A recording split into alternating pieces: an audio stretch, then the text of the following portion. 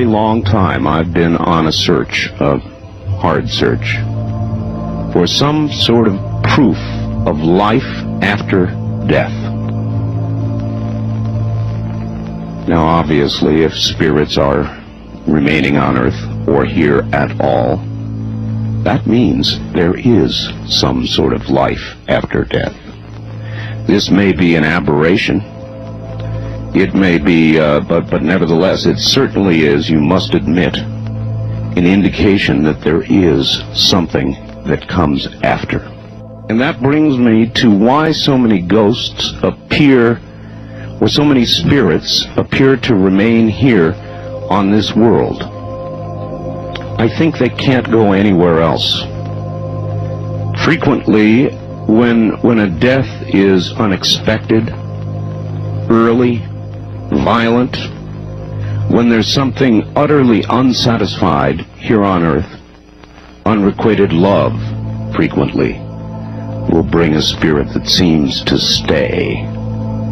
Other reasons, I don't know it all. I just know that I've heard the stories, and this morning you're going to hear them. That's what we're going to do. We're going to talk about ghosts, poltergeists, spirits. But there is a life that comes after. And occasionally, things seem to interrupt the normal flow of the soul after death. Whether it's unrequited love, whether it's a murder, whether it's an unexpected, untimely death, occasionally things seem to interrupt the flow of what ought to come after this life. Ghosts are real. That is my attitude about it, has been for years. I've heard too many stories to believe otherwise. What creates a ghost? What is a ghost? I don't know. I just know that there really is something out there. Do I believe in ghosts? Oh, you're damn right I believe in ghosts. I have encountered things I cannot explain. I have had things occur, and particularly, I might add, somewhat unhappily, usually during programs like this, when we discuss things like this, things happen, and this has been going on for years, and so I would hope that tonight would not be a recurrence. It seems like, and I've been doing this for years now, but it seems as though people who die early, people who die young, people who die unexpectedly, people who die tragically, people who die with things left to do yet in their life, many times seem to remain.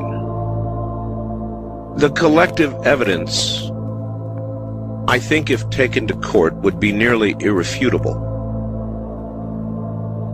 collectively. And by the time this night is out, I suggest to you that you too will begin your own journey, your own search of trying to figure out what happens to us after we die. Do we remain on Earth? Do we go to another place? And can we get back from that other place? Houdini is said to have been trying to do so. Set it up before he died, hasn't yet made it. But there are so many, many stories.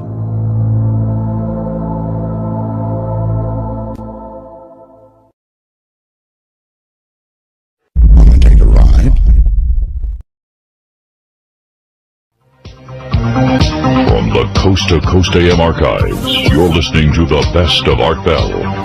From the high desert and the great American Southwest, I bid you all good evening, or good morning, as the case may be, across all these time zones. Howdy. Hi, Art. How you doing? I'm doing. So, from New York City, staying up late, here is Dr. Malachi Martin. For a very long time, I've been on a search for some sort of proof of life after death. Here is somebody who calls himself Single 7. Single, are you there? Yes, I am. There's going to be the biggest UFO sighting of the century. You're listening to Art Bell on Premier Networks.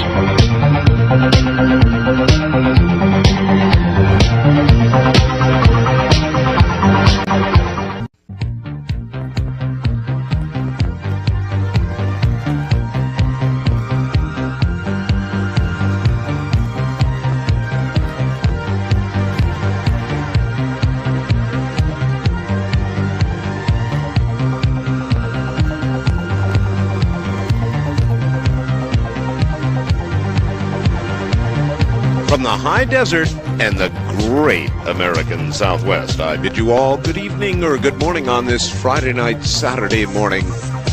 It's going to be different tonight. There will be no guests tonight. It's just the two of us, actually. And what we're going to do all night long, I repeat again, all night long, is tell ghost stories. On Halloween, we did Ghost to Ghost and had Ghost to Ghost interrupt us because of the Pegasus story. So tonight there shall be nothing but ghost stories, your ghost stories. Why are ghosts so interesting? And the answer is, from me, a simple one. In my eternal search for knowledge of the other side, one great field to look at is that of spirits or ghosts, or we don't really precisely know what ghosts are. They apparently are many things, and they may be proof that we do exist after we die in one form or another. It may not necessarily always be good. It seems like, and I've been doing this for years now, but it seems as though people who die early, people who die young, people who die unexpectedly, people who die tragically, people who die with things left to do yet in their life, many times seem to remain. The collective evidence, I think, if taken to court, would be nearly irrefutable. Collectively. And by the time this night is out, I suggest to you that you too will begin your own journey, your own search of trying to figure out what happens to us after we die.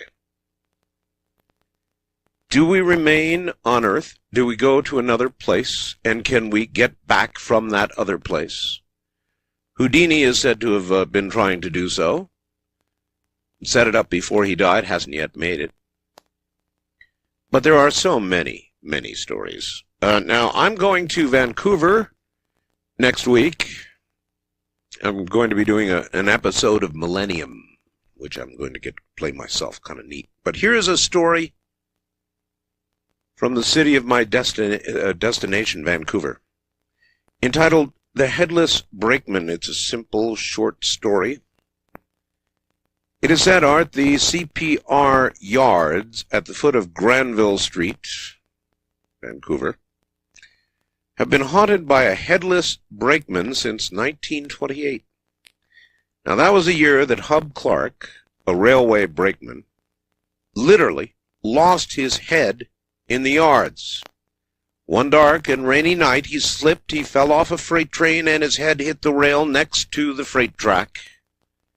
He was knocked unconscious, and a passenger train speeding down the track severed his head from his body, 2 inches below the Adam's apple. Thereafter, stories circulated about how a headless man in railway overalls was seen in the yard on dark and rainy nights. Apparently, for years, Vancouver railwaymen joked, "Don't throw your pumpkin away after Halloween. Hub Clark can use it." The headless brakeman was last sighted on a dark and rainy, very rainy night, as a matter of fact, darting between boxcars in 1942 by a railway worker. This story is told by Ted Ferguson in The Sentimental Journey, an oral history of train travel in Canada. And this is a very, very interesting story. It's not a very specific ghost story, or maybe it is. I don't know. It kind of goes with Somewhere in Time, in a way. Dear Art, this is a rather unconventional ghost story, but it shows how those on the other side can manipulate things. In 1992, I was working as a 911 emergency paramedic in Oakland, California. One night, as I was getting ready for work, I was kind of half watching this TV show about ghosts. One of the stories caught my attention, so I sat down to watch. Now, this might also come under the category of synchronicity. You tell me as you listen. It was about the Hotel del Coronado in Coronado, California. You know, the hotel where Some Like It Hot with Marilyn Monroe was filmed. In the story, this woman named Kate was apparently haunting the hotel. I watched the rest of the story, then ran out of the door, almost late for work. As my partner and I sat waiting for a call, I began to tell her the story that I'd seen on TV. But for some unknown reason, I couldn't remember the name of the hotel. At that moment, we got an emergency call. We ran the call, brought the patient to the hospital. The whole time I'm trying to remember the name of that doggone hotel. Well, we arrive at the hospital and wheel the patient inside. As I'm giving my report to the nurse in the emergency room, I just happen to glance behind the desk, and hanging on the wall is a calendar. And the full-color, large picture on the calendar is, you guessed it, the Hotel del Coronado. Well, I tend to pay attention to these little things, and took this as an invitation from Kate to visit her hotel. So, I reserved one of their smallest, cheapest rooms, and the next time I had a 4-day weekend, I packed up my convertible, drove down the coast from San Francisco to San Diego, arrived at the hotel, went up to the desk to check in, and the clerk says, "Oh, I'm sorry, all of the small cheap rooms, like the one you had reserved, are booked up." Let me see. Oh, we do have this suite with a balcony overlooking the courtyard in the old section of the hotel. Will that be all right? He said, "I'll give it to you for the same price as the small, cheap, cheesy room you had reserved." Naturally, I say okay, and I'm beginning to think this is going to be a very interesting stay. So, up I go, took a bubble bath, drank a beer out of the room bar. Shouldn't do that, by the way, they're terribly expensive. Jumped on the bed, as is my habit any time I stay in an expensive hotel. I took a nap and got dressed for dinner. Went down to the bar for a cocktail. The bartender brought all of my drinks. Had dinner in one of the restaurants, and when I asked for my check, the waiter told me that a gentleman who had been seated across the room had paid the check. The rest of the visit was uneventful, no apparitions, no funky stuff, until the stay at the hotel never showed up on my credit card bill. Now, I'm a relatively honest person, and under normal circumstances, I probably would have called the Hotel del Coronado, told them about their oversight. However, when viewed with everything else that occurred, the calendar, the upgrade, the free drinks, the free dinner, it was rather apparent to me that I had indeed been a guest, Kate's guest, at the Hotel del Coronado. She is a fine hostess, and I hope to return one of these days. And I have, of course, many more like this. And if any of you have a particularly good ghost story, we're going to do two things. One, we are going to tell ghost stories from those of you who call on the call-in lines. And we are going to also invite you, rather than sending in a fax with your ghost story, If you have a particularly good one, send me a fax with your phone number, and I will call you. I will call you because your odds of getting through, obviously, are rather slim. So if you just give me a brief outline on the facts of what your ghost story is, and then provide a phone number, I will call you. So we'll experiment, do things a little differently tonight, but make no mistake about it, all night long, we are going to do absolutely nothing but ghost stories. If you wish, call it Ghost to Ghost. Call it anything you want. But I suggest you dim the lights and prepare yourself. All phone lines tonight, including the international phone line, which, by the way, is open. I normally use that for guests, so I don't get a lot of international calls, but tonight, it's open. So wherever you are in the world, it doesn't matter where you are in the world, if you have a ghost story, and I do have one sent to me here from Belgium, I've got another one from South Africa, we are heard worldwide. To access this program from any other country, get hold of the AT&T operator. Now that's very important. Get the AT&T operator and have her call in the USA, toll-free. Be sure you tell her toll-free. 800-893-0903. That's 800-893-0903. But all lines, all night, all ghost stories. Here we go. First time caller line, you're on the air. Good morning. Good morning. This is Carrie calling from Eugene, Oregon. Hello, Kay. How are you? You're going to have to get good and close to the phone because you're not too loud. How's this? That's better. All right. Well, my boyfriend's brother, he moved into this house in Providence, Rhode Island. And come to find out, it used to be a funeral home. And, like, they have the places, like, in the basement where, you know, they burn the bodies and did all that crazy stuff. Cremation. Yes. Mm-hmm. And now he feels like there's a ghost there. Like, things will be missing, like things you don't misplace, like toothpaste, cutting board, just gone. Gone. And one time, his roommate, you know, they were just sitting there drinking coffee. His roommate went into his room because he finished his cup, and he came back out, and it was completely filled, hot. Jason didn't get it for him or anything. And it wasn't even made right how he likes it. And he says sometimes, you know, like a door will slam. One time he actually had to leave because he was so scared because there was like rubbing all on the walls and clanging noises.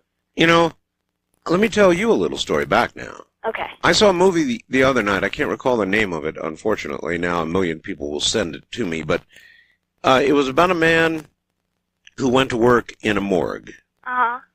And he was a guard in the morgue. And he would have his little guard desk, and he'd have his little, you know, guards have keys, and they have to make the rounds and turn the key so that the owner knows they really made their assigned rounds at night. And he had a desk and a workstation when he wasn't having to make his rounds. And there was this red light behind him. And in the morgue, they would have the bodies all lined up on these cots covered with sheets in a what's called a cold room. Mm-hmm. But above each body, there was a pull cord. You know, a cord you could pull. Just in case.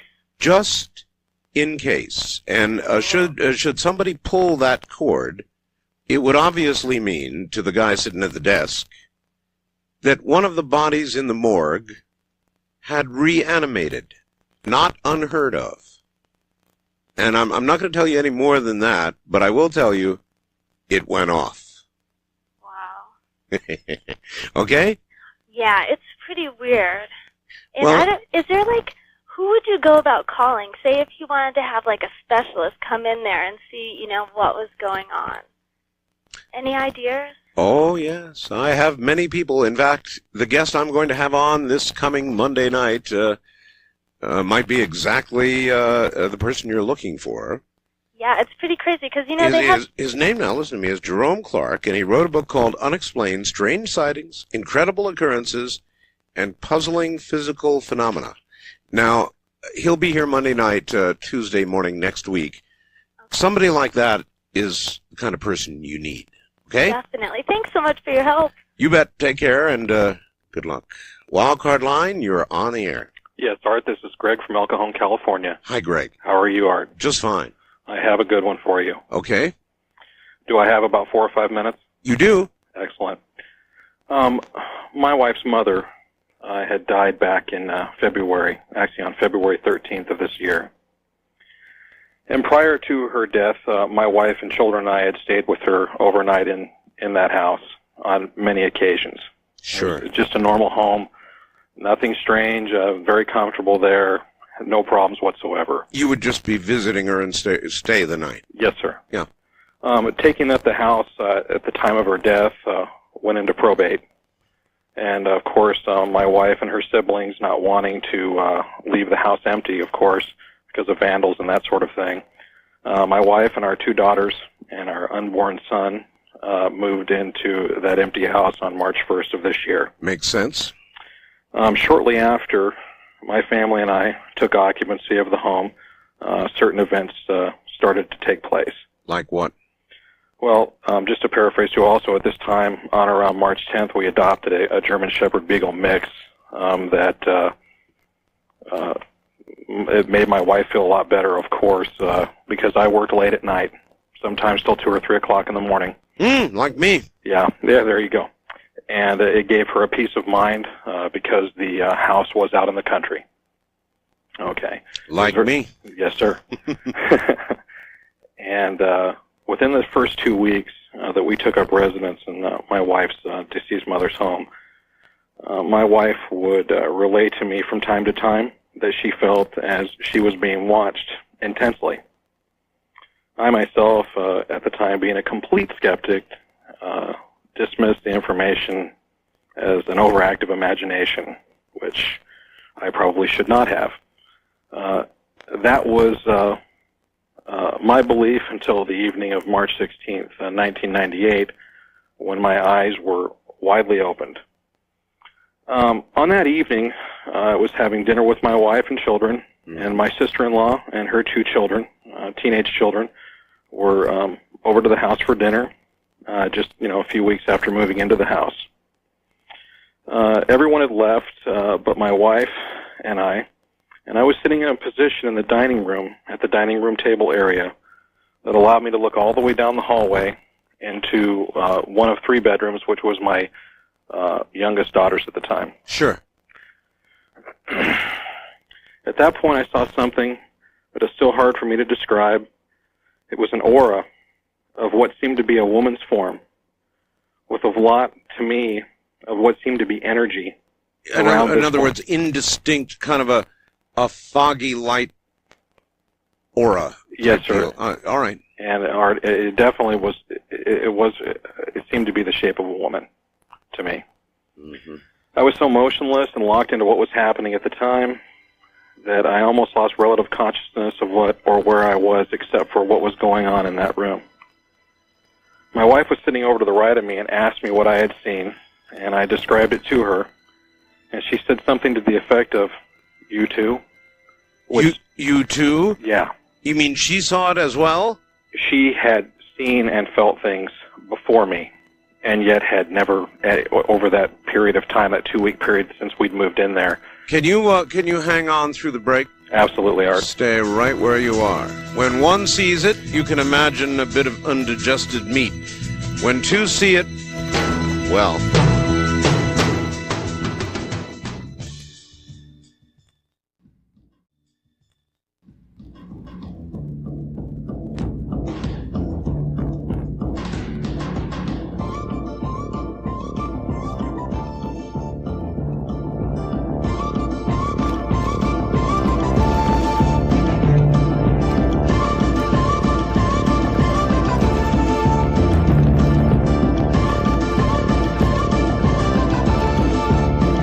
To talk with Art Bell in the Kingdom of Nye from outside the U.S., first Dial your access number to the USA. Then 800-893-0903. If you're a first-time caller, call Art at 702-727-1222. From east of the Rockies, 1-800-825-5033. West of the Rockies, including Montana, Wyoming, Colorado, and New Mexico, call Art at 1-800-618-8255. Or call Art on the wildcard line at area code 702-727-1295. This is Coast to Coast AM from the Kingdom of Nye. My suggestion, turn the lights down, turn the radio up, get as comfortable as you can, because some of what you hear is going to require you be in a nice, comfortable place. By the way, with respect to my story about the Hotel Del Coronado, I just got this. Hi, Art. My sister-in-law actually works at the Hotel Del Coronado as a concierge. She says the ghost stories are real, and you can, even if you wish it, rent. I repeat, you can rent the haunted room. That's from Jeff in Amherst, Ohio. Wonder if that's really true. Thank you, Jeff. And by the way, for any of you who have ghost stories out there, just send me a fax and tempt me. Tell me how good it is and give me a phone number, and if I am tempted enough, I will call you and get you on the air. My fax number is area code 702-727-8499. If you can't tempt me in one page, you can't do it, so hold it to one page. And now, back to the gentleman who saw the apparition down the hall in the bedroom and then turned to his wife, and his wife saw it too, right, sir? Yes, she had seen it, but it was at a different time. And so then what? I mean, did you sit there and compare notes with her, or what? Well, the hair was standing up on the back of my neck, Art. I'm sure it was. And I didn't know what to think. I just moved my wife and my children into a house, and I didn't know how long I was going to be there. Did you think about getting out? You know, at that point, I really didn't know. And, you know what? I actually, it's so easy to say, man, I'd be out of there like a shot. But the fact of the matter is, there are financial considerations, there are physical considerations. You have a wife, you have children, you have a lot of furniture, you've moved into a house. So you don't just immediately make a decision to split. Let me tell you, the rest of my notes that I have here for you that I compiled today, you're going to think more and more why we didn't actually get out. On or around March 22nd, I was alone in the house. My wife had left with her sister, and my children, they went over visiting for the day. Mm-hmm. It was around the noon hour. I was preparing to leave for work. I'd just come out of the restroom that adjoined our master bedroom. Mm-hmm. Bear in mind, our bedroom used to be my deceased mother-in-law's bedroom. Oh. In a fairly quick instance, as I looked over my right shoulder, and I can see this as plainly as the day that, in my mind, is the day that I did see it, in just a few seconds' time, I saw my deceased mother-in-law leaning over the dresser area where her dresser used to be in her room. Mm-hmm. And it appeared as if she was leaning over to place something down. This time she was of more form? Yes. Uh-huh. Shortly thereafter, that situation, an interesting yet strange phenomenon began to occur. My deceased mother-in-law there was a beautiful type plush white carpet, very white carpet in her home. Mm-hmm. It was throughout the home. There was no variance throughout any of the rooms whatsoever, and I'm just giving the details so the listeners understand what I'm about to say. One morning, I would believe it was the end of March, 1st of April, my wife said, "Honey, come look at this." And I said, well, when you walked barefoot on the carpet, Art, it would leave almost a type of imprint of your foot. I understand exactly what you're saying, yes. And so we experimented a little bit. This was not my wife's footprint, Art. It wasn't my footprint. And it was much too large to either be either of my daughters. Sure. So we just stood there looking down, and my wife said, "I know it's my mother's." I know it's my mother's footprint, as she lived with her mother until she married me, until she was, 19 years of age. Mm-hmm. She felt that, also too, from that time on, that the constant set of eyes or being watched was all the more ever present.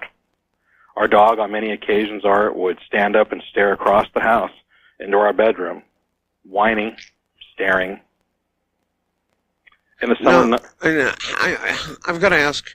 It's an embarrassing question. You don't have to answer this, but if it was your wife's mother, yes, sir, haunting the house, present in the house,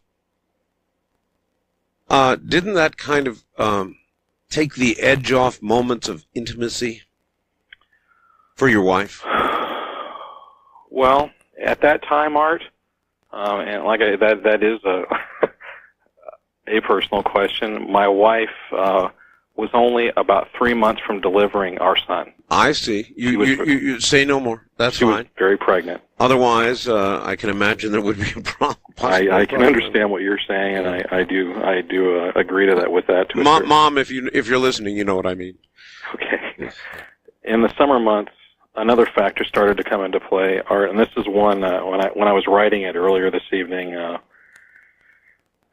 I guess I'm listing this in as much of a chronological order as I can. Sure. I was reluctant to discuss this, and the only reason I am discussing it right now is after we'd moved out and we're living where we're living now, I asked my wife if she, I didn't want her to think I was nuts. So I asked her, and she looked at me and said, yes, I had too, and this is the next part of the story.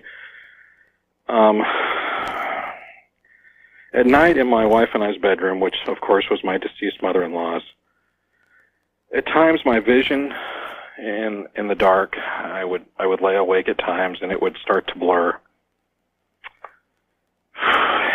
Eerie, if not demonic type faces would appear in the dark room.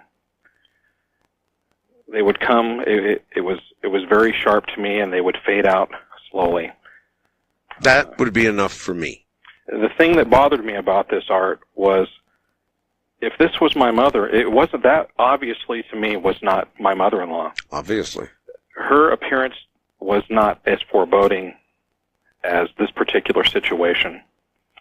And that's when I started thinking, my God, is there a portal or something else that followed? That's exactly where I was about to go. We've got to wrap this up, but that's exactly where I was going. Is there a clothesline to this, or is that essentially it? Did you get out of there, or what?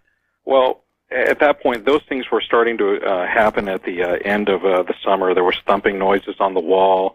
Many occasions at the noon hour, almost on certain days, frequently the phone would ring. There would never be anybody there.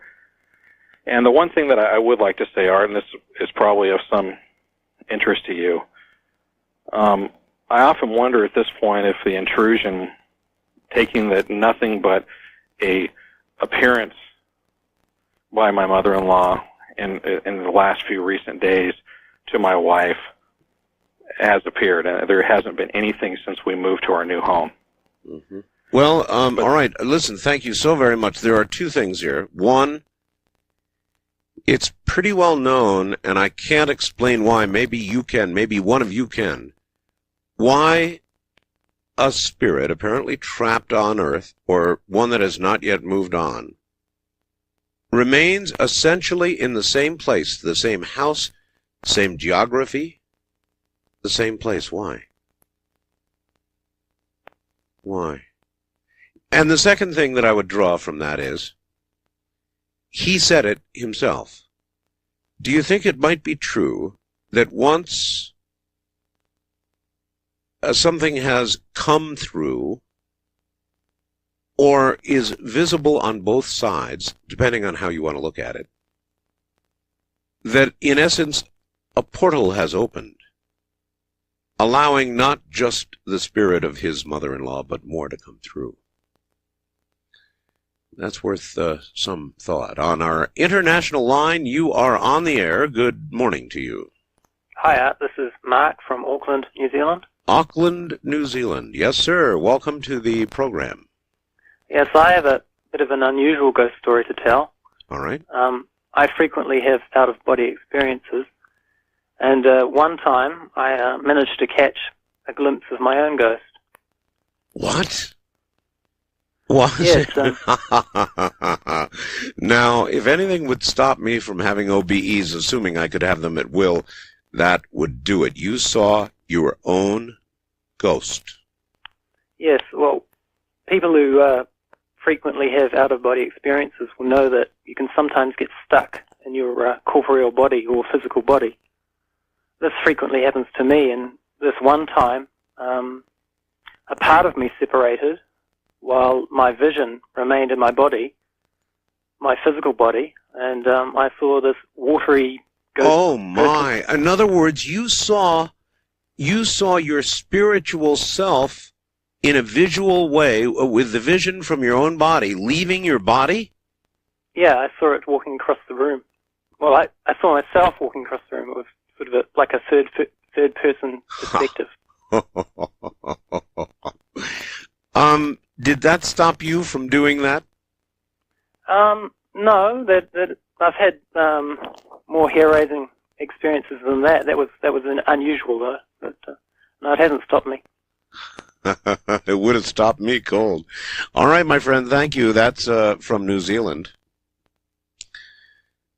That would have stopped me cold.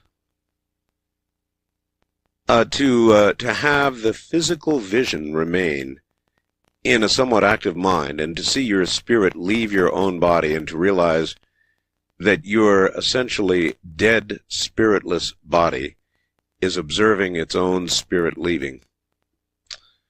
No, thank you.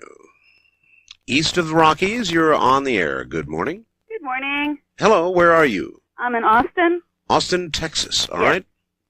right. The story is kind of secondhand because it's something my mother told me happened before I was born. It's all right. What is your name? Sarah. Sarah. Okay, Sarah. Okay.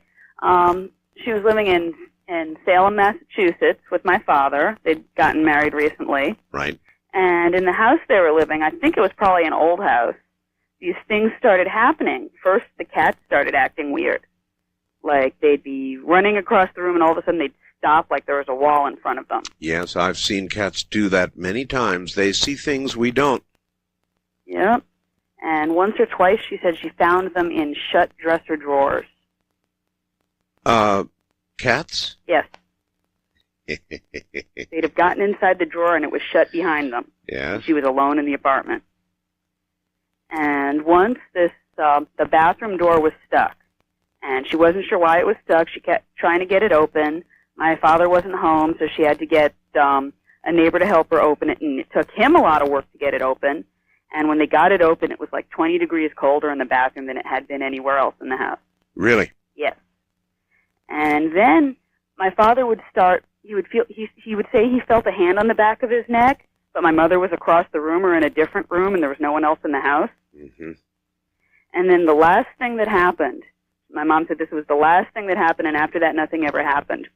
My father came in the room where she was, and he was like all white and shaking, and told her that he had been walking up the stairs, and he saw this woman walking down the stairs towards him, and that she was wearing like old-fashioned clothes. That was all they told me. I didn't get any more detail than that. Yes. She was walking towards him, and then when they passed each other on the stairs, he felt like totally cold all the way through, and then she vanished, and then they never saw anything else again.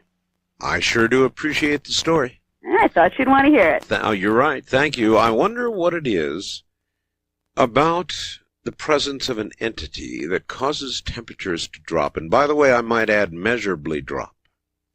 I have interviewed any number of ghost researchers, and it's about half and half. Some say they're unable to measure the temperature drop, but they can certainly feel it. The other half say they have measured up to, as this young lady said, up to 20 degrees and more of difference. Sometimes right down to freezing. She mentioned cats and brings to mind the following. Again from Canada. Canada must be a very haunted place. Where I live, we have woods by our house, about 7/10 of a kilometer by 6/10 of a kilometer in size. And in this woods is a man some time ago who hung himself, actually 70 years ago, when his wife had died at an early age. 70 years ago, the land that everyone is now living on was farmland. And ever since, those woods have been left alone. The only thing about the man was he was a cat lover. He had about 4 cats. And I can tell you there is something about those woods that is pretty freaky now. Every now and then, even now, there is a gathering of cats in the woods. No lie, I've seen them. They just sit around, 10 to 20 of them. Tell you what I'll do. I'll try and get a picture of it next time it happens and send it to you. I believe the cats are gathering in this man's name. West of the Rockies, you're on the air. Hello. Aloha, Art. This is Mike calling from Kihei, Maui, Hawaii. Hello, Mike. How are you? I'm fine, thanks. Actually, I told you this briefly a few years ago. My wife Bonnie and I had gone over to Kauai pre-Iniki, the year before Iniki hit. Oh, the big terrible hurricane, yes. It was a nasty one. We stayed at an older, fairly flat resort called the Coco Palms. It was nice. We had driven around the day. We went back to the hotel, pretty tired, and we went to bed after listening to the little band downstairs. Sometime in the night, I woke up. I was on my back in the bed, and something fairly large, kind of glowing, was at the foot of the bed. Bad. It was human-shaped, and it scared the bejesus out of me, to the point where I was petrified and could not move. Describe it more than that. Human-shaped. Sort of a mist, you mean, or try and do a little better. Well, at least 7 feet tall. If it was a person, it probably would have weighed several hundred pounds. Oh, so this is very large. Like 250, 300 pounds. All right. The perception I got was that it was kind of glowing like a glow stick. You know those green glow sticks you crack at night? Yes. Okay, well, it scared me so bad, all I did was close my eyes. Whatever it is, it's going to go away. I'm closing my eyes. That's it. Mm-hmm. Woke up in the morning. My wife and I finished our time on Kauai, went to Oahu, and driving from the airport over the Poly to the other side, I told her on the Poly, I said, you know what, babe? Last night, there was something in our room. And she turned to me, and the chicken skin started. That's when you get the goosebumps. So they call it in Hawaii chicken skin. She freaked out with her big Hawaiian eyes and looked at me and said, I saw it too. And I said, well, what'd you see? Apparently she must have seen a little more than I did, and or perceived more than I did. Maybe she didn't close her eyes. I sure did. My wife says that she saw a very large Hawaiian float in through the window and stand at the foot of our bed, and it was, to her, she said, it was very pissed off. It was a pissed off Hawaiian. A pissed off Hawaiian. Now, I'm white. My wife's almost pure Hawaiian. I'm wondering, is this a Hawaiian ghost looking down and seeing a local woman with a white man? I hear you. Angry. I hear you. That was very perturbing, and we both had chicken skin for quite some time that evening. One more recently, unfortunately, my wife's lovely father, who lives over in Waimea on the Big Island, yes, was diagnosed with a terminal cancer around May this year. And he decided that he would prefer not to fight it and would go with hospice care and prefer to live out his remaining time in the living room at home. And with a lot of the homes here in Hawaii, we have day beds in the living room. No, I understand that. I think I would make the same choice. So, Shem, that's his name, her dad, spent out his remaining time in the living room on the beautiful hospice bed provided. Mom lovingly cared for him, and it was wonderful because he had time and all of us family could come by and say aloha. Well, we're staying there, and he has not yet passed away, and the only room left because of all of the ohana, or family over, is Mom and Dad's room, which they really don't sleep in too much anyway because they sleep in the living room. Anyway, Dad is still alive, but getting near the end. This was within 3 days of him passing on. Mm-hmm. My wife and I go to bed about 11 o'clock at night in their parents' bed. I'm sleeping on my stomach, and something gives me a finger jab poke through the mattress into my ribs. It felt like it came up about 2 inches. Yes? It woke me up, scared the hell out of me, and I said, "Bonnie!"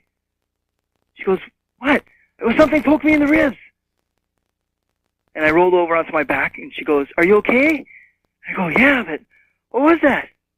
She goes, "I don't know." And then something, the pressure of someone sitting down on my legs. And I said, "On your legs?" "On my legs." I said, and I'm getting chicken skin now. I'm freaking out remembering. I said, "Babe, it's sitting on my legs. What am I going to do?" She says, "It's okay. It's all right. It's probably just Dad, his spirit coming into the room saying, 'You're in our bed.'" I said, "Well, he's not dead yet." She says, "I know, but this is his house, and he can move around when he wants." Sure. I said, "Babe, can I please sleep in another room? I can't handle this. It's too much." She said, "Okay." So we switched with her sister. And Dad passed on shortly after that. Uh-huh. We have not yet, myself, she's returned to visit Mom twice. I'm a little leery about visiting. Why do you think the state of Hawaii is such a haunted state? I don't know. It is, though. I've had guests on who have told story after story like the ones like the ones you just told. Hawaii is a very, very haunted set of islands. There's no question about it. You and your wife, or your wife's from Oahu, right? That's correct. Thank you for listening, Art. I hope your audience keeps in mind that the loved ones are close by. All right. Take care, sir. Aloha. All right, that's it. Tonight, all we're doing, as you can already tell, are ghost stories. Real ghost stories. And it's so easy to do. You know why?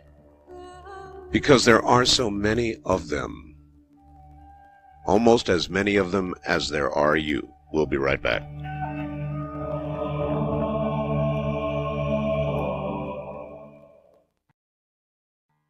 About 2 months ago, I bellied up to the bar at one of my favorite watering holes, the Mizpah Hotel Casino in Tonopah. My son had come up from Las Vegas to visit, and we were having a late-night drink. It was about 1 in the morning. You see, about 1 in the morning. These are the times, ladies and gentlemen, where these things occur. A fellow, I would guess to be in his 40s, came up from behind us, sat at the bar next to me. I glanced at him, seeing a dozen or two tattoos on his arm, decided to avoid a conversation. I heard him order a beer. When the beer arrived, he upended the bottle, guzzled down a slug. The bottle hit the bar with a whack, and he looked at me and said, "Boy, that's a hell of a hologram they've got in the elevator." "Huh?" "The elevator," he said. "I've never been there before. They've got an incredible hologram in there." "I don't understand." He said, "Oh, I thought you were a local. The Mizpah has a hologram of a beautiful woman dressed in old-fashioned clothing. It's in the elevator, man. It does look real." I told him that I'm a local. I also told him there's no hologram in the elevator. He looked at me strangely, drank his beer, and left. A few minutes later, he returned to the bar. He looked upset. "You're right," he exclaimed. "There is nothing in the elevator." He walked back toward the elevator, and I never saw him again. Had the lady in red appeared again? There are many strange tales from the hallowed ween halls of the Mizpah.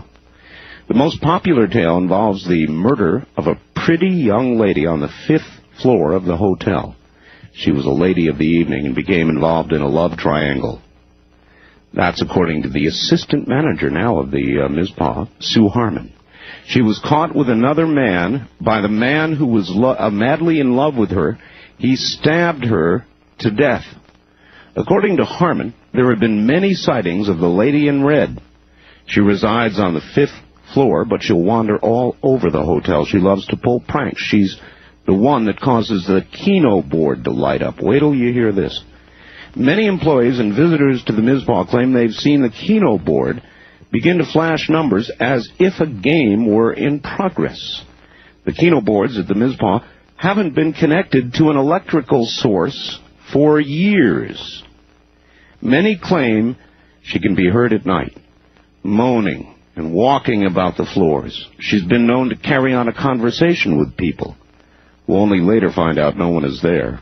Sharon Mitchell of Round Mountain relates a story about the lady in red that occurred to her son Stuart when he was working at the hotel during its reconstruction in the late 70s. Sharon was a dealer and a pit boss for the Mizpah at the time. Two of my sons worked after school at the Mizpah, helping to remove walls and do general construction work. Stuart was 14 or 15 years old at the time. One night, Stuart was unusually quiet on the way home. I asked him if he was feeling okay, but he said something weird had happened during work. Stuart told his mother, "I was working down in the basement tearing out a wall. There was a woman with me. She asked me what I was doing, and I told her I was taking the wall down.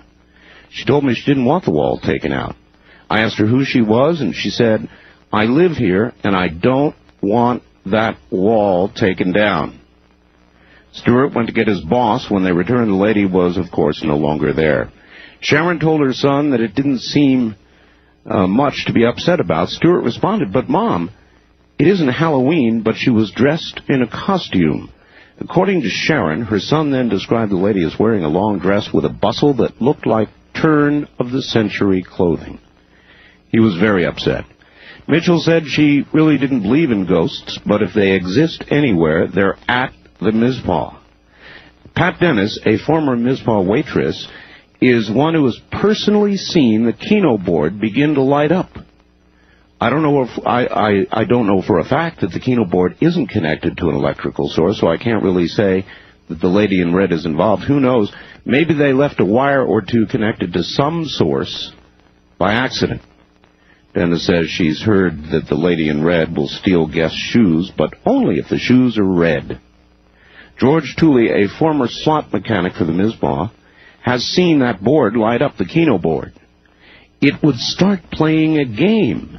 Usually it would happen during the graveyard shift. All of a sudden, the numbers would start lighting up as if a game were being played. You'd get about 20 numbers. They'd stay up for a while, then all go out. It happened 3 times one night. He added that the controls for the Keno board, get this, were removed in 1979 when the hotel underwent reconstruction. There are no controls for the board, he said. Waitress Linda Evans has had direct experiences with the lady in red. She's always been kind to me, but she doesn't like men, she said. Evans tells a tale of horror involving her son and grandson. Her son was 26, the grandson 13 at the time. "I was in the employees section resting. I'd had only 2 hours sleep and I was exhausted. My son and grandson arrived and I opened the door for them. They just stood there staring beyond me.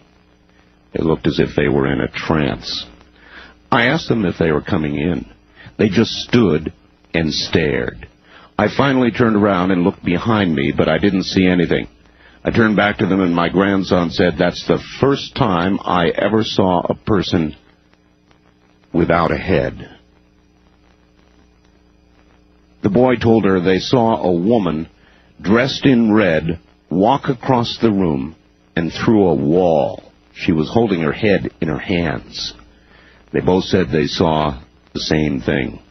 He also tells a story of a band that had been contracted by the Mizpah. They heard stories about the lady in red decided to hold a party in their room. During the party, they began asking for her, a sort of seance. The lady not only appeared to them, but bothered them for the rest of the week. She wouldn't leave them alone. There are other stories about different ghosts in the Mizpah. Jean Heidman, Mizpah desk clerk, tells about a woman from Las Vegas that had a room on the 5th floor. She woke up and saw a man at the foot of her bed. She began screaming, made quite a bit of racket. Next morning, while she was checking out, she apologized for making such a scene. She explained to me that it was the worst and most realistic nightmare she'd ever had. She went to the Pittman room, that's the Pittman room, for breakfast. She was drinking coffee, glanced at the pictures on the wall. Suddenly she dropped her coffee cup and began screaming again, "That's him! That's the man!" She was looking at a picture of Senator Key Pittman. According to Jean Bridges, a former waitress, the Mizpah used to have a security guard named Otis. Otis was a huge man that others would be afraid of, big macho type. Bridges and others told how Otis was scared to death of the 5th floor. He would refuse to go up there without someone with him. At some time in his Mizpah career, he had gone to the 5th floor room because of a loud party. And that's where he saw her. Line 3, you're on the air. Good morning. Good morning. I'm gonna relate a story that goes back to 1968. I was drafted, sent to Nam because of the tremendous turnover of people and whatnot. Well, I was in the infantry. We were stationed in a small fire base close to the Cambodian border. Mm-hmm. And it was an evening where it was our turn to go out and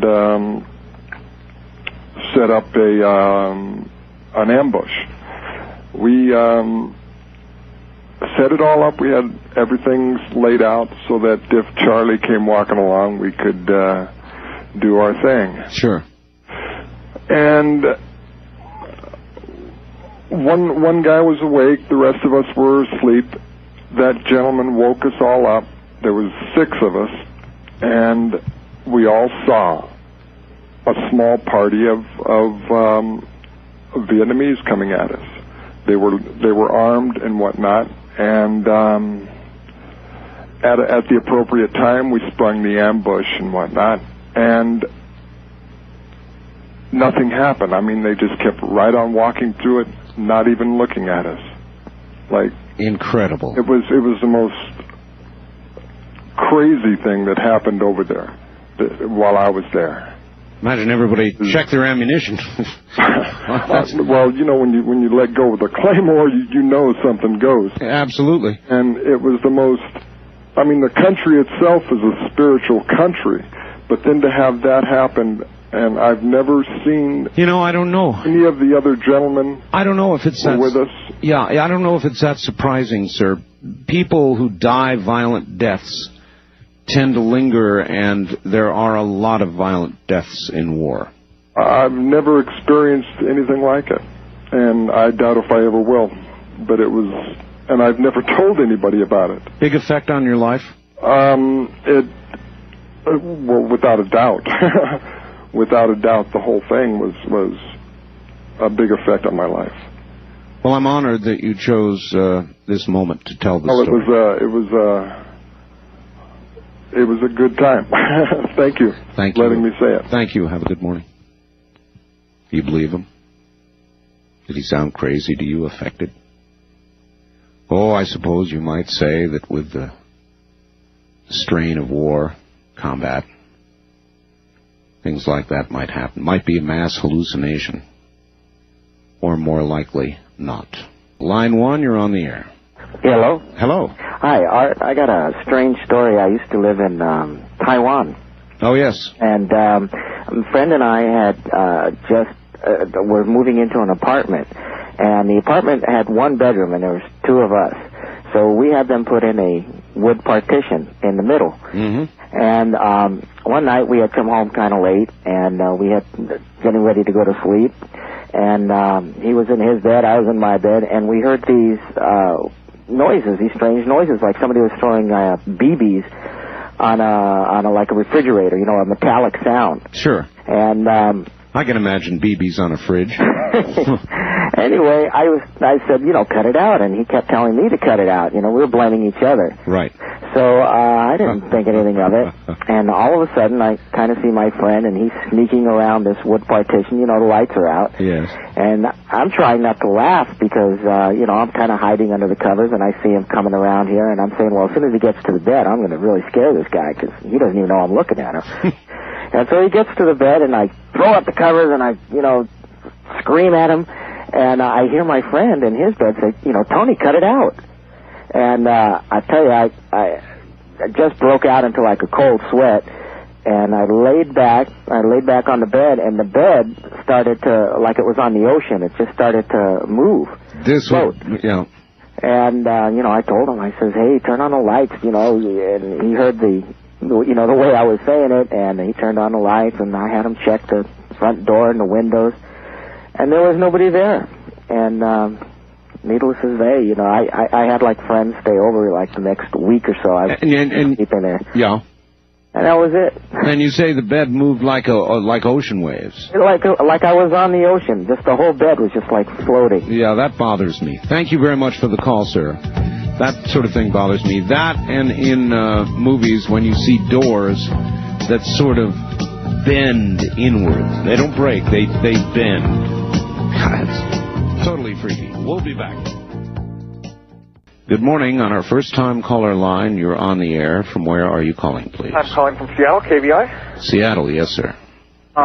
This happened about 11 years ago. I had a girlfriend who had been killed in a car accident by a drunk driver. She had gotten in the accident on August 18th, and on August 20th, she had been pronounced dead 2 months before her 20th birthday. On Halloween night exactly, there was a party at the house where she had used to live. Her roommates had decided to have a party to try and get over the grieving process and whatnot. Yes.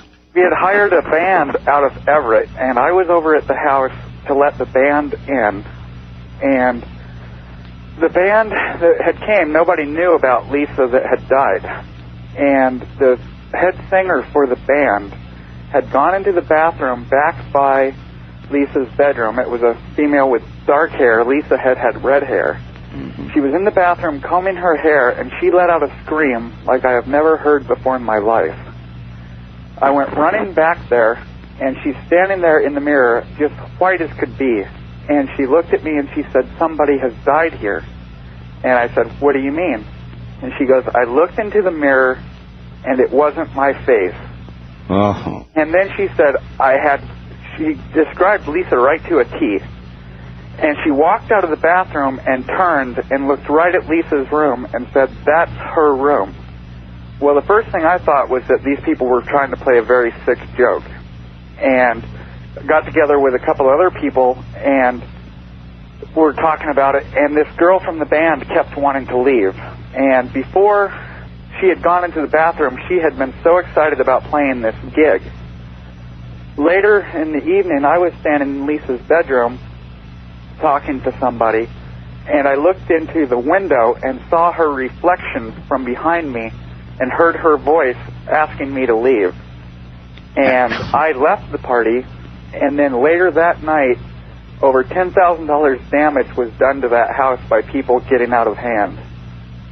And I just really believe, and, you know, just sitting here recalling it, I get the shakes like I did that night.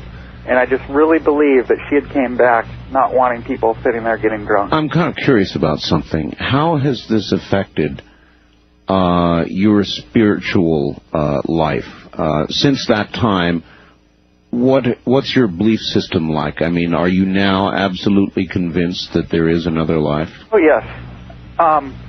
I've been convinced. When I was a child, my parents owned a mobile home, and they had always told us that this mobile home was haunted, and have always told this story. And we always thought they were kidding with us, trying to scare us and whatnot. And until this happened, I really didn't believe it.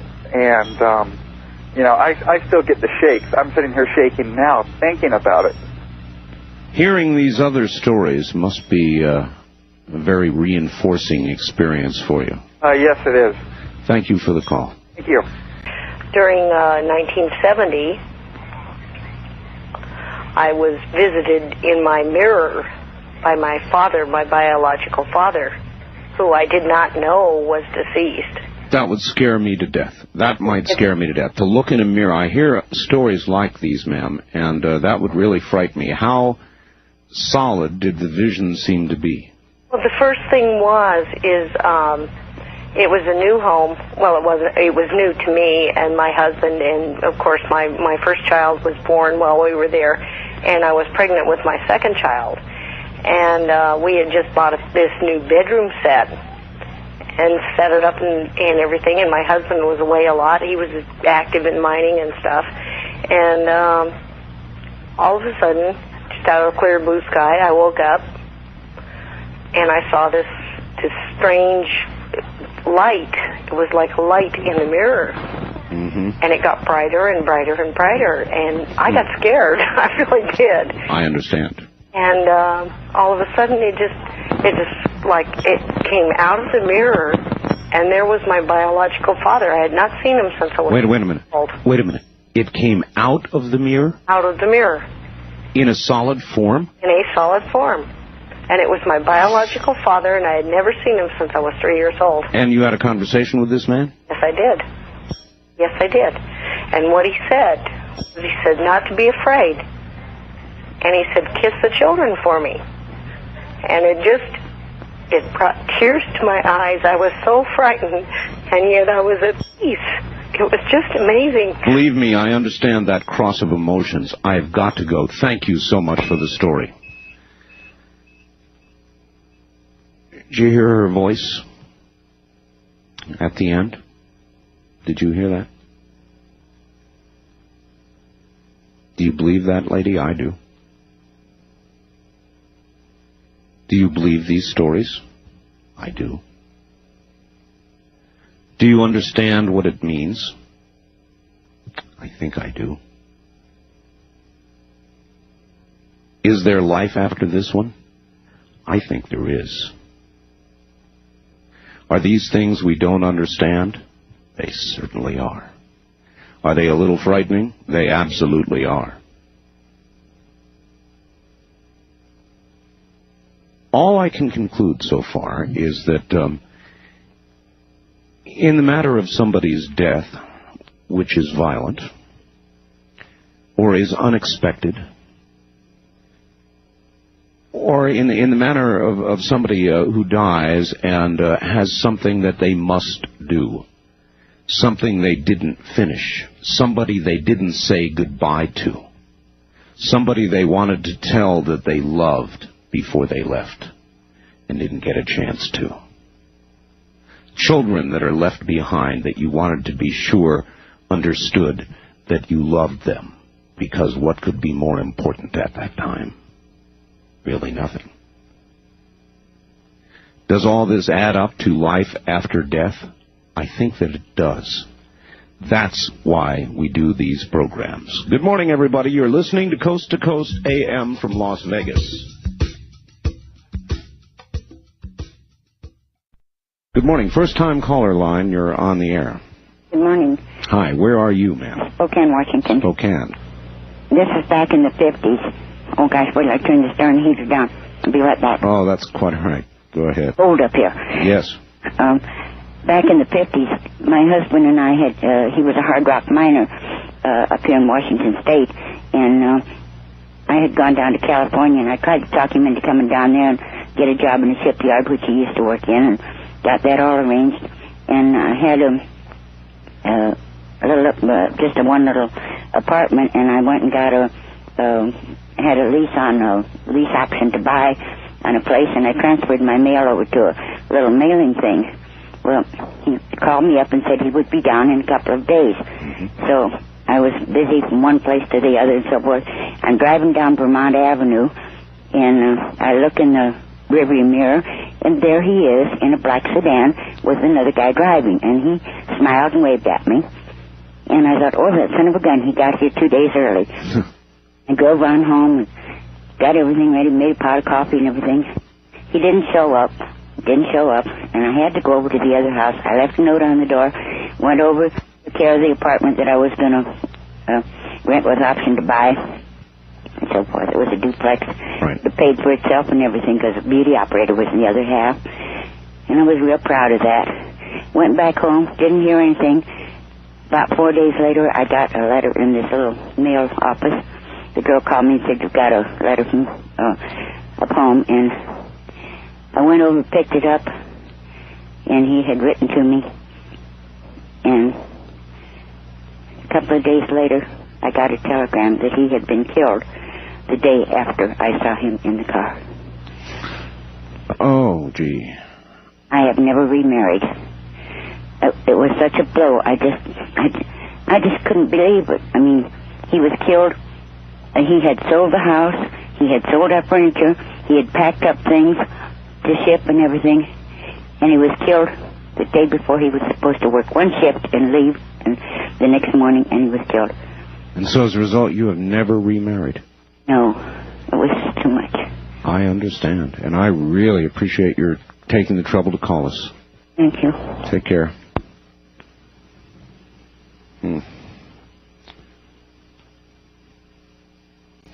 Line 3, you're on the air. Good morning. Okay, so I'm calling from Reno. Reno, oh, KOH, yes. And this concerns the old mining camp of Virginia City.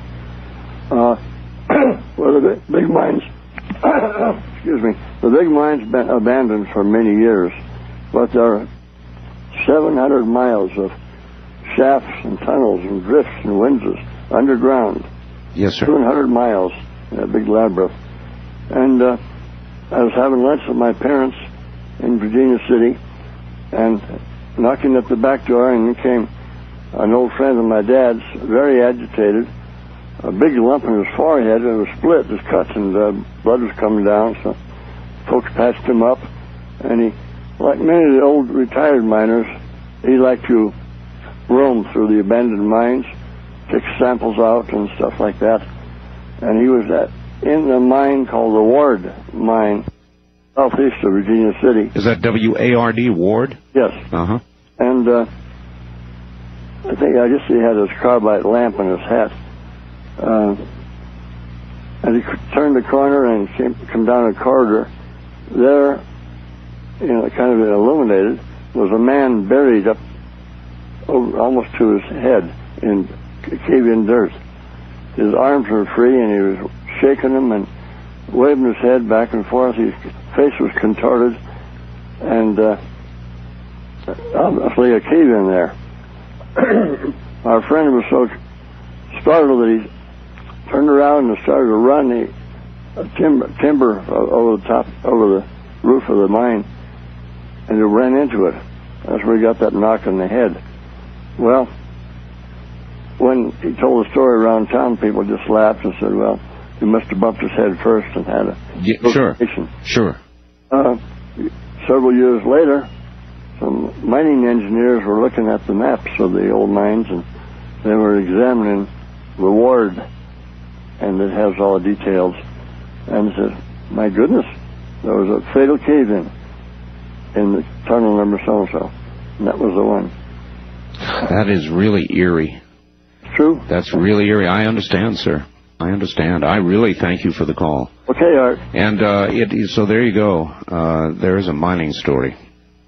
A man buried almost to his head, who had died violently and quickly and unexpectedly. The worrisome part, of course, of that is, if that is to be the manner of your death or mine, would we be forever trapped here on earth in such a destined to repeat such a gruesome experience again and again, though it wasn't something that was from some deviant behavior that we had exhibited, but simply the unlucky moment of a mine caving in on us?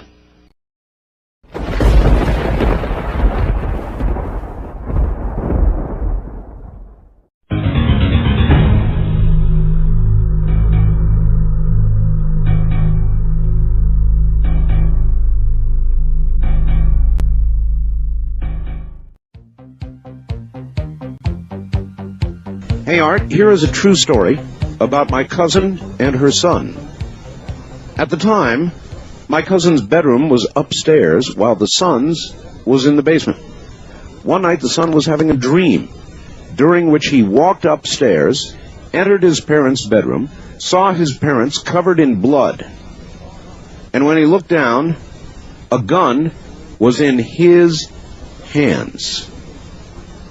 At the very same time, my cousin was having a dream in which she dreamed her son was coming in her bedroom and shooting her and her husband. That dream scared her so badly, she woke up, headed down the stairs to her son. Guess what? She met him coming up the stairs, no gun in his hands, but both were scared and fell down crying in each other's arms. A gun was kept upstairs, and the son knew where it was. Was something driving him toward the gun? Was something protecting the family? Your guess is as good as mine. Dennis in Kansas City, can you imagine that? A mother and a son having an identical dream of murder that came that close to consummating. You tell me what that is. West of the Rockies, you're on the air. Hi. Hi, I'm calling from Wenatchee. Well, welcome. Washington? Yes. I was asleep one night, and I was having a nightmare that somebody was trying to kill me, and I tried to wake up because I knew I was dreaming, but and then all of a sudden I felt like somebody had just put their knee or pressure on the bed. Oh. And that just scared me so bad, and I was struggling really, really hard to wake up. And I finally was able to open my eyes, and there was no one on the side of the bed, but at the foot of the bed I could see a man from the waist up, but he was in light. It was like it was a negative, but where it should be light, it was dark. And where it was light, it was really bright. I've got you. And he was moving around. I could see the outline of his face and his features and all that. And he was moving around doing stuff. And all I could do was I kept saying, I don't want to know. I don't want to know. I don't want to know. And I looked over, and I had turned on my light, and I looked at my clock, and I looked back, and he was still there. And that's bad. I know. And I went to sleep. I was hoping I would forget it, and I have never been able to forget it. But I don't know what it was. Well, how long did he remain? At some point, he had to go away, right? Yeah, it was, I don't know, several minutes. You know what? What? You're lucky you weren't attacked. I know. Because that's what it may have been. Well, do you know what happened, though, then about 5 months later? Because this happened last year. And then about 5 months later, I was sitting here in my dining room with my back to the sliding window. And I kept thinking I was hearing something outside. And I sit here with my door open a little bit to blow the smoke out. And I got up to get a cup of coffee, and I went over and I sat back down, and all of a sudden I just thought, oh my God, I knew somebody was behind me. Mm-hmm. And I was just terrified. I got up and I went to get another cup of coffee, and then I thought, I guess I better replace the lights on my patio. And I went out to my laundry room, which is right next to the slider, to get a light bulb. And when I reached over to turn on the light, there was a man there. Oh, bad. He had been within 5 feet of me, and the police came and they found his footprints all around my house. And I kept thinking, well, maybe it was lucky. I don't know. Creepy. I appreciate the call. Thank you. Yes, creepy in both circumstances. First-time caller line. You're on the air. Hi. Good morning, Mr. Bell. Good morning. Well, this story goes back about 15 years ago up in Washington State. I was living in a real nice cabin up above a lake. It was an old cabin built in the early 1900s. And I'm a jeweler by trade, and I do a lot of work late at night. I'm a late-night hawker. I kept feeling something over my shoulder, and my wife would be up in bed. One night, I turned around real quick, and I said, damn it, leave me alone. and nothing happened. And I didn't feel it anymore. Well, I talked to my wife about it, and I have had encounters before. I says, you know, this thing ain't going to hurt me, or I would have done it. So that night, late, and I'm working away, and I said, hey, listen, whoever you are, I'm sorry. I didn't mean to hurt your feelings. Come back. Huh. About an hour later, I feel something over my shoulder. Yes. Kiddingly, I started nicknaming him Henry. Yes. A week, 2 weeks goes by, and my wife's sitting there, and I say something about Henry, and a voice comes up, and it says, my name's not Henry, it's Harry. Harry. Time goes by, and we start communicating. Wait. Slow up. Yeah. He said his name was Harry. He said his name was Harry. Now, was this out loud? No. You heard this in your mind? Exactly. But it's together. We both hear this. That's bad. And I'm speaking out loud to him. Yes. And he's answering in your head. Yeah. And your wife. Exactly. Great. So I'm talking away, and I actually through time. This is over weeks, maybe even a couple months, and I feel him every night on my shoulder watching me. One night he says to me, tell your wife I'm sorry, I didn't mean to scare her, I will not do it again. Okay. The next day, of course I wake up late, the next day she says, your buddy visited me last night and scared the hell out of me. And I says, what are you talking about? Yes. She says, Henry was looking over me in my bed, and she says, I hollered at him and told him to get out of my room and never to come back again. I got the wickedest feeling. I looked at her and I says, that's what he meant. She says, what? I says, he told me to tell you he was sorry and it would never happen again. Yeah. Now, through time, I tried to communicate with him and find out. I did not do any research on it, Art. I was, I guess, scared to find out what I might find out. Sure. Is that when he disappeared? He never did. We moved out of the place, but he communicated with us until the time we moved. And he told me he was killed in a fire in the home. I said, well, where was this fire supposed to be? And you never researched it? Well, I found where the fire was.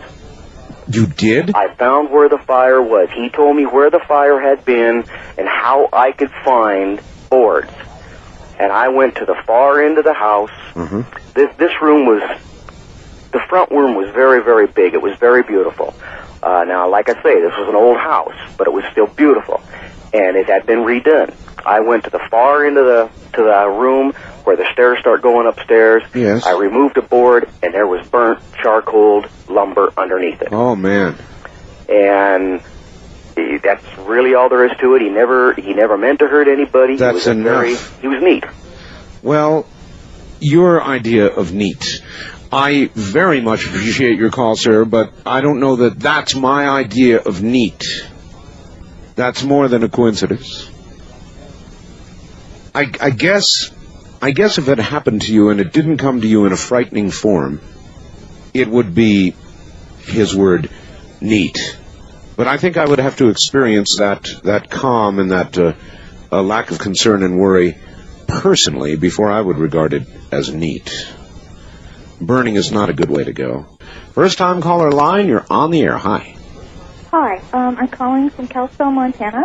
Several years ago, we lived on a ranch, and we had a great big old house. It looked like almost like a plantation. We had a long pillars and everything, and it was kind of scary. One night, like an old southern plantation house. Yeah, it had the top had like 5 bedrooms. Oh, I know. I've lived in a house like that. It had an old wood stove. We had to chop wood for it and everything. And, yes. And really liked it, but it was spooky. One night, my mother had to leave, and she was going to be gone overnight. I had a girlfriend come stay with me. Mm-hmm. And we stayed up and watched TV till there was no more television, and we went upstairs. I had my bedroom upstairs, and it was a nice evening. It was summer, and it was moonlit night, and we're talking and laughing and telling stories as girls will. And all of a sudden, I heard something outside, and there was an old tree had grown there, and it was real close to my window, some of the limbs, and I thought, well, the wind must have come up, it's knocking against that window, and we looked, and it wasn't. And I kept listening and listening, and I thought, well, that is a very familiar sound. And she says, well, what is it? And I said, oh, my God, it sounds like somebody's chopping wood. We had a wood pile right outside the house there on the back, by close to the back porch.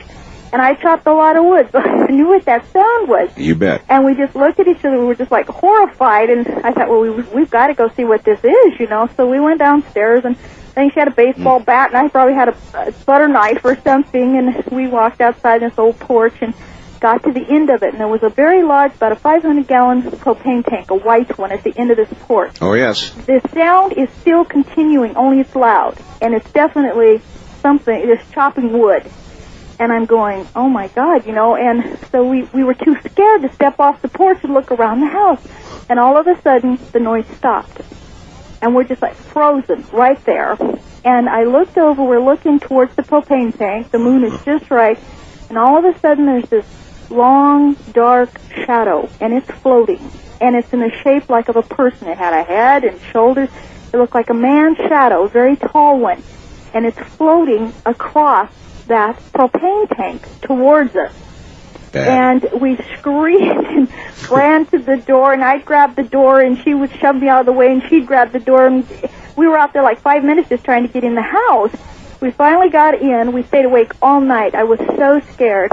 The next day we went out, and there was wood had been chopped, and it was just thrown all over the barnyard and all over the yard, and it was, I wish they'd have stacked it. That would have been nice. Whatever in the hell was out there, it wasn't good. No, it wasn't, and it was. I never stayed there alone again without my mother there anyway. So, you know, I'm glad we, you know, didn't go any further than the end of that porch. And but we were just terrified. I just, you know, stayed completely. I don't think we even went outside till, you know, the sun was completely up and it was warm. And these things impress you for all your life, don't they? Yes, it did. I still remember it. I can just almost see this, you know. You never, ever forget. Wildcard line, you're on the air. Hi. Hi, this is Ron from Bartlesville, Oklahoma. Hello, Ron. I have a story about my daughter. All right. Okay, when she was about 4 years old, we moved to the Kansas City area and bought an old two-story house there. And shortly after moving in, the neighbor's house was broken into, and the police later came and asked if we had heard or seen anything. Uh-huh. And after they left, my daughter said, Daddy, my friend Daggett said he would never let bad people in our house. And I asked her who Daggett was. Yes. You know, I am from California originally. I know there's a Daggett, California. Yes, there is. And she had never been to California at that time, and I don't know where she came up with that name. So anyway, I asked her, who's Daggett? Who's Daggett? Yep. She said that he lived in the house, and he'd been there for a long time. Well, my wife and I just wrote that off, you know, childhood imagination. Imaginary playmate. Right. Well, anyway, we lived there about 4 years, and we constantly heard things, especially in the basement. Our washer and dryer were in the basement, and it got to where my wife wouldn't go down into the basement unless I was in the house, and then at night she wouldn't even go down at all unless I went with her. So I just got to where I did the laundry. It may have been a trick on her part. A trick? Anyway, my daughter would occasionally run to the basement stairs and yell, "Be quiet, Daggett," and the noise would stop. Well, anyway, this was, like I say, just written off as, you know, an old house that creaked in a child's imagination. Sure. But one night, I went into her bedroom to read her bedtime story, and we had a large, overstuffed chair sitting next to her bed, and I sat down in the chair, and it was like I had walked into a meat locker. I mean, it was so cold that it took my breath away. And my daughter screamed, "Daddy, get off of Daggett." Oh, my. And from that point on... Sir, how old is your daughter now? Well, I'm... Like Paul Harvey says, this is the rest of the story. All right. My daughter is a freshman at a university here in Oklahoma that I won't give you the name of or the identifier, but anyway, she is president of the university's Pagan Society. She's a witch. She is a member, or whatever you call it, of the group called Wicca. Yes, those are witches. So she is all excited right now. She just called me about an hour ago. You know, the big goings on. You know, that they're having big overnight bonfire, and oh, I'm sure it's a big day. I don't. Big day. I don't even ask questions about what's going on. West of the Rockies, you're on the air on Ghost to Ghost AM. Hi. Hello, Art. It's a pleasure to talk to you. And to you. Where are you, sir? This is Peter from Lakewood, Colorado. I talked to you 2 years ago, and strangely enough, it was about this time. Okay. Many years. This is a true story. It did happen to me. Okay. And many years ago, I was in the ministry and studying the ministry, and I had taken my grandfather out to for an evening of sporting events, and he lived in the country. And I took him back home around 11:30, 12 o'clock when the sporting event had finished. And after leaving him at his home, which was a farmhouse, I was coming down the country road, and there was like a bend in the road. And looking out my car window, I saw something was stirring the horses out in the field. And being, you know, those are our horses, I decided to park my car just past the bend and walk my way back to the bend, and I started looking over the barbed wire fence to see what was stirring the horses. Sure. As I started looking out toward the horses, I heard a rumbling in the weeds in the grass only a few feet in front of me. When you say rumbling, what do you mean? Kind of a moving of grass, or kind of the crackling of weeds. So more like a rustling. There you go. Okay. And as I looked, this is where everything starts getting strange. As I looked into the weeds and the grass there, I saw a sort of a vision of a man and a woman laying in the grass. And I thought to myself, I said, oh, this is stupid. You've walked on to something private here in the middle of the night. And I just couldn't cogitate what was going on. As I looked again, these two figures kind of shrunk. I don't know how to others say it, but they just kind of shrunk. You mean literally? Literally, this vision kind of shrunk in size and became something black and white and furry, and just ran right toward me. And as it came right to me in the bend, there was a water pipe, you know, that runs for the ditches that run under the dirt roads. Yes. It went right into the ditch, into this drain pipe that went on, that goes under the road there. Anyway, to make as to go on, I was very confused, and I kept on looking at the end of this pipe that went under the road, and as I looked further, two little hands emerged out and grabbed the edge of the pipe. And I kept on looking, and out of the pipe came the face of a little boy. And it was a grayish-white, ghoulish-looking little face, and it had black fur all over where his hair was. And he looked at me, I looked at him, and startled, it wrestled back into the pipe. Well, I was afraid. I walked. Afraid? My God, I'd be running as fast as my feet would carry me long before it came back out of the pipe. I mean, when the thing shriveled and went into the pipe, I'd be gone. How did you stand your ground? Well, Art, I was confused. When you see something starting like that, I wasn't scared. It was more like, first of all, it was, oops, I walked into something, all of a sudden it shrunk, and I got confused. I didn't know what to make. When I saw that little face come out and then go back in, I headed back for my car. I got in my car, started it up, and then I said to myself, hey, wait a minute. You are a divinity student. You're a minister. There's nothing that can, harm you. So I stopped, turned off the car, went back out there to the bend, got down on my knees and started praying. And after I said a few prayers, I just got back up, got in my car, and took off. The next day, I went to my grandfather and I told him about what happened, and he said, I don't want to tell you what went on here. I want you to tell your father the same thing and see what he has to say. I said it to him, and I went back and told my father, and my father said that many years ago, he and my grandfather were at the farmhouse, and there used to be a little house, a small little one-bedroom house, right where that bend was, and a woman had lost her child, and they had heard that she had turned to black magic to try to have some kind of connection with her dead child. And one time, they felt she was performing, they saw a fireball come out of her house, the front of her house, roll across the yard, roll across the gravel area in the bend, the road there in the bend, jump over the fence and roll around in the field right about where the horses were. And I know it sounds like a fantastic story, but it is a true story, and I think it was what I saw in that pipe was the ghost of that little boy.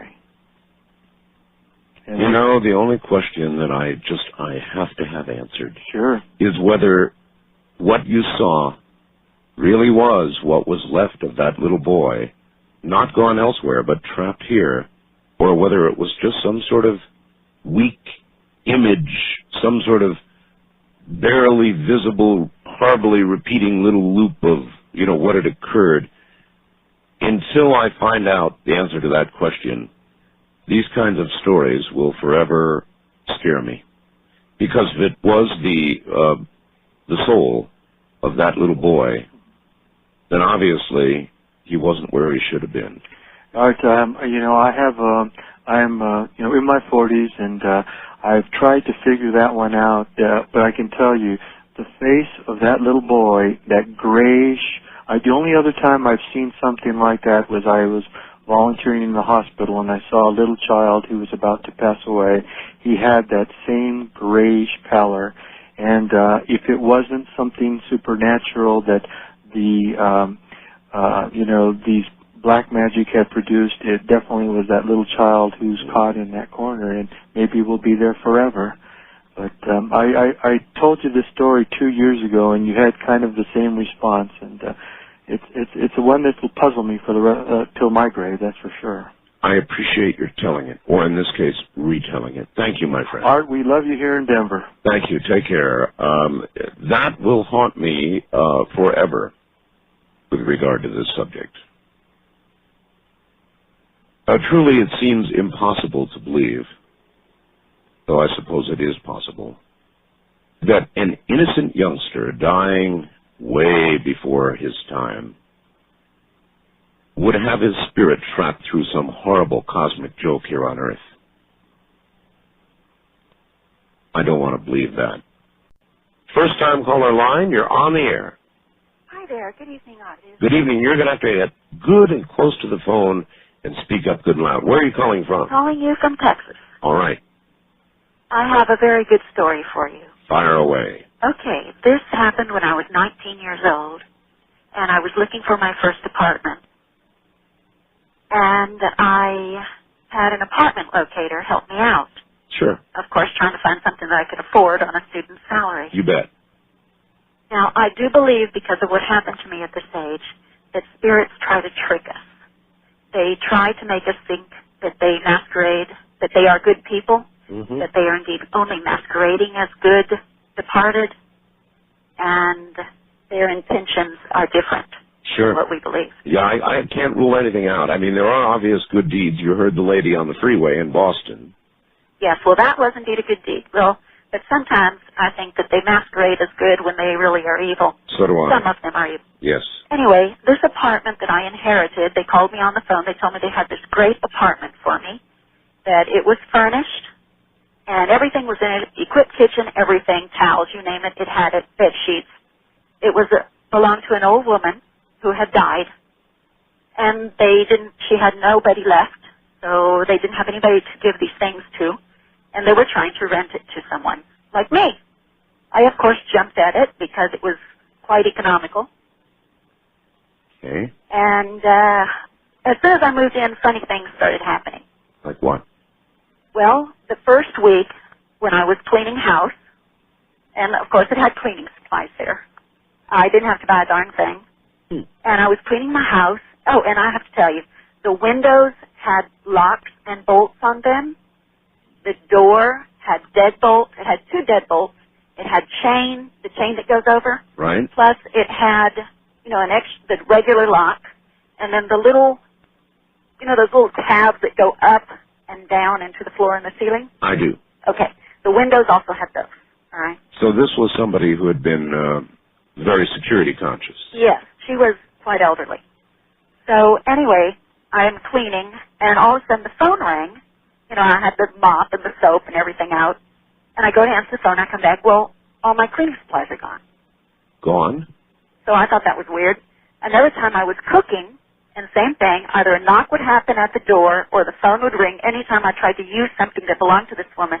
And this time I was cooking. I had the food on the stove. I had everything, the cutting board out, the knives, everything. The phone rang. I went to see what was happening, picked up the phone, nobody there. I come back, and the whole kitchen's clean. Nothing Oh, on the boy. The whole kitchen is clean? Is clean. There are no dishes dirty in the sink, that I had used that had belonged to her. It was as if, the spirit was saying, hey, this is mine, you can't use it. All right, now, at this point, I would freak out. At this point, I'm getting, as you say, okay? Well, one night, there are 2 other eerie things that happen here, and each time they just started getting eerier and eerier. One night I'm asleep, and as I say, I live by myself. I'm 19 years old. I'm not going to tell you about my cat. Okay, my cat just started going totally berserk. Uh-huh. And I'm asleep, and I wake up in the middle of the night, and I feel somebody staring at me. And I said, nah, it's just me. And I go back to sleep.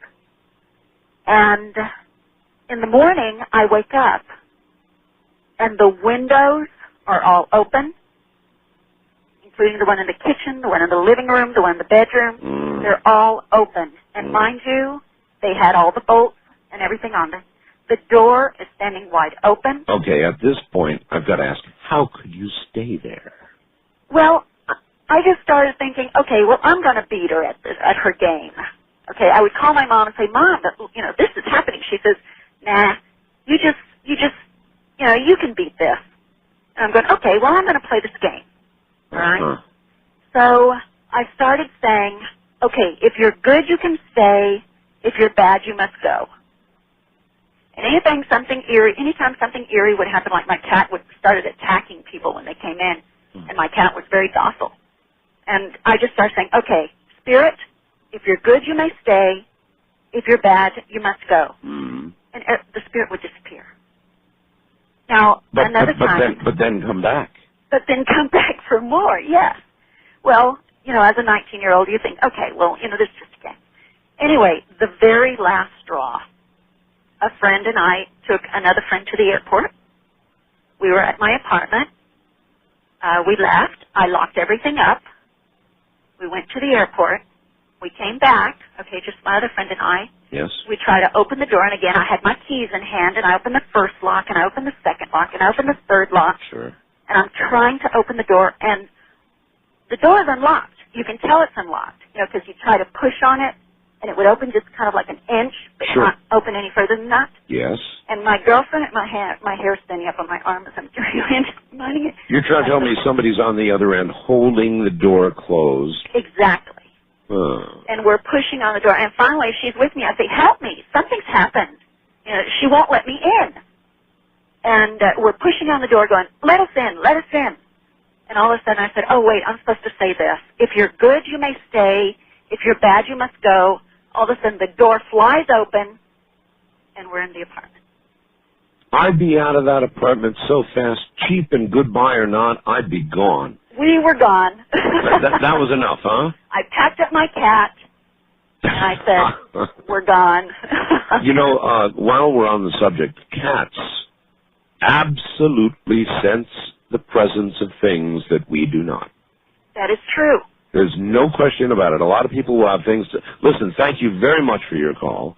And listen on the air. I can tell you as a cat person, that's absolutely true. Cats, haven't you ever noticed?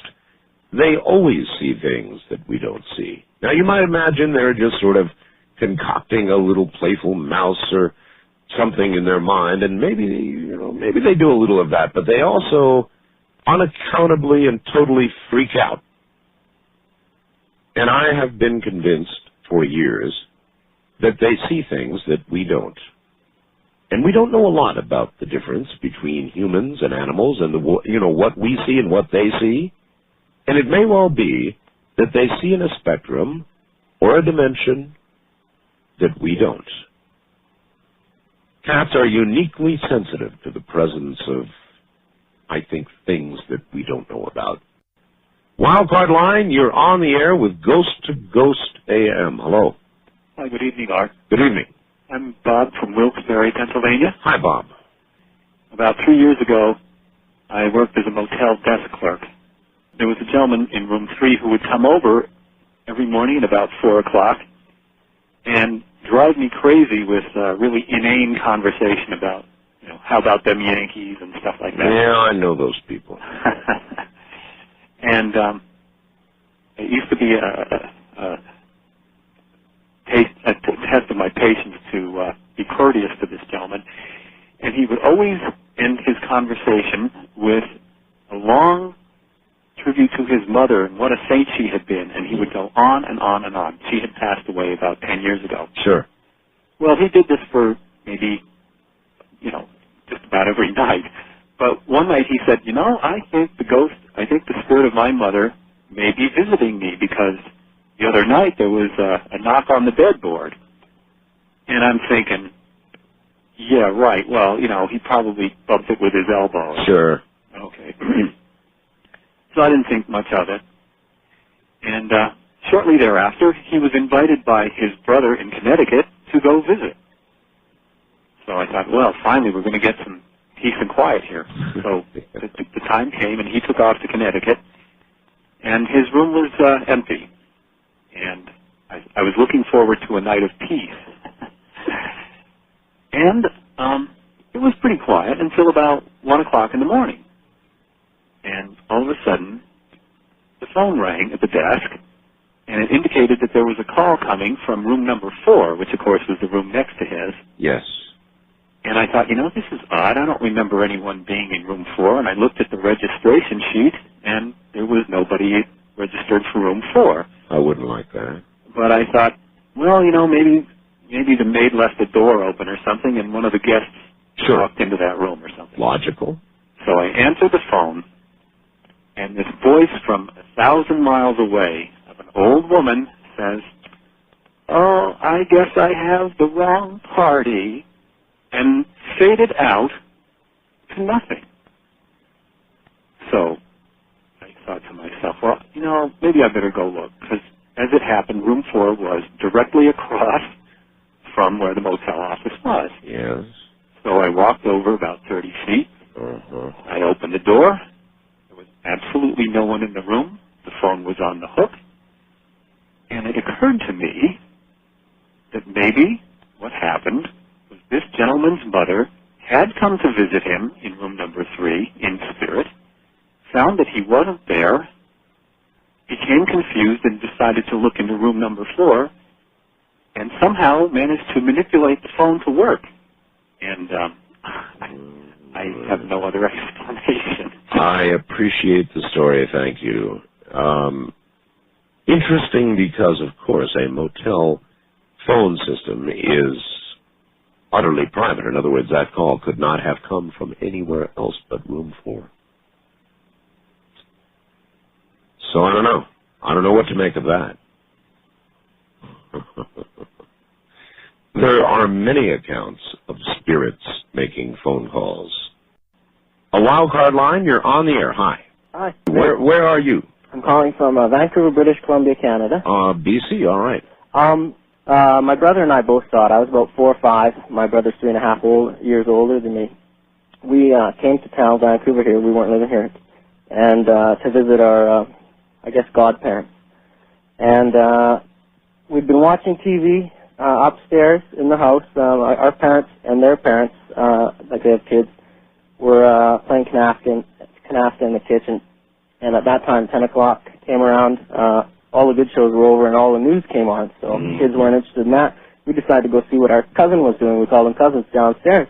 He had a bedroom in the basement. It was an unfinished basement, basically just a rectangle of the house with just 2 walls built into the corner to make his room. The rest of it was bare open basement. So we go through the kitchen where his parents were playing and had to go down these steps to go down to the basement. And we go past them and down the steps. We get halfway down. We look across to where his room is. And there's a ghost, the white shadowy type that you can see through, you know, transparent and all that, yes. just like Ghostbusters. And he's spying on our cousin. We could see through him. He's a young guy, I'd say now, I'm thinking about it, in his late 20s. Do you think he knew that you could see him? No, this is why it gets good, exactly. There's more to this. So we see a ghost. We can see he's wearing a suit. He's got, you know, a loose style, like old style suit, you know, like the 40s or whatever. Sure. And he's peering around a door frame, the door frame of entering into the room, as if, you know, he didn't want to be seen, right? Yes. Peeking around like a human would. Sure. You could see the door frame through him. You know, it's just like Ghostbusters. You see details, but it's all white. Yes. But you can see shades of white, right, to differentiate different things. And we can also see part of a dartboard that his left shoulder was covering through him, too. And instantly, I was the first one down the steps. I turned to go up the steps. My brother's looking at me now, and we both yelled, "Ghost!" at the same time, right? And this thing swung around. We surprised it. And we look back at the ghost. He swings around now, and he's looking right at us with his big wide eyes like we scared it, right? Yeah, that's a twist on. Yeah. And then so anyways, then he just turns to the very end of the house. He was at one end, and at the other end was a swinging door that went out to a mushroom room that my godparents grew mushrooms, and then out to the backyard into the back alley. Another door went out that way. He just ran for that door, and he just crossed this house in half a second. He went so fast you could see a blur of legs and arms as he was running. He left a white streak as tall as he was, right from where he started to where he went out this door. And the door, he didn't go through it. It swung open real quick and shut. You know, like, and that was it. He was gone. And we were just about to turn to go back up the steps, and our parents are already at the top of the steps looking down at us like, what's going on? And we told them the story, and we went out to the backyard, checked it out. I guess they assumed it was a burglar that we saw, right? Sure. And there was nothing. So that was it. That scared it didn't scare us. We were pretty calm about it. It was like, wow, neat, after, 5 minutes after it happened, right? Well, it is the first instance I've ever heard of human scaring ghosts, and I like it. It is possible. Who knows what makes a ghost visible? And it is kind of nice to think that occasionally, without their knowledge, they become visible, doing their usually invisible snooping, and we catch them. If you can see my studio cam, I've got this really cool, on the island of Rhodes when we were there, Ramona found this really neat, I don't know what it is, it's like a tube with a hand on it. I guess it's basically a back scratcher, although the hand looks a little eerie, and when you turn the tube over, it makes a weird sound. Hear that?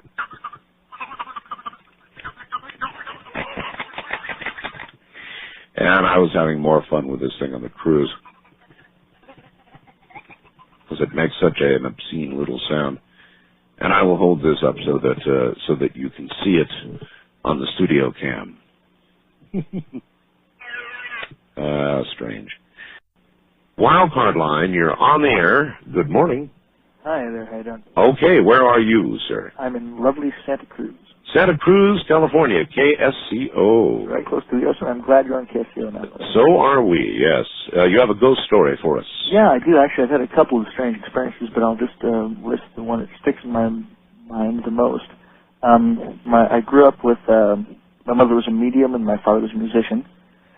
Strange life. We were on the road a lot, and you bet.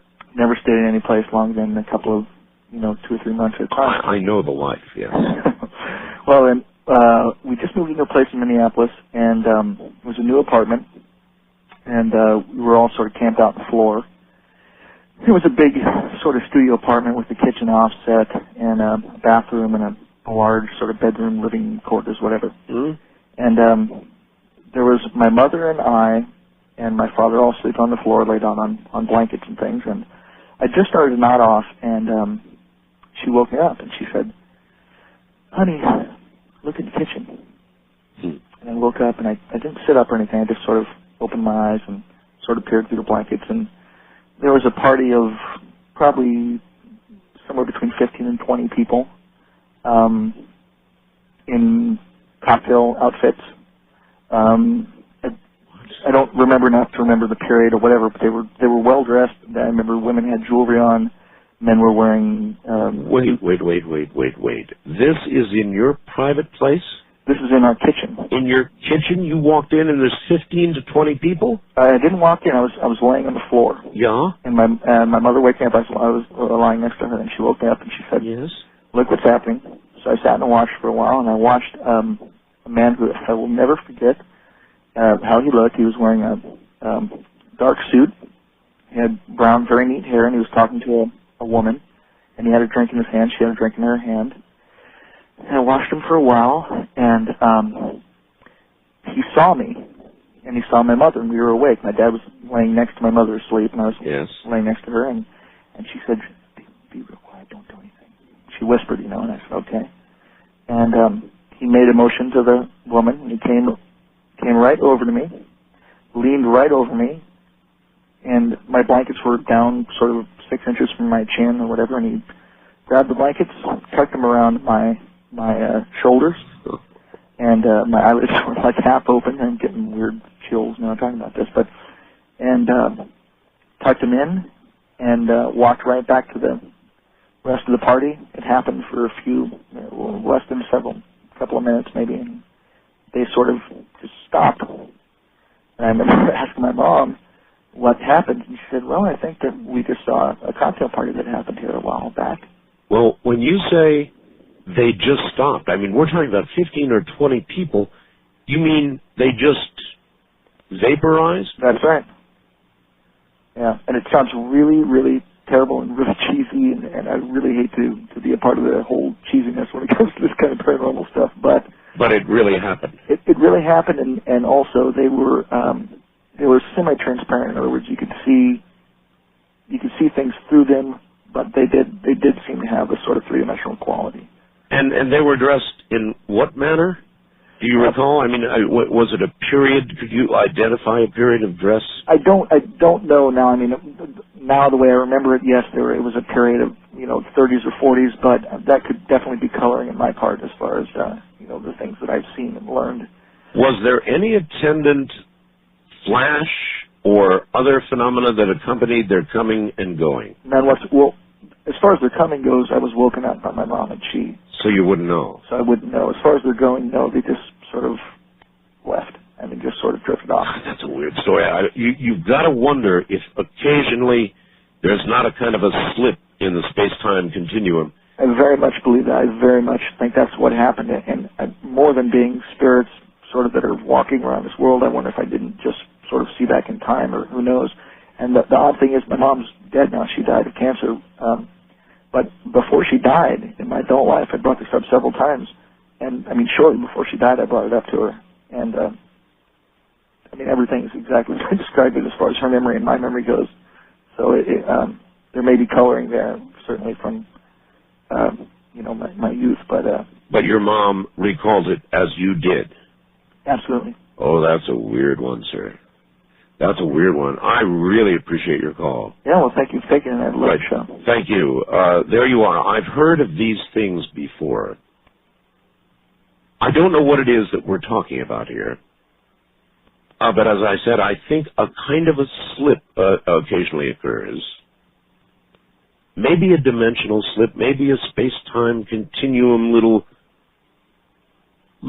crack in the wall, in the dimensional wall, I don't know. But something comes across and it's there, or it's almost there, and then as quickly as it came, it's gone. Why is it so interesting? Because of what it tells us about what we may be living in, and that may be our own dimension, that it is occasionally broached or touched by another. First-time caller line, you're on the air. Hello. Hi, Art. My name's Sherry, and I'm from Kansas City. Hi, Sherry. Okay, this happened back in 1980. I was dating this really neat city councilman, and he had bought an older home, beautiful old home, And he converted this big attic into a beautiful big bedroom. Mm-hmm. And it must have been, I don't know, 30 feet long on this one side, and that whole side was nothing but a big closet, huge long closet. You know how you are about closets? Oh, yes. So am I. Now, up until then, I never believed in this stuff. So he was asleep one night, and I hadn't been, but I fell asleep, and a knocking woke me up. Didn't stir him at all. So I kind of opened my eyes, was looking, you know, and I looked over at the closet, and out popped this head. A head? Down to the shoulders. Oh, Lord. A head out of the closet to the shoulders? Down to her shoulders. She popped her head out, and she had short brown, kind of wavy hair and a flowery dress on. Yeah? And I stared, you know, and I kind of froze, and I just stared and looked, and then she turned her head and looked at me, and we kind of eye to eye, you know, and she went back in the closet. And I woke him up. I said, Ed, wake up. I just saw the most strange thing. I know I saw it. And he said, what was it? What'd she look like? I told him, he says, oh, don't worry about her. He said, she's real nice. He said, when I built this room, I saw her when I finished the closet. He said, she walked in there. But what we figured out he said why she was there was this house was built by her father when she got married, and the man left her, and she committed suicide in the attic. Great. And so she was in your closet. Yes, and she lived in the closet, and she liked him because he said, don't worry about her, she's really nice. Uh-huh. Well, I told she can have him. You know? So that was the end of that, huh? No, I got out of that deal. I don't blame you at all. Thank you very much for the call. I don't like open closets at night. Now, I've never had anything peek out of my closet, and if I did, my intense dislike of open closets at night would quickly convert to, I'm leaving this closet for somebody else. I'd be out of here. There's no way on God's green earth that I would go to sleep with a closet open or closed from which somebody had peeked their head and shoulders out. No way. No way. First time caller line, you're on the air. Hello. Hello, Art. I lived in California. Well, I live in California now. My name is George. And when I first moved into this apartment, it was a duplex. I had a young couple move in next door to me. At that time, I was 21. And I was kind of scared because the place, I didn't know the area or anything like that. And I went next door to meet some new neighbors, and while I was sitting on a couch, I heard things falling at my house, and I couldn't understand what was going on. You were sure it was back at your house? Yeah, because the duplex, our kitchens were on the wall. I understand, yes. And so I got up and went back to my house to see what was going on, and things were just coming out of the kitchen cupboard. Coming out of the cupboard? Yes, it was literally coming out of the cupboard. You could physically see them coming out of the cupboard? Yes. And she came over to see what was going on. Uh-huh. And it stopped at my place. It literally stopped. And when I stood there and started picking things up and putting them back on the shelves, she came over and was helping me. And it started at her house. Wow. And it was getting to us, so for quite a while, we spent our days during the daytime together because it had really gotten scary. And one night when I was sleeping, I got shook wide awake and was told, get up now and come over here. And I couldn't understand what was going on. I knew I was the only one in the house. And I thought, this is crazy. And I turned the light on, and I looked at the wall, and there was a man standing there. And I thought, who are you? And he said, come here. And I walked over to him, and all of a sudden he just disappeared. Well, it was kind of weird for me because I felt literally scared to death. Yes. And yet I knew he wanted me to do something. And it sounds strange, but it's actually documented in the newspaper. I kept seeing myself in the mirror, and then all of a sudden, I could see his face. And I thought, this is not right. And I pounded on my neighbor's wall. She came over, and her husband came over, and I moved the mirror. I literally moved the mirror, and there was a room behind the wall. Oh, my. And there was all these guns and knives, bow and arrows, Confederate money. Really? Flags hanging all over the walls. And it was kind of, I was just kind of freaking out at that point. I'm going, what is this? This is not right. And there was gun cleaning kits. I just could not believe all the stuff. Yeah. And the next thing I know, I called the police. Of all the odd things to do, I called the police. And the police come to the house. And they said to me, do you know who lived here? And I said, no. They said, the old chief of police died here. I said, you got to be kidding me. They said, no. All this stuff belonged to him. And I told them what he looked like. And they said, you don't happen to, are you joking with us? And I said, no. This is what I saw. And after that happened, after they took the guns and knives out of the house, everything stopped. It completely stopped. The stuff stopped coming out of the cupboards. But I moved. I couldn't handle that no more. I had to get out of there. That'd be me, too. Goodbye. That's it. I'm surprised you hung in as long as you did. But at least you, in a way, got an answer to what it was. Oh, yes. I really appreciate your call, sir. Thank you. Bye-bye. West of the Rockies, you're on the air. Good morning. Good morning, Art. This is Mike. I'm calling from L.A. I used to live up in the Truckee area that's near Donner Pass. I was home alone. This went on over a span of about 2.5 weeks, and it was during the day because I had taken time off work.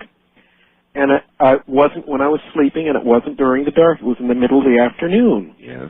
And I'd be taking naps. It would be I waking up from a nap, and there was that paralysis that I've heard you guys talk about before. Yes.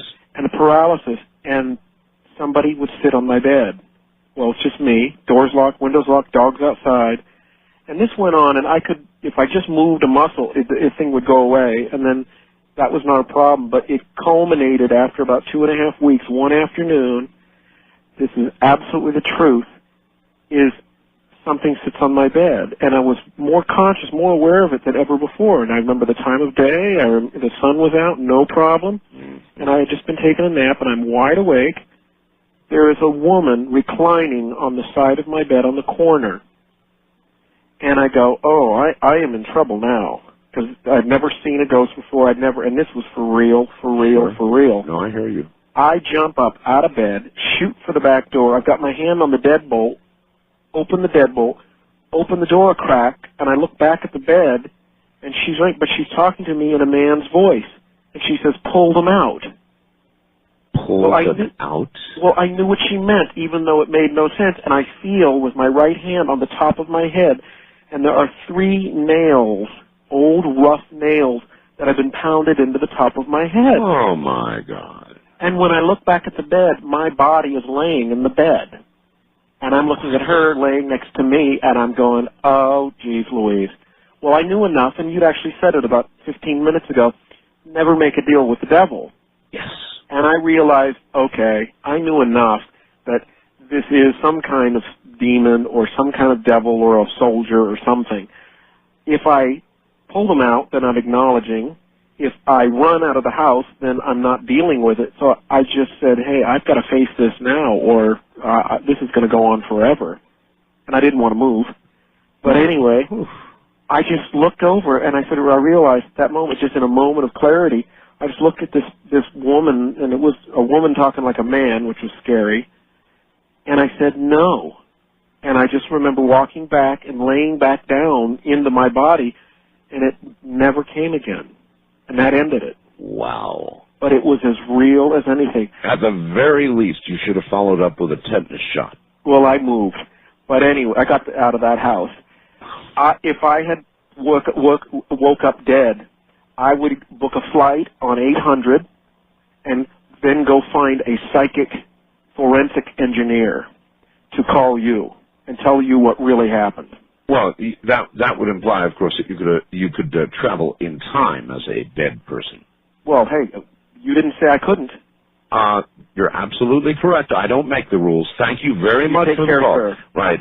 Everybody else has a hokey story, but here he wakes up with 3 rusty nails driven into his head and a young lady on his bed to give him instructions in a man's voice. Righto. First-time caller line, you're on the air. Hi. Well, hi there.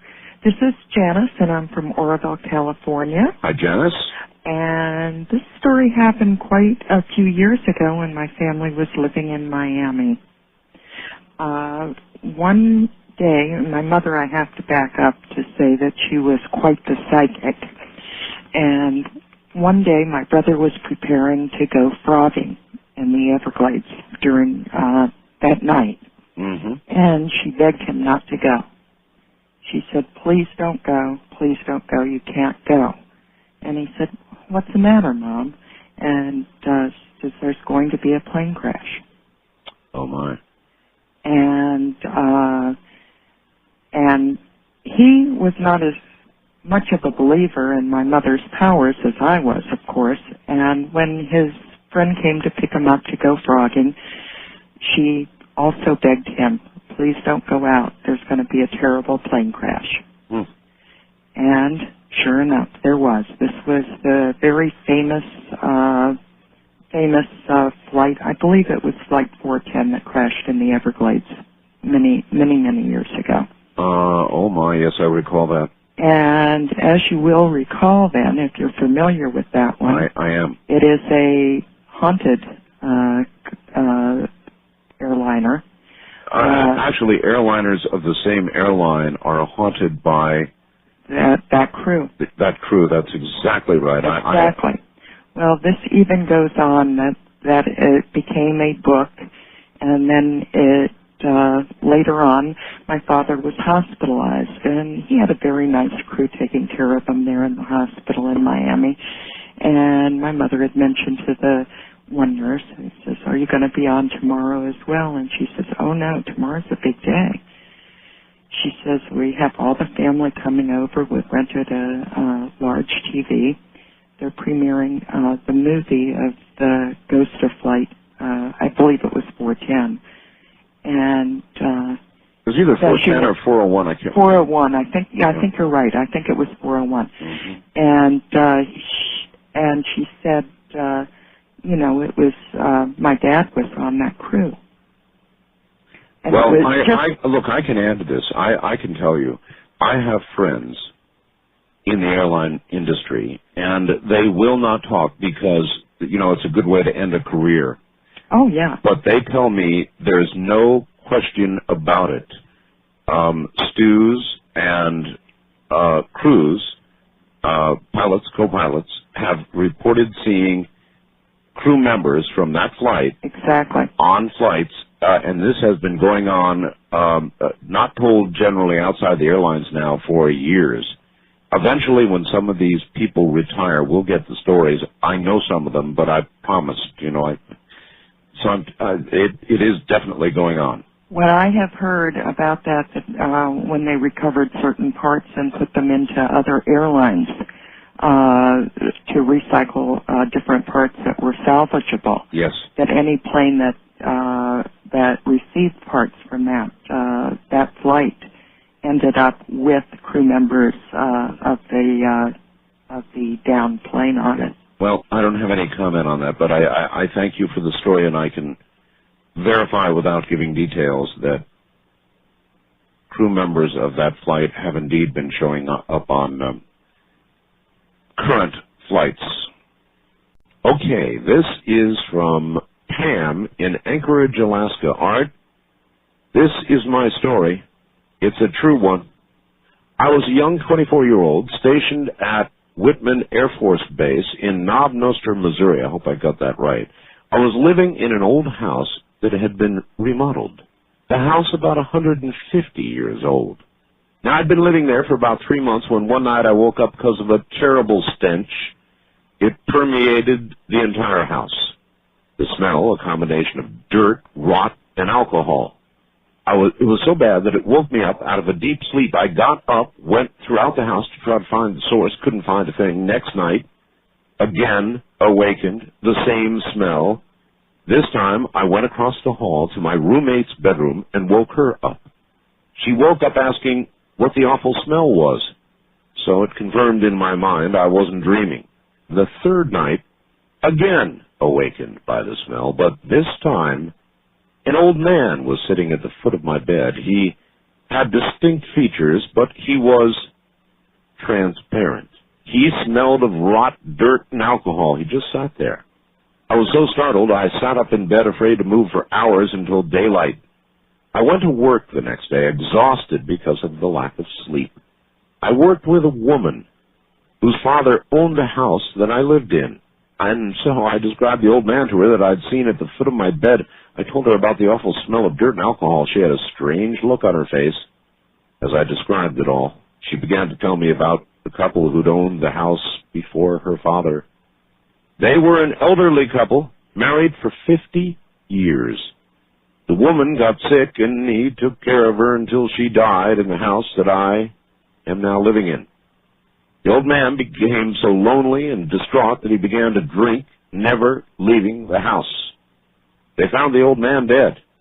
He died in what was my bedroom. This, of course, disturbed me.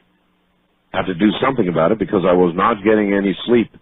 That night, I resolved to take care of the problem. Again, I was awakened by the smell. There he was at the foot of my bed again. So I looked at him. I told him I wasn't afraid of him. I told him he was dead, and this was not his home anymore. It's mine. I told him I was taking very good care of his old house, and that he needed to leave me alone and go away. He just looked sad, stared at me for a moment or so, and disappeared before my eyes. He never came back again, and neither did the smell. Art, it really happened. Well, I got a story here for you. All right. My story happened in Canyon City, Colorado. I was going to school at a religious school. Yes. And every weekend I'd go to this nativity shop a couple miles down the road for this, just for something to do for the sake of diversity. One day in particular, I passed a farm that had a flock of sheep, and the little buggers were kind of cool. I'd never seen sheep before outside the realm of TV. So I observed a sheep was standing in the corner of the fenced-in area. Are you a city boy? Yeah, I am. Must be. And I observed the sheep standing in the corner of the fenced-in area as still as a statue, while the entirety of the other part of the flock was stuffing their face in a typical sheep-like manner. Sure. A couple of days later, I saw same thing, flocked together, munching, strange statue-like sheep on the other side of the field, not eating. So the next week, the same thing, but this time that rancher was there. So I asked him, why the statue-like sheep was so weird. Did someone clock it in the head or something? It's the darndest sheep, he said. That sheep won't eat in the daytime, only at night. I said, bizarre. He said, you can say that again.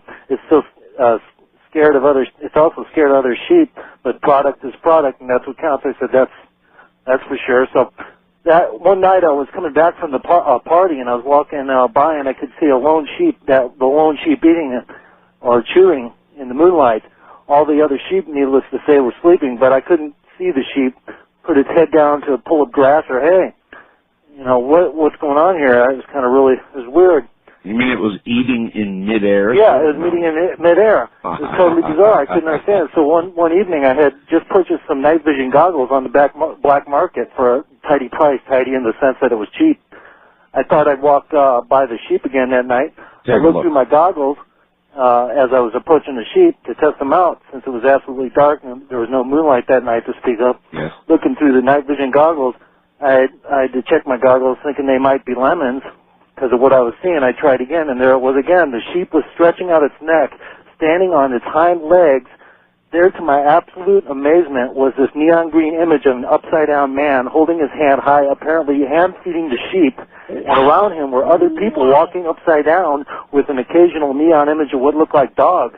Wow! Yeah, this is totally bizarre. I sat there and tried to keep my composure for several minutes until I couldn't help myself. I picked up a rock and threw it at the neon image of the upside-down man feeding the sheep. The rock hit the sheep instead that he was feeding, and the upside-down man stopped abruptly. He looked over my way, apparently spotting me. Yeah. He made some hand gestures to the others that were walking around him, and they all disappeared. When I took the goggles down to start running, I saw several baseball-sized red dots coming at me. I ran as fast as my feet could carry me, somehow lost them hiding in a combine. I stayed there for about 3 hours with an occasional red dot passing by. After about 3 hours, I got out of the combine and ran, like you would not believe, back to my dorm in complete terror. Of course. Moral of this story, never throw stones at ghosts. And it's true, too, Art. I appreciate the story, sir. Thank you. What a remarkable story. And so the sheep, only eating at night, fed by spirits, up on its hind legs, reaching as its... Oh, man, what a story. That was great. Dog Card Line, you're on the air. Hello. Hello, Art? Yes, hi. Yes, hi. This is Helen from Chicago. Hi, Helen. Yeah. Well, my husband died quite a few years ago, and then about 2 years after he was gone, I was watching TV one night, and I was laying on the couch in my front room, and my dog was by my feet, and he seemed to be asleep, and my husband knew this dog well when he was living, and suddenly my dog sat up. He slowly got off the couch, and he sat down in front of this chair next to the couch where my husband always sat. And he started to wag his tail. And then he stood up, and he put his paws on the chair, and his tail was still wagging, and his head went down a little bit, and his ears went back, and he looked like he was being petted. Oh, boy. Yes. Oh, boy. And I slowly sat up. This went on I'm watching my dog for about 5 minutes. Then I slowly sat up, and I softly said to my husband, I assumed it was him, I said, Johnny, if that's you, I'm very happy that you're here, and I love you. Then after another minute, then my dog got off from the chair, and he lay down by the chair, and he was looking in the kitchen with his ears perked up, and his head was going from side to side, like my husband was in the kitchen, and he's watching him walk around. And I was really happy. That's kind of spooky, but I wasn't afraid. I was happy. I was sure that my husband was here. Well, he probably was. Yes. I believe these things occur. Yes. I really appreciate your call. Thank you so much. Okay, thank you. Take care. There you go. I believe that, and I, of course, mentioned cats earlier, but I believe that our animals see things we don't. I rather suspect we see things they don't. But I think they have a unique ability to sense or feel or see. I'm not sure which, because I don't really know. But they feel things and know things and perhaps see things that we don't and can't. And so that lady's story makes a whole lot of sense to me. All right.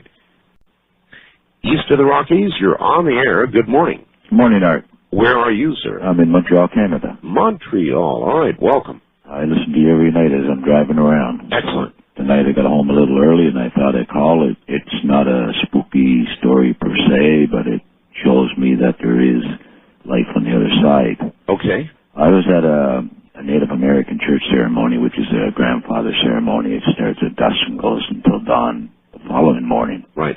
And when I come out there the morning after it was over, I walked down by the lake and just wanted to go down and meditate. And as I was down by the lake, it was like a whirlwind came. Not strong or whatever, just like came around me. And as I looked, I seen this young girl coming out of the mist.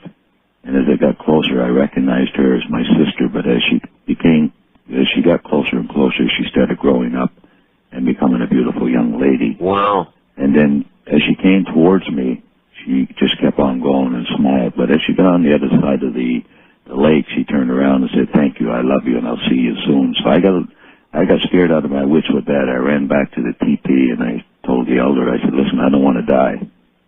And he said, "What do you mean?" So I relayed the story to him, and he said, "No, you're not going to die. She has come back to thank you for letting her go to continue her journey on the other side. And for her to say that she will see you soon, to her there's no time. All she is saying, she'll be there to meet you when you come over onto that side." Oh, that's quite a story. And, you know, and this happened. My sister died in 1961, and this happened 2 years ago, so it took me 34 years to let her go because we went through the residential school. And in our culture, the oldest one is to take care of the youngest one. Yes. But as kids, we don't understand that too well, and I took that too, that I let my sister down because when we were in the residential school, we made a break for her to escape, and I stole the truck, and as we went down the road, maybe a quarter of a mile, we had a head-on collision, and she died in that accident. Oh, my. And I carried that guilt and shame and whatever for the next 34 years. And he said, and the way the elder explained it to me is that I didn't let her go until that ceremony. And when I did let her go, she finally started to grow up and continue on her journey the way she was supposed to go. Boy, do I appreciate that story. Thank you. You're welcome, Art. You take care. From Montreal, Canada. Do you believe? Do you believe him? Do you believe the others you're hearing? Can you really doubt there's something after all of this? Wouldn't it be kind of a cruel joke if there were not? Do we know the nature of it? No. Does it seem sure? Yes. Well, this whole story happened in 1981. 4 of my friends and I were coming home from California from a graduation trip, a high school graduation trip, coming home to Salt Lake. We were leaving Palm Springs in the night because it was so hot. It's about 120 during the day, so we decided to travel at night. We were on the road outside of Palm Springs. I can't remember exactly where we were going. It was just a two-way road. And there was a sign that said no services for a certain amount of miles, so we knew we were going into quite a desolate part of the desert. And here we were, 5 young girls, never really experienced anything like we were going to experience and never have. But about an hour into the desert, we were getting tired. A few of us were asleep. The driver, my friend that was driving, said, "What is that up ahead?" There's someone off to the side of the road, and we one at a time woke up, and the minute we started looking at it, we all got the most horrible feeling. It was just an awful feeling, and we couldn't figure out what was going on. As we got closer, she slowed down, and we noticed there was a woman off about maybe 10 feet off of the road. She had white hair, long white hair, white skin, this long flowing white robe, a dress, holding a white dog on a chain. In the middle of nowhere, Art, we had not even seen any cars for a long, long time. There were no, homes, or we had not gone through any towns. And as we got closer, we realized what it was. And the wind hadn't even been blowing that night, but her dress was blowing, her hair was blowing, and she looked at us with the most evil eyes I have never seen. She didn't look human. Her skin was so pale and white. And she looked at us to the left, and as we went by her slowly, her head turned so far. There's no way any human head could turn that far to follow us. And it was freaky. The most freaky thing I've ever seen. Yep, shades of The Exorcist. Oh, it was just unreal. We were so upset for a long time after that. And every time we get together now, after all these years, we always talk about that white lady in a white dress with her dog in the middle of nowhere. There you are. There you are. There you are. Thank you very much for the call and the story.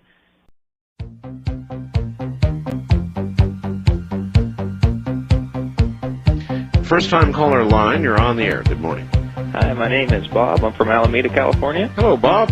Yeah, and I live on an island. It's called Alameda, and the significance of that will come up later. All right. But I'm a commercial pilot, and in January of 1998, I was working on building cross-country hours.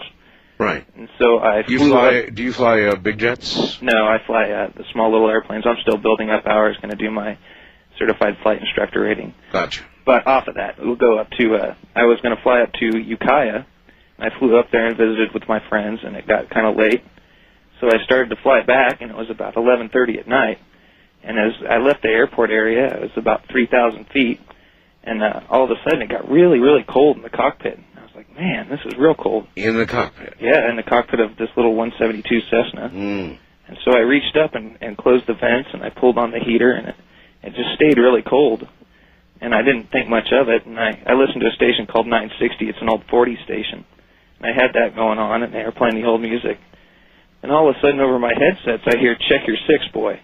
And I was all by myself in the cockpit, and the communications radio, I didn't even have that on. Yes. So I turned around and looked behind me, check your six, look at your 6 o'clock position. Right. I turned around, and all of a sudden, there's just this kind of glowing green light, and it's getting closer and closer.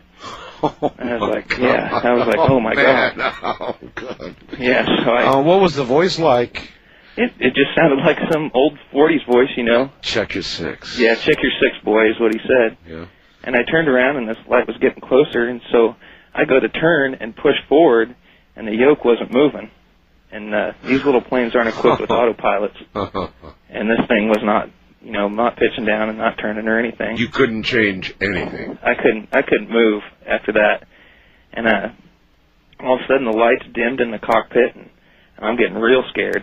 I hear you. Yes. And so then I kind of get fixated on this thing coming up behind me, and as it gets closer, it had probably another, I'd say 60 or 70 knots on me, and it was creeping up, and it went around on my right side and came up to about my 3 o'clock position. Yes. And I'm looking at it, and it's a huge flying boat with one of the old Pan Am type clippers had pulled up alongside me. You've got to be kidding. Oh, God, I'm not. I wish I was, because it's really scared the heck out of me. You swear as a pilot to be, this is true? I can't lie. All right, go ahead. I don't tell people about this because they'll think I'm crazy, but I figured I'll go ahead and call. Anyway, this thing pulls up beside me, and it's starting to creep in, and I'm really frantically trying to get this stick to move, and I just look over, and all of a sudden I just see this face in the cockpit window, and this thing's huge, 4 big radial engines. Yeah.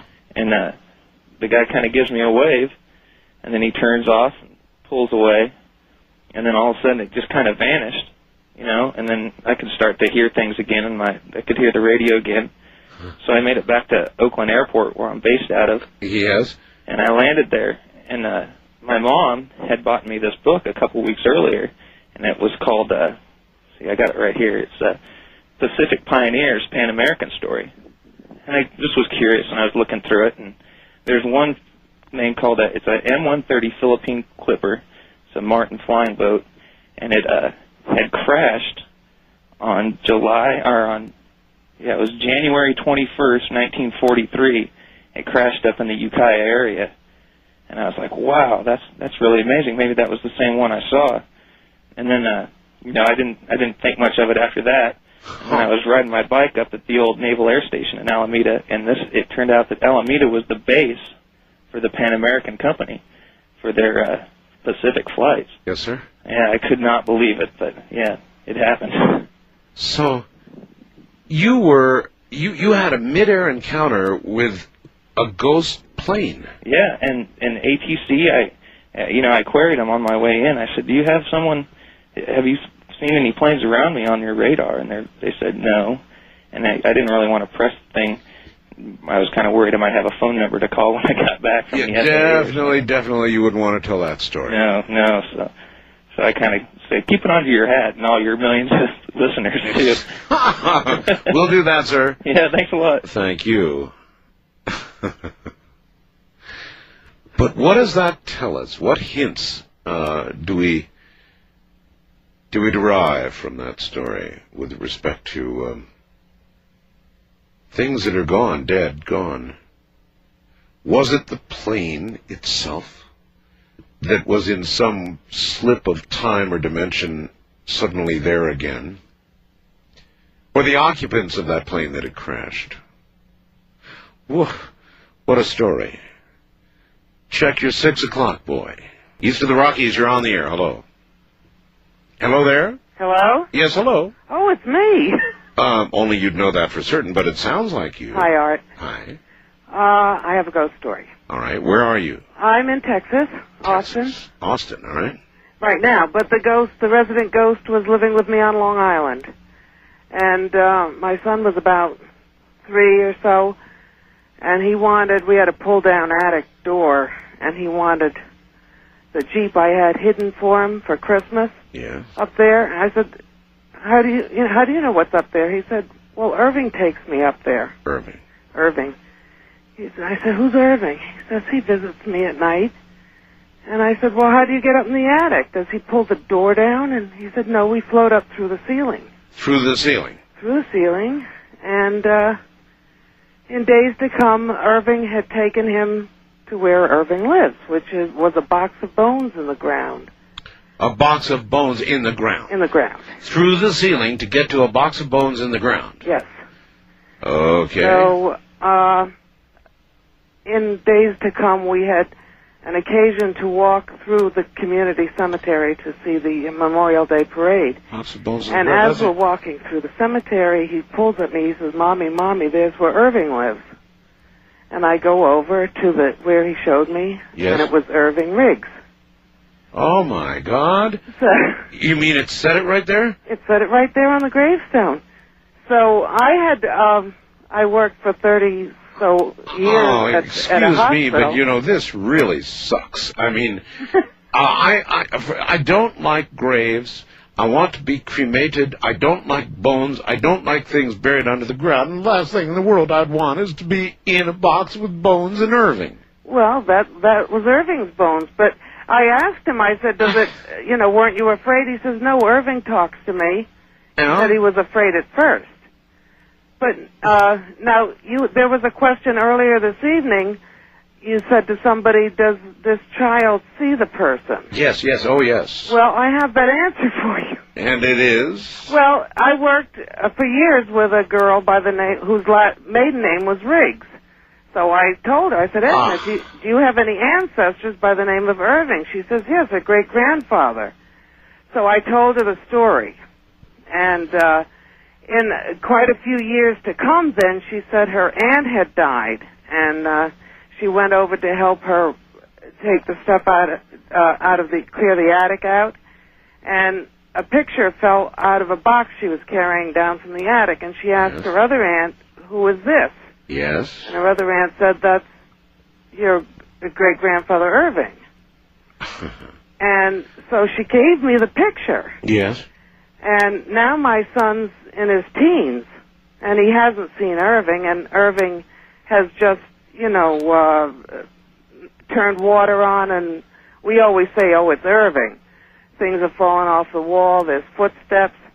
And so when I came home from work and I put the picture on the bulletin board by the phone, my son comes running in from work or something, and he grabs the phone to call his girlfriend, and he stops short. He hangs the phone up. He says, Mommy, where did you get that picture? Who's that picture of? I said, I don't know. I said, who does it look like? He said, remember that guy who used to come visit me at night? Man. Oh, God. So there's not much question about the fact that, at least in your son's case, he sure saw Irving. And Irving was a real person, a real ghost. Oh, man. Man, what a story. We put a face to Irving. I wanted to tell you the story. Better face than bones. I think he was better looking in the picture. No doubt. All right, my dear, thank you. Thank you so much. All right, oh no, thank you. I don't like that one. I don't like that one at all. Can you imagine being taken in the night by a spirit to the place underground where the body, what's left, is buried, to spend time with the spirit there. No, thank you. Wildcard line, you're on the air. Hi. Hi, this is Brian in Philadelphia. This happened about 10 years ago. At 10 or 11, my grandmother died. I was never really particularly close to her. And about 3 days, I was having a lot of trouble reconciling with the grief, and about 3 days afterwards, I had this dream. And initially, if it wasn't for the punchline, I would just dismiss this as a dream. Sure. It's one of those dreams where you dream that it's morning and you're waking up. Oh, I've done that. I hate those kind of dreams. I've done that. I've actually done that. Yeah, it's like the dream pulls a trick on you, and you get up and you think you're going about your morning. That's right. And there was a knock at the door, at my bedroom door, and my dad's saying, someone's downstairs. Actually, it's disorienting. Yes. Yeah, well, it's disorienting when you actually wake up and it's still dark. Yeah, and so, yeah, that's right. And so at that moment, the knock comes. Yeah, knock, and it's my dad at the door, and he's getting ready to get in the shower, and he's like, there's someone downstairs. And I go downstairs, and there's a buddy of mine saying my grandmother had come to his house and asked to be driven here. And he came in, but my grandmother refused to come in. She was standing out at the door. Yeah. And so I go to the door, and there's my grandmother looking older and more haggard than I had ever remembered her looking. Oh, yes. And she's in bare feet, and it's snowing, and it was fall when she died. We had no snow. And she's like scratching on the glass. And I go and I see her, and I'm shocked.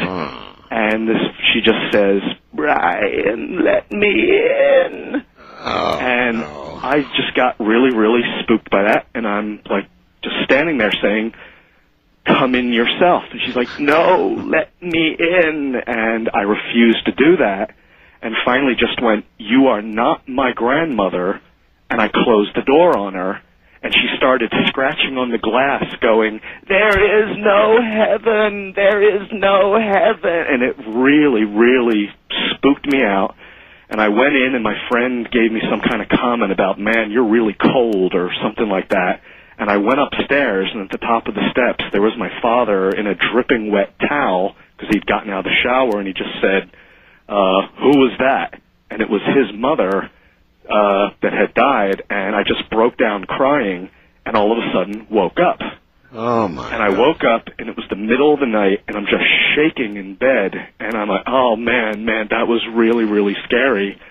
And it bothered me for a couple of days, and I finally decided to mention it to the family. Yeah. And when I mentioned it, my father got real, real quiet, and he said, 20 years before, when I was 3, maybe 4 years old, we had this neighbor that lived next door she was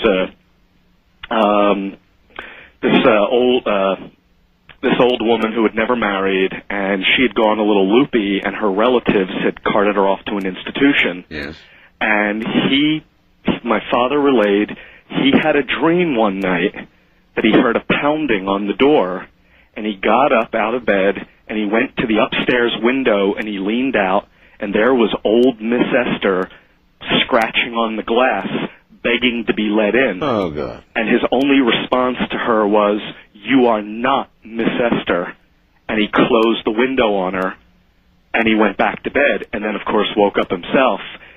A few days after that, he was at the supermarket, and he ran into Miss Esther's brother, who told her, oh, my sister just passed away this week. Oh, brother. I don't know what to make of that. I don't believe it was the actual spirit. Just out of curiosity, Yeah. had you let her in, what do you think would have happened? That is something that has just racked my brain for 10 years. Had either my father 30 years ago or myself 10 years ago actually said, yes, come in, the consequences really, really freak me out. Or worse yet, have you done something sinfully wrong by not letting her in? Yeah, well, there was just this overwhelming feeling of that is something that is very wrong. It was just, there was an all-pervasive, like when I said to it, you are not my grandmother, it was not out of fear, it was not out of like, oh, I don't want to deal with this. There was a sense of, this is something masquerading. I got you, and I can't handle it anymore. Good night. Okay, Art. Oh, man, scratching at the window. Let me in. Oh. Mama said there'll be days like this, there'll be days like this, Mama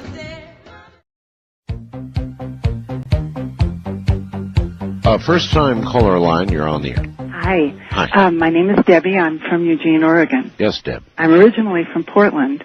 Okay. And I've had several paranormal experiences, and every time there was that soul-gripping or spine-gripping cold that you can't explain. It's not an I know. I hear that from so many people. I don't know what it is. But my scariest story is when a ghost yelled at me. Yelled at you? Yes. And a friend of mine, an ex-roommate, who's a chiropractor, and his name happens to also be Art, invited me over to this 100-year-old house that he wanted me to see because he knows that I love antiques. And this house is in the Sellwood district of Portland, where I'm originally from. And this house was really a weird house. The base of the house scooped out like a skirt. And all of the archways in the house were in the shape of huge skeleton keyholes. It was really a weird house. Ooh, that is weird. It is. Yeah. And then I was looking around, and his roommate was a woman who had children, and we saw the whole house, and her room was decorated in antique lace. It was absolutely beautiful. And there was one room that had nothing in it, and the whole house was decorated, and I said, why is this room empty? And he said the children were in it, but they didn't like it, so they moved out. Later on, I came upstairs to use the restroom, which old houses have, and I walked into the room to see the stained glass windows. And halfway through the room, a ghost popped up in front of me. That looked like what? He was a large man. He was bald. He had a brown suit and a white shirt. And I knew he was a ghost because I could see the wall behind him. And he had no feet. I could see him, but I couldn't see his feet. He just stopped right at his ankles. And he immediately raised his finger and pointed to the door. And he said, "Get out of my house!" Oh, my God, really? Oh, my God. I swear this is a true story. I ran so fast that I tore the carpet runner off of the stairs when I went down the stairs. Wow. And I went down and told my friend about it. And he immediately wanted to meditate for the ghost to leave the house. This is really true. And I wanted to leave, but he said, well, let's just sit down and say, you know, to meditate for the spirit to leave. So we did that, and then right above us, where this room was, where this ghost had been seen by me, I swear to you, we heard footsteps walking out of the room and coming down the stairs, and I was out of the house. We both ran out of the house. We both ran out. I would not go back in the house. So much for meditation. Oh, I had to have him go back in and get my purse and never went in again. Good for you. Next time, don't let him talk you into the meditation thing. Yeah, I'm not doing that again. Thank you. Art. Take care. Oh, my. Yeah, when you get yelled at by a ghost, when it shakes its finger at you, get out of my house! You don't go down and meditate. You get out of the house. East of the Rockies, you're on the air. Hello. Art, hi. How are you? Fine. What is your first name and where are you? Mike from Sarasota, Florida. Okay, Mike. This happened when I was about 5 years old, and it was kind of like a nightmare the way you remember it, but it actually happened. And I was laying in my bed, and my parents were in the living room, and all of a sudden I felt this this presence like everybody talks about, and something like staring at me, and I looked out the window from my bedroom. Yes. And there was you've been calling them shadow people. There was a shadow, the head of a person.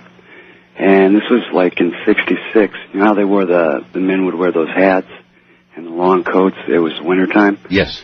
That's what he was dressed in, and that's all you could make out. Anyhow, I just laid there for I don't know how long, and I finally was able to just scream.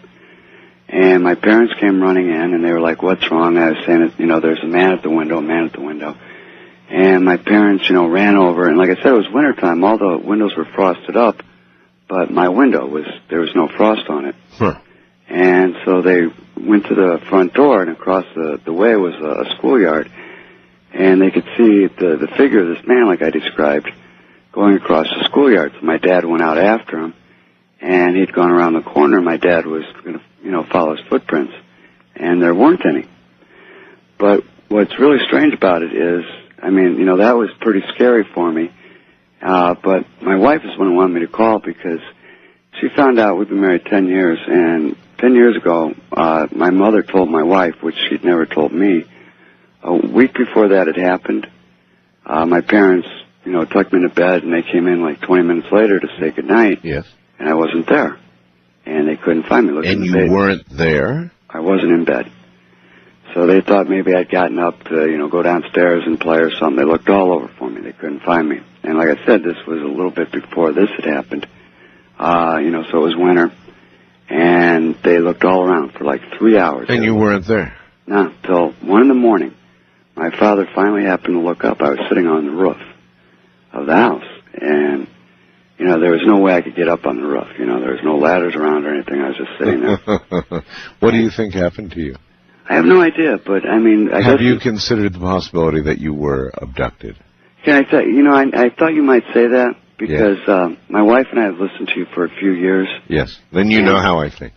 Well, the thing about street lights, going out? Yes. To the point of like people that are with me for any length of time will comment like, it's so strange when I'm with you. Yes, I've heard this from so many people, sir, that streetlights extinguish and or go on as you walk down the street. I'm familiar with the phenomena. Some people will attempt to explain it by explaining there are certain type of there's a certain kind of streetlight that does that, but I've never seen one. Never. East of the Rockies, you're on the air. Good morning. Hello. Hello. Yeah, my name is Scott. I'm originally from Alabama, but now I live in Burlington, Vermont. Yes, sir. And one of my closest friends is a guy named Eugene McCurry. We've known each other for 25 years, and several times he's told me this story. And you know how people will tell you something, and if you've known them for a long time, you know they're telling the truth. Of course. Okay, well, this is one of those situations where I'm convinced, at least he believes that what he saw was the truth. Okay, he was born in '66, and I think he said this happened when he was about 6 years old. So this would have happened probably sometime around 1971, 72. Right. He had a real poor family, and at that time they were doing a lot of farm work, like picking peas on people's farms, you know? Sure. And he was too young to work. And they, at the time, were living in this place in South Alabama, a little country place with the name of Nyota. And apparently, his family were out in the fields picking peas, and he was standing along the side of this field, and he saw what he claimed were the apparitions of two headless men dressed in black suits walking across the field directly at him. Headless men. Two headless men dressed in black suits, probably like undertakers is the picture I have in my mind. Yeah. Walking across this field straight toward him, just totally, scared him out of his pants. Sure. And then they vanished.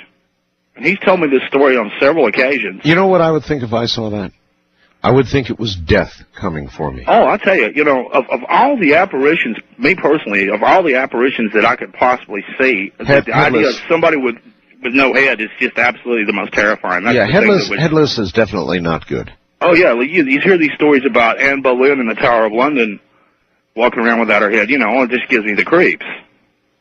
Yeah. But to me, that's a very terrifying story. Would have done it. Yeah, would have done it for me too, sir. For the authenticity of that on several occasions. I wish he was here to verify it, but I swear to God I'm telling you the truth. I'm sure you are. Thank you very much. All right, yep. Headless. Why would something appear to us? Why would a spirit appear to us in a headless form? I can only think of a few reasons. Either as a poltergeist screwing around with us, trying to scare the hell out of us, which it certainly would succeed. Or It could be, as I suggested, I might have guessed that death was coming for me. 2 headless horsemen, right? Suits. A few. And then what other possibilities exist out there? That there is some form of death where headless beings live? Rather not think about that one.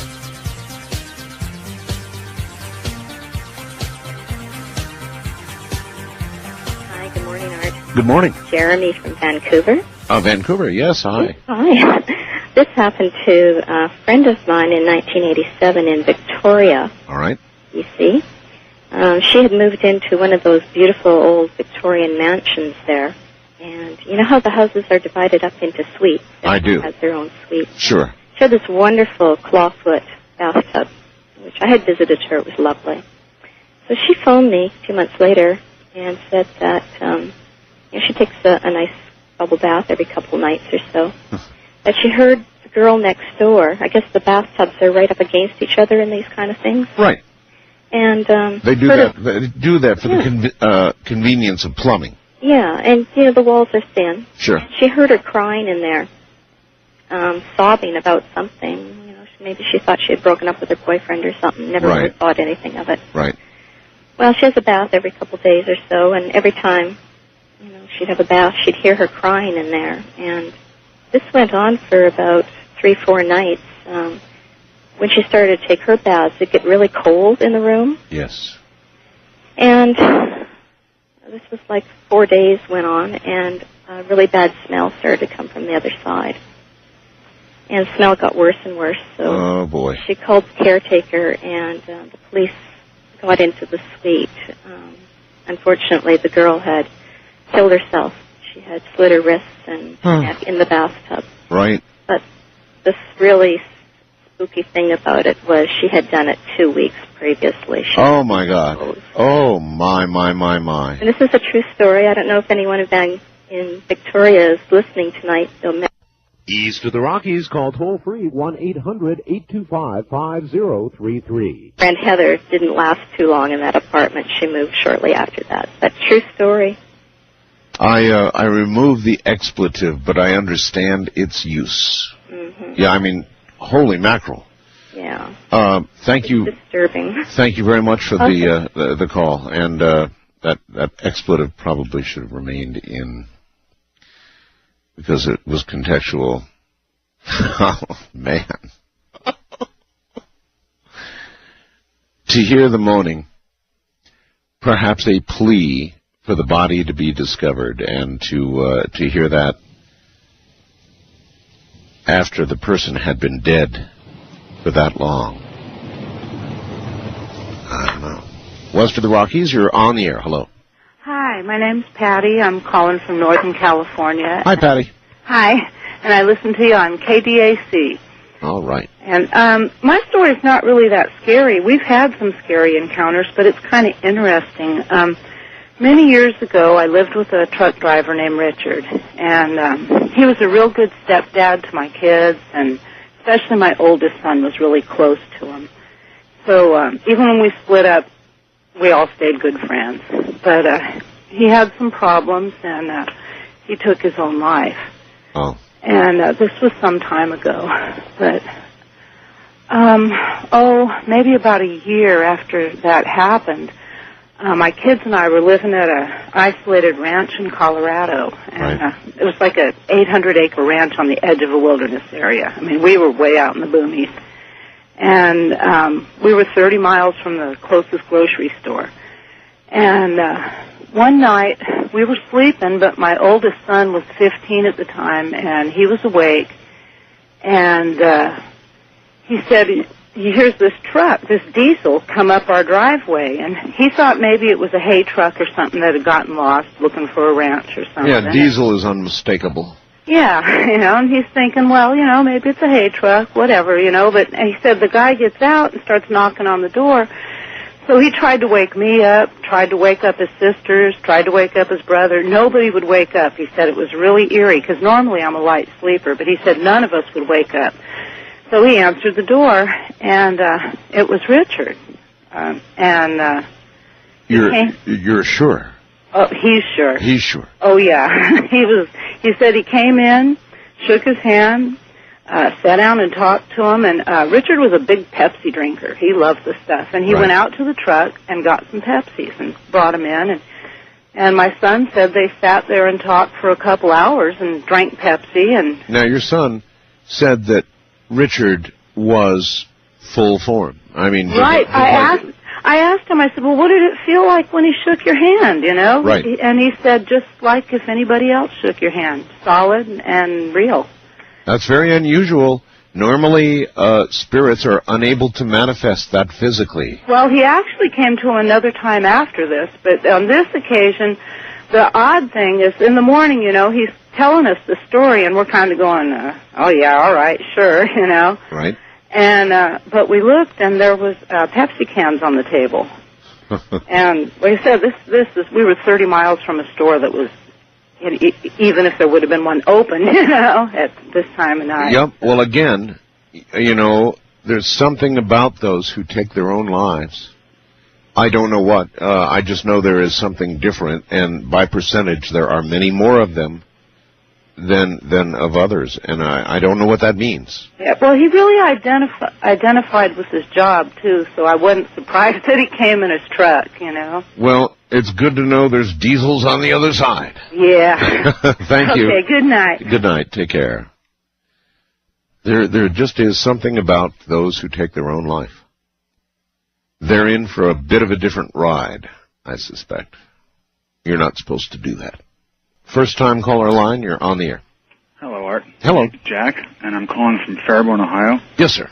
And I have a story that dates back to right around 1970 when my family and I were living in a town called Edison, New Jersey. Uh-huh. We had been living in an old farmhouse sitting on 12 acres of land. And I was 9 or 10 at the time, and my brother was 4 or 5, and we shared an upstairs bedroom. This had to be 3, 4 in the morning. I felt like I needed to use the bathroom. So I get up, put my little feet on the floor, and I start walking out to the hallway. Something didn't feel quite right. You know, you have that sinking feeling that something is just wrong. Sure. I go to the bathroom, finish up, come out, walk back in the hallway, and this black presence, Art. I mean, it was so black it stood out against the dark of night in the hallway. As a form? As a form. It was just an oval shape, indistinct, but dark. Not good. Cold. Not good. It slammed into me and said, "Don't go in." I heard this in my head. Don't go in. Don't go in. I was trying to go back into my room, and there's my brother laying there in the bed, being enveloped by this thing. Holy moly. Anyway. And so what did you do? All the cats in the house started yowling, and we must have had 6, 7 cats. Yeah, cats know about these things. And 3 come from upstairs, and 4 come out of my parents' bedroom. You had a lot of cats. And they're screaming, yelling, the fur is flying, and they're in the room. They're with my brother on the bed, and they're beating the hell out of whatever this thing was on him. Yep, there you are. After it was over, he says, "Jack, what was that? What was it?" He had ice crystals in his hair. Holy smokes. So he said, "I was trying to scream. And nothing would come out. Not a thing." Did you, sir, before you go on, after this being had stopped you, and you saw it at work on your brother with the cats around, could you have gone forward at that point? No, I was frozen. Frozen, yeah. Oh, I understand that, too. There, stuck to the spot. Yep. And so you went to your parents. I run to my parents' room, and there's something wrong with Dennis. There's something wrong with Dennis. Something's in there with him. Right. Immediately, my father wakes up, and he's a police officer in the town. He grabs his gun, and he runs into the room, and this thing is on the wall, and it slides through the window, not out the window, through the window. My dad grabs my brother, and he says to my mom, he's ice cold. He's ice cold, and I don't feel anything. Takes him to the hospital. The next morning, he gets back, and he tells me that your brother was treated for hypothermia. They're going to keep him overnight. Holy smokes. So I am never without cats. My brother's never without cats. I swear by them. I mean, and I don't know what was shadow people or whatever it was, but that lingers in my mind, Art. I'll bet that'll be there forever, imprinted on your brain. Well, I'll tell you that. I appreciate the call, sir. Thank you. Thanks, Art. Yikes. Icicles in his hair, treated for hypothermia. I don't know. What do you think happened to him? What do you think that was? What do you think could cause those kinds of physical manifestations? Probably nothing good. East of the Rockies, you're on the air. Hello. Hi, Art. How are you tonight? I'm okay. Where are you? I'm in a little one-horse town called Central City, Nebraska. All right. Welcome. My dad and I drove tractor-trailer for 15 years together. He drove it many years before that and a few after that, but then I started getting involved, having babies and everything, so I quit. Well, it was during the mid-'70s, and we were hauling produce from Homestead, Florida. We picked up avocados and limes, and we'd take it to the West Coast. Well, Right. Sometimes when we had to reload, we'd have to go all the way down the coast picking up partial loads Right. to go back to Florida Gotcha. or other places. But anyway, my dad, this one day I hadn't been feeling very well, so he took the whole day reloading it, going down from Northern California down towards Indio there to finish off the load. Well, I got up, and it was my turn to drive, and he got us about, not too far from the Arizona border. And it was a beautiful night, clear, everything was just clear, but there wasn't a lot of traffic. And so I was feeling great. I mean, I'd been driving for quite a few years, 4 or 5 years, about 3 to 4 or 5 years by then. And I always liked driving nights, and it was a beautiful night. There wasn't much traffic. And I don't know if you know, but there's 4 lanes with a large median between it. Right. Going through Arizona there.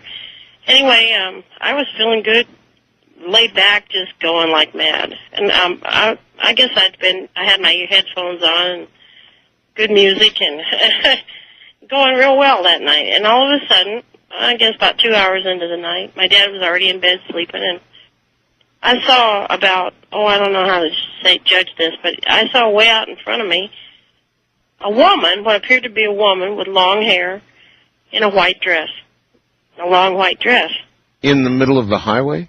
Well, she was actually standing on my lane, the slow lane, Okay. and she was waving her arms like to stop me. Right. Well, I couldn't just slam on the brakes, so you don't do that with a big rig. No, you don't. Kill the guy in the back. You throw him through the windshield if you do. So by the time I got up there, I was just about level with where she should have been. I got it stopped, and I got out of the truck. I walked all the way around the truck, and I couldn't see anything. And when I got back in the truck, I scratched my head. I thought, well, I'm not tired. There's nothing wrong. What's going on here? There's no gal. Well, then my dad said, what's going on? I said, nothing. Go back to sleep, Dad. I thought I saw something in the road. He says, well, are you tired? I said, no. He said, okay. He rolled over and went back to sleep. Well, I drove about 4 more hours. And the same thing happened again. I saw way out there, I saw this lady, small little woman with a long white dress on. Yes. And waving her arms like mad. And then I haven't had things like this happen. So I thought, what is going on? Anyway, by the time I got the truck stopped again, I should have just passed where she was at. I got out of the truck, walked back around the truck, looked everywhere, because it's pretty well lit out there. There's like lights, along that stretch of highway. Sure. And there was nothing there, nothing anywhere. I got back in the truck, and my dad said, what's going on? I said, Dad, maybe you ought to get up. So he got up, and I told him what was going on, and he said, are you tired? I said, no, Dad, I'm not. I'm getting there, but I'm not tired yet. And he said, well, I feel pretty good. Why don't I take over? I said, well, okay, but I'm not going to go to bed. I'm going to sit up for a while. Okay, we don't have much time here. So he went on down the road, and he hadn't been driving but maybe an hour and 40 minutes or something like that. Came upon a crashed car in the middle of the median. Yes. A gal in a wedding dress broke her neck. And the car was upside down. Oh, my God. That was scary. There's a lot of stories, you know, about truck drivers and the road. And maybe that's because a lot of people die on the road. This is Ghost to Ghost AM. I'm Art Bell.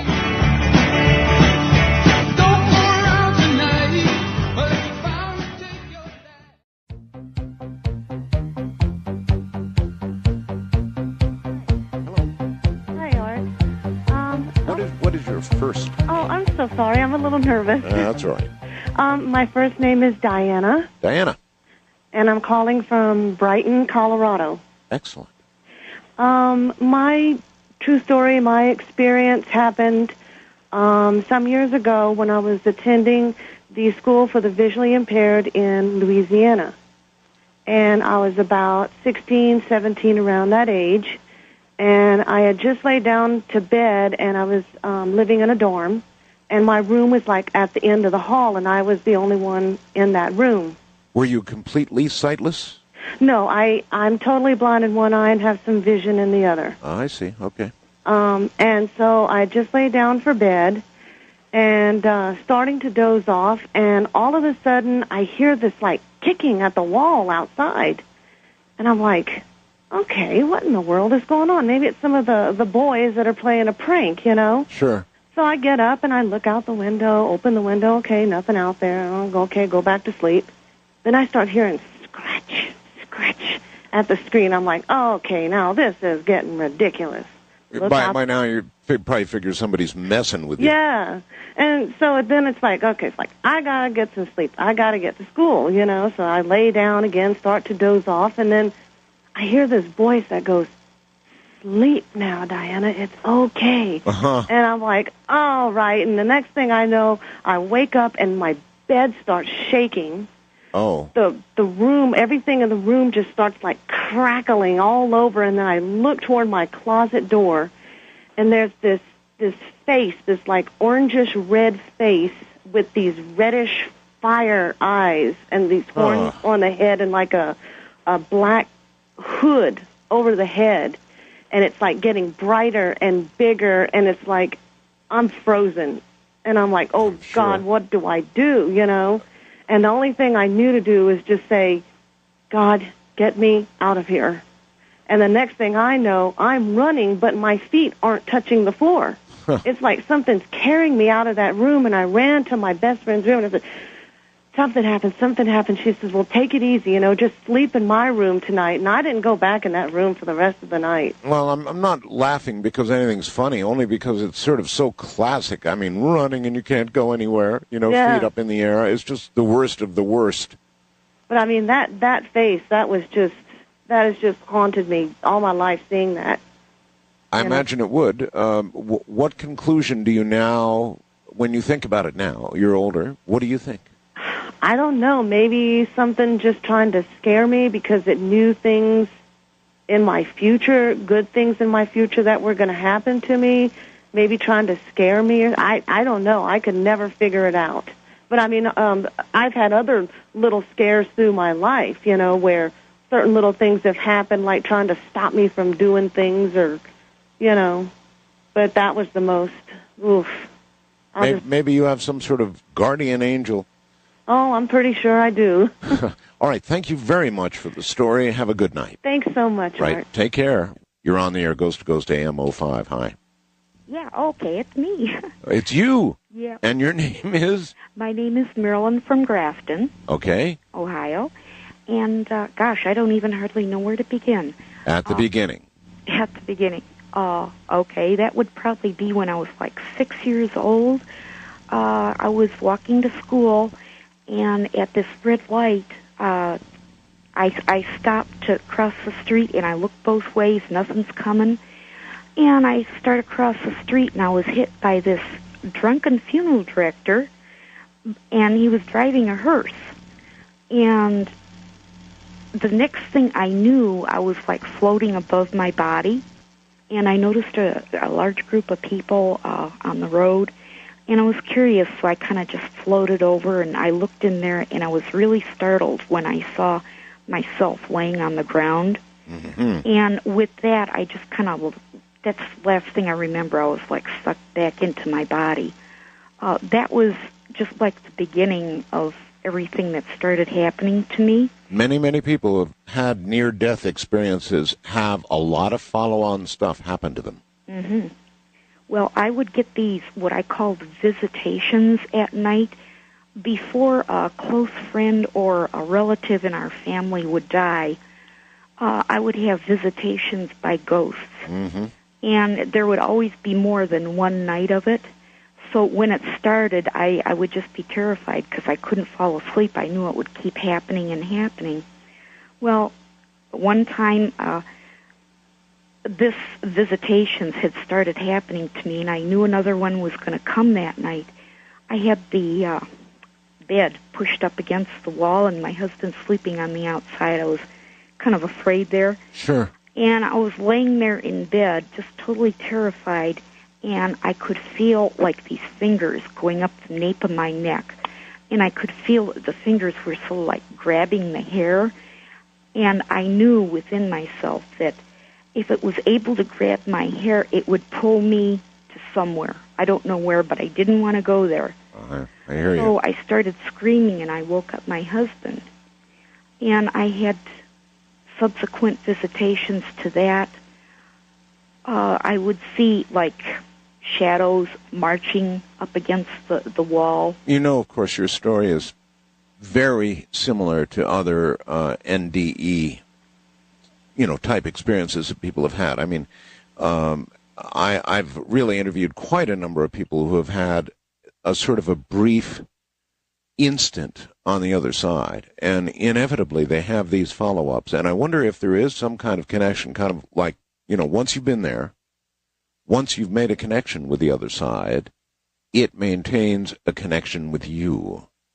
And a lot of people have precognitive experiences. A lot of people have visitations, much like that young lady was just describing. East of the Rockies, you're on the air. Hi, Art. Hi, what is your first name? My first name is Dave. I am in northeastern Ohio, and I am working. You're working? Yes. Oh, you're working. What kind of work do you do? I am a police officer. A police officer. Okay. That makes it particularly interesting. Something happened while you were on duty? Yes, actually. Yeah, really? All right. Fire away. Well, I've been a police officer about 10 and a half years, and on the south end of the city in which I work, there are two large estates right across the street from one another. Mm-hmm. And about 4 years ago, my buddy Joe and I were working the midnight shift, and we got called to one of the estates about 12:30, 1:45 in the morning. Somebody had thought maybe there were some deer hunters on the property. They have a large wooded area on the property there. So we went to check it out. Was it a call, people with guns, that kind of deal?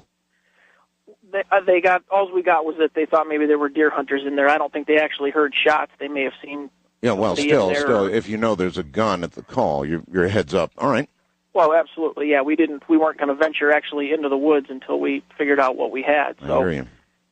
We got there, and we were standing along the edge of the wood line, trying to listen to see if we heard voices or, movement or anything in the woods.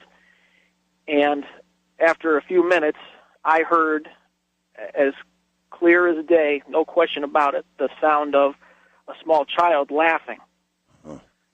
And I immediately turned my flashlight on and I started looking. It sounded like it came in from just a few feet inside the wood line, and I could see probably 15, 20 feet into the wood line. Right. And I'm looking, and I don't see anything, and I don't hear any movement, no leaves rustling, no nothing. And when I had turned my light on, Joe had turned his on at the same time. And I asked him, I said, "Did you hear what I just heard?" And he looked at me and he said, "I think so. It sounded like a little kid laughing." Mm-hmm. Last thing you'd expect to find in the woods late at night. Exactly. So I said, okay. So we looked around a little bit, and we didn't see anything. Hung around for maybe another 10 minutes, and nothing came of the call. So we left, and we had referred to it a couple of times over the years, just kind of jokingly. Mm. Well, fast forward ahead to about 4 months ago, Joe and another officer got called back to the same estate this time for an alarm at the main house. They got there, and they were met by the caretaker, who explained that the power line had been cut to the house, and that's why the alarm had gone off. And they were standing outside talking to him. Right. And they were near the woods, and Joe was kind of looking around a little uneased. And the other officer, Ron, asked him what the problem was, and Joe said, "These woods just kind of give me the creeps." And that was all he said. Mm-hmm. And the caretaker looked at him and kind of chuckled and said, "Why? Have you heard the kids laughing at you from the woods?" Oh, really? And Joe was obviously dumbfounded and said, "Actually, yeah, I did. What's the story?" Well, apparently, according to the caretaker, the same family had owned this property for generations and generations. And years ago, one of the first couple of generations to own the property had two small children that used to play in the woods there, and they both drowned in the pond that was in the woods. Yes. And ever since then, according to the caretaker, the family and the maintenance people and caretakers and visitors and whatnot have all reported hearing these kids laughing from the woods. That just scares the hell out of me, and I'll tell you why. Have you heard some of the shows that I've done with EVP? Yes, I have. Yeah, Fantastic. Yeah, I know, and so many of them appear to be small children, and as you're considering life after death, man, the last thing you want to imagine is that a child remains on this earth as it was after something, for example, like that. Right. I mean, that's to me, that's horrifying, and even to the EVP people, it's horrifying. And so there you go. And so, so you think that what was heard was a ghost, and it was a child. Well, I know when I heard it, there was no mistake in it when I heard it. And like I said, Joe said he heard the same thing. I didn't have to ask him, "Did you hear the kid laugh?" He just said, "I heard what sounded like a kid laughing." God, I really appreciate the call. Thank you. All right, thanks, Art. All right, take care. There's a police officer, and as I said, the last thing you want to contemplate is that if there is another life, that it's spent on this earth, perhaps in the same form eternally. There is one counterbalance argument to that possibility, and that is that it is only an echo of you, that your soul has moved on, and that what remains to be heard, like by those two police officers, is only an echo of some sort of your life. West of the Rockies, you're on the air. Hi. Hi, Art. This is Debbie in Sutherland, Oregon. Hello, Debbie. You're going to have to speak up and yell at us. You're not too loud. So Okay, get real is this close better? to... Oh, that's much better. 1 o'clock in the morning, I stepped out on the front porch to put some dry food out for the cat, Right? and evidently I scared some kind of a creature that was eating off the porch, and when I got out there and shut the door, it was down at the bottom of the stairs on the driveway. Now, What kind of creature? I mean, how much of a description? Well, it was small, round, didn't see any legs, couldn't see its face, it didn't turn around, it had long brown hair that hung to the ground, and it started to move, and it waddled as fast as it could, which wasn't very fast. Waddled. It really didn't have any legs. It was kind of waddling, and as it moved down the driveway, it started to grow, get taller, and the brown hair was gone. It became short hair, dark hair. The legs grew as it went down the driveway. It wasn't making a sound. And I thought, as it's going down, I'm thinking, raccoon? No. It gets to the end of the driveway, and it's tall like a deer, and I think deer. It runs across the street. It's not making a sound. It clears the sidewalk across the street with 1 foot. At that point, I heard a hoof print. A hoof print. A hoof print. So we're talking about some kind of shape-shifting... Creature. It ran across the lawn, the front lawn of the people across the street. They also have a concrete patio right after the lawn. At that point, it made no noise as it went across this patio. At that point, I could see that it was growing long black hair, and it was running, and it was flowing out behind it. Wow. I watched it until it got all the way past all their lights. The street was well lit. Just let me stop you long enough to ask, you actually could visually see the hair growing? Yes. I saw everything from the bottom of my porch to the end of the driveway to the 1 hoof print on the sidewalk, cleared the lawn, made no noise. It was going across their patio, and it started to grow long hair, this black long hair that flowed out from behind it. That's straight out of some kind of movie. I don't know, and I watched it until it went into the darkness. Now, I had my porch light on. We have a street light out in front of the house. People across the street have their porch light on, which was unusual for 1 in the morning. We live in a cul-de-sac. The street's not very wide. At the end of the cul-de-sac, a creek runs through there. The people at the end have a nice creek through their backyard. A creek runs through it. Yeah, so it ran into the darkness. A couple of days later, I went over to the lady that lives in the cul-de-sac, and I went in and I sat down and I told her all the thing, and she sat there and stared out the window for a moment, and she said, well, I guess things happen. And she thought for another moment and said that she sees all kinds of animals come up from the creek. West of the Rockies, you are on the air. Good morning. Hi, Art. This is Kyle from San Antonio. Hey, Kyle. How you doing? Hi, I'm doing well, thank you. I have a story for you, something that happened when I was just a hair over 4 years old, something that scared me so badly back then and still does now about 25 years later. I get goosebumps thinking about it. So you remember, you have clear memories of being 4. Some people don't. I guess I do, and even further back than that, I can actually remember being in the crib.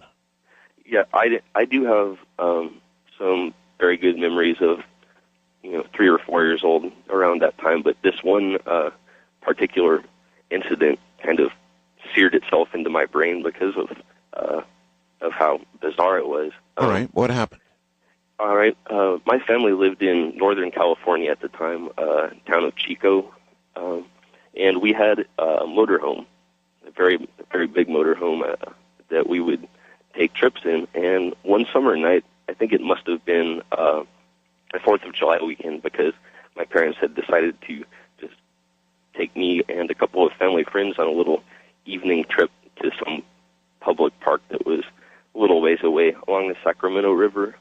So we were in the motorhome, and we never ended up making it to the fireworks festival because of this thing that I saw.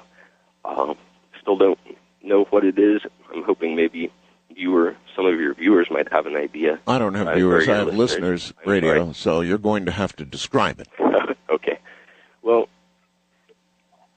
while we were on the road, there's a dark, unlit highway, a heavily forested area, as I remember. At some point on that trip, I decided to go to the back of the motorhome, away from everyone else, because there was a window right next to the bunk bed that I like to look out of. And I went back there, looked out the window, and like I said, it was pretty much pitch black outside. You couldn't really see anything, but I was watching the shadows of the trees going by, and all of a sudden,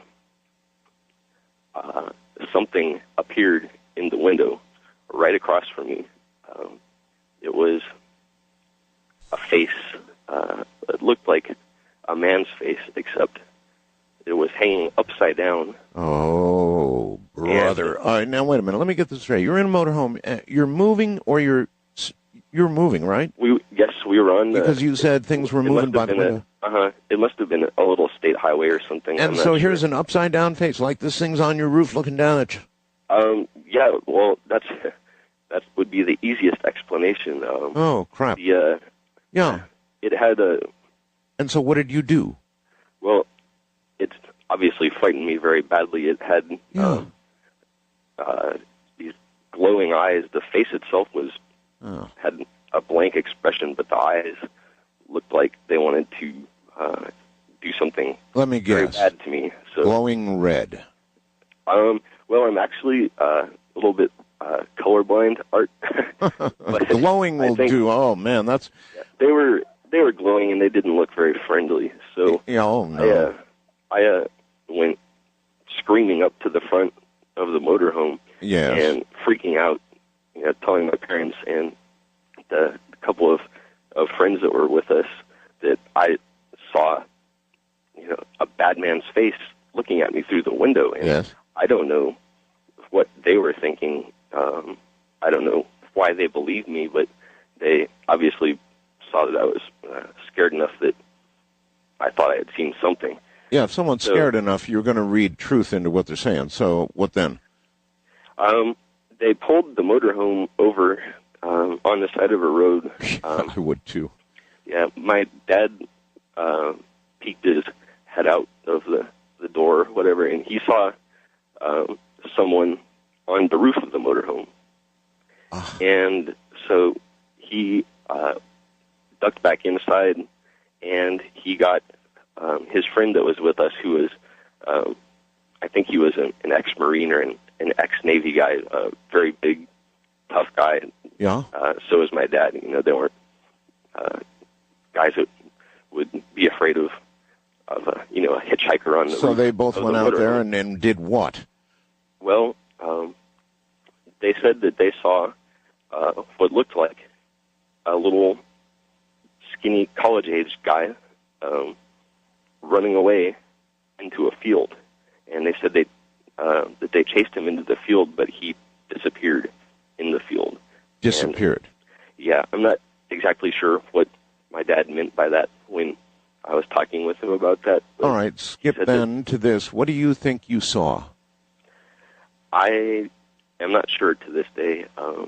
I just got the impression that that whatever it was that was looking at me through that window did not have good intentions at all. I gotcha. All right, thank you very, very much. Going down the road, you've done that, right? Whether in a car or a motorhome, just looking out the window, watching the trees and the scenery go by, and a head upside down with glowing eyes pops upside down, staring you right in the face. Yeah. Wildcard line, you're on the air. Good morning. Hi, this is Linda calling from Houston, Texas. Hey, Linda. This was back in 1957, and I grew up in a small town not too far from Roswell, New Mexico. Right. It was in Texas, and we would always vacation in Cloudcroft, New Mexico, which is kind of up in the mountains, and it looks down on the White Sands missile range. And I can remember we used to go and watch them fire off the Sidewinder missiles. Oh, what a neat place, yeah. It was really neat. And so we were up on vacation. I was with my friend, and I was about 12 years old at the time, and we were walking out in the piney woods, and we saw this cabin, and it had a window that was a little bit open on the bottom, and we didn't see any cars around. So being kids, we opened the window and crawled down into the basement, and we didn't hear anybody, and I was attracted to a piano, so I went over and lifted the piano bench, and I was looking at the music, and it had music like the Andrews Sisters from World War II, and it had like Glenn Miller Orchestra, and I thought, well, this is funny, all this music is from the 40s. So I went over into a closet, and there was like a leather sports jacket from the 40s and a prom dress. So I said, well, let's go upstairs. So we went upstairs and went into the living room, and on the coffee table were these papers, newspapers describing World War II. And I got to thinking, this is so strange. And I just looked around, and there was nothing from the 50s, no, rock music or Elvis music or any other papers. And my God, so it is what we were talking about. It's kind of like you slipped into another time, sort of accidentally or somehow. Everything was from some other time. But it was not like dusty. At first I thought, well, maybe the family had just left the vacation home and been killed or hurt in an accident and never returned, but everything looked shiny and new. And I went to the kitchen, and there was like a small light on in the stove and like a coffee cup. Yes. And there was a medicine bottle, and I looked on it, and it was dated 1943. Wow. And the hair just stood up on my neck, and I said, bet. We've got to get out of here. I was just freaked out, so we crawled back out, and we were afraid to tell anybody because, we went into the house, we didn't take anything, but later on, looking back at it, it was like stepping into a different time. I sometimes wonder, there are a lot of people in this world that just go missing. I mean, they're just never heard from again, no bodies ever found. They just go missing. There are many, many, many cases like that, and you've got to wonder if occasionally somebody like yourself has an experience like you had, except doesn't come back.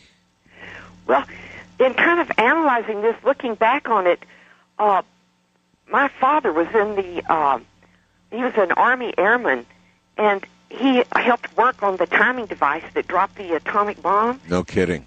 And he was killed in August of 1945 before I was born. I was born in December of 1945. And I always wished that I could have met my father or known him or been around him. And looking back on it, I think maybe that was sort of a way for him to show me how things might have been had I been there when he was there. Well, that might be a leap on your part, or not. It took me a long time to kind of come to that conclusion, but I thought maybe I had gone back in time to try and see how things might have been back then. Did you ever, well, you have no way of knowing. If you had embraced it and stayed, maybe you would have remained in that time, and you wouldn't be here talking to me right now. That's what scared me the most. I had to get out of there because I could sense that really might happen. Back in '95, me, my dad, and a friend of ours, we were out hunting. There's about a foot and a half of snow out there, and we go back into our tree stand, separate up, and around about lunchtime, we meet up with my dad on his tree stand. We're sitting there having lunch, and look out across the hillside there in the thicket. My dad says, "Look at that." He said, "There's a guy and a woman over there," and he's holding her hand, and they're making tracks up through the woods, up through this thicket, and we're looking at him, and he has a long-sleeve dress shirt on, dress pants, and dress shoes. She has a white dress on with high heels. Mm-hmm. Now, there's 18 inches of snow out there, and it's about 10 degrees out, and we're all bundled up and like, what the heck are they doing back there? Not very appropriate. No, not very appropriate at all. So my buddy pulls his binoculars out, and he's looking at them, and I pull mine out of my pack. We're looking at them, too, and, all of a sudden, we're checking them out, and they just, disappear. So towards the end of the day, maybe about 4 o'clock in the afternoon, we're working our way out to go home, and we're looking at the tracks in the snow. There was no foot tracks from them. No foot tracks.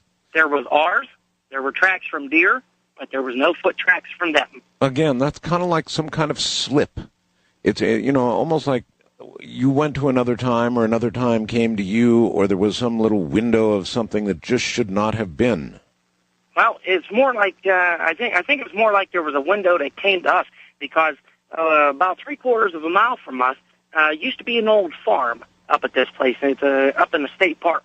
And there was an old farm up there because we found foundation stones from 1810, 1835 up here. And, kind of wondering, geez, wonder what happened back then that you see a young guy and a young woman, and they're making tracks up through the woods, and when you leave for the day, you see no tracks in the snow from them. And it didn't snow, and the snow didn't melt. So, no, I'm with you. I'm with you. I've got it. All right, thank you very much. Well, there have been quite a few like that tonight, haven't there? Sort of little shifts or little immersions into different times, like the lady with all the contemporary things that were actually really old. Not dusty, brand new, just used, but really old. That's kind of like you went to a different place, a different time. Hello, Art. Yes, sir. Hi, this is Murray in Portland. I'm sorry, the first name again? Murray? Murray. Murray, okay. Welcome, Murray. Thank you, sir. I'm a long-time listener. I started listening to you in, 1991 or 1992. It's been a while. Well, the reason I'm calling is I had quite a ghost experience in 1988, and it's changed my life forever.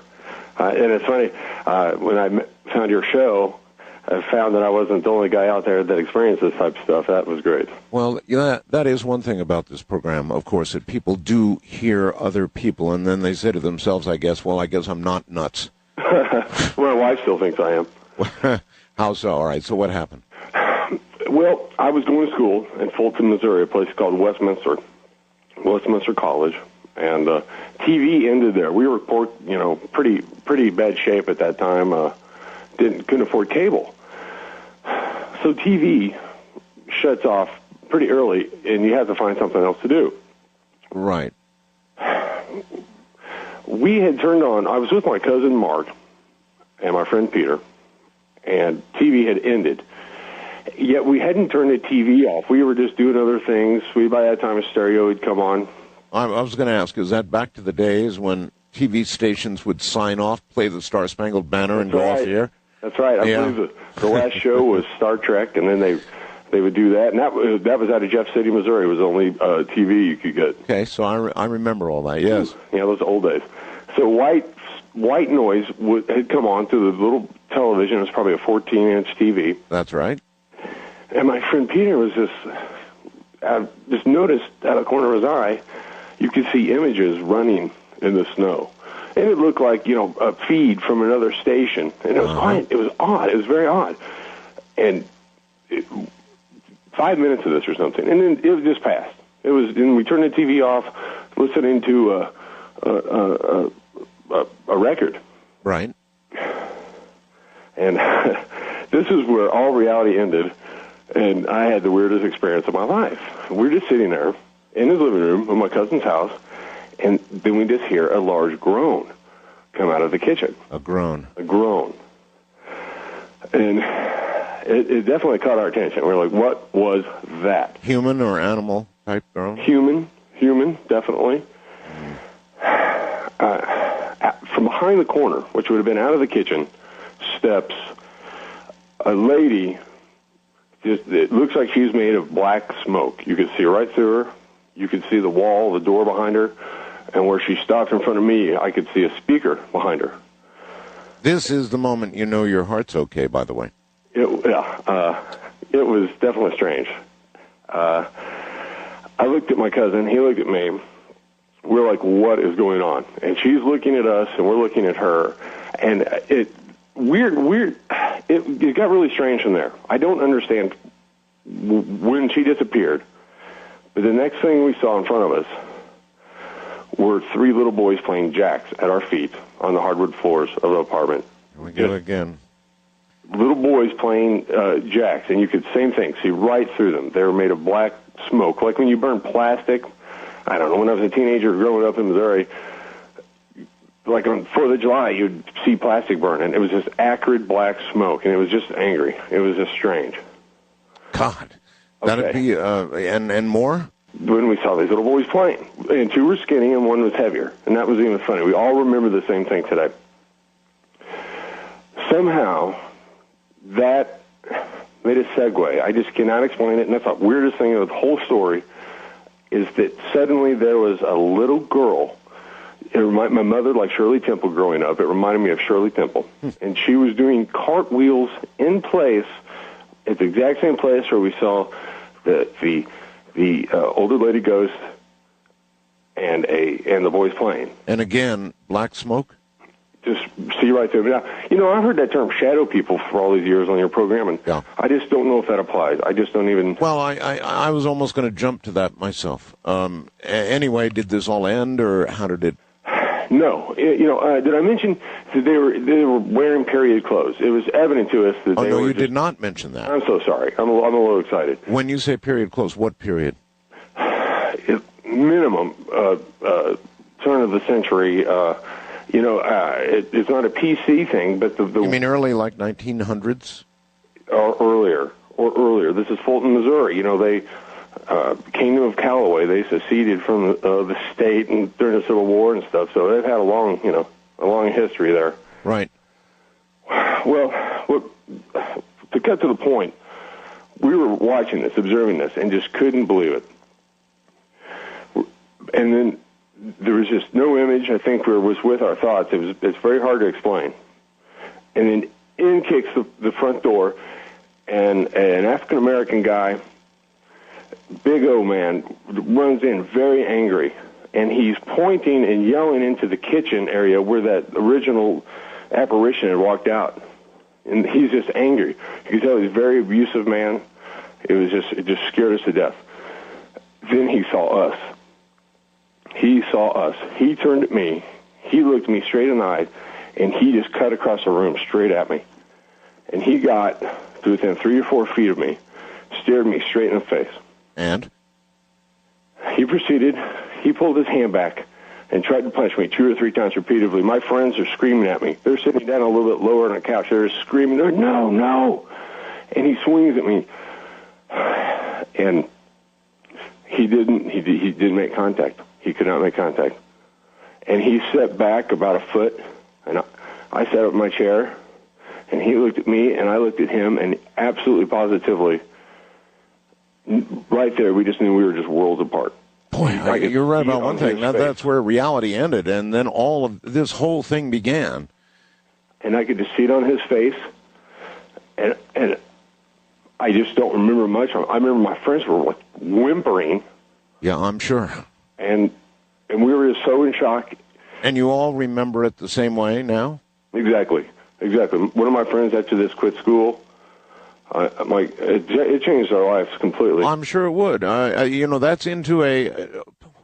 How would you describe that? It's like you walked into because there were several of them.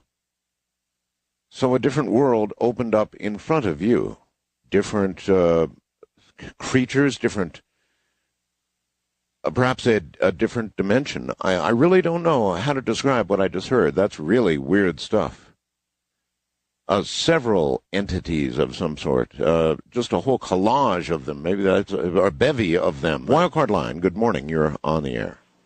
Good morning, Art. How are you? I'm quite well, thank you. What is your first name and where are you? My name is Peggy, and I'm in Rochester, New York. All right, Peggy. Well, I've got a real exciting and some tragic information here. Okay. In 1977, my ex-husband's wife shot and killed her 2 children. Oh, my God. And then killed herself. He and I were the data processing department for a major mail order company in Tucson. Yes. And I had known his wife and children because I'd bring my children and my date to play cards with them. And we would just, for hours sit there and have fun. My children would play with his while we played cards. Yes. About a year after the tragedy, through sympathizing with him and because I worked with him, I fell in love with him. We married about a year later, and since his home was larger than mine, me and my children moved into his home. Sure. Subsequently, we had 2 burglaries and then had a burglar alarm installed. He was traveling to Sierra Vista and Fort Huachuca on a weekly basis with his job for the city there, and he'd be gone about 5 days a week, and this went on for months. After we put the burglar alarm on, he was gone, and each night he was gone at exactly 2 a.m., no later, our burglar alarm would go off. When responding, the police couldn't find any entry. Even the burglar alarm company had reviewed the system many, many times. Right. And I don't know if you're familiar with Arizona. You can have your window open because of your swamp cooler. Right. About 1.5 inches, 2 inches max. Right. And still have your system operational. Absolutely. Well, anyway, both the police and the alarm company would have it set so that the window was open and try to set that alarm off. It would not go off for them. Now, mind you, while this was going on, each time the alarm went off, I had trained my children to immediately run to my room, lay down next to the bed, and I had a .357 Magnum underneath my pillow that I would point toward the hallway, the bedroom door. A .357 Magnum. A .357 Magnum. Okay. And I didn't even know how to shoot a gun. Uh-huh. But anyway, I was so terrified after, this happened, I would say 20, 30 times. Oh, God. Is it your presumption that these children and this woman who had killed them and then committed suicide was coming back to the house? I mean, is that where we're going here? Absolutely. Absolutely, because I would hear, when my children were at school, I would hear children's whispering coming from the kids' rooms. Right. And I would find things like the flour would be in the refrigerator, the milk would be in the pantry. I would put things down, and I'd turn around to get them, and they weren't there, and I'd go crazy looking for them. I think this was the kids kind of playing with. Yeah, I've got it. These shows end up scaring me every damn time. This is really doing it for me. Already I see this theme, and here you are again with children, and what a tragedy. Well, did it ever all end, or is this something that's just going on and on? Well, after months and months of this, and the police responding, one of the policemen pulled me aside, and he said, "Lady, if I were you, I would not spend another night in this house." Really? Because he had responded on numerous occasions with this situation. Well, I told my husband, I said, "Look, it's either me or the house." We bought a home the next day and moved out. The entire 3 years that we were there, it would be 110 degrees in the middle of summer, and my living room, ooh, I get goosebumps and the hair raises on my arms. So you were driven from the house? Yes, I was driven from the house. That house would be like an ice box in the middle of summer. Just the one room.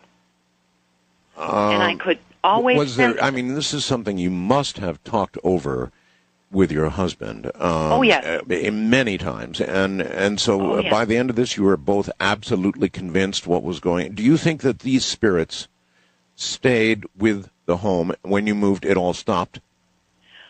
No, it did not stop. As a matter of fact, 6 months after we moved out, the new owner telephoned us very late at night, and I would guess around midnight. And he asked my husband if he was the original owner of the home. And we knew exactly why he was asking. Yeah. I've heard that when you go to sell a house with the kind of activity that you had, you're actually legally, responsible to tell the person, maybe in California or just some states, I'm not sure, that it is a haunted house. I don't believe we were at that time.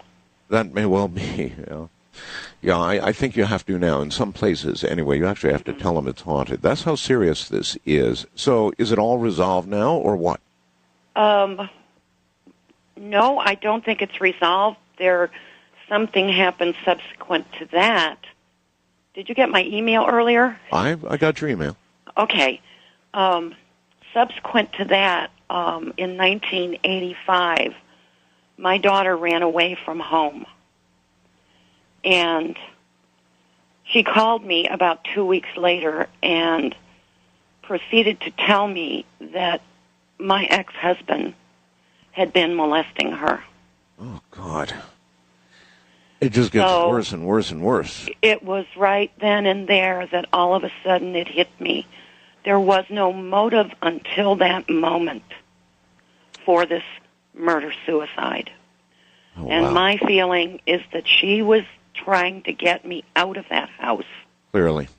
Me and my children away from him. Whew.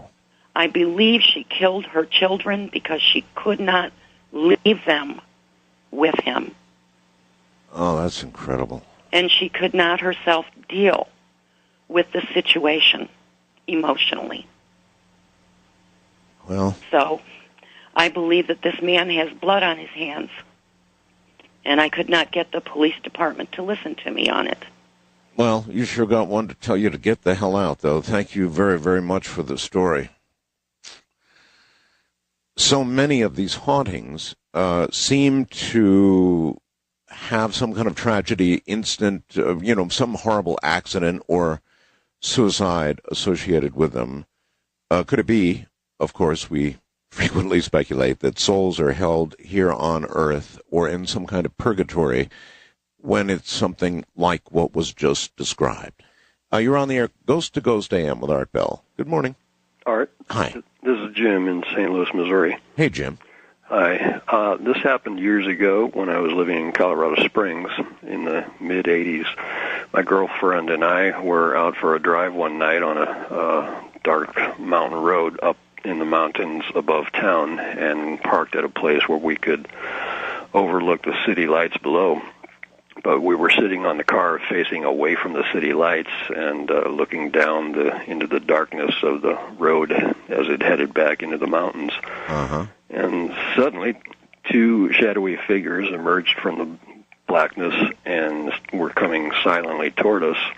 And each black, featureless figure appeared as a head and a torso, but the lower form was indiscernible and appeared to just fade into nothingness. You mean like no legs? Yeah. I couldn't even say there were no legs. It just kind of like Nothing. Kind of faded out, you know. Yeah, were these things, how would you describe them, as floating? Absolutely. I was just going to say they were floating straight towards us, and they weren't weaving side to side or bobbing up and down or jostling in any way that you might associate with normal walking.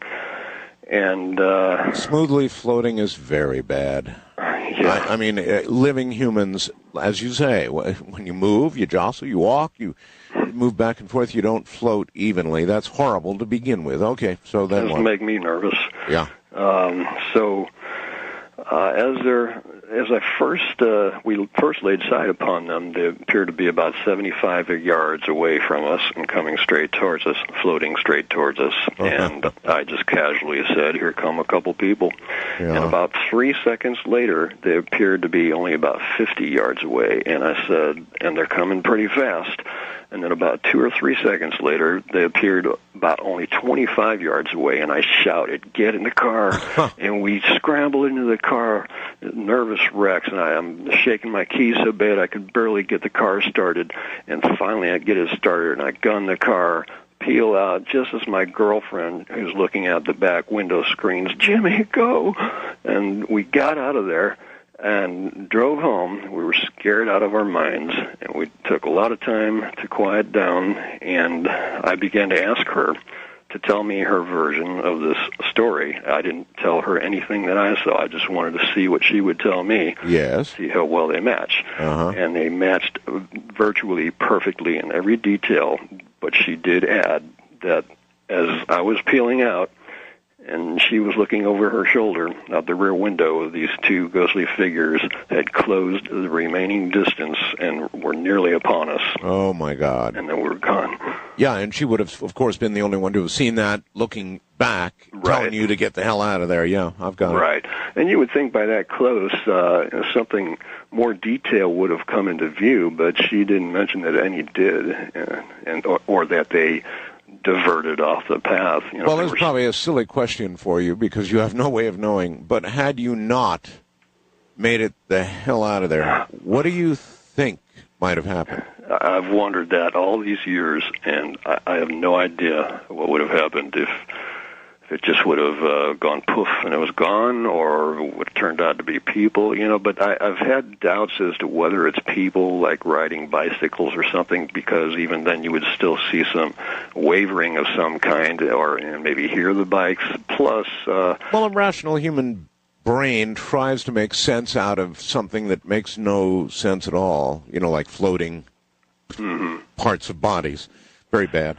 Well, I'm glad you're here to be telling us the story, and probably you're only here because you took off. Thanks for the call. Thank you. Take care.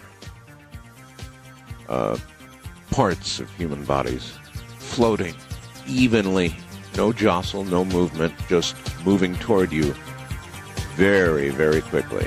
That would do it, and I would do exactly what he did. Art Bell, live on Super Talk FM 99.7 WTN.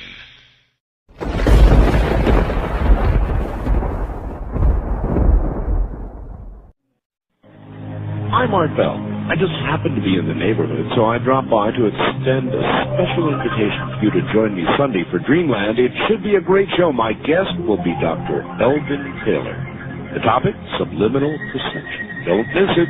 Sunday, Dreamland, right here on everybody's favorite radio station.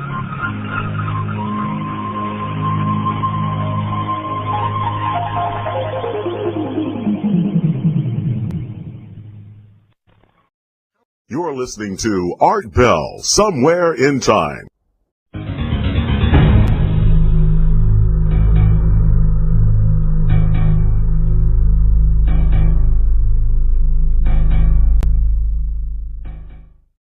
The following is from Bill in Rockford, Illinois.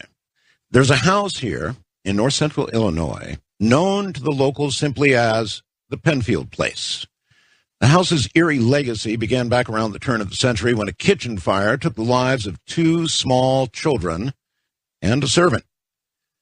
Next, an undertaker took up residence, whose wife fell headlong down the main staircase there, breaking her back and her neck, killing her instantly. The funeral director's body was discovered a few months later in his own backyard, swaying from the branches of a maple tree where he had hanged himself in despair. Then the real tragedy commenced.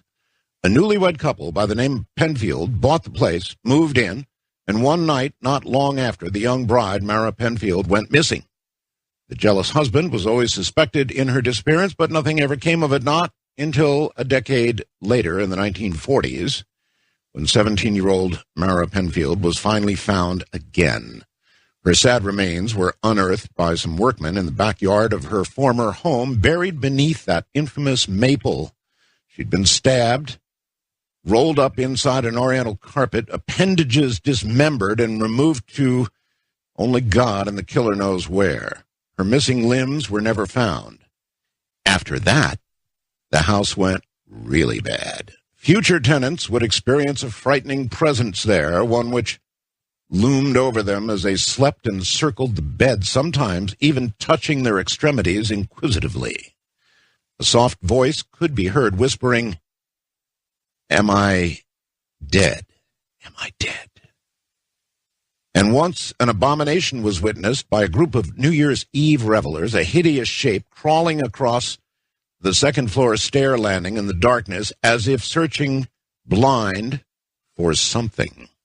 When somebody let out a scream, the form raised up suddenly and glided away, nightmarish and black with no face to speak of.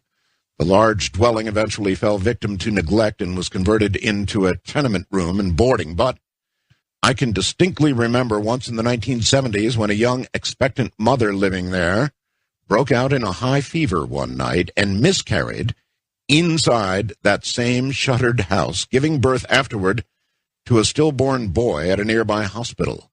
A stillborn baby boy, extremely misshapen and underdeveloped, no legs, no arms. The rambling old Penfield place still stands today, decaying and in ruins, a monument to all our very worst fears as human beings. The following is from Joan in Ferndale, Washington. During the 80s, I worked for a university in the Department of Journalism that had offices in an old Victorian house located off campus. A beautiful old structure with 3 floors and a widow's walk overlooking the bay. It was during the summer, and the faculty was gone, and I was left alone attending to the routine of the office. At first, I noticed a child crying, but upon checking, found no one. However, the desperate sound would continue over the summer, often interrupting my work. My office was located on the second floor in what used to be a bedroom, down a long hall with a Palladian window at the head of the stairs. It became increasingly difficult to mount the stairs, pass the window, and go to my office, because I had to pass through an atmosphere that was chillingly cold and somehow thick. On the 3rd floor was what used to be a servant's quarters, but were now used for storage. I had the keys to all the rooms, was not able to open a door that was located at the end of the 3rd floor hall, though I tried repeatedly. My friend, who was intensely interested in all paranormal things, expressed an interest in investigating the old house. That Saturday was gray and wet, thoroughly depressing, made even more so by the house. We entered, went room to room, my friend feeling nothing until we reached the 3rd floor. Amazingly, she was able to unlock the door that I'd been unable to, and she did it with ease. It swung open to reveal a room papered in a yellow floral hanging in tatters, ragged curtains at the window. Upon the floor, in a thick layer of dust, was a child's tiny footprint. My friend said, "We've got to get out of the house now." Taking a piece of the torn paper before I shut and locked the door, we left, fighting our way down the stairs through what appeared to be a whirling, cold vortex. Hand over hand, gripping the banister, we forced our trembling feet step by step until we thankfully reached the lower hall. Backward glance revealed 3 columns of a gray fog interspersed with pinpoints of light. I was shaking so badly I could hardly insert the key and lock the old front door. Later, my friend took a piece of the wallpaper to a psychic who informed her it had come from a nursery. The child, a little boy, had fallen down the stairs and broken his neck. His mother had gone insane with grief, had been locked away in the third floor by her husband, an abusive man. The three continued to haunt the property. Even though the house was torn down and the land turned into a parking lot, still, late at night, if you look carefully as you drive by, you can see a gray-blue light spiraling up from the pavement. Wildcard line, you're on the air. My name is Jessica, and I am from Victoria, BC, Canada originally. And my story is about there. A couple years ago, I was going to art school and had a part-time job at a grocery store. And a part of our art lessons were to go out into various parts of Victoria and, like, draw buildings and such things like that. So one field trip we went to a grave site, and we started drawing, tombstones and stuff. So I remember I sat down. Sorry, I'm a little nervous. Anyways, I sat down and I started drawing this tombstone, and this lady, it was a lady's name on there. Mm-hmm. Anyways, I started drawing it, and that's not the whole story. But a couple weeks later, I'm working at the grocery store, and I was pretty much the only one there. It was a really small grocery store. And I'm sitting there with another cashier, and in walks this lady. And I can't see her because I have my back to the door.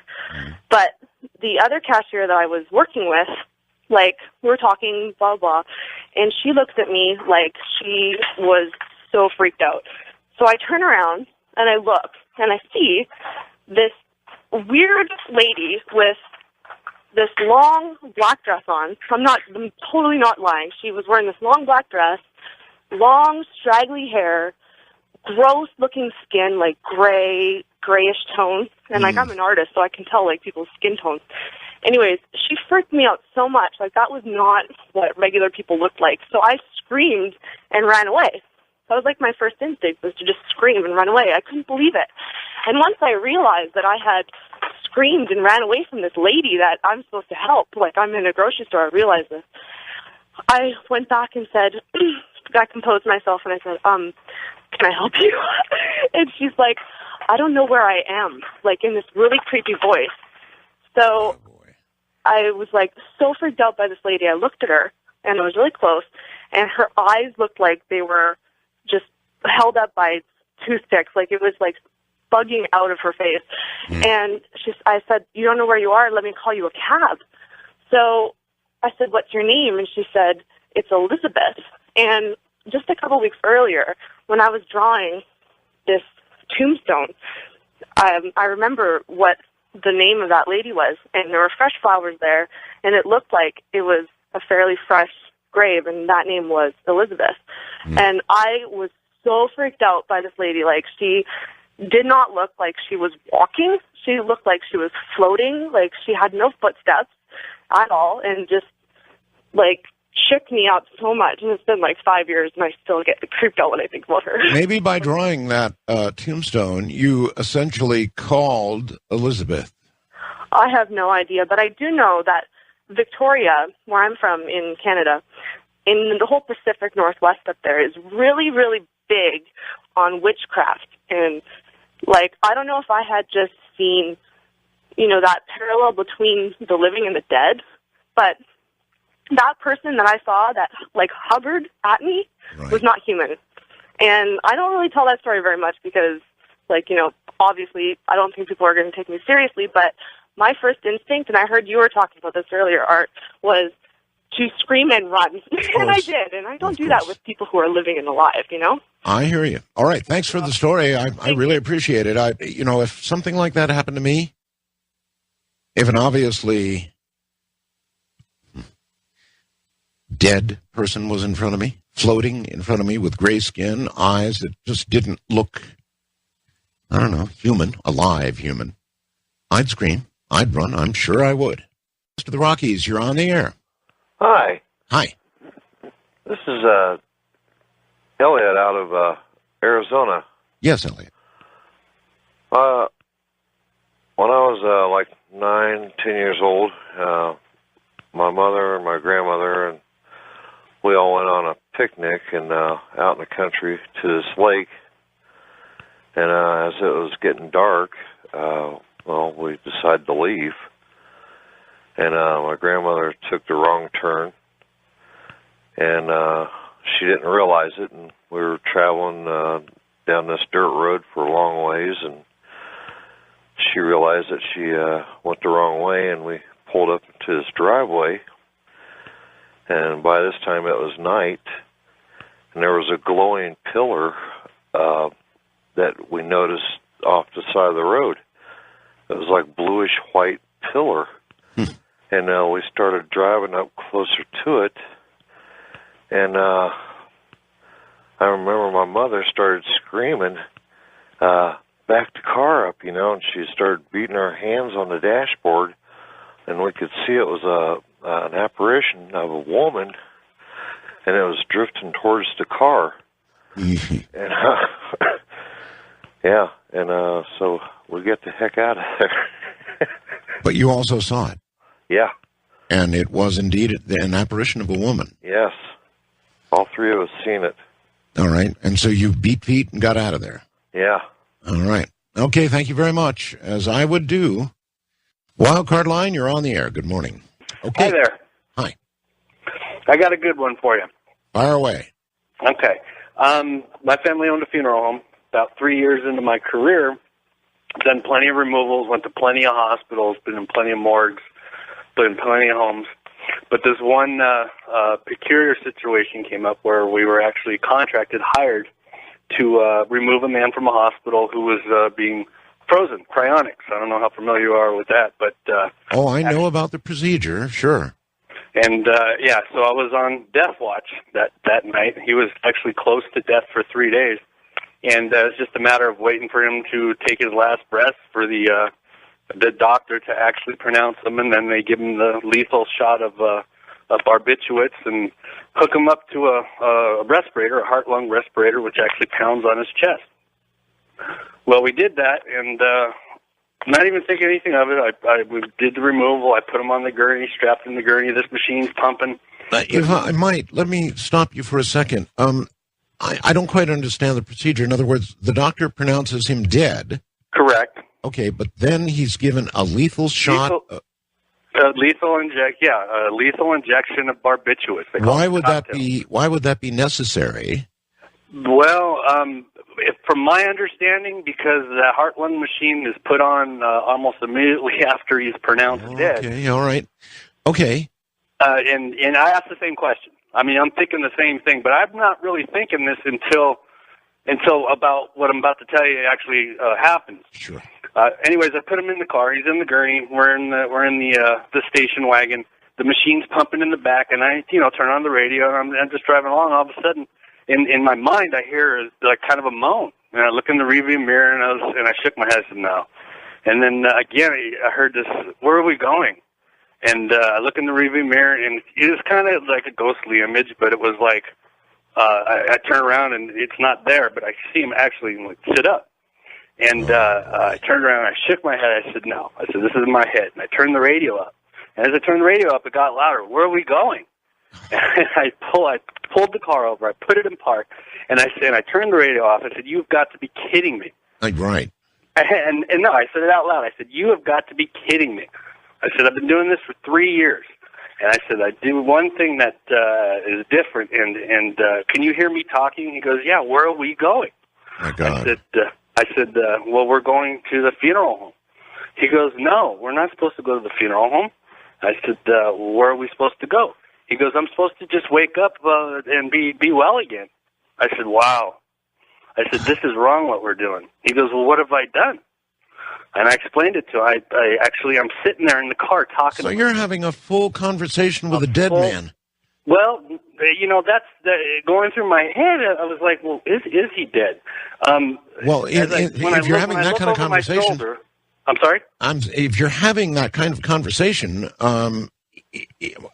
I'd be turning around or something. I mean, I did. I turned around. Every time I would turn around, I don't mean turn around in the car. I mean turn around and head back to the hospital. if you're having that kind of conversation with somebody, anyway, you go ahead, sir. No, I know it wasn't with him in his physical body though. Uh-huh. Because in the mirror, I could see him sit up, and I can visually, see him. But when I turned around, the machine's just going. But the weird thing was I didn't feel fear. I thought as I look back, I said I should have been running out of the car, screaming and yelling. Yeah. But this guy, and I knew this guy was stuck because he realized, and I realized, I felt horrible because we got paid a lot of money just to put this machine on this guy, and then bring him back to the funeral home, pack him in ice, and put him in an ambulance to be put into nitrogen. Right. And the thing is I actually had to coerce him to go, because he was going to stay. He was going to stay in the funeral home. And my dad, I really haven't told this story to anybody, but my dad asked me, he goes, what's wrong with you? I said, what we did tonight was wrong. I said, this man is, what he's expecting of this cryonics is not, I know for sure is not going to work. And he's stuck. He was stuck. Obviously, this man thought it was going to work. Yes, he did. And he was going to stay. He was hanging out at the funeral home when the ambulance took off. I said, "You can't stay here." Well, what do I do? How did you finish up the conversation with the man? I'm sorry. How did you finish up the conversation with the man? With telling him that he must go with his body in the ambulance, and he needs to figure out his path. I mean, it was weird, but I told him that he couldn't. I've never dealt with anything like this before. He couldn't stay with me.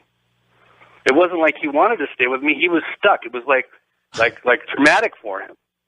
That'd be the last body I'd ever drive. But it was freaking. That was the last cryonics situation we put ourselves into. Oh, that's an amazing story. Just absolutely amazing. And how you kept your cool through that, I'll never know. It was strange because I didn't, in my mind, and throughout my career, I had actually put it out of my mind. I said, you know what? There's got to be no such thing as ghosts because I deal with bodies every day, fresh death in situations, and I've never ever anything. And when I heard him say, "Where are we going?" and I saw him sit up in the rearview mirror, I pulled over and I said, "You've got to be kidding me." I hear you. All right, sir. I really appreciate the story. Thank you. Thank you. Maybe there's something different about the expectation of a spirit that was, frankly, expecting to wake up in good health. In other words, he was expecting to be cryonically frozen and to wake up one day in the far future healthy and probably wealthy if he had good investments. But instead, he woke up on the way to the cryonics lab. Neither here nor there. That is a freaky story. Hi. My name is Candy, and I'm calling from Sacramento. Yes, Candy. Well, my story is a pretty scary one. I haven't told many people this throughout my lifetime. I'm 36 now. Mm-hmm. And I remember the weather was hot, so it must have been around June or August in the summer months from school. And I was in the 6th grade. And the family was on vacation and at home. I didn't go with them wherever they went to. I can't remember that now. But Grandpa stayed with me, and he was in the living room, and I was coloring at the dining room table.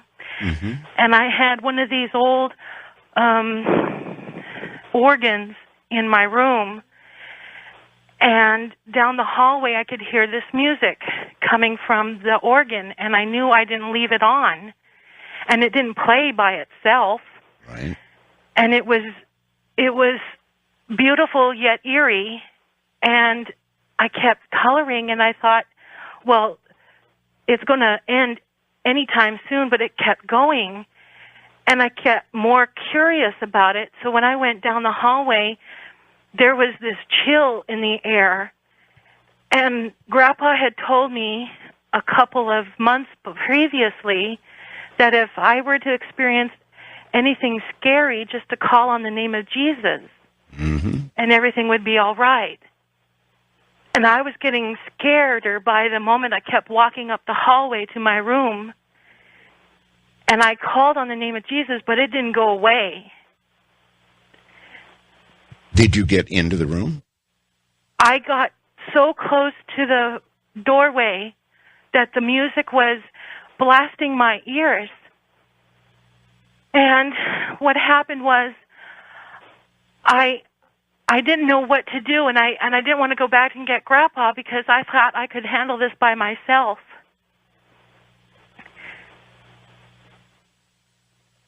And then I can hear you. I can actually hear the fear in your voice as you're telling this. I've been listening since 1998 to you and George Norrie, and this is the first time that I've ever been able to get onto the radio to tell my experience. Okay, so what finally happened? Did it just stop or what? No, when I turned into the doorway real fast, there was this thing that I can't describe to anybody, but I could have drawn pictures of it to. Okay, we'll try. You're going to have to give it a try. This thing, yes, non-human thing. I guess if it was human, you wouldn't say thing, would you? No, it was unearthly. I have no formal description of how to put into words what it looked like, but it was red. And it was glowing. Oh. And it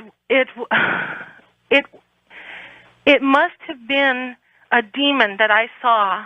Did it have a form, a body, arms, legs, that kind of thing, or any appendages at all? Yes, and it was using its hand-like fingers on my organ player.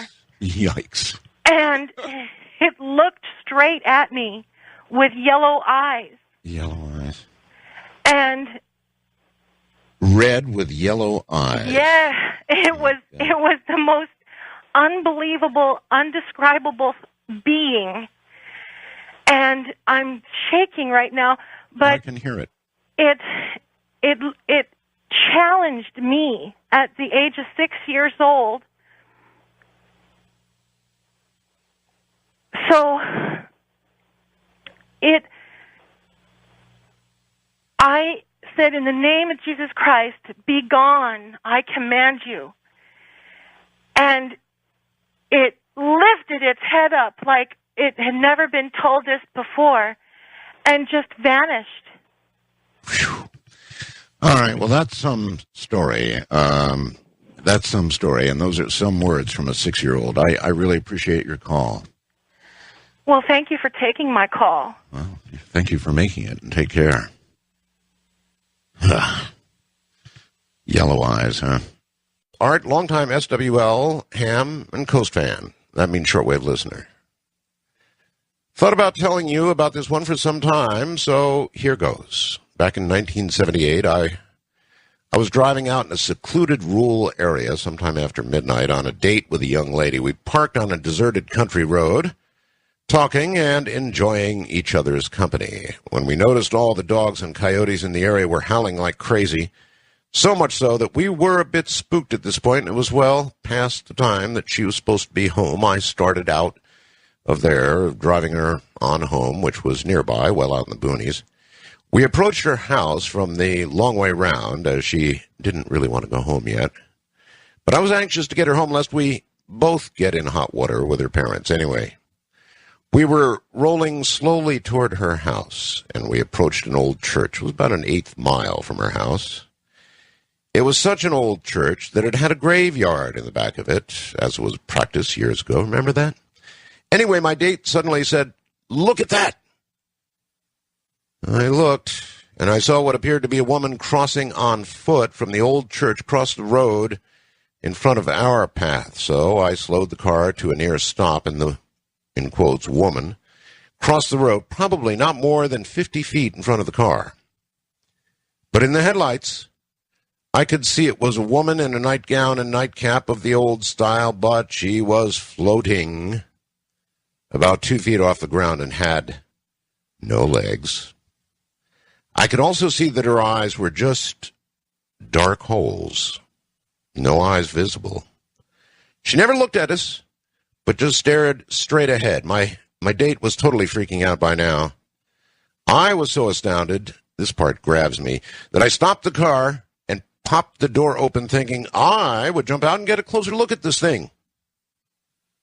But my date, having none of it, screamed at me to get us the hell out of there. The woman continued on across the road, passing right through rows of vines that grew parallel to the road. My girlfriend was just about hysterical at this point, made me promise to sit outside her house for a while, make sure nothing was around. That was the most fantastic thing I've ever seen. And believe me, Art, an absolutely true story. West of the Rockies, you're on the air. Hi. Hi. Welcome to the program. Thank you. What is your first name? I'm Sandy. Sandy. All right. Where are you, Sandy? Juneau, Alaska. Juneau, Alaska. Yes. Has it begun to get cold up there yet? Well, we've had a couple of real hard frosts, 20 degrees at night. Oh, well, that's cold.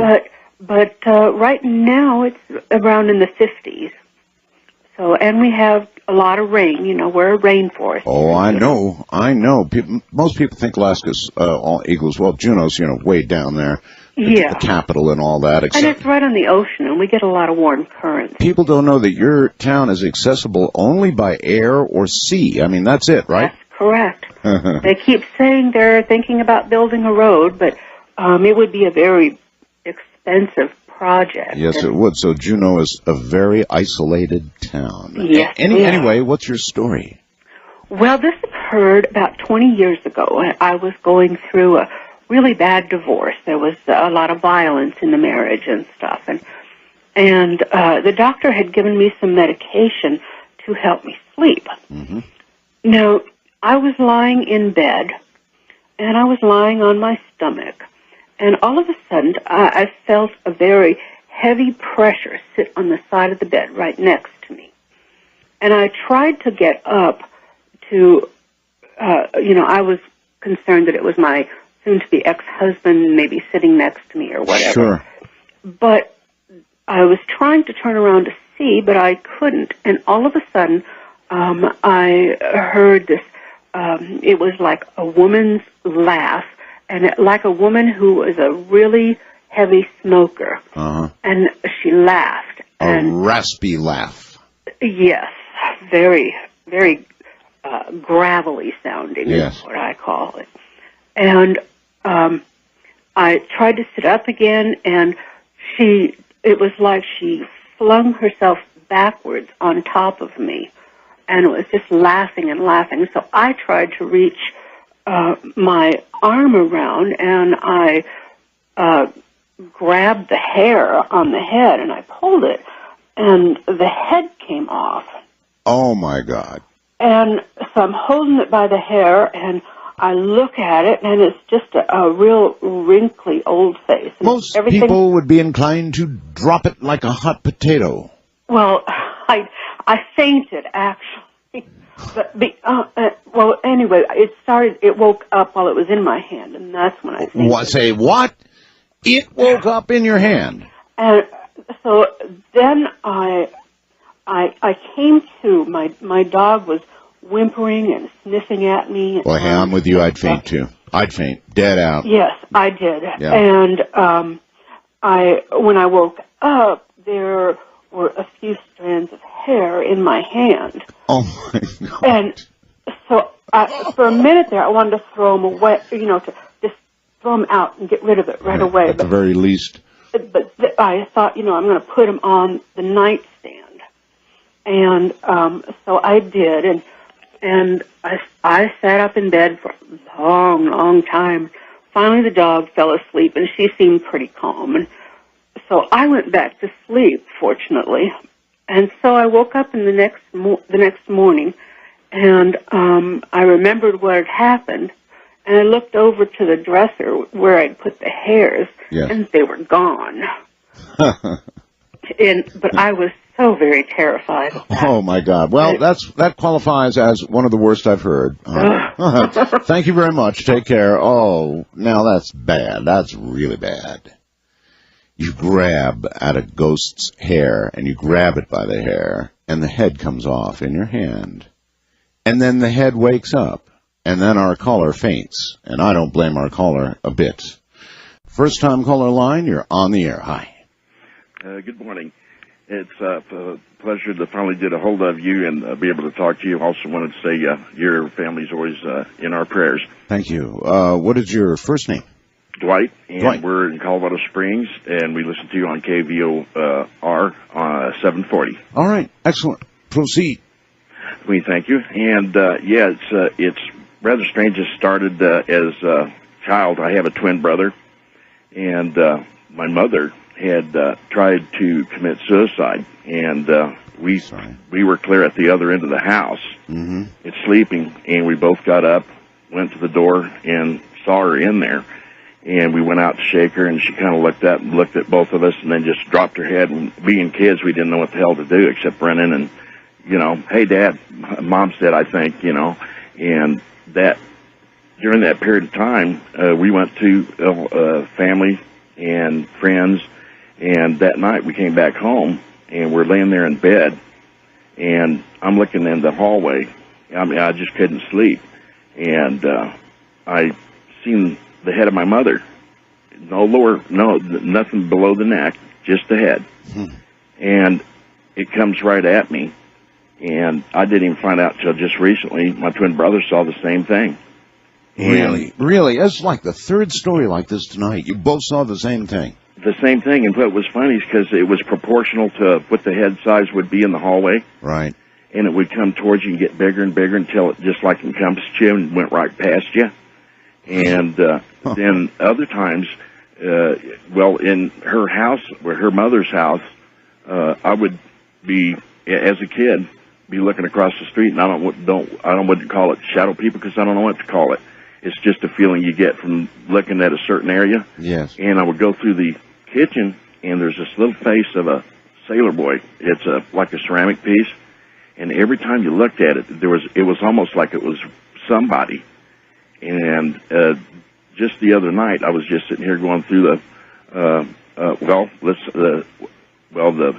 your Coast to Coast website. Yes. And I just felt this real hard nudge on my shoulder, and I thought it was my wife. And I just looked up like she was right there, and there wasn't nothing there. I understand. Well, all right. You see, all of this seems to go. He happened to be on the website, which means he was on a computer, and more and more now, we're associating the paranormal with a different vibrational state. We've talked about this a few times on the program. When you're sitting at a computer, you're receiving a certain frequency, 60 hertz, 70 hertz, 80 hertz, whatever you've got your computer refresh rate set at. And that's slowly beginning to affect your brain and allowing you to function at a slightly different vibrational rate. So I think in the computer age, the modern age, we're going to begin to see more and more of that which we could not previously see for exactly that reason. Wildcard line, you're on the air. Ghost to Ghost AM. Hi. Hi, Art. How are you? I'm fine. This is Pat in Houston. Pat in Houston. Hi, Pat. Are you having a happy Halloween? Well, it's a ghostly Halloween. That's right. I prefer exactly what we're doing right now, Pat. What's up?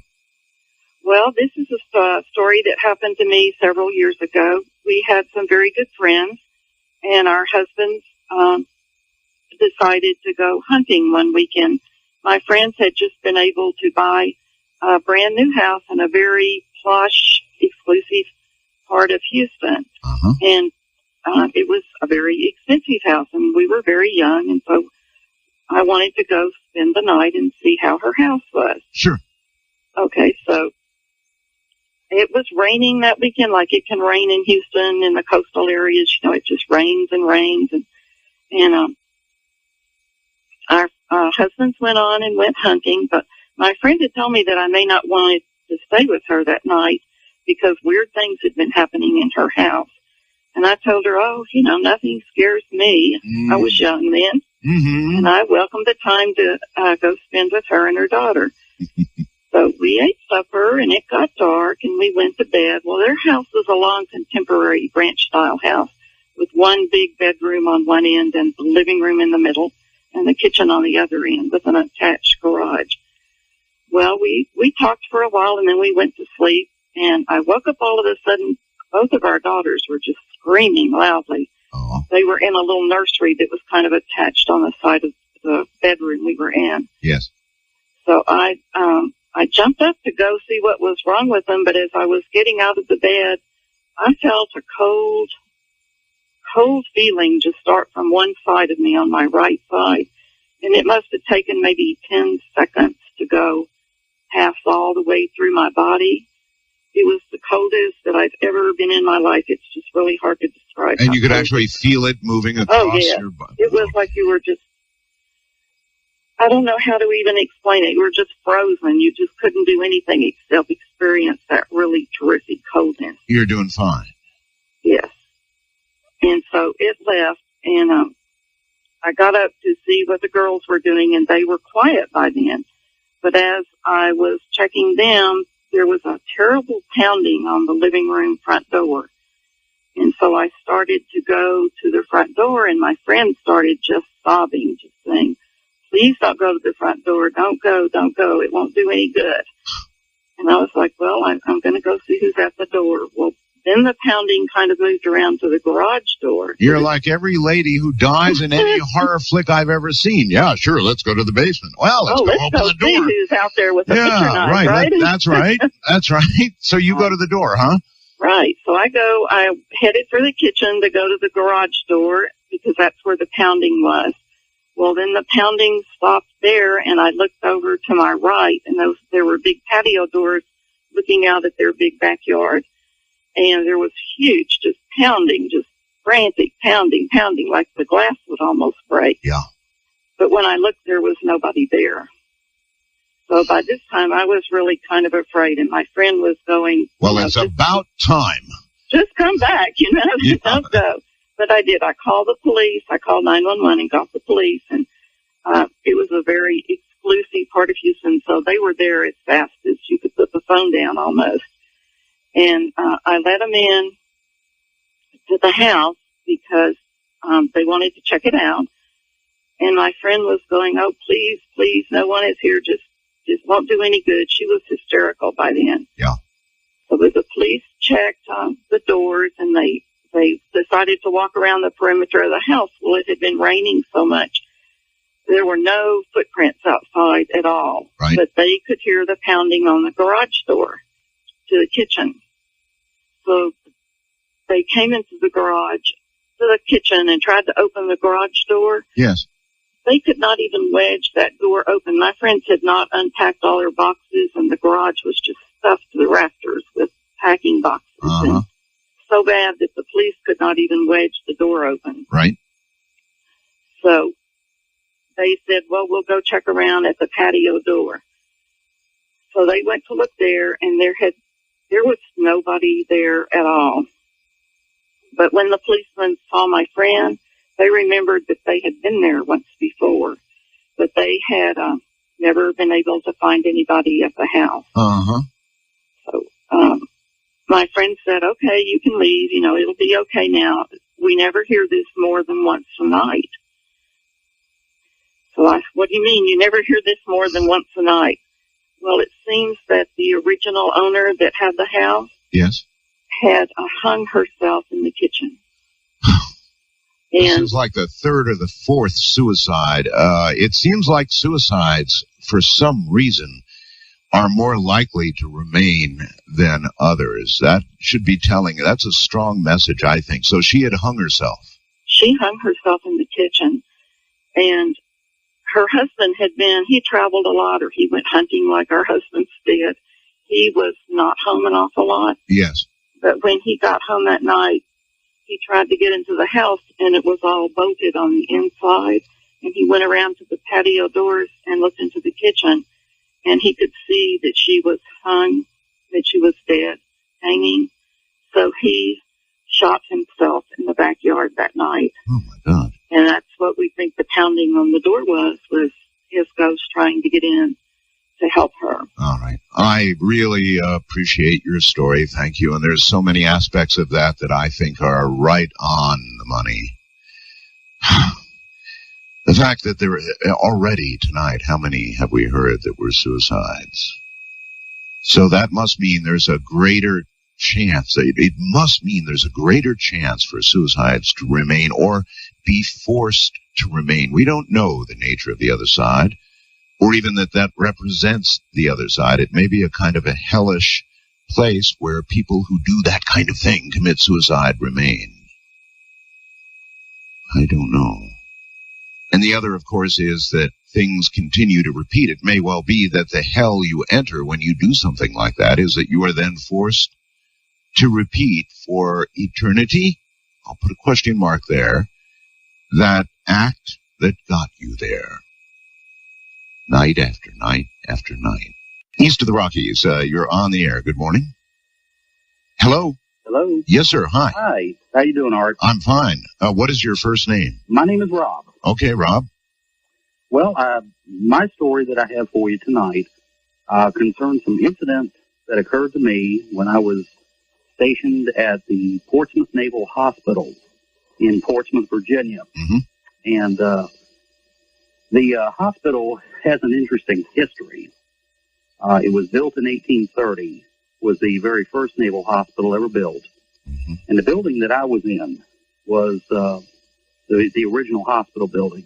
They called it Building 1. And when we first got to the command there, they told us a few stories. And one of them they told us was about a specter that they called the Lady in Red. Excuse me. And this had to be a nurse that was supposedly worked on the surgical unit there during the Civil War. Mm-hmm. And she had apparently hung herself on the 5th floor of the building there, which was the old surgical unit. Mm-hmm. How she got the term Lady in Red, we never quite understood. But they told us when we first got there that there were strange things that would happen periodically, not to be alarmed. So, in other words, they just got used to a presence. Yes, more or less. Yeah.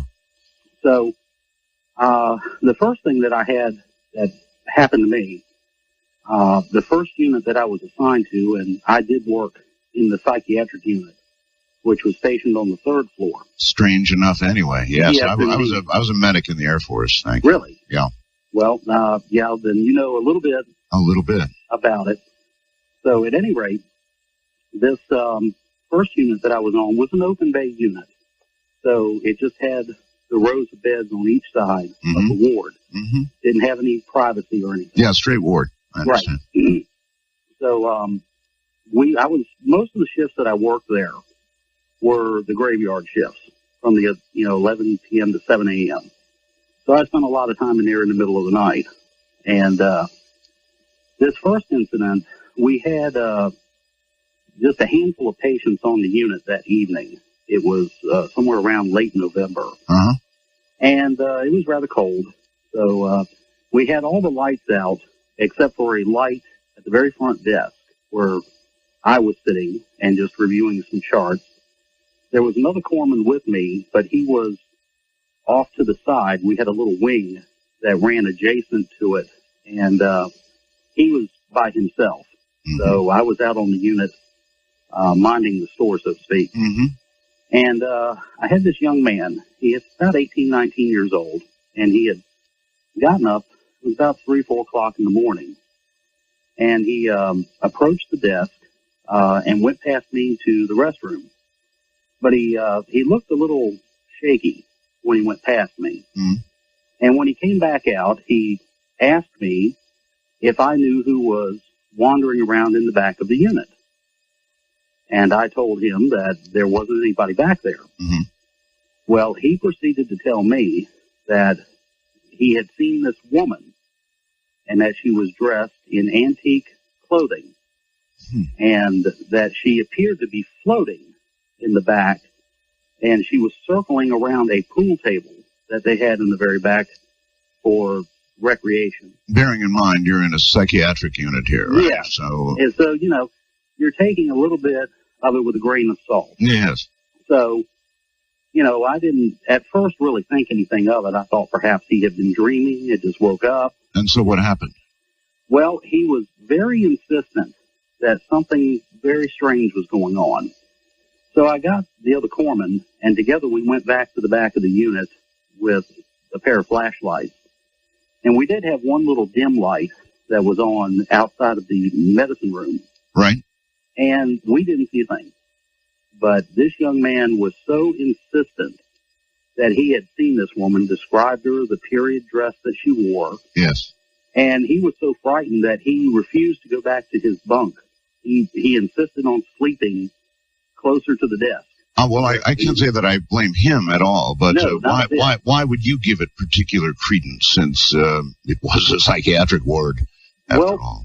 This particular ward, it was for what we called adjustment disorders, which was nothing terribly serious. It's just usually young kids that when they got out of boot camp, they get thrown into their first command. And well, okay, so you never saw this entity yourself. I never actually saw it, but it was, and the next morning, when we mentioned it in the morning report, the AM crew coming on, right?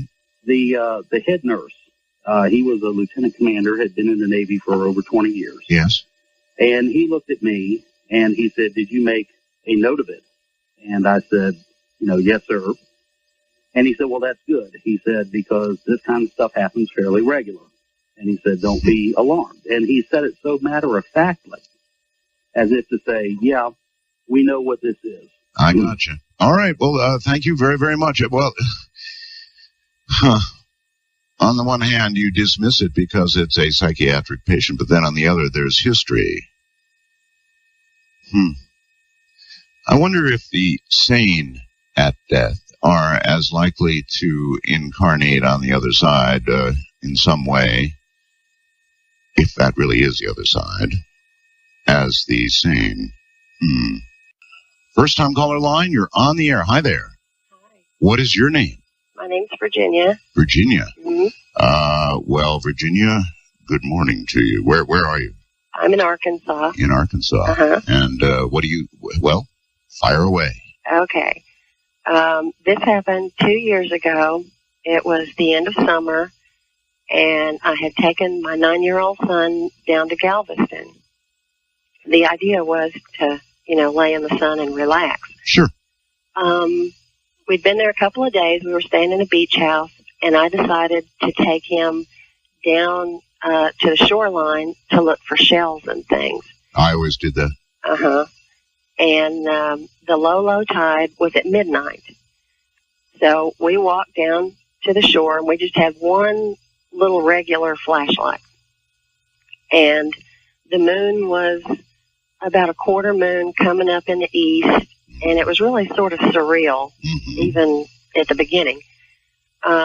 We had walked east for a long ways and weren't really finding anything, and you know how kids are. He was real jumpy and, thought the crabs were going to bite his toes off or something. You know what I think, Virginia? I think when something is about to happen, you said it was surreal. It felt surreal. It was. There's a kind of a prequel, a sort of a something hanging in the air before something happens. That's true. Yeah.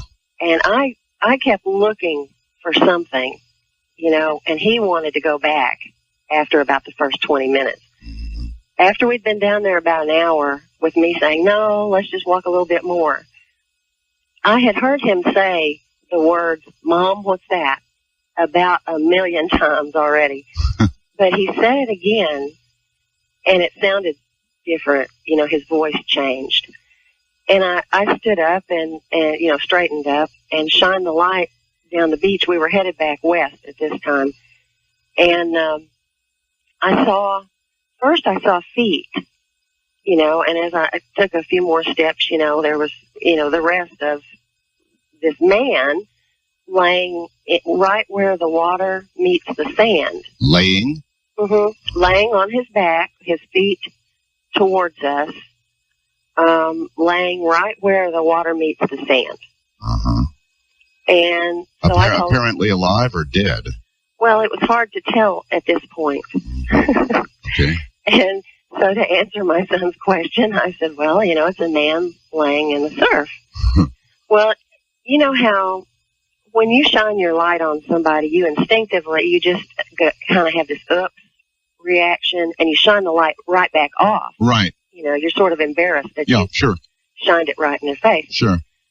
Well, we walked, you know, a few more steps, and I would kind of, you know, do the light back over that way, and was trying to kind of keep my son behind me. You know, I call it being in mommy mode. Yep. But we got, you know, a few more feet closer, and then a few more feet closer, and I was gradually, you know, looking back over there to see if he had moved or anything, and he hadn't.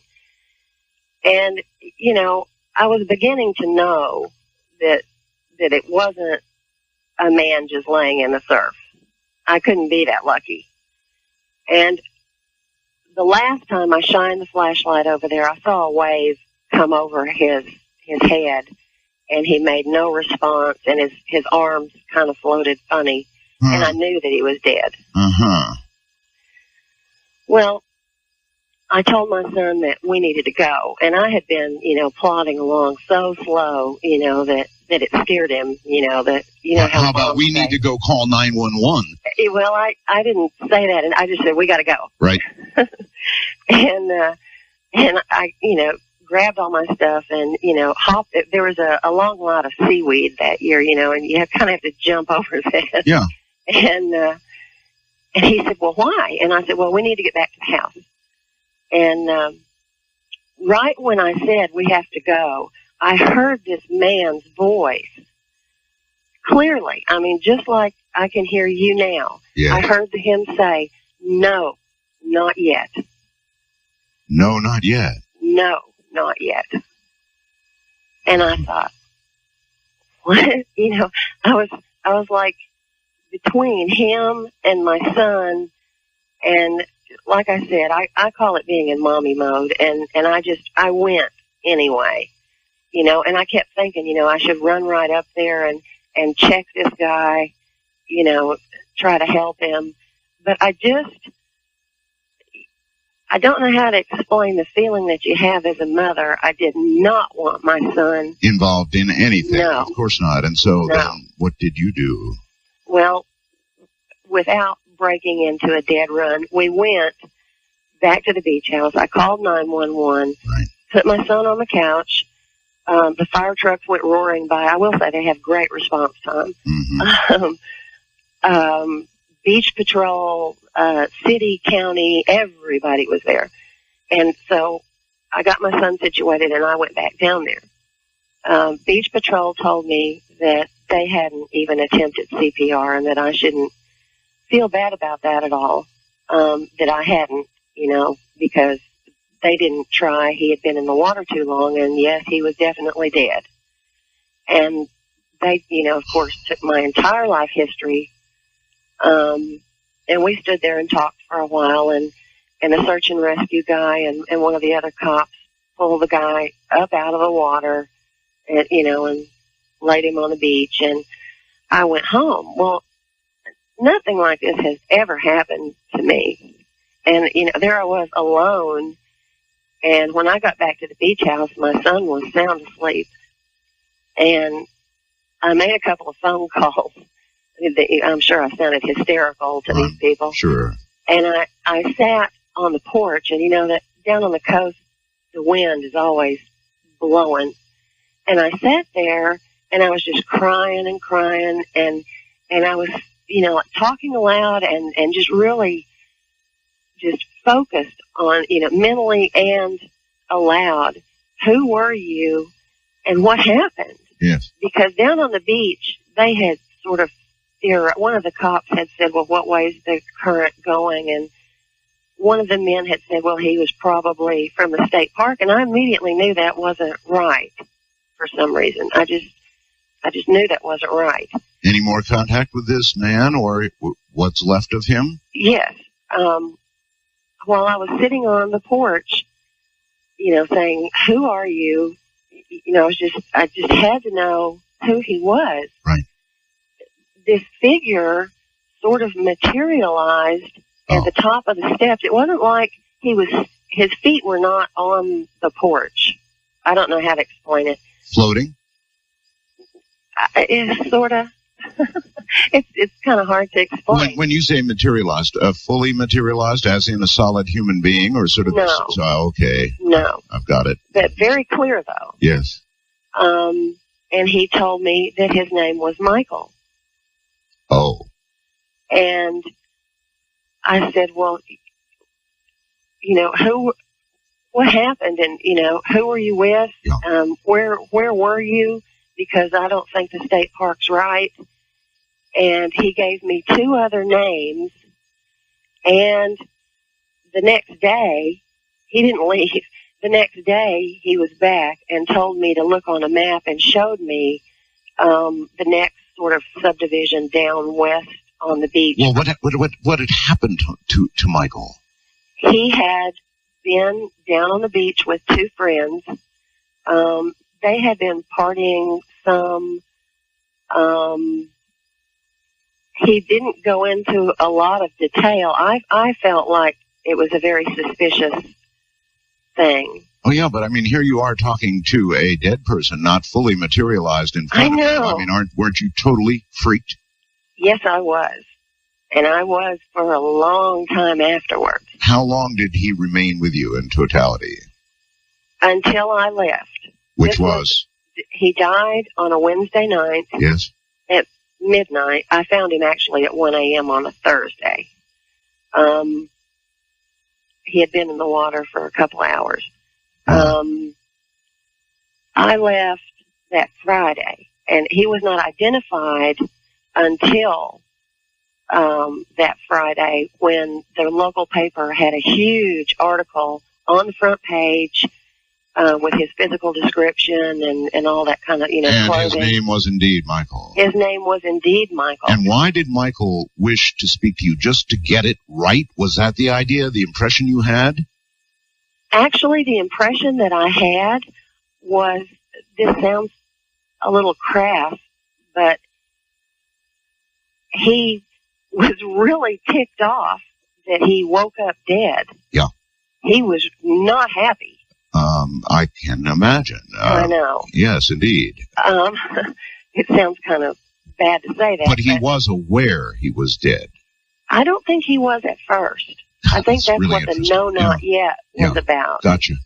I think when he said that was the minute he realized that he was dead. He was also, I think, trying to communicate with people that he knew. He had lived down there for half of his life. Did he essentially say goodbye to you? Did you know, was he aware of when you left? Were you aware of? Yes? Yes. And what did he say at the end? I went and I stood at the top of the boardwalk that goes down to the beach. Yes. And I could feel his arms around my shoulders like he was giving me a hug. And he actually apologized for having put me through all that. But I think, really, I was the only person that could hear him. And that's why he kept coming back to me. Of course.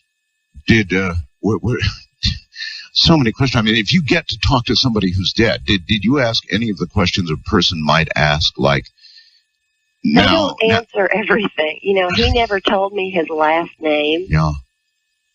Well, you had a full-fledged discussion with a ghost. Yes. That's one hell of a story, Virginia. Yes, it is. All right, my dear. Thank you. Thank you, and good night. I've heard this many times, that when we die, we don't necessarily understand right away that we're dead. And somehow we manage to reach out and interface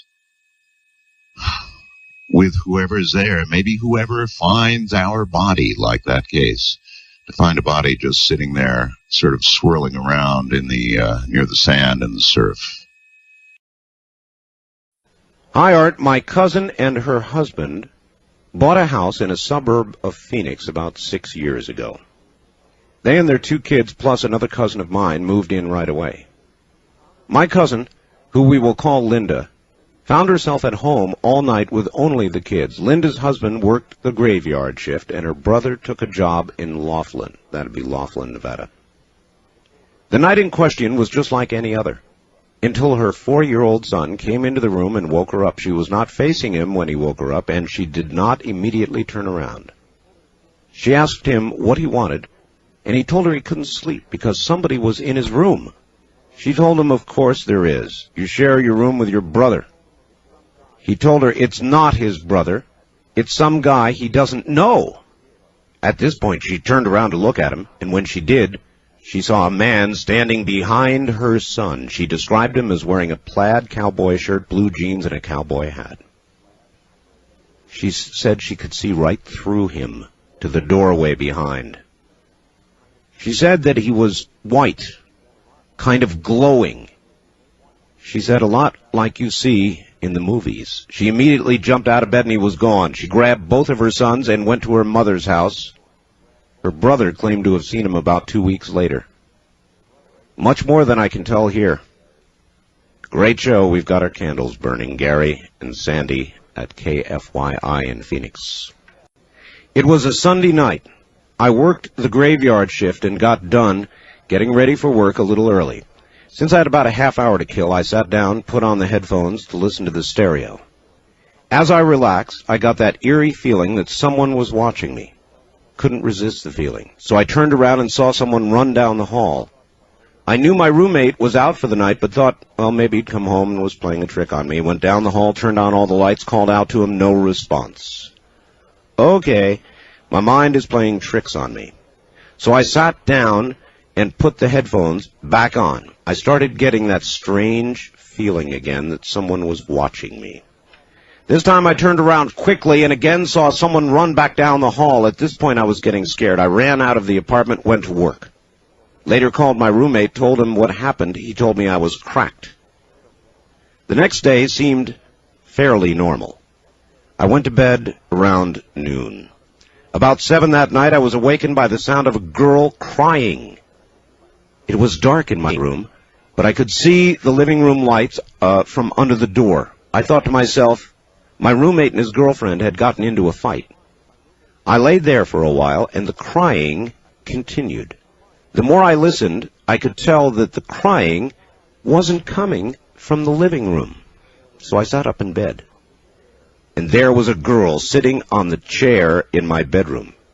She was about 16 years old, wearing a blue dress from the late 1800s, long blonde hair, and crying. When I asked her who she was and what was wrong, she looked at me with a frightened look, stood up, and disappeared right into the wall. I came running out of the bedroom. My roommate was sitting quietly watching TV. I told him what had just happened. He, of course, didn't see or hear any of it, didn't believe me. Never saw the girl again. To this day, I have no explanation as to what happened.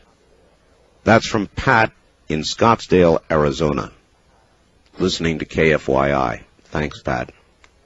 That's a hair curler. And then this. Art, I was an Eastern Orthodox priest for many years, and in that time I've witnessed many interesting, if not frightening, things. This is one that I'd like to tell you about. In 1974, a close friend of mine lost her father. He'd been very popular during the 40s as a singer and guitar player on the radio. He and his wife had been divorced for many years at the time of his death. He lived alone and died of a heart attack while sleeping in his bed. It was 3 days before his body was discovered. About a week after the funeral, his ex-wife moved back into the house that he'd lived and died in. 2 months after his death, I received a phone call from my friend asking if I could come over to her mother's house. Apparently her mother was beginning to act a little strange, and she was concerned. When I got there, the three of us sat down, and my friend's mother related this story to me. She said she was convinced she was going crazy. She said about 2 weeks earlier, she woke up in the middle of the night to the singing of her dead ex-husband. She walked into the front room, and he was sitting in the rocking chair smiling at her. She went back into the bedroom and spent the rest of the night with no sleep. She then told me after that she'd be sitting in the front room, and for no reason it would feel like someone was grabbing or pinching her legs, after which welts would appear on her legs. Also, she'd continue to hear her dead husband singing every night. I told her I didn't think she was going crazy. Having had some working knowledge of the rite of exorcism, I asked her if she'd feel better if I went through the house and blessed it. She said it certainly would make her feel better. I took out a small bottle of holy water and proceeded to go through the house room by room, beginning with the basement. Everything went fine. I saved the bedroom for last. Upon entering the bedroom, there was a noticeable temperature difference. It was very cold, and you could see your breath. The mother stood in the doorway, and as I threw the holy water around the room, the mother was thrown backwards out of the doorway into the hallway. When I asked her what was wrong, she said something had hit her in the legs, like something was trying to push her out of the way.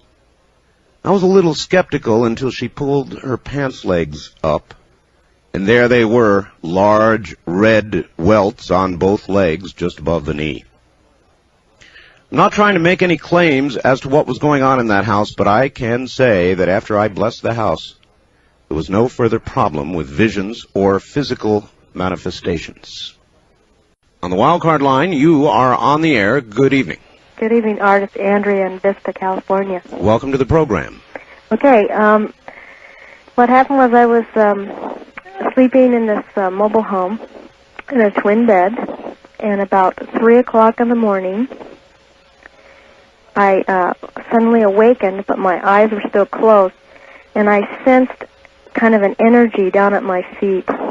Down at your feet? Yeah, down at my feet. It was really bizarre. I didn't move. My eyes were still closed. It was a kind of a positive feeling. I wasn't afraid of it, and I felt this energy kind of moving, kind of up on the side of the bed. Yes. Up towards my head.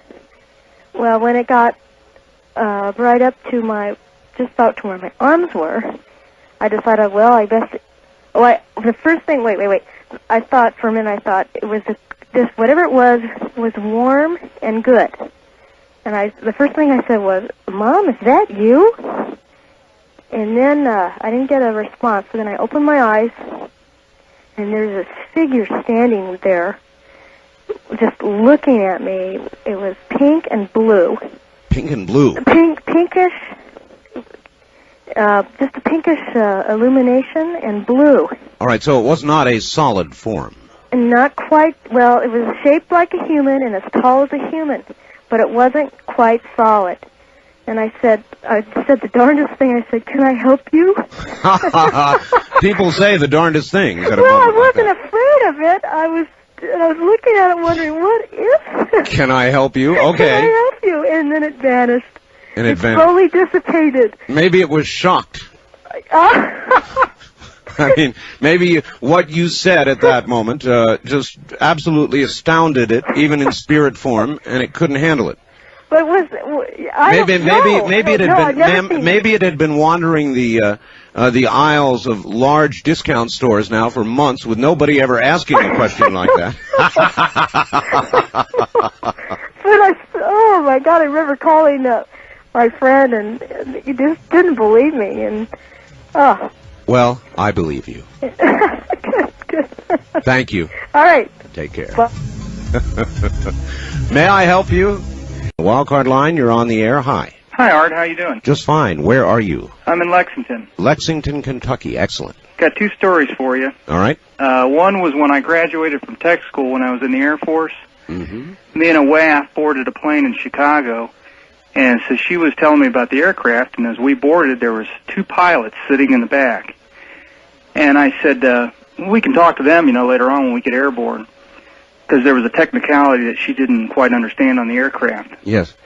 Well, the plane took off and everything, and the seatbelt deal came off, and I said, let's step back there and talk to them, and we looked around, and they were gone. So I said to the airline stewardess, I said, ma'am, where did the pilot go? She said, what pilot? I said, the two pilots in the back. And the girl sitting with me said, yeah, we seen two of them. She said, wait right here, I'll be right back. And she ran and got two stewardesses to come back. She said, tell them exactly what you told me. And so I told her, and told the other two, and the one started crying and got all upset and had to take her in the back. Do you recall the aircraft that crashed in the Everglades? Very well, sir. That's what part of that was.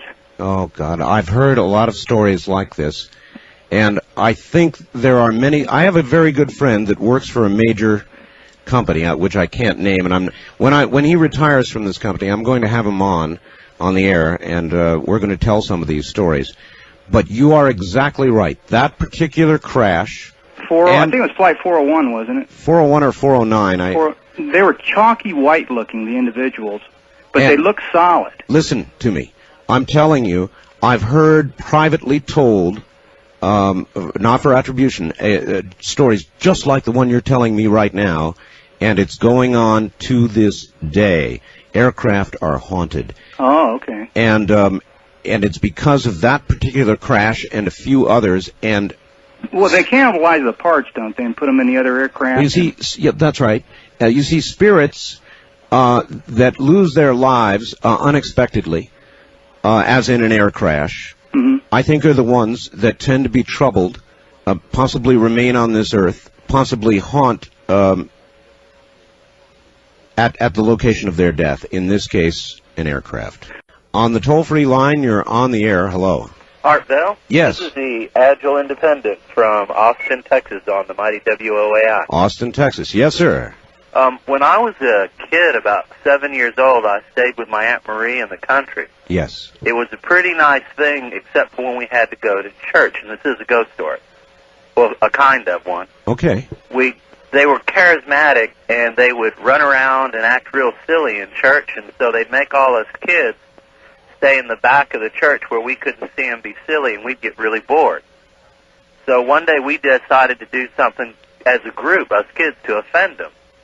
So we found this pin and this little salamander lizard, and we nailed it to the wall, and we told them that if God didn't accept this sacrifice, we were giving it to Satan.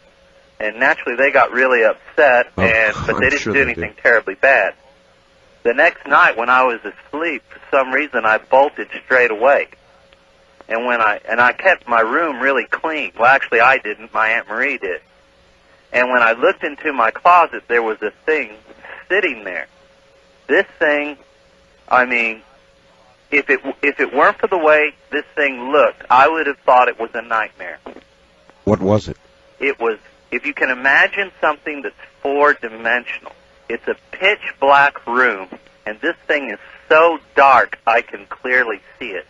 I mean, it was kind of like black light, and along the edges of it was kind of, you could see its edges because it's like the very air around it was repelled by it, like it found it obscene, and it's like the very matter around it just was repelling from it. Oof, that'd do it for me.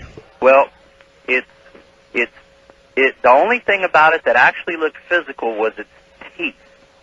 It was a triangle with a slit up the center that ended in a little round thing, and when I looked into its eyes, which at first looked like kind of pools of light blood swimming around, it got two blue dots that looked just like my eyes that were in the center of it, and the longer I looked at it, the faster my heart began to beat. I got so scared I tried to yell out and scream for help, and I couldn't. My voice just stopped. I couldn't. I understand that kind of fright. So frightening you cannot scream, not out loud. Exactly. So the last thing I did was cried out to God for help in my head. It was all I could do. And the next thing I knew, it was morning, and I was laying down in bed, and I don't remember any time passing between those events. Could it have been just a nightmare? That would have been my attitude, except for one thing. Yes? Nothing on earth could look like this thing. Oh, and in the morning I looked into where the only other antidote to the story was I did open the closet because it was closed again when I woke up. Yes. And my toys were piled end on end. Oh. And my toys were kept very, very straight and neat. That was the other thing. They were always lined up very neatly on little shelves in the back, and they were totally jumbled as if someone had deliberately turned them over and upside down, but none of them were broken. That'd be it for me, partner. Yeah, I mean, but no. Try to imagine something that's four-dimensional, and that the very environment around it, it just finds it obscene and repels from it. I Imagine understand. your eyes being sucked into this thing and seeing your own eyes looking back at you. No, thank you. I appreciate the story. You're welcome. Thank you, from Austin, Texas. Well, this will sound silly to you, I suppose, but my wife knows. She may not know why until I tell you now. I know she's listening in the next room. I always close closet doors. I don't like closets. Closets are dark places where if anything was going to come, I would think it would come. And I always close closets before I go to sleep. Now, what is it about closets? They're dark areas from which things come. Everybody knows that. It's just a habit. I don't like open closet doors, and so before I go to bed, I always go over and close them. And that's why. Probably shouldn't admit that, huh? But it is true. Toll-free line, you're on the air. Good morning. Hi, Art. This is Kirk in Medford, Oregon. Hello, Kirk. What do you have for us? Well, I've had some strange things happen to me in the mid-'50s. We lived in a house in California on Garden Grove Avenue. Mm-hmm. And I was a kid of maybe about 10, 11. And I had trouble, like going in the bedroom. It seems that things happened. And I was uncomfortable, and I just was afraid to go in this bedroom we had in this house. I didn't like it. And one night, my grandparents came over, and we had dinner and such. And just as they were leaving, I just happened to walk by my bedroom. I was getting ready to go to bed, and I saw the curtain move. And just out of the corner of my eye, and I had a bad feeling. And I looked over, and I could hardly believe my eyes. And I didn't want to go in the bedroom, but it turned out it was time to go to bed, so we did. And when I went in there, no sooner had I been on the bed for more than 2 or 3 minutes, it seemed unreasonably dark, and I started to panic. And I noticed my window being open, a slight breeze coming in, and it was unreasonably cold. And with no warning, this unusual ghost-like being floated through the window. And I got the impression that it was female. I don't know why. It had white hair that almost looked like straw. And I tried so hard to scream, and it's an odd sensation. I know I was awake. I wasn't dreaming because, I was aware of... Let me guess, the scream wouldn't come. Well, it did slightly. It did slightly, but I just couldn't get it out, and this being floated toward me, and it grabbed my hand, and as I was starting to scream, and actually, I was making sounds, it tied something around my finger, and then I was completely immobile. It then kind of floated me up out of bed and by the window, and I actually floated out the window, and I got the sensation when I was floating that I was like on a magic carpet. And I remember being floated toward a light, and I remember being poked and prodded, and I got the weirdest sensation, like almost like a tickling sensation. I noticed a buzzing sound, and then I don't remember much after that. I remember being back in bed. You know what I would say to you, sir? What's that? And I don't know if it'd be right or not, but I would say, if you ever have the opportunity, get a hypnotist to regress you. What you may have experienced may not have been so much a ghost story as it is an abduction story. And that's what kind of scares me, because I'll tell you something. Several months after that, I was back in my bedroom, and talk about closets. I was laying in bed. My little brother used to hop in bed with me. I was used to that. He'd hop in bed. He got scared a few times. Sure. But one night, my little brother was not in the bedroom, and it turns out that I felt something next to me, touching me all over, and it felt like claws. And it was the weirdest, most awful thing. And it pushed me in the closet, inside the closet, and the door went shut. And that time I did manage to scream. My mother came in and turned the light on and found me in there, and I was shaking hysterical. All right. I appreciate the call, sir. There it is, another closet story. I suggest to you all, and you need not do it, it's your business, but if you have an open closet now, close it. On the wild card line, you're on the air. Hello. Good morning, Art. Good morning, sir. This is Mick from Phoenix. Great. I'm not real sure if this is a ghost story or not. Well, tell it and we'll let you know. In the summer of '77, I woke up about 2:30 in the morning because my girlfriend was out of bed. So I walked into the living room to find out what was wrong, and she was sitting on the couch, naked, with her knees pulled up under her chin and her eyes about the size of saucers and looking at me like I'd grown 3 or 4 extra heads. So I said, what's wrong? What's going on? She says, don't do that to me. Well, it took a little while, but she finally told me that what had happened was she heard me talking and she thought I was in my sleep. She rolled over towards me and she said, you're as stiff as this coffee table and as cold as an ice box. I said, what do you mean? She says, I don't know. I said, I got up and took a look and you're laying there in bed, stiff. Your mouth's a little bit open, but your lips aren't moving and you're carrying on a conversation with a little boy and a woman, and I can hear them talking back to you, and you're talking to a third person, another woman, but I can't hear her. Oh, boy. I guess I'd have done the same thing. I'd be up and out. Well, I guess so. Anyway, apparently I sat and carried on this conversation with a little boy and a woman, with my mouth not moving, being as stiff as a board and as cold as a freezer, for about 5 or 10 minutes, and she sat there and listened to a little bit of it, and then went out in the living room, and she could hear all of us talking. And it definitely spooked her, and it affected our relationship considerably. Most of the conversation concerned whether or not the woman that she could hear, where she had left her glasses, why she wasn't wearing them. And what it all hinged from was 6 months earlier, my wife, our son, and her mother were all killed in a car accident. Oh, my gosh. And no one could tell me exactly what happened. So I knew a private investigator, and I asked him, how can I find out what happens?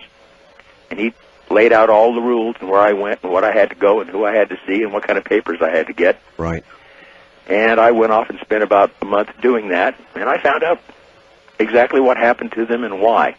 Except I could never figure out why I couldn't find her glasses anywhere in around the car or the accident scene. And so I don't know if it was my brain working with a problem who finally said, look, I'm going to give it an answer so you'll stop working on it, or if something supernatural actually happened. Well, we'll let people decide for themselves, but I think I'd be opting for the latter.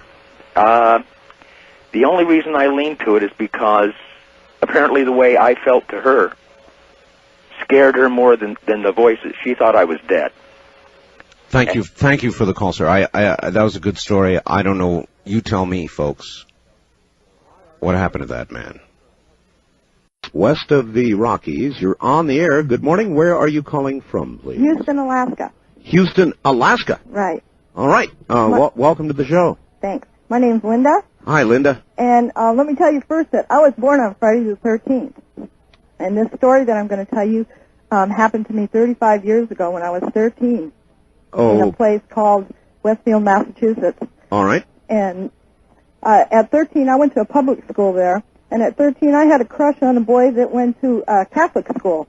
And I talked a couple of my friends in on a Monday night to go to see him after catechism got out. Ah, yes. And we had a curfew time. We had to be home.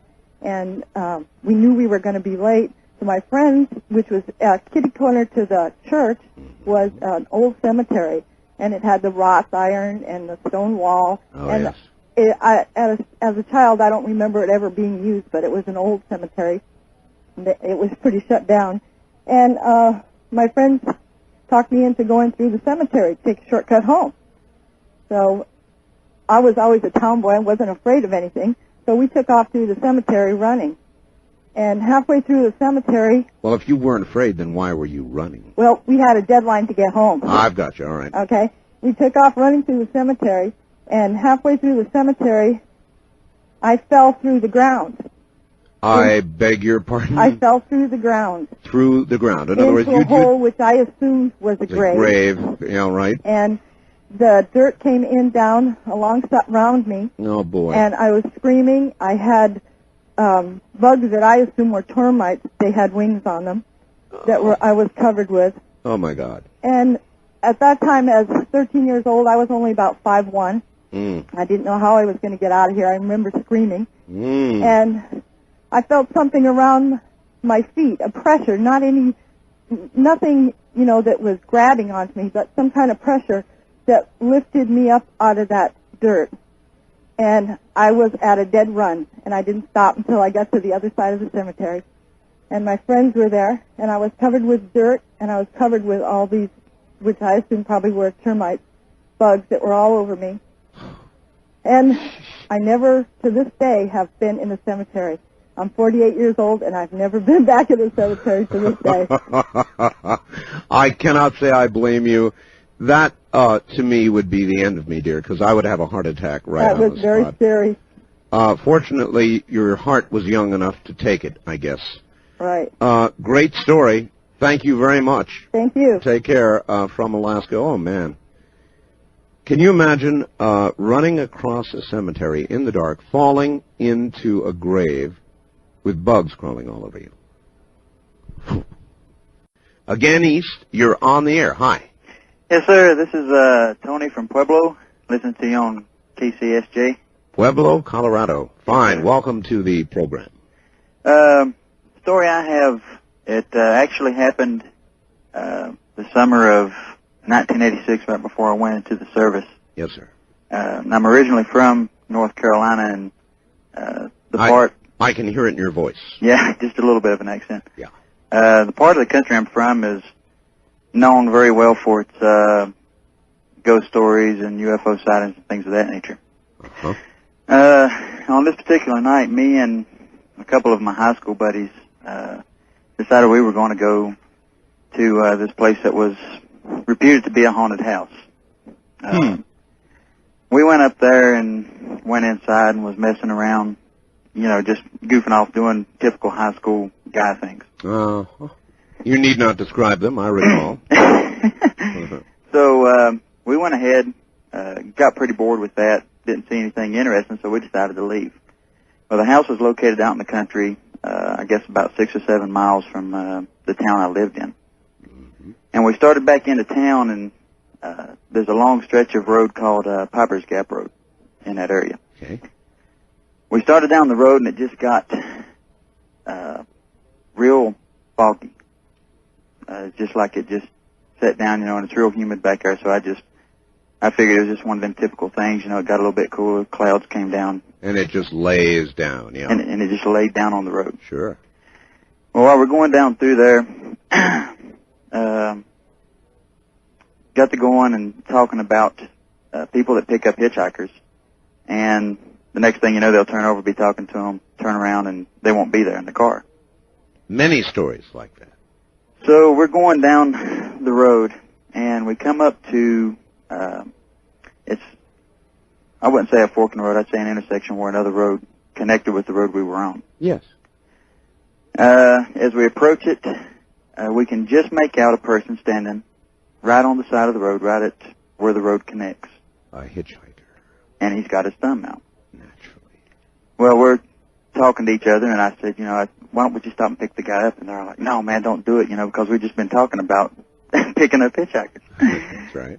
So I said, no, we're going to go ahead and do it. And I was driving. So I pull the car over. The guy sitting beside me in the passenger seat rolls down the window, leans out and asks the guy if he needs a ride. Well, he just automatically turned back to me, and his face was just ashen. It just went pale. And I leaned down and looked out the passenger window, and he had already asked him if he had wanted a ride. I looked at the guy. The guy was as white as a sheet, and he was still looking down the road in the direction that we had came from. Huh.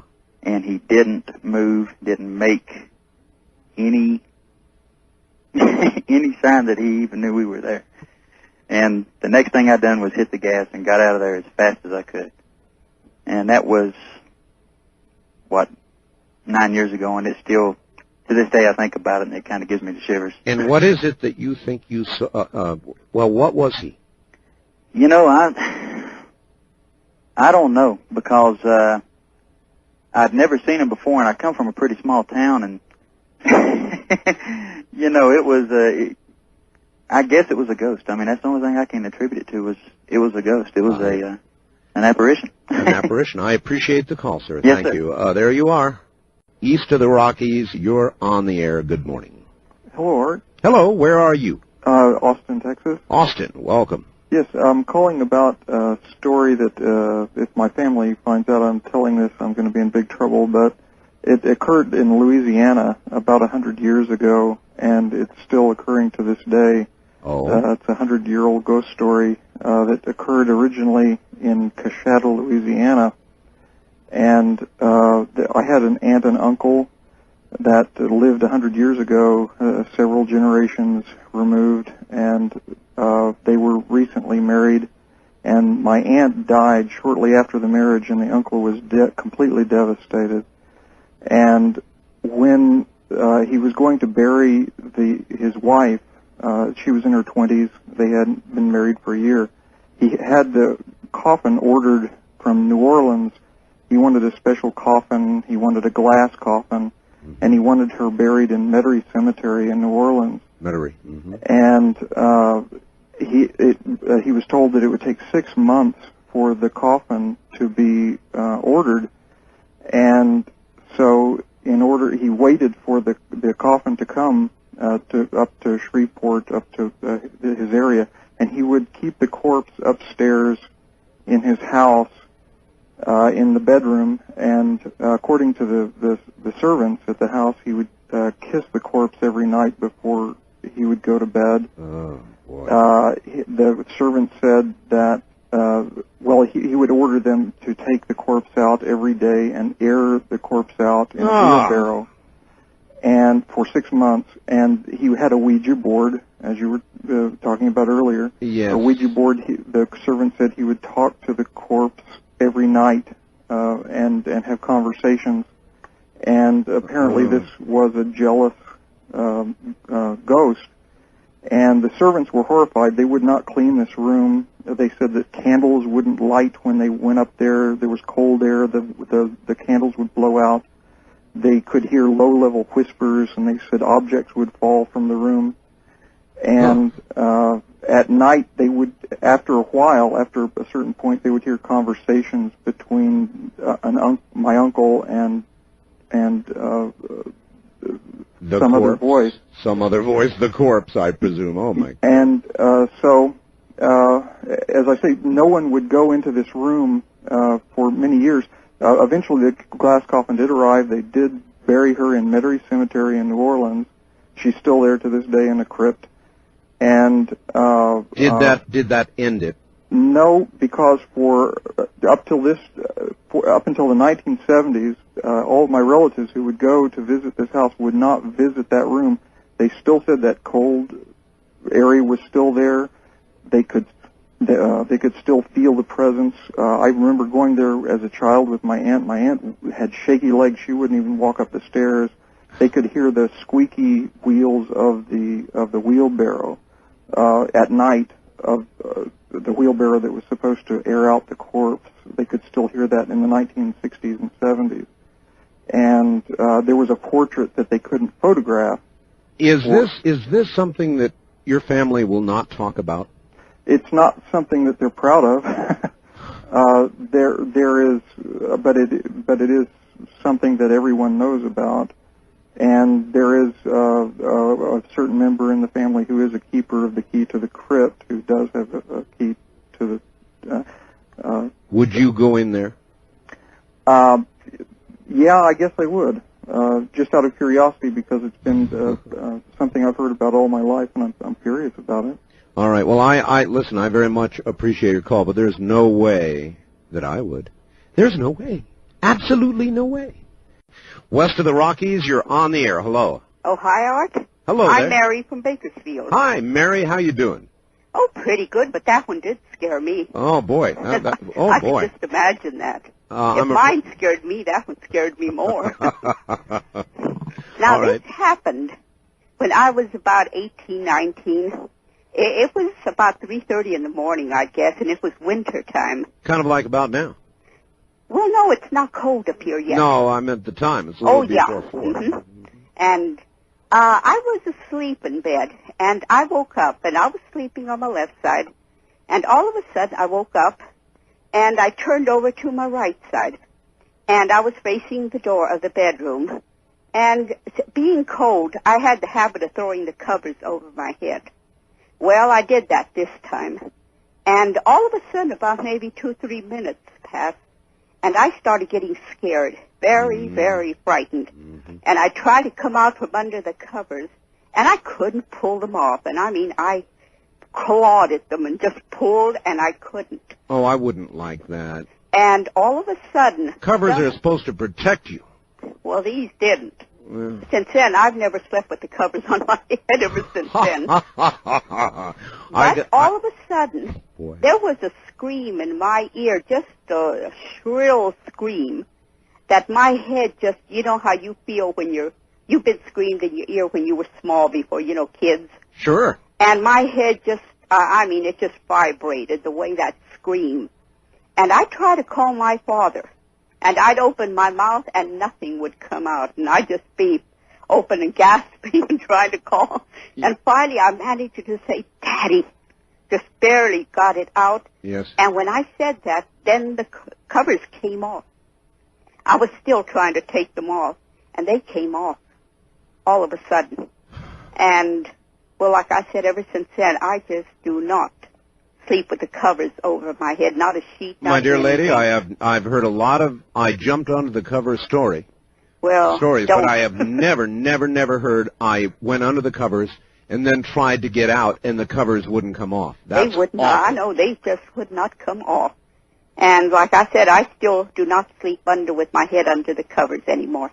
I can't say I blame you, but it's like, gee, there's nowhere to hide. Well, hide under the bed. There's no place. Get underneath the bed or someplace.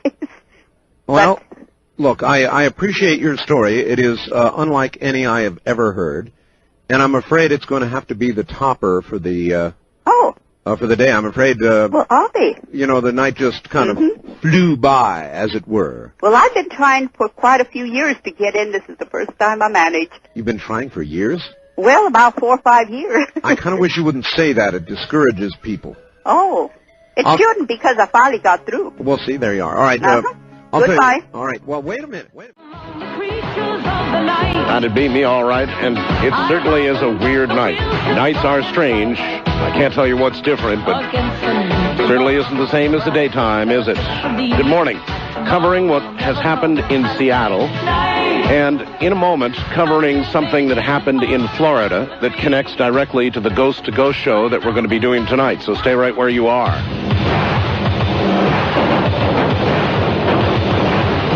My affiliate in Cleveland, Ohio, is one of the nation's great old, gigantic clear channel radio stations, WTAM 1100 in Cleveland.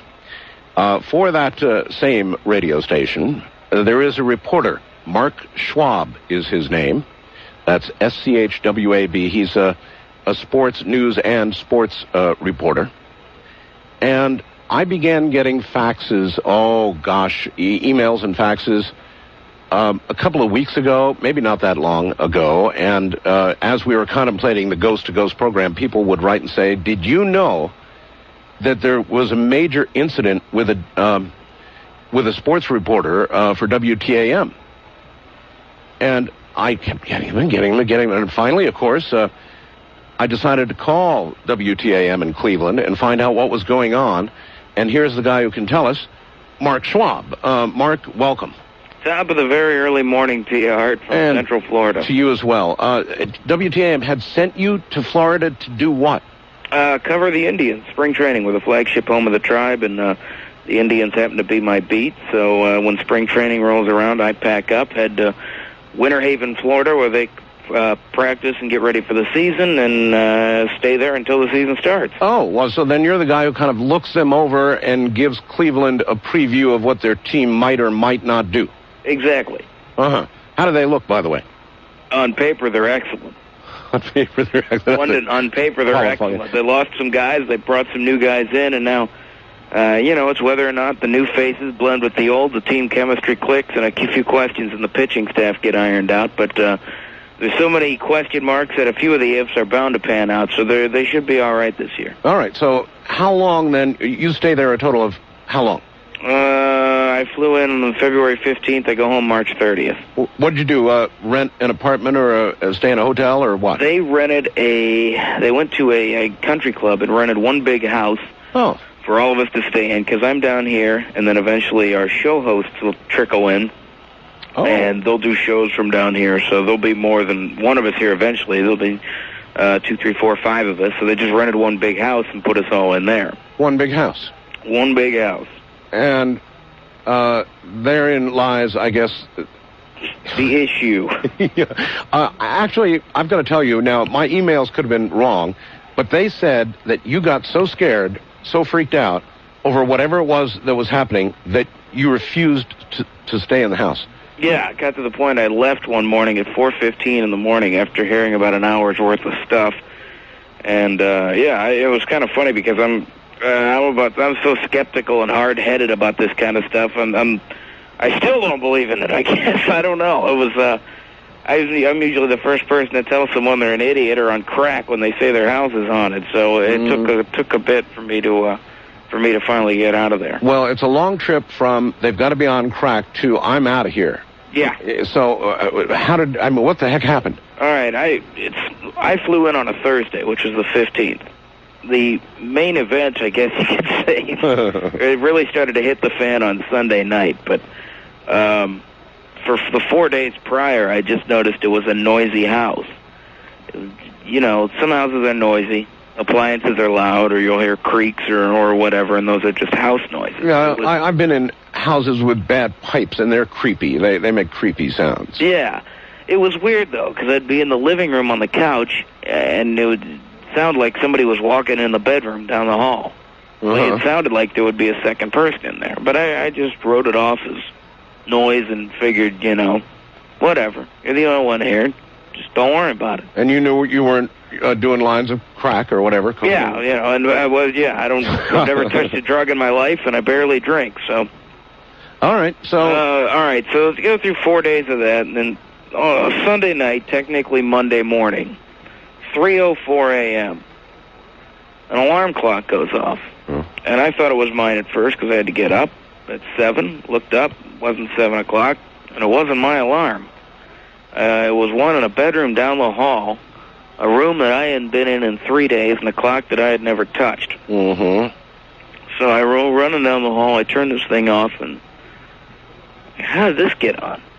And I thought somebody maybe had broke into the place. So I looked over the place, and nobody was in. The doors were still locked. I said, okay. I went back to bed, and I'm laying in there. And it's driving me nuts. How did that clock get on? So I start hearing noise. Sounds like footsteps. Footsteps? Yeah, like somebody's walking in the living room or walking through a bedroom. I'm thinking, there is somebody in this place. So now, but still, even at that point, a logical mind would say somebody's breaking in. Yeah. Or had you already gone past that, you knew nobody was in? I mean, where was your head at that point? Well, at this point, I knew I had looked over and I didn't see anybody, but not really one to assume, it must be a ghost. The logical explanation to me is there's got to be somebody in here, and I just didn't see him. Sure. So I'm listening, and I'm still hearing every once in a while what sounds like people walking around. And for about 10, 15 minutes of listening to this, from laying in my bed, I could see a little night light plugged in down the hall.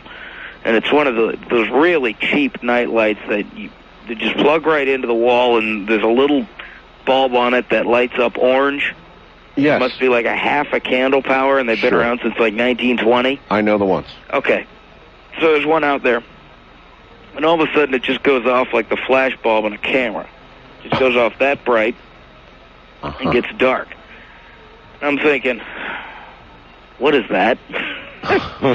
And I figure, okay, bulb must have just been burning out. That was its last hurrah. Right. That's why it's dark now. But I still can't figure out why every once in a while I'm hearing footsteps. And then there's a sliding door next to the bed and leading out to the pool.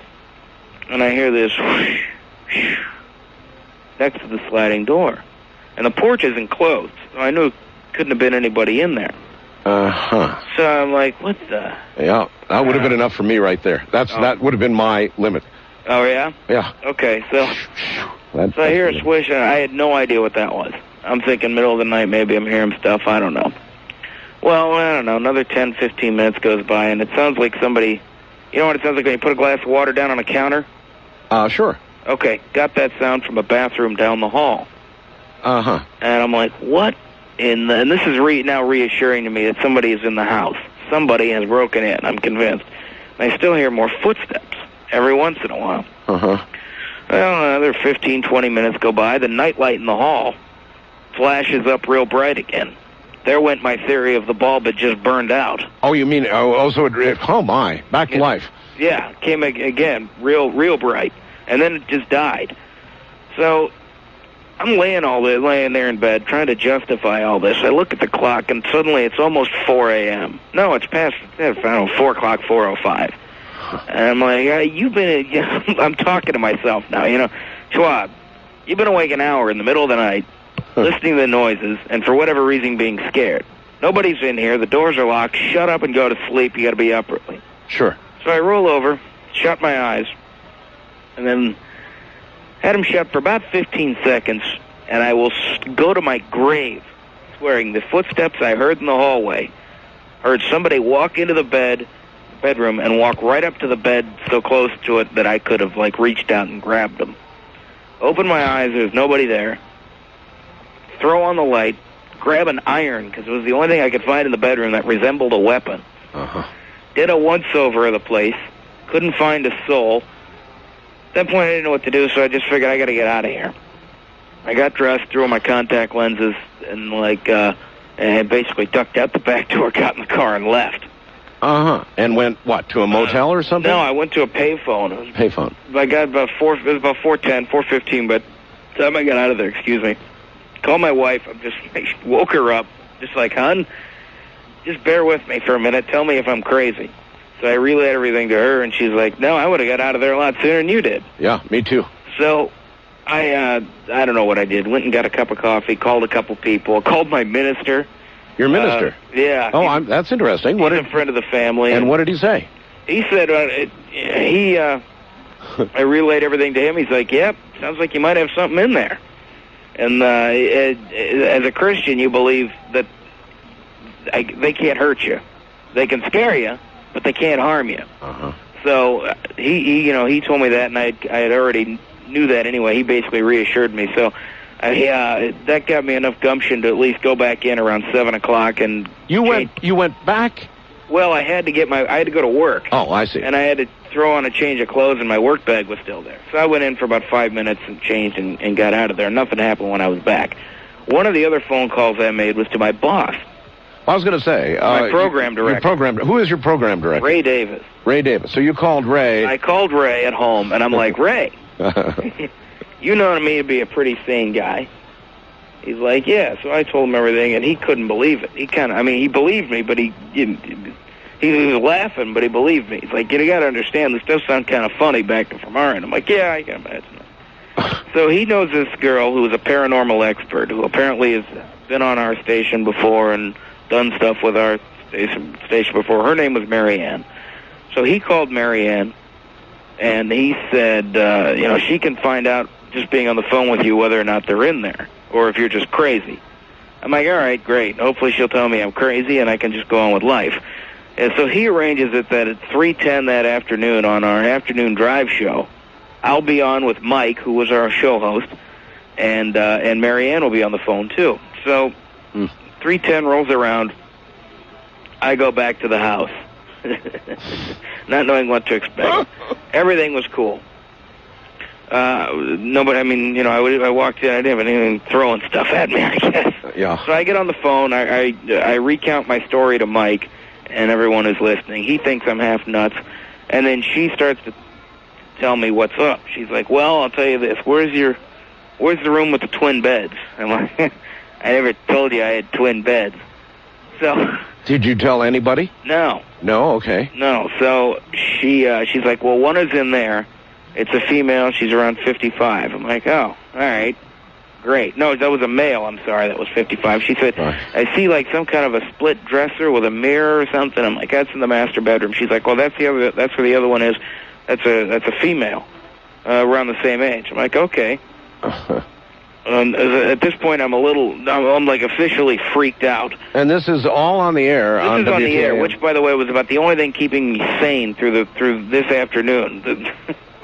So she tells me then there's something on the sink, like a bag. I said, yeah. At first I said no, and then I saw the bag, and she said, all right, she has moved. She is now there.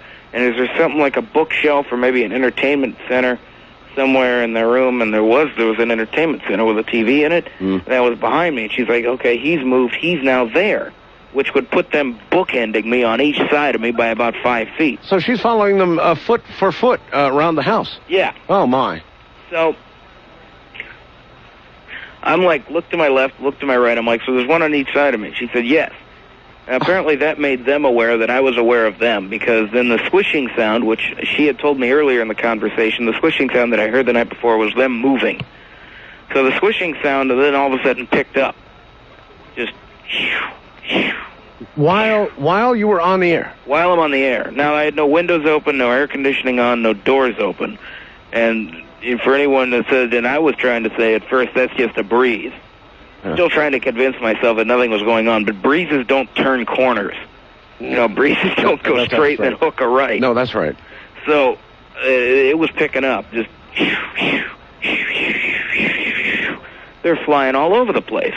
Oh my God! So I'm on the air with them, and I'm kind of and Mike would be talking to Mary Ann saying, so what are they going to do? Are they going to come after one? And I would occasionally be like, hey, they're moving again. Here's what's going on.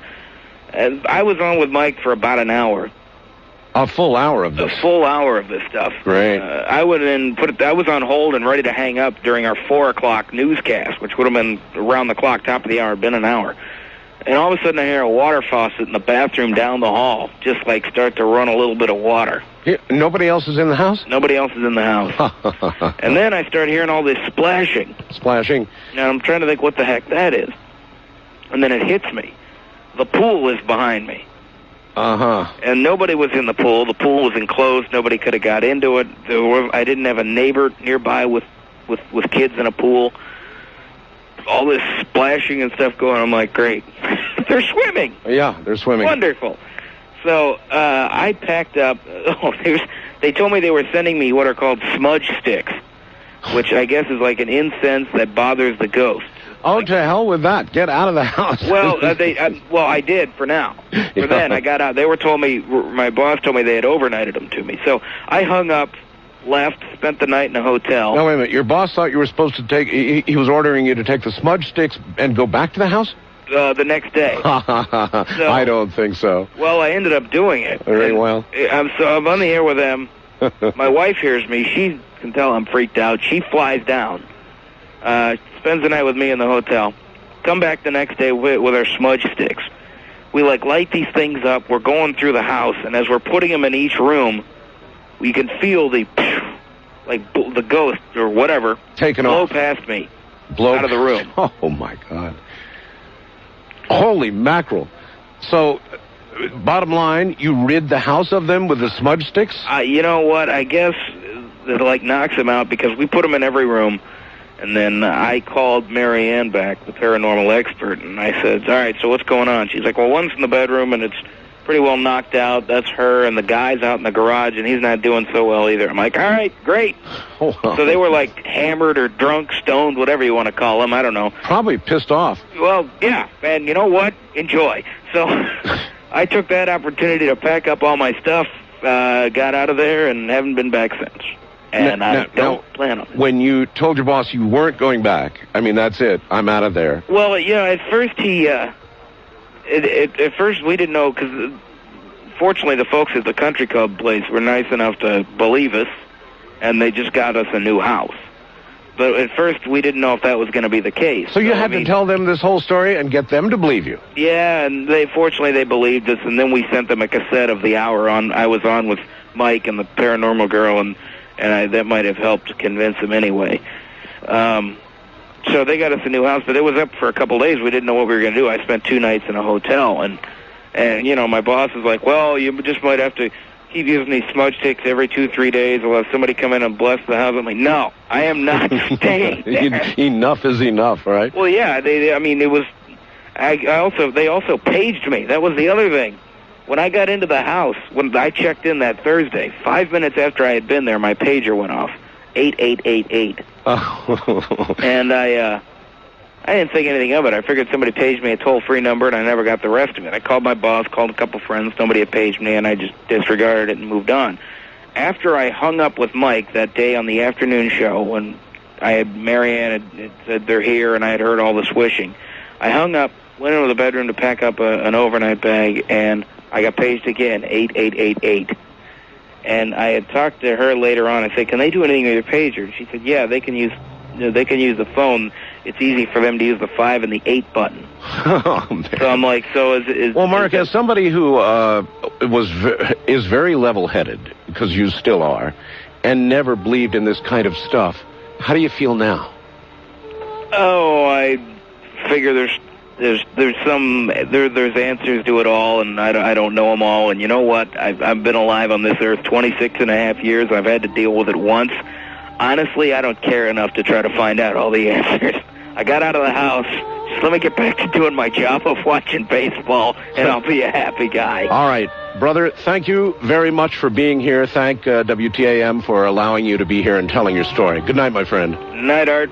Good night. There you have it, folks. A non-believer. Well, he was. We'll be back.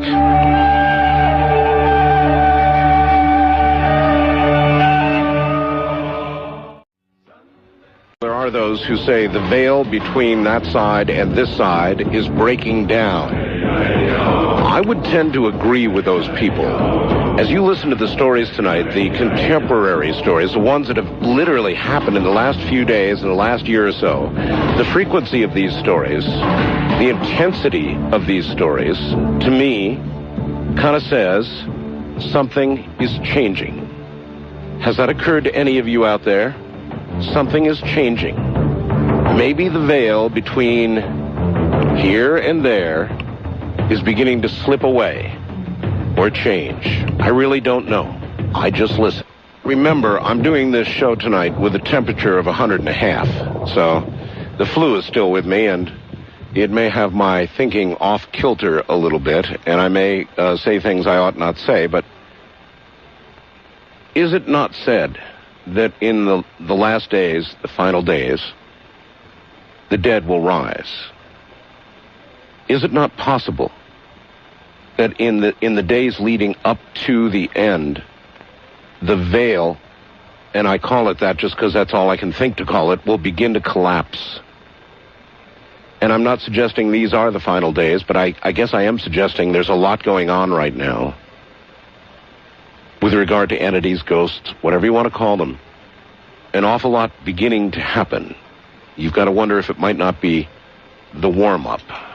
West of the Rockies, you're on the air. Hi. Hello? Hello? Yes, hello? Oh, hi, I'm sorry. This is Melissa from Van Nuys, California. Hello, Melissa. I have a little ghost story, I guess, to tell you. I went to a friend of a friend's home in December for a little arts and crafts meeting with about 5 women. Right. I've never been to the house. I pull up, and it's a beautiful, very large house built in the early 20s. Mm-hmm. I walk in, and it's kind of got an interesting feeling about it, just as old houses do, but I don't think anything about that. All of the other women go to the library to sit, and I go to the kitchen to get a drink. And the kitchen is in 3 parts, kind of a U shape. You have to go through the pantry, the kitchen, and to another third room to the refrigerator. Gotcha. I get a drink, and as I'm walking back, I walk through a game room that has basically the only thing in it is a pool table. And as I'm walking past the pool table, a multicolored ball rolls past my feet really quickly. And it's like a baseball-sized rubber ball, like a kid's ball. Right. And when I had walked in the door, I'd noticed that the family had 2 cats. And I, of course, think it's one of the cats batting the ball at me. Sure. So I looked to the corner to see which little kitty had batted the ball, and the cats aren't there. And immediately what flashes through my mind is, okay, the ball went really fast, the floor's not uneven, something else did it, and I don't know what. Right. So I look to the library, which is about 500 feet away, and there are glass French doors where all the other women are. So to see if there's something going on, and the 2 cats are in there. So the cats could not have batted the ball. Mm-hmm. And like I said, it was really fast, and it rolled right past my feet and then stopped. I kind of get the hair on my arm stands up. I walk to this stranger's library and say, "Excuse me," to the lady who owns the house, "You don't have ghosts, do you? Ha, ha, ha." And she said, the smile falls from her face, and she said, "What did they do now?" And I'm like, this has happened before. And she said, "What did they do?" And I said, "Well, a large ball rolled in front of my feet really quickly and stopped." And she said, "Yeah, well, they're kind of pranksters." And then she goes on to explain that her daughter, they had only lived in the house a few years. Her daughter had some sort of a incident in the basement where the ghost had tripped her, and she'd sprained her ankle. And she'd finally gone into the history of the house because she didn't know what was going on. And it turns out they're the 3rd family to own the house. The house was built in 1927. The original owners of the house had a very hard life, very hard time, lost a daughter to a very difficult circumstance, and the woman, who they feel is the person occupying the house still, was very sad, and so she started to tell me a bit about her, and she said her name was Mary Wells Brown, and she said, "Oh, I have a picture of her." And I said, "Oh, I'd love to see it," which I think is probably going to be a small snapshot. She said, "I found a picture of her in the attic, and I've decided to honor her. I had this picture of her so she doesn't feel like I'm occupying her house and not honoring her." And I said, "I'd love to see it." She touches a panel on the parquet wall, and the wall moves. Really? Yeah, revealing a hidden back room that is basically a shrine to this woman. There's a sepia-toned picture on the wall that's probably 2 by 3 feet with a carved wood frame hanging really far up above a fireplace. And I try to walk in the room, and I can't. What do you mean you can't? It's very cold to begin with. Which it was December, so it could have been, except that this is California. But anyway, the room was amazingly cold. I put 1 foot in to get closer to the picture of the woman, and I feel like I'm trapped in molasses. Good Lord. And I'm like, I can't move. And the woman goes, "You know what? That happens. I understand." So I literally back out of the room. I can't even, I'm not even in control of myself enough to turn around and move.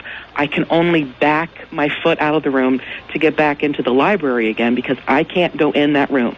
I've never had an experience like that. I couldn't explain it. Before this occurred to you, had you ever had an experience like this? Never. Had you been a believer in ghosts or spirits or life after death, or, are you religious? What's your background? Well, I am religious. I have a spirituality. Yes, I was raised Southern Baptist.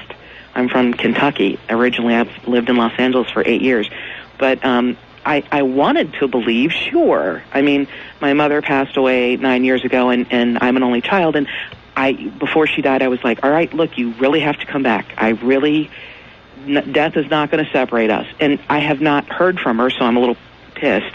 But I'd wanted to believe, definitely. I've never had an experience like that in my life, never. And you're sure of what happened to you? Absolutely. Now, obviously, the woman in this house had encountered this whatever ghost so many times, she decided to build this shrine? Well, when I say shrine, I suppose I'm being overly dramatic. Well, no, if you push a button and the wall changes and a picture comes out, that's a kind of a shrine. She had to go to a lot of trouble to do that. No, I think the wall, that sort of secret room was always there. I think she made that Mary Wells Brown's secret room. I mean, she hung the picture there, as it's like, all right, I'm giving her her own space so that she doesn't get honked off that we're here. Well, that's going a pretty long way, isn't it?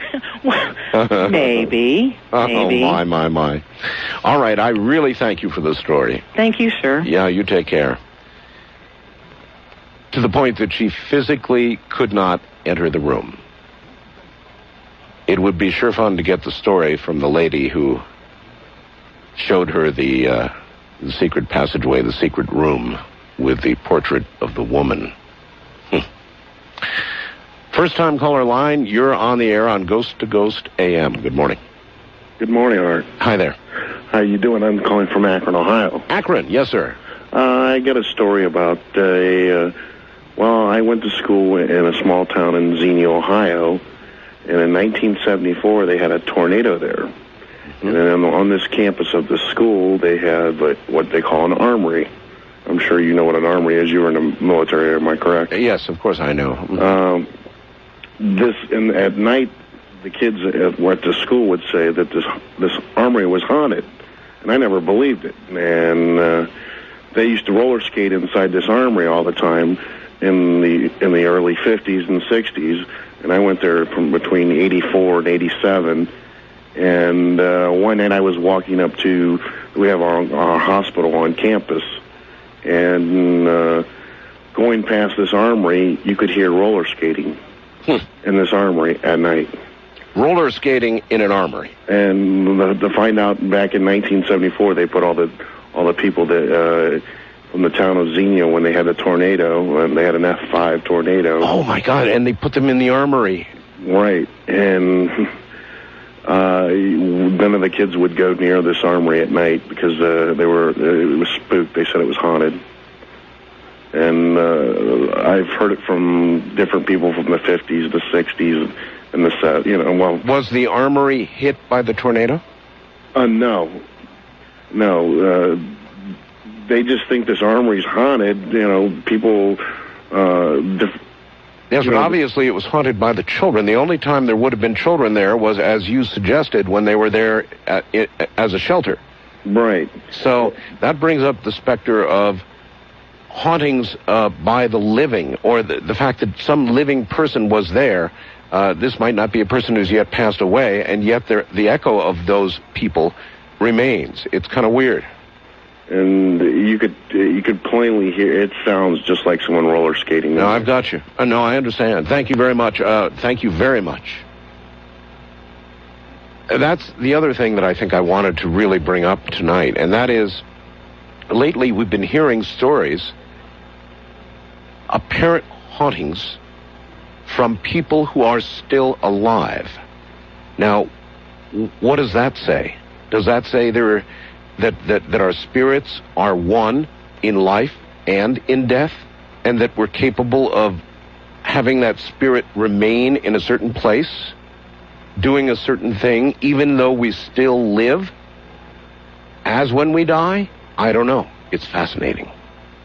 Wildcard line, you're on the air. Hi. Hello? Hello? Hello, sir. Yes? Yes, how you doing tonight? I'm fine. Where are you? Yeah, this is Dean in Tampa, Florida. Hi, Dean. Yeah, the last time we spoke, actually, for Ghost to Ghost, I had mentioned a story about a young lady named Clarity. Oh, I remember the Clarity story, yes. Yes, sir. I don't know if you want me to update the newer listeners, or it was quite a story, but I actually had an experience last year after telling that story that kind of connects the two. All right. I don't know whether you ought to, if there's a way you can rush through the Clarity story. Oh, trust me, I'll make it brief, sir. All right, go. Basically, about 14 years ago, I moved down to Grapevine, Texas. Went to a party with a friend of mine. Met a very nice young lady by the name of Clarity. I'd always taken the same route back home to Grapevine, but for some reason that night, when I took her home, who supposedly she lived pretty close to where I lived in Grapevine, I wound up getting lost and wound up driving actually north to Oklahoma. So on the way there, we took a right turn and wound up in Denton, Texas that night. And she suddenly told me that she used to live there, and she told me, she kind of directed me around inside Denton, Texas, and we wound up in an apartment building. And I thought, she said she had some friends there, so I thought we were going to get a telephone or something like that, try to find some directions home. Mm-hmm. Well, suddenly we get out of the car, and there's a big hill on the left-hand side there. And she goes, let's go over the hill. I want to show you something. And I said, okay, I'm kind of curious. It's about 3 a.m. in the morning, really pretty girl, so I'm pretty much up for anything right now. Yeah, you're thinking, I'm going to get lucky. Exactly, sir. I gotcha. Yeah, it was tricks of lights and shadows, so I figured no problem. So we went over the hill, and suddenly I'm looking at a graveyard, and I've never been one to be doing the graveyard for fun type thing, but I'm kind of up for anything at this point. So you're thinking she's really a fox. Let's see. Exactly. At this point, I'm pretty much signing my my truck over, so I'm like, no problem. so we're walking in, and there's a really huge stone gate, and on the right-hand side, it was it almost looked like it had been hit by a tornado or something like that, but it was just demolished. Well, I didn't really say much about it because she kind of wandered in, and we were looking around, and suddenly I'm standing there, and it gets an extremely, dead still Texas night, and there's a full moon out, and I love full moons, Art, and I'm looking up at the full moon, and she's standing behind me, and suddenly to the left of me, I see 7 white birds, and they're all connected by the wing, and they're just floating up towards the moon, and I'm like, really, I'm watching this thinking, this is totally beautiful, I'm just, I'm in awe, and suddenly from behind me, she starts speaking about Bible prophecy and about the 7 birds that will return her home, and as I'm looking up at the moon, and I'm looking at the birds, and I'm listening to her talk about the prophecy of the 7 birds and the returning home, as the word home trails off, sir, I look around, and suddenly she's gone, and at this I was point, going to say, probably at that point you were thinking, not so lucky. No, definitely. Sobriety had now entered me 100%. I'm fully, I've got let me get this moment again. She began talking as the 7 birds were flying. It was beautiful, full moon. She started talking about Bible prophecy, right? Sir. And the next second? As the word home, as she's saying return home, trails off, I look around and I turn exactly to where she was standing. She is completely gone. I do a hard target search of the place because I'm still a gentleman. I'm not going to bail on her. But yet I'm looking hard, I'm looking low, and I'm thinking, well, maybe she just went, returned home, or maybe went to a friend's house. Well, as I find out later, she truly did return home, because about 2 years later, I come back to the same place in Denton, Texas, and I go up to a Texaco just right down the corner, and I'm talking to the guy at the counter, and I'm saying, boy, I had kind of a strange experience back then, and he goes to relate the story about this girl who, I guess a couple of her friends got into their dad's pickup truck, drove over the hill, wound up crashing into that very stone gate that I saw earlier before that was destroyed, and wound up getting killed on her prom night. And I'm thinking to myself, truly she had returned home. Well, here's the kicker, Art. I told you the story about a year ago at the same time. That's right. Well, there was a tremendous Texas storm at this time. I'm in Grapevine, Texas. I put the phone down. The moment, sir, I put the phone down, I look up. Across the street, I have a clear view of a transformer. A bolt of lightning hits the transformer, blows the transformer into it looked like the movie The Natural. Suddenly, boom, the lights go out. As I lay down the phone, I look across, and all you see is the moon. The moonlight goes inside the window. I look up, and I see 5 people standing inside my room. But yet, it looks like 3 women and 2 small children, and they're not there, but they're there. And it's like one of those adages. I've always felt that we're all surrounded by several different people in some sense, either from our past or present. Mm-hmm. And at that point, when I put that phone down, the bolt of lightning, the moonlight, boom, I look up, and I wasn't shocked. It seemed like I almost accepted the fact that I'm an only child, but I never felt alone all my life. Wow. Now that all this has happened, obviously you're a believer in what? Well, all my life, sir, I believe we've all been connected by one way or another, and I think what it goes to show you is that we're just not here to be, put in a box and put away. I think we connect from our past and our present, and if we truly do connect, I think we'll definitely get more clarity for the future. Clarity. I appreciate the call, sir. Thank you, sir. Thank you. I agree with that man. Don't you? Are we all here just to trot around in this mindless maze that's life on Earth and then get put in a box or get reduced to ashes? And that's all there is? I don't think so. I think the stories that you're hearing prove it. Not singly, not any one of them, but the evidence is absolutely cumulative. We are not just biological entities. We are more than that. And that's what you're hearing. East of the Rockies, you're on the air. Hi. Good morning, Art. Good morning. Where are you? Tulsa, Oklahoma. Tulsa. Good. Yeah. Glad to have you. Yeah, glad to be here. Hope you and your wife feel better. Thank you. My job takes me around the country, all over the country. My wife and I have lived here in Tulsa for the last year. Right. My immediate family lives in Montana. My mom, my brother and sister, nieces and nephews. For 2 weeks in November, I was in Oklahoma City. It was the day after the election. I stayed up all night watching the election returns. So the next night I was tired, so I go to bed early, about 8:30. Sure. About 4 hours later, I'm awakened by someone in my hotel room. The room is completely black. I know there's a female figure in the room next to my bed. It's walking or by my bed. I know the presence is there. as I'm trying to figure out why that person is in there, I was thinking maybe it was the maid or something. Maybe I had been dreaming or waking up early, and the maid was in the room. It wasn't Al Gore saying, Florida's mine, Florida's mine, right? I don't think it was. All right. Didn't appear that way. But as I'm trying to, as I see this figure, I turn around and look, and this face appears toward me, comes toward me. It's a female face. A face. Comes toward me. Doesn't say anything, or at least I'm not hearing anything. Yes. And it comes toward me and then fades back. Can you make out any detail? Well, not at that time, but I relate the story to the guys I worked with the next day. And I'm saying, well, maybe it was my sister, or I thought, well, maybe the room's haunted or something, or maybe it was the maid or something, or I was dreaming or something. Yes. But anyway, that was Thursday. That was late. That was a late Wednesday night. The next day, I relate the story. Friday morning, I get a call from my wife saying, I have some bad news, that my niece has died. She committed suicide. Well, I find out, and I didn't connect it at the time, but I'm thinking, and I tell the guys this, well, maybe that was my niece that came to the room. So I go back to Montana for the funeral. I'm one of the last persons to view my niece before the funeral, and it was that face that I saw. I didn't recognize it at first. I thought maybe it was my sister, but then as I see my niece at the viewing, it was her face, and that's what I saw. She had come to the room when I was in Oklahoma City. Well, you had quite an encounter, didn't you? It was, yes. All right, my friend. Thank you. Thank you. Take care. As I said, all of this is cumulative. But if you listen through the night and you don't believe when it's over, then you just haven't been listening or thinking. I'm Art Bell, and this is Coast to Coast AM.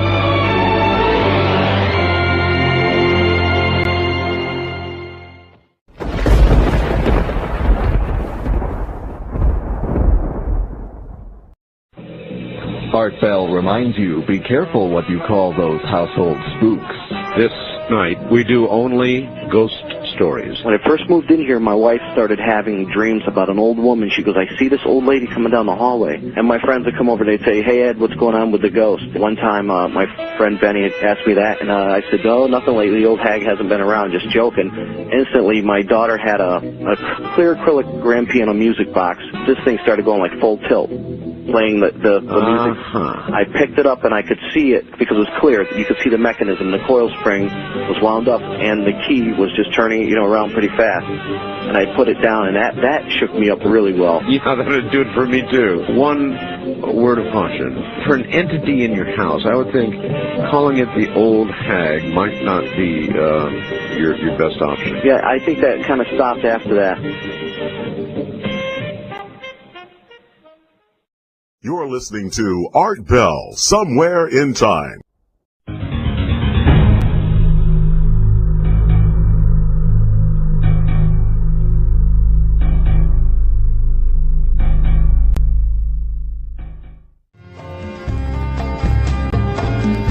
From the Kingdom of Nye, this is Coast to Coast AM with Art Bell.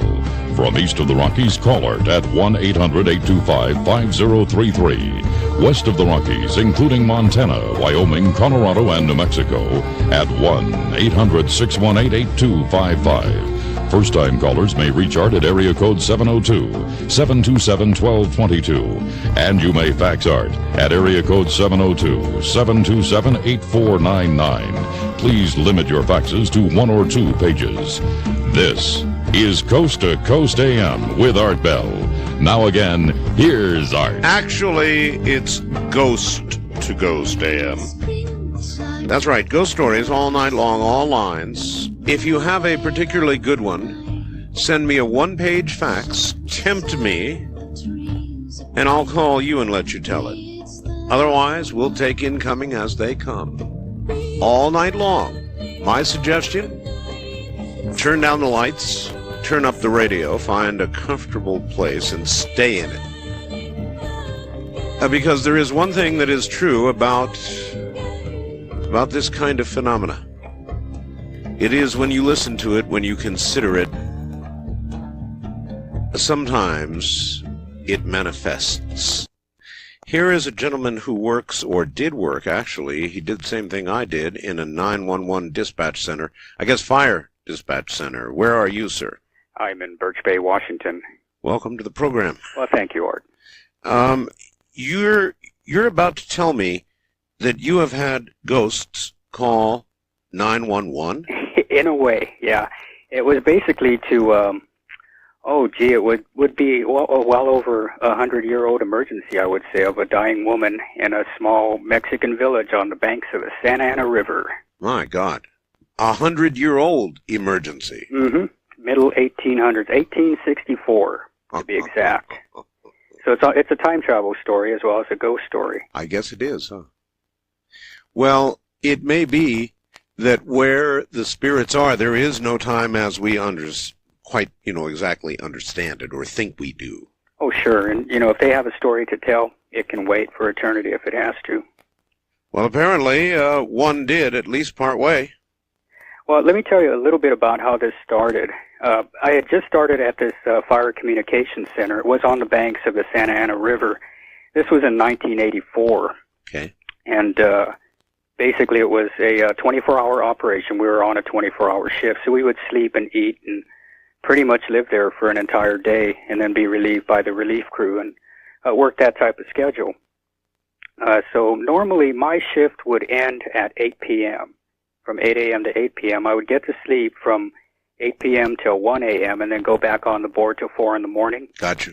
And that way we could at least get a couple hours of uninterrupted sleep. Mm-hmm. Well, I thought the strangest thing was that none of the dispatchers would sleep in the dormitory, which struck me as really odd. They all seemed afraid of the place. And the dispatch personality, they're usually guys that are rock solid individuals. Oh, yes. They're pretty fearless people, basically. But we'd have guys sleeping in the hallways or bedding down in the lounge, that type of thing. Well, I'd been on for about a week, and I got woken up in the morning by the intercom saying that, I could sleep till noon because I was going to have to work a 12-hour overtime shift. Someone had called in sick, and I was basically up for it. Well, about a half hour later, and usually these things happen when you're dead asleep, I felt something lay across my legs, and there was a groan like somebody going, when they're stretching. Yes. And I woke up and I saw this kind of it wasn't a mist, it was almost like a gelatinous fog breaking above my head, and the room was pitch black dark, which was really a strange thing. So anyway, I stumbled out in the dispatch center and asked the people if, what the heck was going on and, why are they playing games? And they all gave a conspiratorial look to each other and said, go back to bed, we'll tell you about the ghost later, right? So I slept real good after that. Yeah, right. Well, anyway, it was uneventful. I came back for the next shift, and that's when the weirdness happened. 1 in the morning, just a little bit before 1 in the morning, I went into the strangest dream I've ever had. I was walking along the banks of the Santa Ana River, and I knew it was 1864. I just knew it. And I thought, this is the strangest dream. For one thing, I'm here. I can feel the wind on my skin. It was just barely blowing. I could hear the leaves rustling. I could feel the sand crunch underneath my feet along the banks of this river. Right. And I thought, wow, this is really interesting. I know where I'm at. I'm right by the fire dispatch center, but the city's gone. There's nothing here, and where are all the children and the animals? You mean you were literally seeing the same geography minus the buildings and the people? Except for, differences, the variations of a river as it changes over the year, but my internal radar and compass told me I was exactly at the fire dispatch center. I was actually walking up to it, approaching northbound along the banks of the Santa Ana River. And I saw this small house. Yes. Kind of like an adobe little house like you would see, part of a rancho or a very small village. And this woman appeared in the door. And she was what you would call, probably about a 20-year-old, really beautiful senorita. She was just gorgeous with long flowing hair and a smile that would melt your heart. This was like, wow, what's going on? Anyway, she beckoned to me to come to the door. And as soon as my foot hit the threshold of this little house, I was kind of transported into her, if you know what I mean. It's like she melded with me, for want of a better word. Spock, we were like one person. Spock would say mind meld, yes. Almost like that, but not quite as as trite as you would expect something on Star Trek. This was like a total 2 bodies and 2 souls instantly mingling together. Wow. And it was an instant feeling of like warmth and love and a tremendous sexual rush, which later on I found out that happens sometimes. Anyway, she kind of separated from me and beckoned me into the house, and I went in there, and she showed me this old woman laying on a bed. And prior to entering the fire service, I'd been an ambulance driver in L.A., and you pretty much know when a person's ready to breathe their last. And this woman was definitely, she was what they call chain stoking, that, final type of breathing. And she had on a kind of like a floral print shift dress. Yes. And this girl started to tell me that, she was the last of the small village, and she had stayed there and taken care of all the people that were sick, and they had a drought and a famine, and some type of terrible disease had come through the community and killed a lot of people. And basically everybody just packed up and went upriver to try to find a better place to live, took all the children and healthy people and animals, and they all just split. Makes sense, yeah. And she was the last one, taking care of the last person alive that could not make the trip. Well, to make a long story shorter, she basically started telling me how all these people died. And this is when the dream got really bad. I mean, it was like I was trapped in this place. If you know, well, you obviously know the personality of a dispatcher that's fully in control of his environment. I certainly do. I mean, you are the savior of the city. Otherwise, you'll never make it.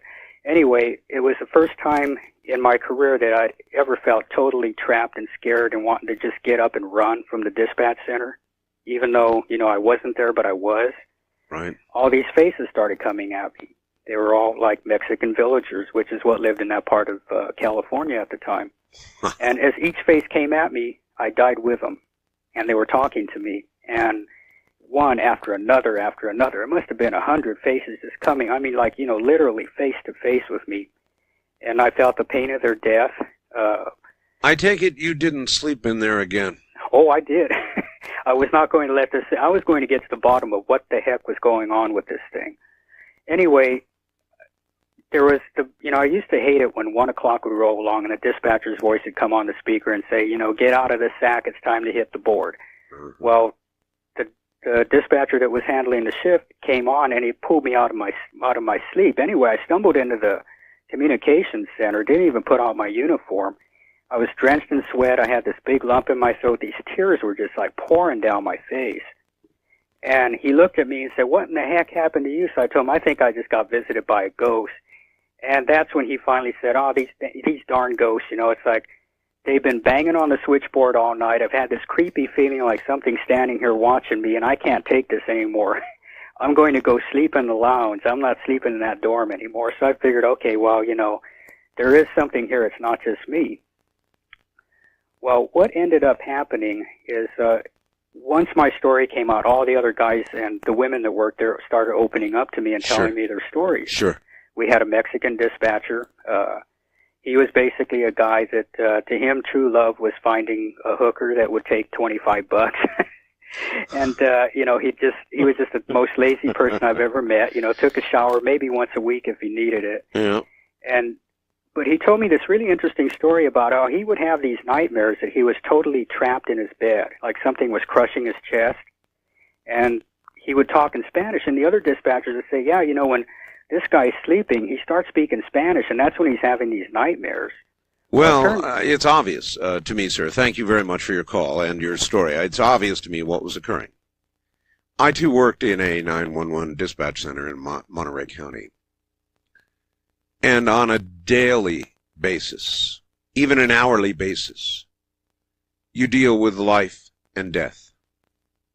Actually, I found it to be too much, and I spent a year at it and bailed out. But you deal with life and death. I'm the kind of person that takes my work home with me. And so it was not the job for me.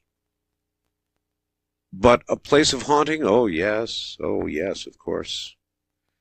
Place of crisis, a place where death is documented nearly on an hourly basis, sometimes more. Yes. Yes. On my first-time caller line, you're on the air. Hello. Hi, Art. Hi there. Where are you? Paul from London, Ontario, Canada. London, Ontario. Haunted Canada. Yes, sir. Yes, and actually we are pretty haunted. Actually, the one I've got is happened when I was about 8 years old. We were a bunch of us sitting around messing around, and the guys I was with decided to hold a seance. And we were sitting in my friend's basement, and... You decided to hold a seance? Well, yeah, you're... that's like, you're really inviting it. Well, yeah, that's what I didn't take part. I sat off in the corner going, no, this isn't for me. Uh-huh. Besides, I didn't really believe in that stuff at the time. After that, I really changed. Halfway through the seance, I kept hearing these strange noises, and we were sitting in his basement, and they just kept going, shh, stop making noises. And I was like, well, it's not me. They're like, yeah, sure, just shut up. We're trying to get a hold of this ghost. And all of a sudden, something made me look off in the corner. He had an old TV that his dad was going to throw out sitting in the corner. Well, when I looked, I noticed it started to glow. Mm. And after a few minutes, it just exploded. The television exploded? Yes. The whole screen blew out. And what did it for me was the fact it was unplugged. The thing is, the TV was unplugged. When I looked on top of it, I saw other people have called in before about it, seeing the Dark Man. The Dark Man? Yes. I saw a dark... I could tell it was a man. He was sitting cross-legged on the TV, wearing a long coat. He just looked at me, smiled, nodded, stood up, and disappeared. I'd be out of there so fast. Well, the thing is, no one else saw it but me. They were... Well, I mean, yeah, but what about the television? You said the television... Oh, they all saw the TV explode. His mom came downstairs yelling what happened, and we were just, nothing. I couldn't tell her, well, there was someone on top of the TV made it blow up. Mm-hmm. First of all, a television under no circumstance, sitting there, sedentary, not plugged in. Televisions do not explode, period. Oh, I know that. Even plugged in ones. That'd be it for me. Well, the thing is, for me, you'd think you'd be scared, but I was just looking at it going, okay, that was odd. And, I mean, since that day, I've seen the same Dark Man every so often out of the corner of my eye, or it's almost like he's watching me. Maybe he's waiting for you. Well, that's what I think, because, ever since then, I've seen him, and if I don't see him, I'll hear him call my name. Yes.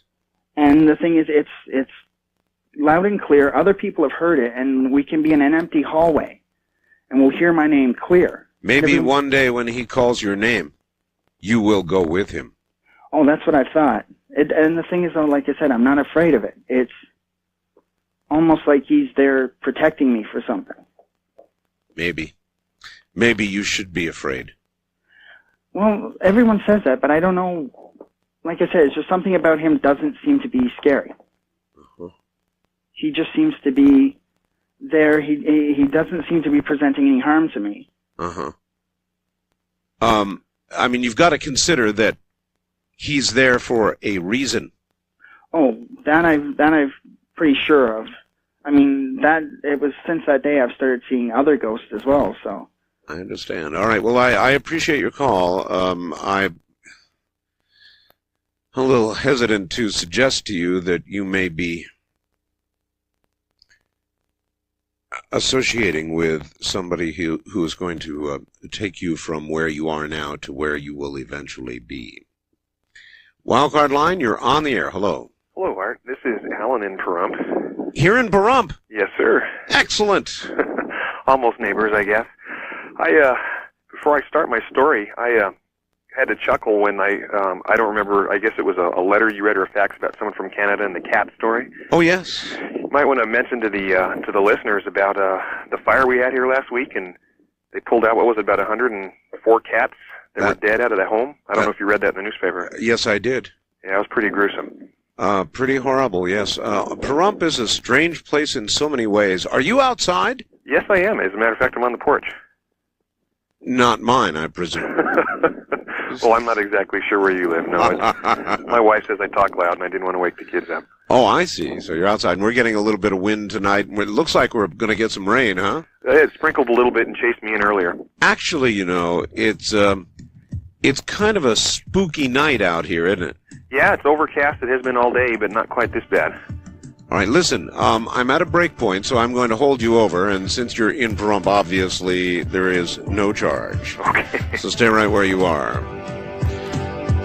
We're telling ghost stories this night, and that's all we're doing. If you wish, call it Ghost to Ghost.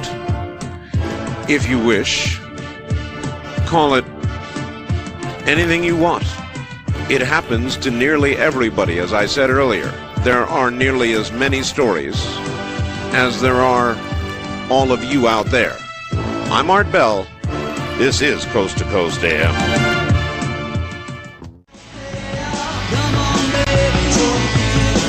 To talk with Art Bell in the Kingdom of Nye. From east of the Rockies, dial 1-800-825-5033. West of the Rockies, including Montana, Wyoming, Colorado, and New Mexico, 1-800-618-8255. First-time callers may reach Art at area code 702-727-1222. And you may call Art on the wildcard line at area code 702-727-1295. To reach Art from outside the U.S., first dial your access number to the USA. Then 800-893-0903. This is Coast to Coast AM from the Kingdom of Nye with Art Bell. Kind of fits, doesn't it? Good morning. I'm Art Bell, and all we're doing tonight is telling ghost stories. We'll get right back to it.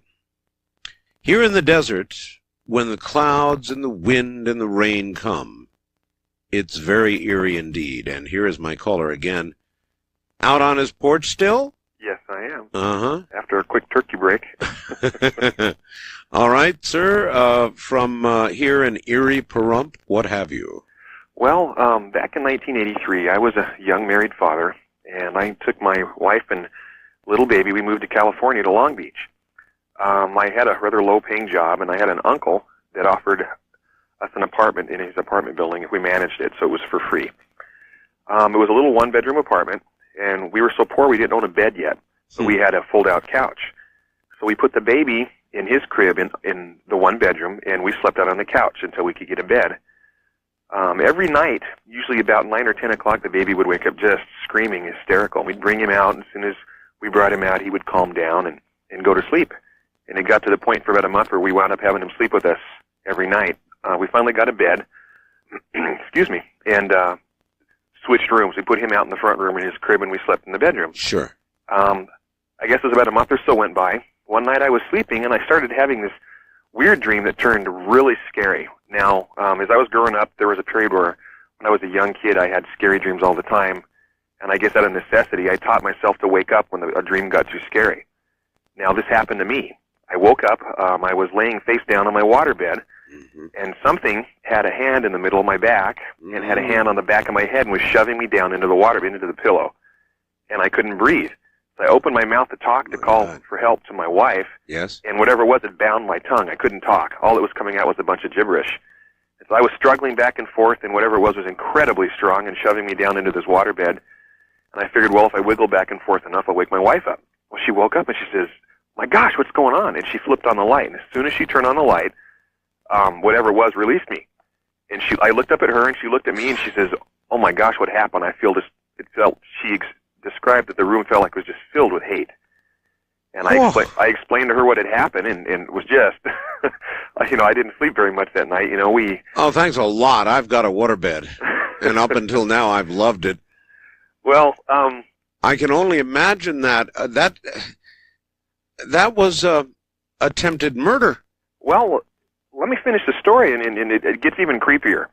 We said a couple of quick prayers, and the room still felt creepy. We didn't sleep much that night. I was also working for my uncle. So the next day I told him what had happened, and he kind of scoffed at it. He goes, oh, yeah, right. I've never had anyone else complain about living in that apartment. And I said, well, I wonder what happened.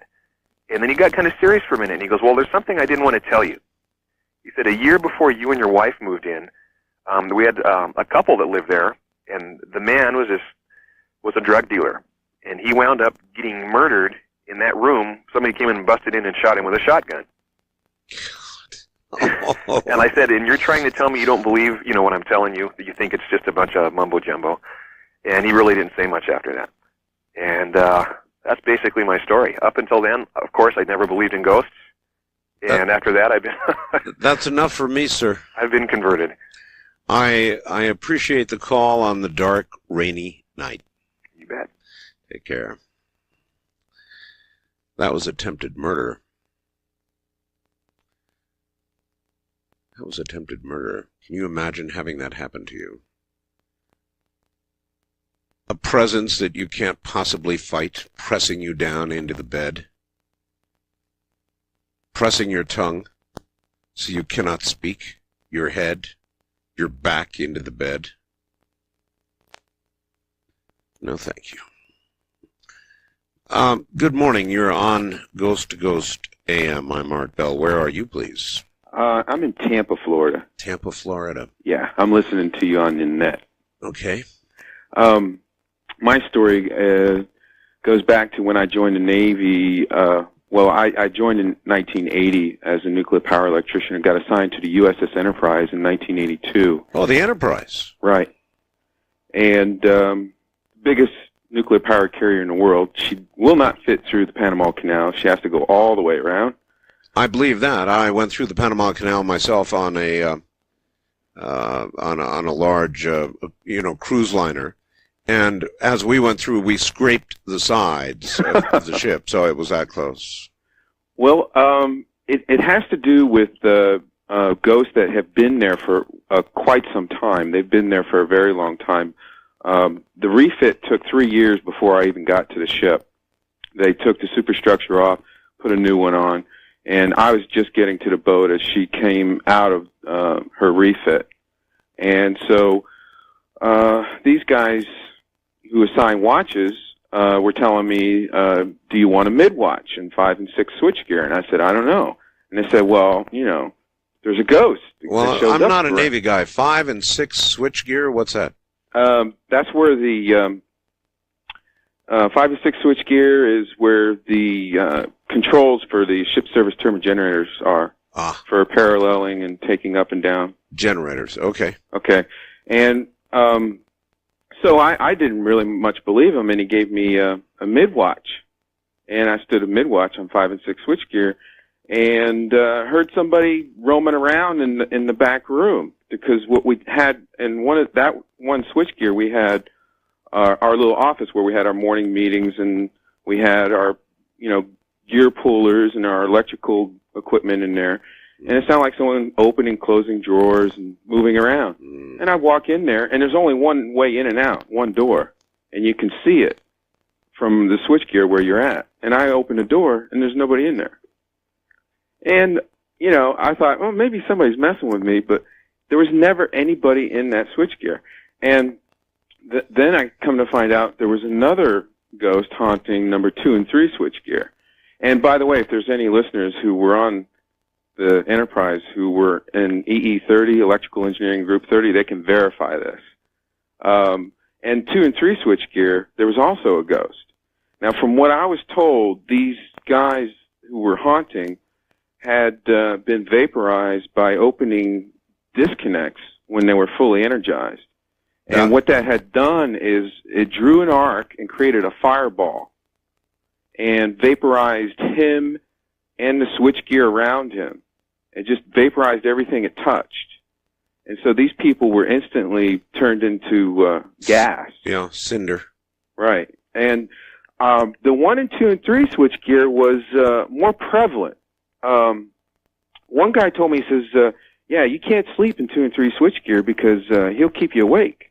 This is very common. When people die that way, completely, unexpectedly, instantly, tragically, that's when they seem to remain. And the thing was, he was like a guardian. You know what I mean? He was making sure that the guys didn't fall asleep on watch, because he'd do something to you. Now, I was just, I was wondering about the 1, 2, and 3 because I hadn't ever seen it, so I decided to play a trick. And I decided to pretend I was nodding off. And it felt like someone grabbed the back of my hair, and yanked my head and jerked it. to wake me up. And I was like, man, and that just, sends a shiver up your spine. I take it you stayed awake on future watches. Yes. It was really, really something. And you're telling me that anybody who was on the Enterprise, EE-30 that time, could verify this? Oh, yes. Oh, yes. Guarantee it. Guarantee it. There's absolutely no doubt. In fact, one guy left his post screaming from 2 and 3 switchgear and said he'd never stand watch there again, ever. And he never told anybody what happened. And he wasn't in Electrical Engineering Group 30. He was a conventional electrician. Sometimes really good conventional electricians, they'd let stand watch on those switchgears. But see, the thing was, is there was the nuclear electricians and there was the EE-30. What kind of voltage and current were running through those? 450.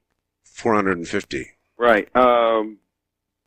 At tremendous current the ratings of those generators. Tremendous, I'm sure. We had 8 turbine generators in all, and there were 4 main machinery rooms and 2 reactors for each. So we had a total of 8 reactors, and each reactor, I believe, was 1 megawatt each. So we were running about 8 megawatts of power when we were churning and burning. Whew. I appreciate. I'm sure you were glad to get off the Enterprise. Well, you know what? I never really had a problem with them. It didn't really scare me. Was there any doubt about the fact? Now, you say you sort of pretended to be asleep. Yeah, I was trying to see if it was real. Do you think that it could have been your imagination? Oh, no.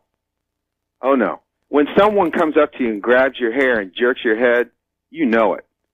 You're right. You know it. I mean, that's something, and it happened to anybody who ever fell asleep in 2 and 3 switchgear. Boom, they get waken up instantly. You could never fall asleep on there while you were on watch. Appreciate your call, sir. Yep. Thank you. Take care. He's right. There would be no mistaking somebody grabbing your hair and yanking your head up, would there? First-time caller line, you're on the air. Good morning. Good morning, Mr. Bell. How are you? I'm sorry? I said, how are you? Pretty good, and yourself? Fine. Where are you? I'm calling from southern Indiana. Southern Indiana. Yes, sir. I'd like to answer your questions first. You had a couple like, why do ghosts stay in one place? And I think there was something right up about why does the temperature change when there are ghosts around? Well, I think the last caller was a very good example of a ghost that remained exactly there. And if that one didn't do it for you, I've got one from San Antonio, Texas, that'll curl your hair. That was fairly scary, but I was wanting to explain to you why ghosts stay there, though. Now, I was speaking from the philosophical point of a ceremonial magician. I don't know if you know anything about, like, ceremonial magic or Kabbalah or ritual magic or anything like that. I know a little bit about it. Are you familiar with the philosophical elements like earth, air, fire, and water? I am. Well, they have spirits associated with those. They're intelligences of sorts that are similar to animals as far as their intellectual level. Mm-hmm. But sometimes, see, elementals can feed off of emotional energy that people put out. That's right. And when people pass away, they'll leave their astral shell or astral body behind. And sometimes these elementals can take control of these astral shells. And they'll present themselves as a ghost when, in fact, they're elementals, but they'll take on this form. And, like, for example, a deceased father or a mother or something, and when this person feels an emotional attachment to this image they see, that elemental can draw energy from that individual. Mm-hmm. That's one reason why ghosts stay around like that. So, in other words, they produce one of the greatest emotions a human can have, mortal fear, and then feed from it. Yeah, fear, love, any kind of emotion, anger, hate, anything. Elementals can feed from that. Not all elementals will do that, though. That it has to be something that's learned from them, kind of trained. Like I said, they have like the intelligence of animals. So, mm-hmm. But that also has to do with the temperature change in the room, because, for example, like a water elemental could produce a cool temperature in a room. But why would a spirit be bound like the spirit on the Enterprise or the spirits to, in effect, stand guard?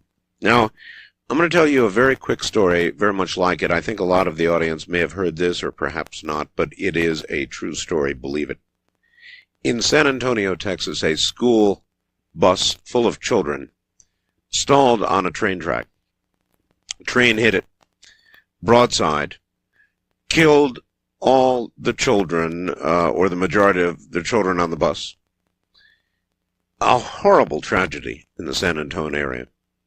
And ever since, at that particular intersection, if a car stalls, in fact, people go and test it. They actually take their car and they drive onto these train tracks and stop and put the car in neutral, and the car is always pushed or seemingly moves by itself off the tracks and onto the road on the other side into safety. Now, they have tested this. They have taken cars and put them on the tracks with talcum powder on the back of the car. Actually, I have heard of this, Mr. Bill. This true story. And when the car reaches the other side of the tracks, there are children's handprints to be found in the talcum powder. And this can be done repeatedly. It'll occur again and again and again.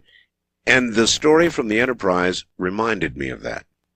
See, something like that may work on the same lines that a talisman may work. Now, a talisman, I don't know if you're familiar with how talismans operate, but when a talisman is created, it creates a vortex of energy that draws things to it. So, like if you create a talisman to say bring money into your life, or love, or whatever else you make the talisman for, it creates a magnetic attraction to that.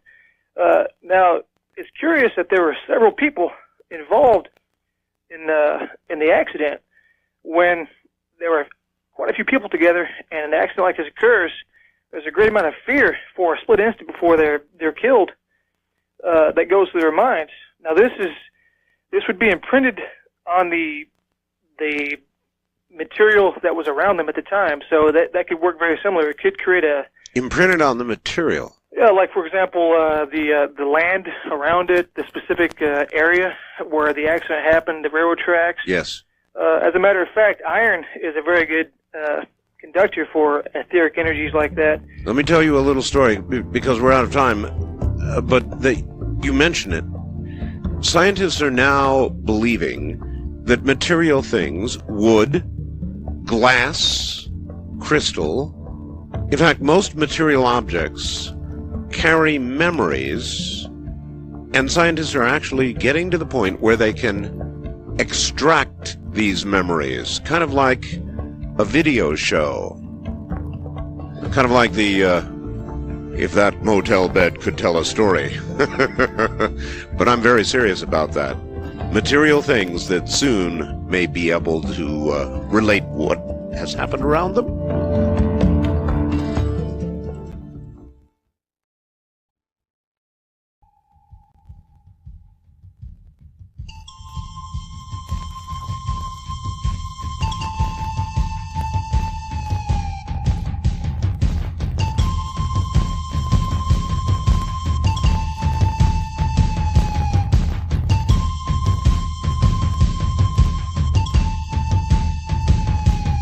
To talk with Art Bell in the Kingdom of Nye from outside the U.S., first, dial your access number to the USA, then 800-893-0903.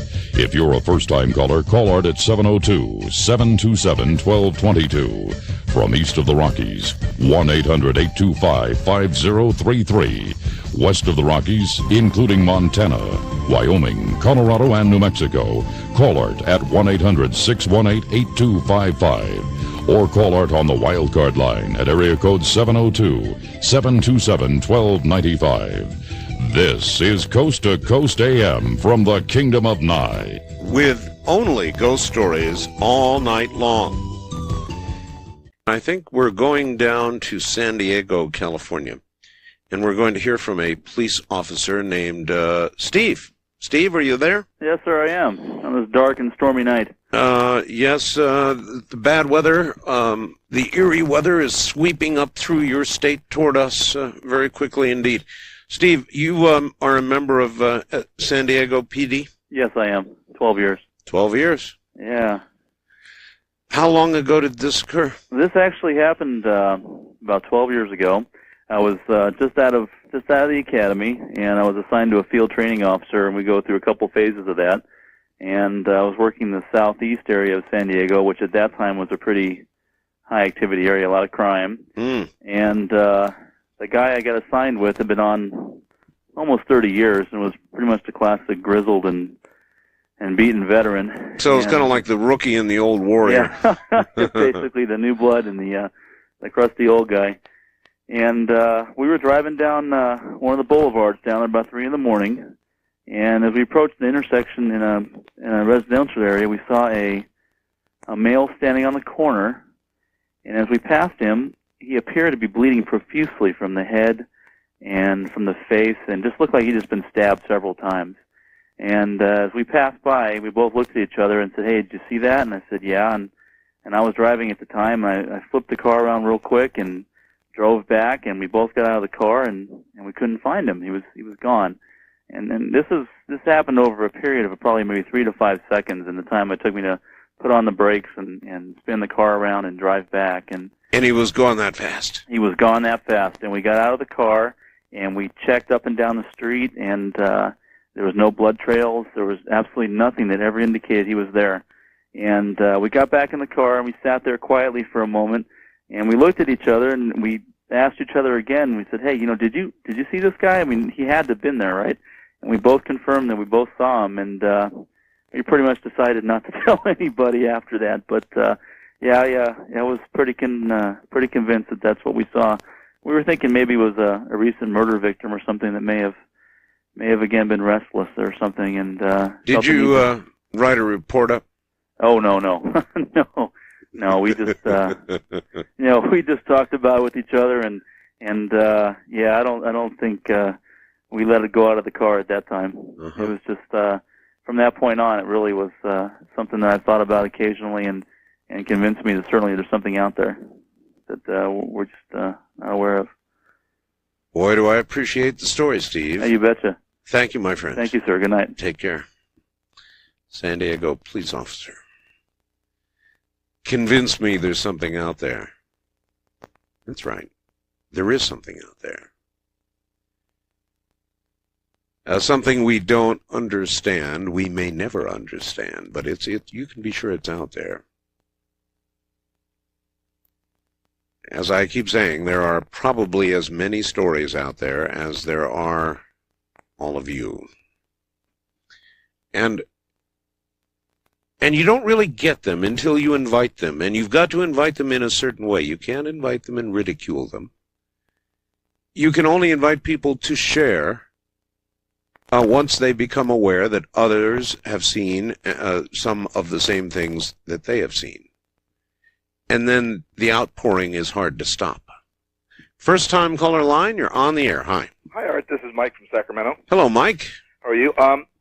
My story starts, I'm a stuntman, and I do a lot of traveling around the country, and I was in Coral Gable, Florida, and there's a big hotel there called the Coral Gable that used to be Al Capone's, hangout. And so I went down there to do a film with a couple of buddies of mine, and as I walked into the hotel, it's this huge palatial hotel that, like a huge mansion. Was it a movie I would remember?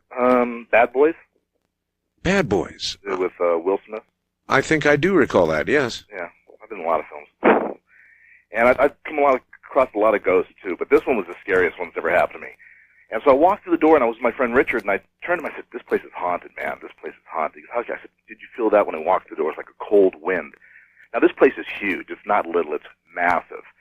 And so we got assigned to our room, and I was the only stuntman that was on the 5th floor. And so I went to bed early because I had an early call that morning. And so around 11:30, I hear a knock at my door. I get up, look out, and there's nobody there. No, one of the guys is playing a joke on me, right? So I lay back down. start to go to sleep, and I start feeling my covers being pulled off me. Right? And I said, and I looked down, and I thought someone snuck in, right? So, okay, whatever. Knock at the door again. Go to the door, nobody's there. Now I'm getting kind of irritated, and I'm hearing like a party going on down the hallway, and it's like noisy. I'm trying to get to sleep. I got a 4:30 call. I'm getting real agitated.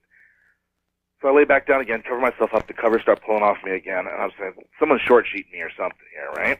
Right. I get up, door knocks again, open up, and there's a guy at the end of the hallway wearing a tuxedo and a red carnation with his hair slicked back, and he looked kind of odd because it looked like a period suit. Yes, like a 1920 period. Yes, sir. And I looked at the guy and I said, hey, bud, I'm trying to get some sleep. I got to go to work tomorrow. Could you just knock it off? It's not funny.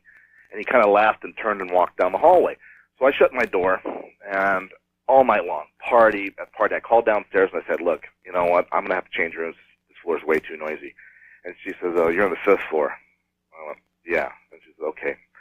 So I hang up, go to sleep, and I didn't sleep much that night. And I get up the next morning, and I go down to the lobby, and there's a historical society booth right there. Yes. And I said, excuse me, I said, is this place haunted? And she started laughing. She says, oh, this is one of the most haunted places in North America. And I'm going, oh, thanks. She says, you weren't staying on the 5th floor, were you? And I said, yeah. She said, well, that was where the morgue used to be during World War II. It was converted into a hospital, and that was the morgue.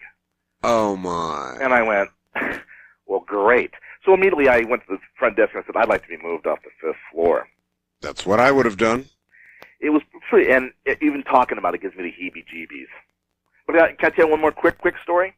Very quickly, yes. Okay, I was at Rosemary Clooney's house, and the house used to belong to Russ Columbo, and Russ Columbo was a crooner during the 20s. He was like kind of a predecessor to Bing Crosby. Yes, sir. And so I went into their bathroom. I didn't know their house was haunted at the time. I went into their bathroom, and I started going to the bathroom, and some guy behind me goes, hey, buddy, what do you think you're doing? And I jumped literally out of the bathroom, zipping myself up and running into the front room going, oh, my God, there's a guy in your bathroom. You're probably not needing the bathroom. No. My friend, Miguel, who was Rosemary's son, started laughing. He goes, oh, that was Russ Columbo. He goes, he's always playing tricks in the house. He's been dead. He got shot in the head here. Whew.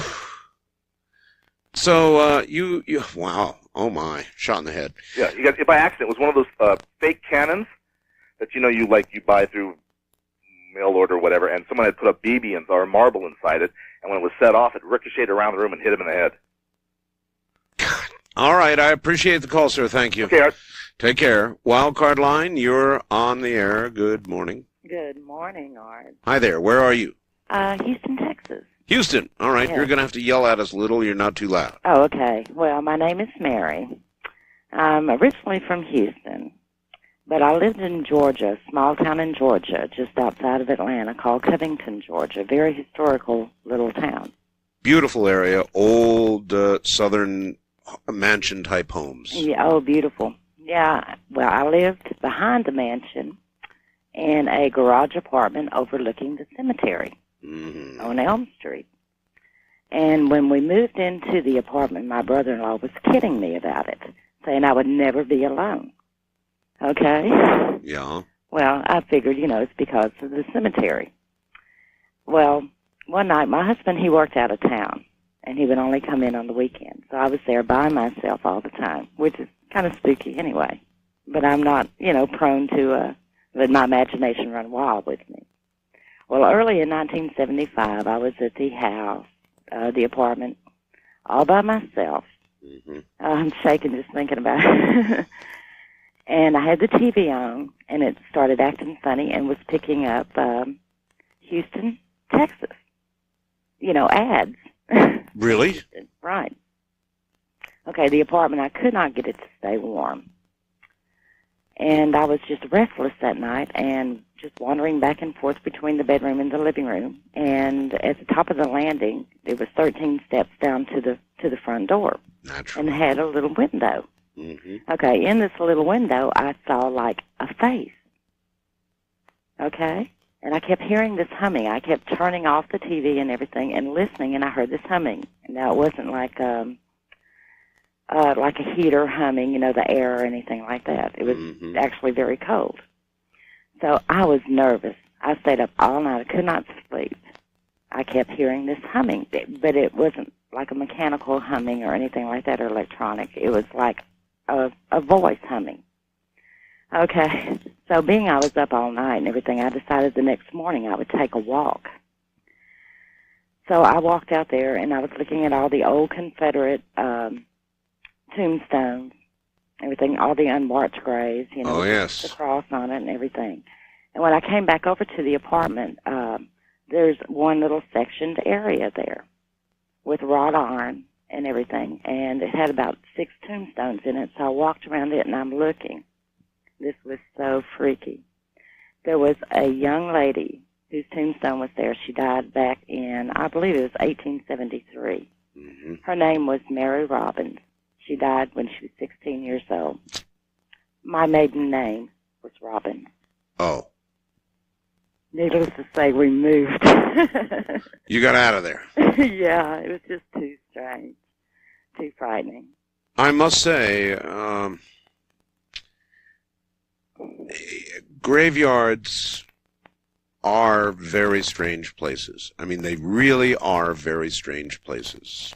Well, they are quiet neighbors, but that night... Quiet neighbors? You can feel them. I thank you very much. I've got a little story for you. My wife and I love Paris, France. You know, City of Lights. We go back there, and we'll go back again. Paris is a magical town. Whatever you may say about the French, and there's a lot you can say about the French, Paris itself is just... there is no city like Paris. Very romantic town. In our last visit to Paris, we decided to travel about, 20 miles outside the center of the city and visit the burial place of Jim Morrison. It was a very, very, very large cemetery, and we had a very difficult time finding the burial place of Jim Morrison. And I finally got sick of looking, and there were tombs everywhere, and they were truly ancient, back in 1800s, late 1700s. It was creepy. I mean, they were all around you. You were literally in a field of graves, many of them decrepit, many of them the inscriptions very difficult to read, and I finally got sick of looking, and so I said, I'm just going to sit here and wait. And Ramona would hike up the hill and look for Jim Morrison's resting place. But just sitting there by myself, in the middle of all these very old stone graves, I don't want to tell you because I would be lying that I could feel a presence. Because I didn't. I felt a kind of universal presence. A kind of reverence that I can't quite explain for a place where many lives came to rest. So no ghost story there, just a very eerie feeling. We did, incidentally, find the resting place of Jim Morrison, ultimately. But sitting there by myself, with all of these crypts, many of them crypts around me, very odd feeling. East of the Rockies, you're on the air. Good morning. Hello? Hello. Good morning, Art. How are you? I'm okay. You're going to have to kind of yell at us a little. This is Dave from northern New Jersey. Yes, sir. About 40 miles west of New York City. Okay. A lot of people out here love you. Thank you. And we're tired of the Art Bell bashing from the local affiliate. Oh, you refer not to the local affiliate, but to Curtis Sliwa. Correct. And his little angels, his band of angels.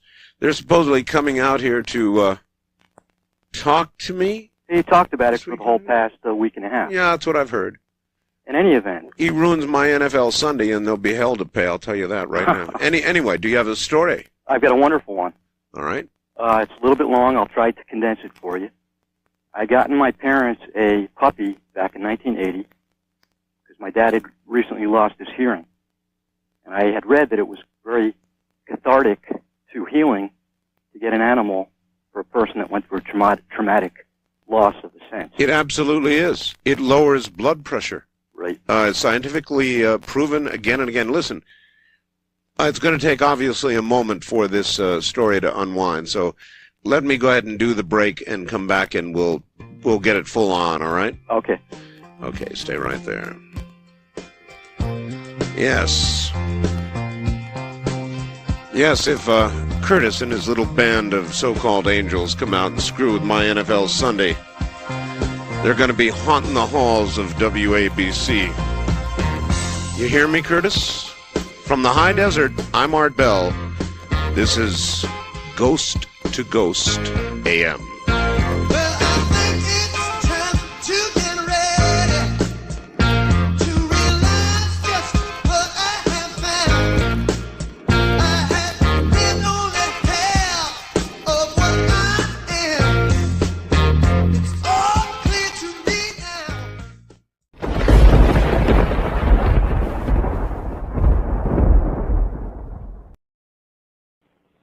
Art Bell, inviting you to join me every weeknight for interesting and controversial talk from Area 51 in Nevada, UFOs, time travel, the paranormal. Look, if you're talking about it or possibly just even thinking about it, you can guarantee we'll be covering it.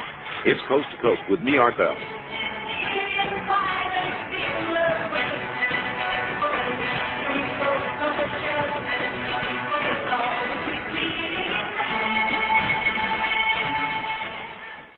Take a flight into strange airspace. Explore a world of mystery and supernatural phenomena. Don't take a wrong turn, though. You might run into the monsters of your dreams. This week on Dreamland, Mark Smith, author of Auras. See them in only 60 seconds. Hello, I'm Art Bell. I'll guide you safely through Dreamland into the kingdom of Nod.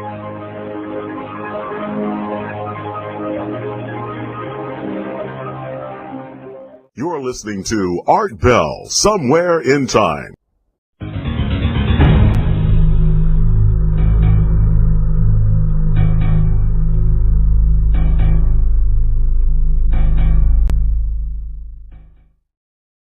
All right, so I've got a ghost photograph on the website that I really want you to see. I handle, I don't know, hundreds, even thousands of ghost photographs over the years. I've seen many, not too many good ones, a few good ones. This definitely qualifies in that category. This, oh my, this ghost photograph is quite something. It's right on the front page. You can't miss it. Click it to make it bigger and follow along with the man who sent it to us. Here he is. His name is Blake. Blake, welcome to Coast to Coast AM. Hello, Mr. Bell. Hi there. First of all, I really appreciate your sending the photograph to me. That's number one. Well, it's truly an honor to talk to you also. Thank you. Now, tell me about this photograph. Well, this photograph was given to me by a couple of friends of mine. They have a relative, an elderly lady. She's in her 80s. She gets around. Essentially, so in other words, it came from the from a family member. Yes, that's correct. Okay, good. Yes. It's a physical photograph. It's not a digital image or anything. She's in her 80s. She gets around using a walker. She lives alone. Had always told the family, you know, hey, I've got these ghosts walking around in my backyard. Really? Now she said that this was, to give you a little background, she had a son that passed away about 2 years ago from cancer. And she has said that this is her son and an angel. This is what she's saying. She usually she can sometimes see two of them walking around in her backyard. You know, that's interesting because looking at it, I would have guessed the female gender. Mm-hmm. I just would have guessed. I don't know, maybe the clothing, what you can see of it. I'm not really sure what it is. Right, right. The apparition, by the way, for those of you who cannot see the page, is incredible. It's caught in a window, and it's about it's about 3/4 here and about 1/4 somewhere else. Right. I guess that's the right way to put it. At any rate, continue, please, Blake. Yes, well, she says that they walk out of the woods, walk around in their backyard for a few minutes. They can stand there, as this one apparently is doing. And and then eventually just walk back into the woods and disappear. Behind her house, there are a couple of houses across a field behind her house, and there's just basically woods back there. She had seen so many, I understand, that she threatened to try to do exactly what's been done here, to take photographs. Right, exactly. So was she the one who took this? Yes, she is. No. She had her camera sitting there for the next time it happened. Huh. She actually took the photograph. I haven't actually been in the house. I've been in the backyard, but I haven't been in the house. It's a newer house, actually. Really? Somebody had said, well, this could be, the glass, causing a ripple effect, and it's like I said, brand new house, new glass. Well, anything's possible. That's true. Yes, exactly. But the family the family. I'm sorry. Go ahead. Oh, that's all right.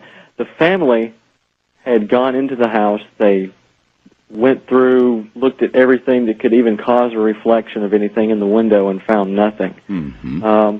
From the angle that the actual apparition is, it would have to be something hanging from the ceiling, possibly, to actually show up in the picture like that. And again, they went over the house and found nothing. That's I say it's a human being. It looks like a human being. Right. So I don't know about that. Essentially, it could be, it looks like a full body apparition. That's right. But as I mentioned a moment ago, it's not exactly fully there, is it? It's like 2/3 there. Right. You can actually see through it. It's just walking around in the backyard, like, Makes you wonder a little bit, Blake, doesn't it? Yes, about what happens after you leave this material world. Blake, hold on, all right? All right, thank you. We're at the bottom of the hour. Blake is affiliated with the Alabama Foundation for Paranormal Research, and this really is a good photograph, right up there in the top 10 of any ghost photograph I've ever received. This is Coast to Coast AM. Once again, keep in mind, please, the picture taken that we're discussing on the website was taken by an elderly lady in Mount Juliet, Tennessee. She had always told her relatives there were ghosts in her backyard. They simply come out of the woods, walk around, and eventually disappear. Seeing that no one really believed her, she decided to take photographs the next time they came around. This is an 80-year-old lady, right? 80-year-old lady. This picture, I understand, was scanned in from a physical picture, not a digital. There have been no attempts to change or enhance the image other than the close-up of the actual apparition. Yes, you can click on and get a close-up, and it'll just knock you right in the eye. So is there anything else, Blake, that we should know about this photograph? It's kind of interesting that this picture was actually taken in the evening. It's still daylight outside, as you can tell. Mm-hmm. She doesn't see them at night. She only sees them during the day, usually, which I kind of found that interesting in itself. Well, the whole thing is interesting. And what does your Alabama Foundation for Paranormal Research, what do you do with something like this, other than send it to Art Bell? Right. Probably we're actually going to investigate this probably within the next couple of weeks. I think the next step, and probably is going to be setting out motion-activated cameras. Oh, so you're going to investigate the site? Yes, exactly. Well, in that case, Blake, after you do so, I hope you will immediately contact me, and I will put you on the air, assuming I'm still on the air, and I will allow you to tell us what happened. Yes, exactly. All right, you're on, buddy. Thank you. All right, thank you. Take care. All right. All right. Now to the phones we go, and hello there. Thank you so much for holding so long, and welcome to the program.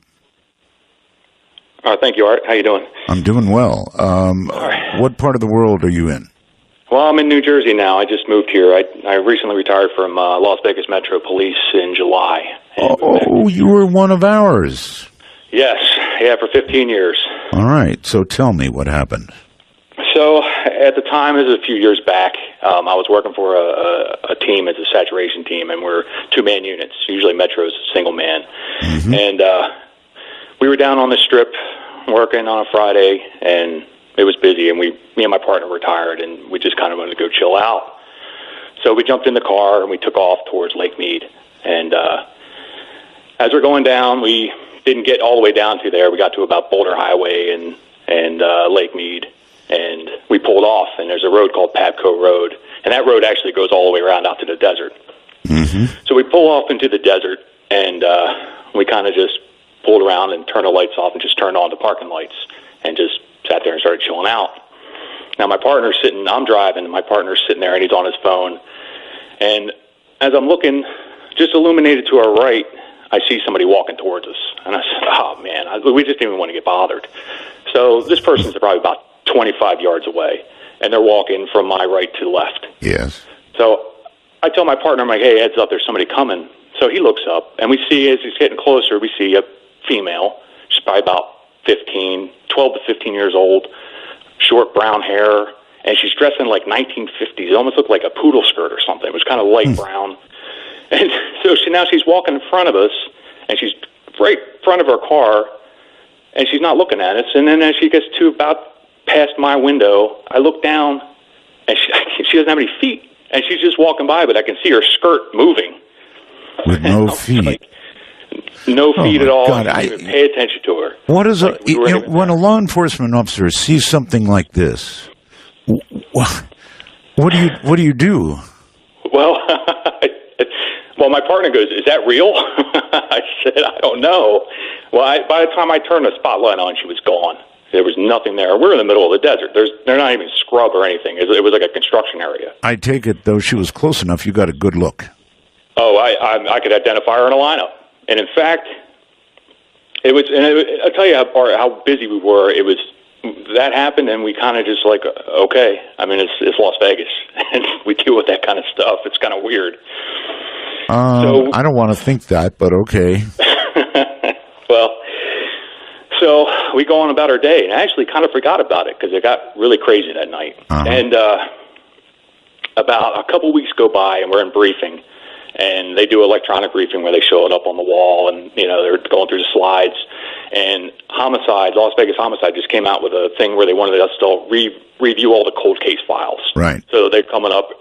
Okay, this week's this week's that, this week's that, and I'm nobody's really we're kind of paying attention. And they popped this one up, and as soon as I saw the picture, I was like, that's the girl we saw. Oh my God. I didn't even read the rest of it. I was like, I know. I was like, she was murdered in Henderson. I know she was. It had to been near Boulder Highway and Pabco. And I looked at it, and sure enough, that was her. When had she been murdered? Did you obviously you looked into the date? I'm sure.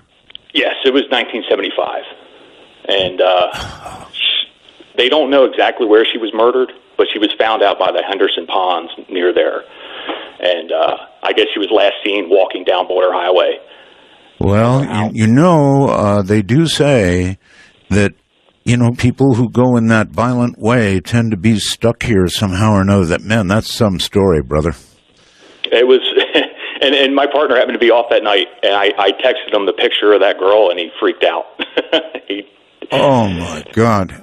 Do you still keep in touch with your partner then? Yeah, in fact, he was just texting me, and I told him to listen. He's still active duty out there, so hopefully he won't have to go through a psychological eval after this, because they're going to figure out who this is. I'm sure they will. I so appreciate your coming on with that story, and I can understand why you'd be hesitant to tell it, and you would never tell it on active duty. No, never. Wouldn't want to make out that report. No, never. I thank you, my friend. All right. Take care. Take care. All right. Let me go ahead and do this. You remember the other night we were talking about experiences that we've had that we haven't talked about? All right, it was about 3, maybe 4 weeks ago now. And I thought that this subject had been talked to death, and frankly, I think it has. Except I just had the experience, and I'm talking about what I can only call a shadow person. So let me tell you what happened to me, okay? And then we'll get to the phones. I was sitting in my ham shack. That's the place I've got all my ham radio gear and computers and stuff in the house. Now separate from my studio, where I am now.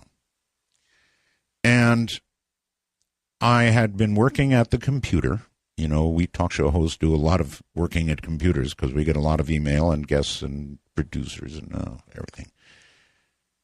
And so I'd been staring at the screen for a while, and I mentioned that because I think it might have something to do with what happened. I suddenly saw movement to my right.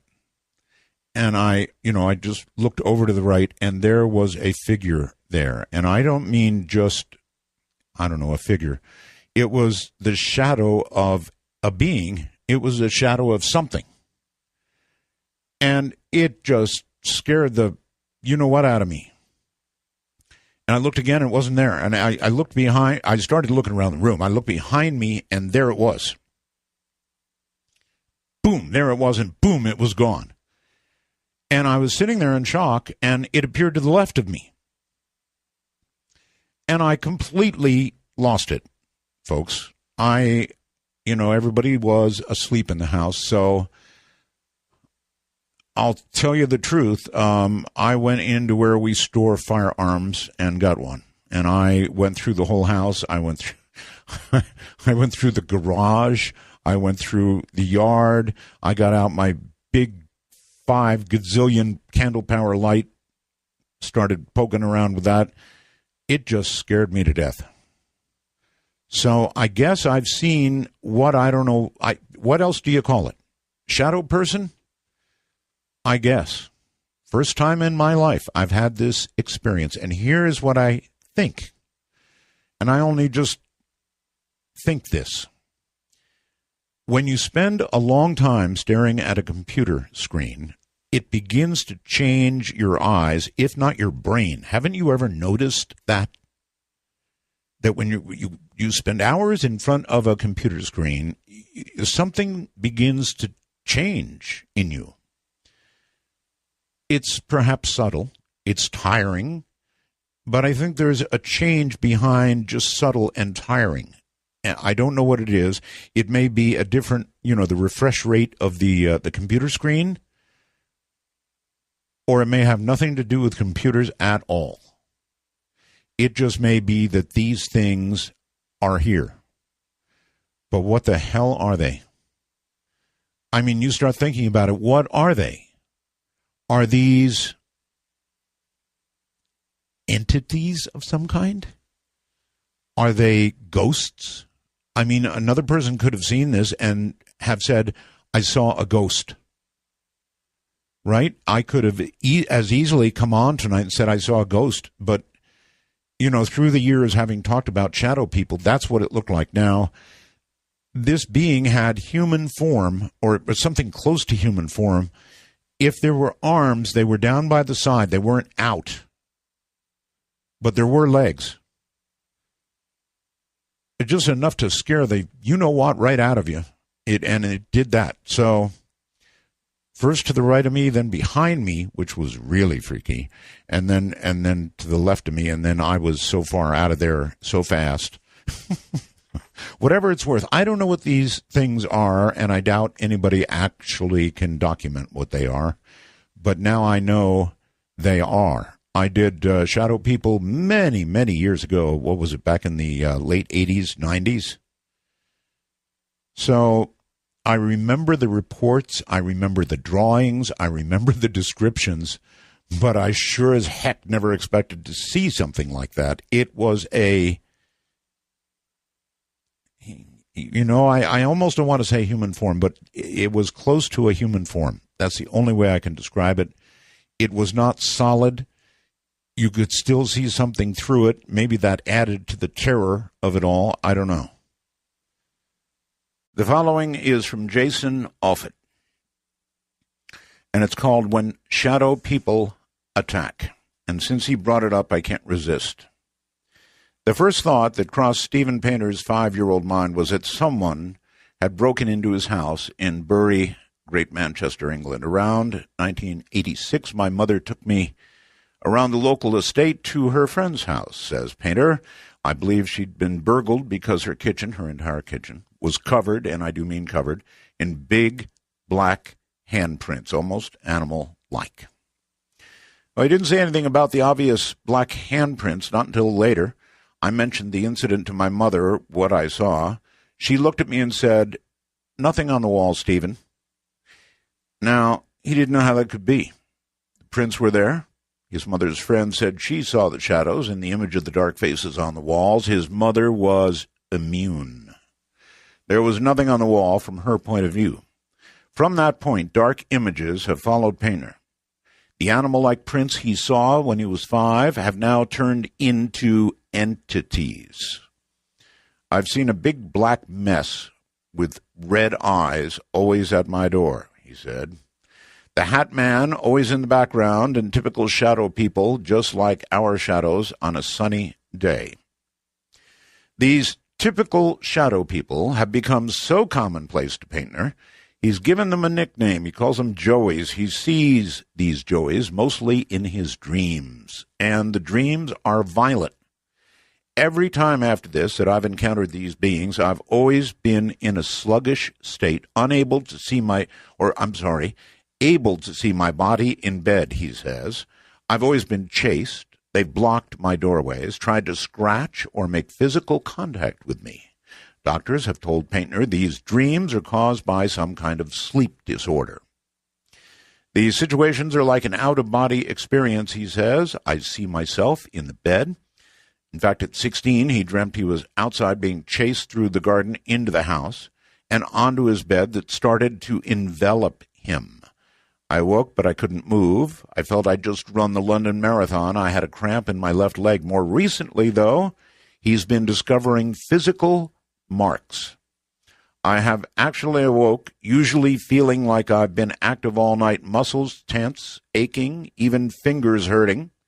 He said on 2 occasions I've had scratches on my side, my right side, always after an encounter. During these encounters, Joeys are always the ones to approach him. The Hat Man simply stands in the background watching. None of these encounters, however, equal what Painter calls the attack. It was around 3 years ago. I went to bed as normal, got my usual pre-attack buzzing, and I fell asleep, says he. Next thing he knew, he stood at the side of his bed, looking at his body, lying next to his then-girlfriend, his eyes frozen open. I knew instantly what was going on, tried to wake up. I panicked because I never have seen myself like that, and I thought I was dying. Painter's dream self-turned and saw 3 shadows, entities, if you will, in the room, two Joeys and the Hat Man. I'm now confused and scared more than usual. One of the shadow entities lunged at Painter. The other reached out to scratch him. As usual during this dream state, Painter's movements were slow, like he was moving underwater, but Painter, a jiu-jitsu instructor, fought them off. I've never done it before or since, but I went for them, and they put up no resistance. Isn't that interesting and kind of like the story we just heard? He wrestled with the shadow people. Landing enough punches, they retreated behind the Hat Man. I then turned around, and for the first time, I saw a line, a silvery thread, kind of like a tail, if you will. He thought he was crazy. But you know what? His girlfriend saw them as well. Wildcard Line, you're on the air. Good morning. Where are you, please? Hi. Hi. I'm in southeastern Oregon, and the story I have is about 15, 16 years old. I was 20, and right after first getting married, I was in central Florida, south of my hometown of St. Augustine, and being from a native family there for many years, I'm a Menorcan, and we kind of study our history and know who we all are, and the fact that, you know, there was lots of traders and things, and that's why this story is so detrimental to me. I mean, since then I've had a lot of encounters, but they've all been pretty positive, and the first encounter I had was a murderous encounter, and I had an apparition try to kill me when I was 19, 20 years old. Laying in bed, my father-in-law's house after being married. It was the holidays in the back room, and the room we were in was kind of small. and kind of had to enter the room around the dresser, which was right at the edge of the threshold of the door, late at night, probably close to midnight like it is now, and ambient light from the hallway and the bathroom so people could see to get around the house. And I'm laying in bed thinking about the holiday season that's coming in, the family that I'm meeting that I haven't met before and things like that. And I see this body open the edge of the door and enter the room, and instead of stepping around the dresser, which is how you would have to get to the edge of the bed where I was, it just kind of passed through the dresser.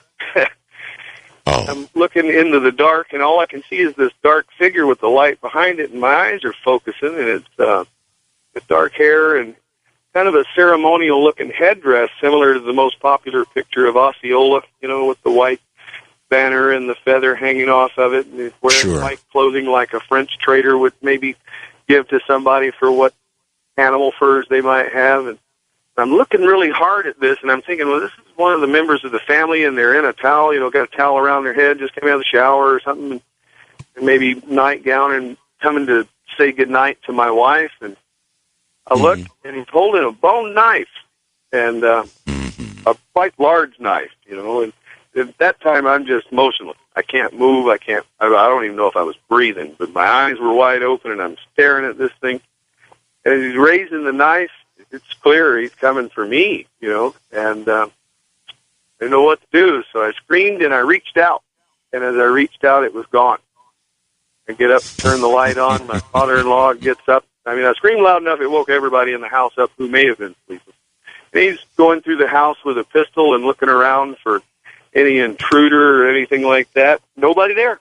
I spent quite a few days just trying to remember and get this. You have to wonder, if he hadn't disappeared, and he had in fact killed you, there might have been no sign that it was a murder at all. In other words, that ceremonial bone knife might have gone into you, and I don't know, when the coroner looked at you, it might have been just another heart attack. That's exactly what I thought. Years later, I thought, thinking back about that, I did exactly that. I thought, this is kind of like a ceremonial sacrifice. It turns out later that part of Central Florida that I was in was a large hunting ground for the Seminole and Creek Indian tribes, and then later became a reservation for a lot of South Indian tribes that were moved into the tip of Florida. Maybe they weren't so pleased. I wonder if maybe he wasn't mad that we were there. There you go. That's it exactly. And then just one more note. A lot of people die in their sleep, right? Well, how do we know that they weren't killed, or perhaps even scared to death by something like he just described? But, when you're on the slab with a toe tag, that's just another heart attack. So there's no way we can know. And you might not even need the ceremonial knife because you'd be scared to death. Let's go west of the Rockies, I do believe. You're on the air. Good morning. Hello. Hi. How's it going, Art Bell? I'm sorry, say again, hon? Hello, how's it going, Art Bell? It's going just fine. What is your name, first name? My name is Lily, and I'm in Anchorage. Anchorage, Alaska. Mm-hmm. Okay. Yep. And so my story is, in 2007, I was 6, and I had to stay home from school. So I had to go downstairs with my grandma, which is, our houses are on top of each other, kind of like a condo or something. Right. And so I was on her bed, and there's this hall between her office and her bedroom. And then at the end of the hall, there's this bathroom, and I see this man. He was kind of transparent, and I'm like, what the heck? Who's in the house? So I'm like, I just come up with the reason, and I saw these really, really old-looking buckle shoes. I'm like, hey, that man's probably dead, and he's a ghost. Because I'm not sure why, but I just thought about it. So Well, if he's kind of transparent, that's a big hint right there. Yep. And then the old buckle shoes that he was wearing. Mm-hmm. Yeah, and so I run into my grandma's office where she was, and I told her, and she's like, oh, really? So I'm like, I'm going to tell my mom, and so I did, and, well, things have just been happening ever since. Ever since? Mm-hmm. Yep. Like, one night my mom and my sister kept coming into my room, and I was asleep, and they kept flipping on and off the lights. So once they finally left, the light flipped on unexpectedly, and I thought it was my mom. So I run to her, and I ask her, were you just in my bedroom? And she says no. And who knows what did that. Boy, I've got to say, for somebody your age, you're pretty brave. Mm-hmm. All right, thank you for the story, and you take care, okay? Okay. Okay, bye-bye. The young ones. Happens to the young ones. And maybe it doesn't have as much to do with bravery as it does with just acceptance. When you're really young, you just accept a lot of things. I mean, my daughter, who is now 3 years and 5 months. Oh, by the way, you can sure see a good picture of her. And what they did tonight was very interesting. I sent the current photograph, and they put a series of photographs by it that date all the way back to 2007, so you can see her growing up. It's kind of cool. And so that's all on coasttocoastam.com, along with a lot of Halloween-related kind of stuff. But you can see her since she was a baby, you know. They just selected some pictures along the way, and you can literally see her growing up. Really cool. East of the Rockies, top of the... well, no, I'll tell you what. East of the Rockies, hold tight for a moment. We're going to do a break, and then we'll go east of the Rockies. You know, Asia lives in her imagination a lot of the time. It's a really good imagination. In fact, it must be a wonderful world. So if you were to see something like that at a young age, it seems to me it would just be a component part of your imagination, or you would interpret it that way. And you might not stop seeing these things until you were taught that you ought not be seeing them. East of the Rockies, let's give it a try now. You're on the air. Hi. Hello? Are you there? Yes. Hey, this is Chris in Massachusetts. Hello. It's an honor and a privilege. How's Massachusetts this morning? It's pretty chilly. Real cold. Yeah, good. Not like that for you, huh? Not like that for me, no. It is beginning, we're in the cooler part of it. It's beginning to cool down a little bit here, but we're still probably about 30, 32 degrees centigrade, something like that. Oh, yeah, it's real cold here. I just wanted to tell you, I was messing around on the computer, and about 2 hours ago I came across, I guess, this organization went after some of the information related to the 9/11 stuff, the footage, video, all that stuff. Mm-hmm. And I guess they ended up through the courts or whatever. They received a bunch of this material from the National Institute of Standards and Technology. Right. It's a NIST. I guess it's a collection of 6,500 video clips, and it's just a ton of data. It's actually 924 gigabytes of information. Holy smokes. So right. I guess these different groups are kind of sparsing it out and having people start to look at it and try to go through it and see if they see any strange stuff. So it's so huge. I started looking at it, and I just picked this little clip. It was like a 2 gigabyte clip, and it had probably, I don't know, maybe 100 videos in it. So I just started going through them, and I got to video 147. And I don't know what to say. It starts off this black, it looks like a ghost. There's no other thing to call it. This big black thing shoots up to one of the buildings. It slides along the side of the building, then shoots down at a 45-degree angle, shoots over to the other building, wraps around it, and then shoots down at a 45-degree angle. And holy smokes!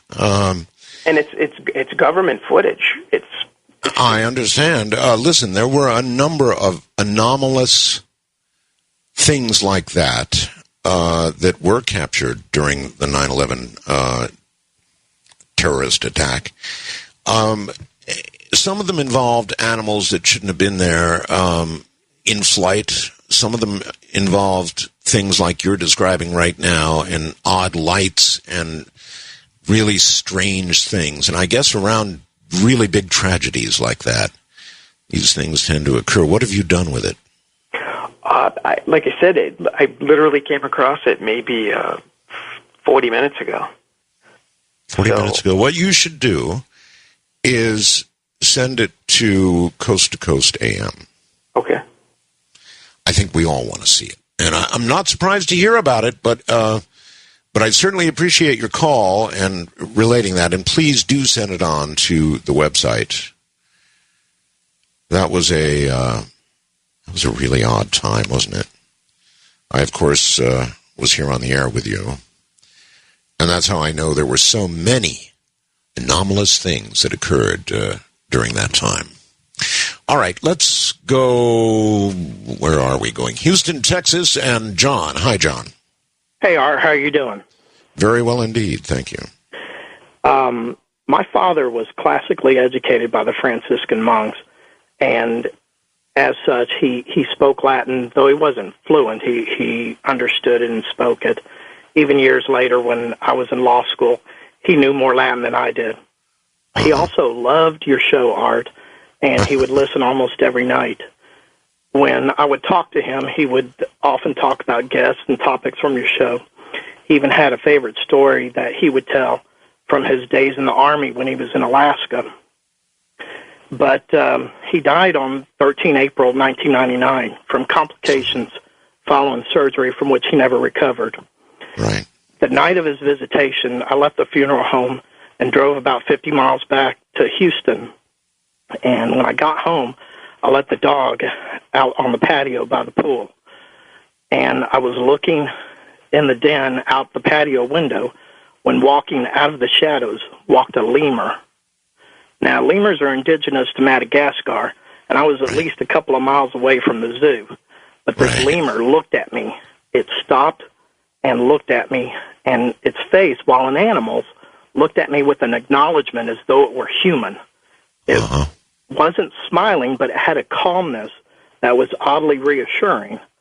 I just froze. I stood there, and it walked past the window. It continued walking slowly. It never ran. It just walked slowly. The dog, who was still out on the patio, was a Great Pyrenees. Never barked. It never looked at it or anything. And the lemur just walked on past the patio door, but it never stopped. When I ran past the patio door and ran to the kitchen to look out the window to see where it went, I couldn't see it anymore. And so I went on the internet to verify that what I saw was indeed a lemur. And the pictures confirmed it was a lemur. But then I read something really chilling, and that was that the word lemur comes from the Latin word lemure, which means walking dead. Well, there are many times strange animal appearances associated with the death of somebody close or a loved one. In my father's case, a bat came to us. And that bat stayed all day and then left that night. It was so odd. So I'm not surprised, but I'm sure that you'll never forget it.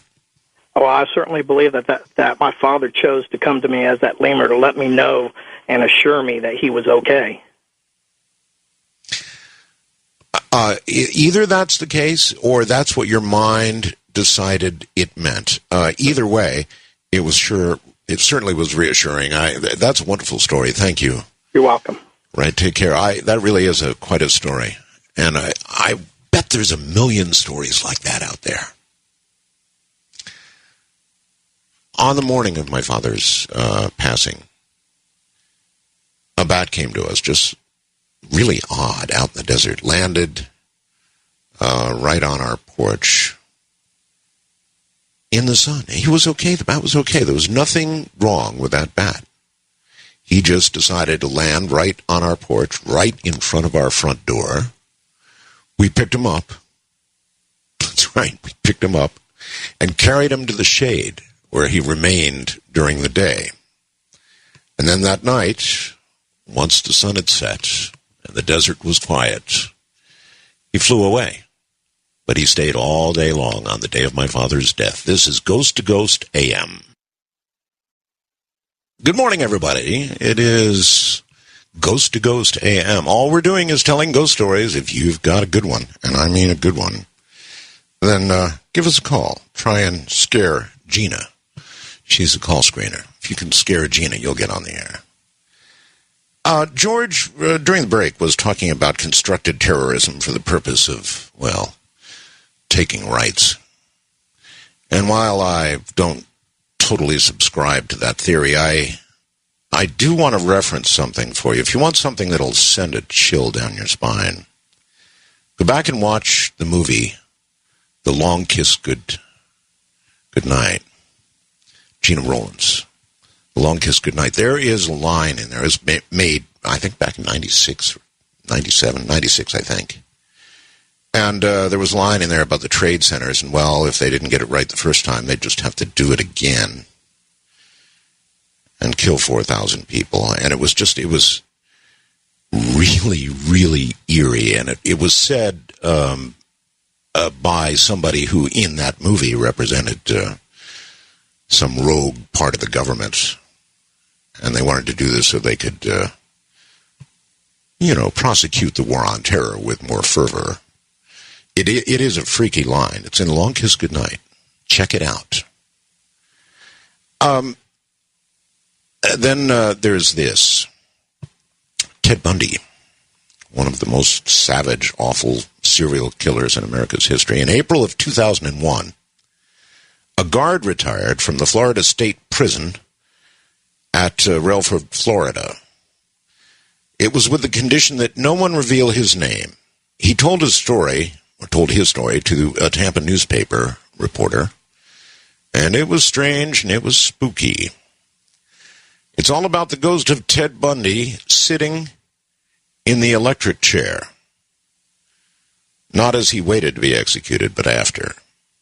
He stated that shortly after Ted Bundy was put to death in the Florida electric chair, that guards, including himself, would go into the room where the electric chair was located, and there'd Ted be sitting in the chair.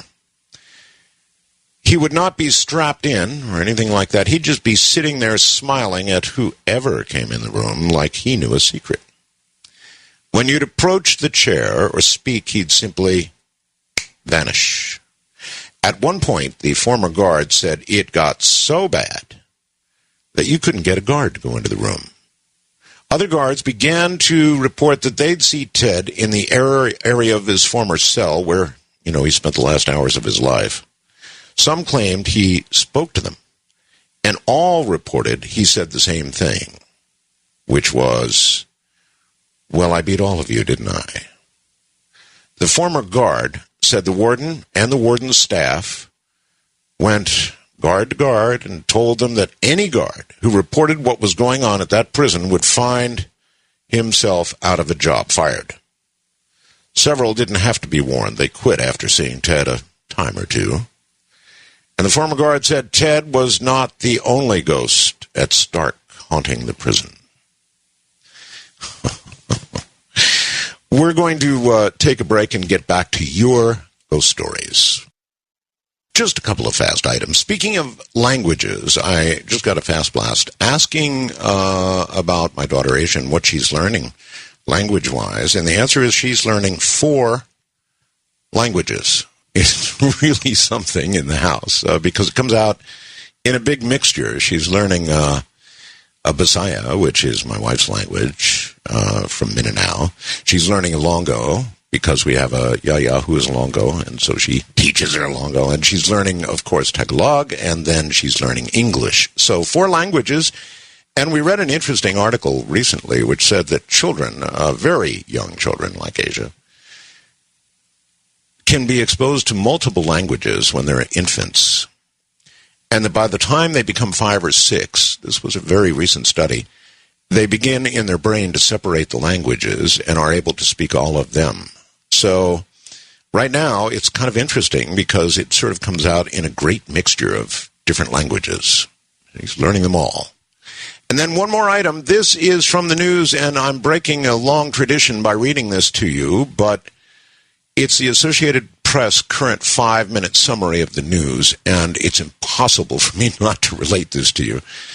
And you might want to get up on the internet and download the full article, which I have not yet done. But here it is. There's a study from England this morning. The headline is Alcohol More Lethal Than Heroin or Cocaine. From London, the Associated Press. Alcohol is more dangerous than illegal drugs like heroin and crack cocaine, according to a new study. British experts evaluated substances including alcohol, cocaine, heroin, ecstasy, and marijuana, ranking them based on how destructive they are to the individual who takes them and to society as a whole. So next time you bend the elbow, think about that a little bit. Alcohol, more dangerous than heroin and crack cocaine and, of course, marijuana. So I don't know. I think the U.S. is moving in the right direction. This drug war has got to eventually end.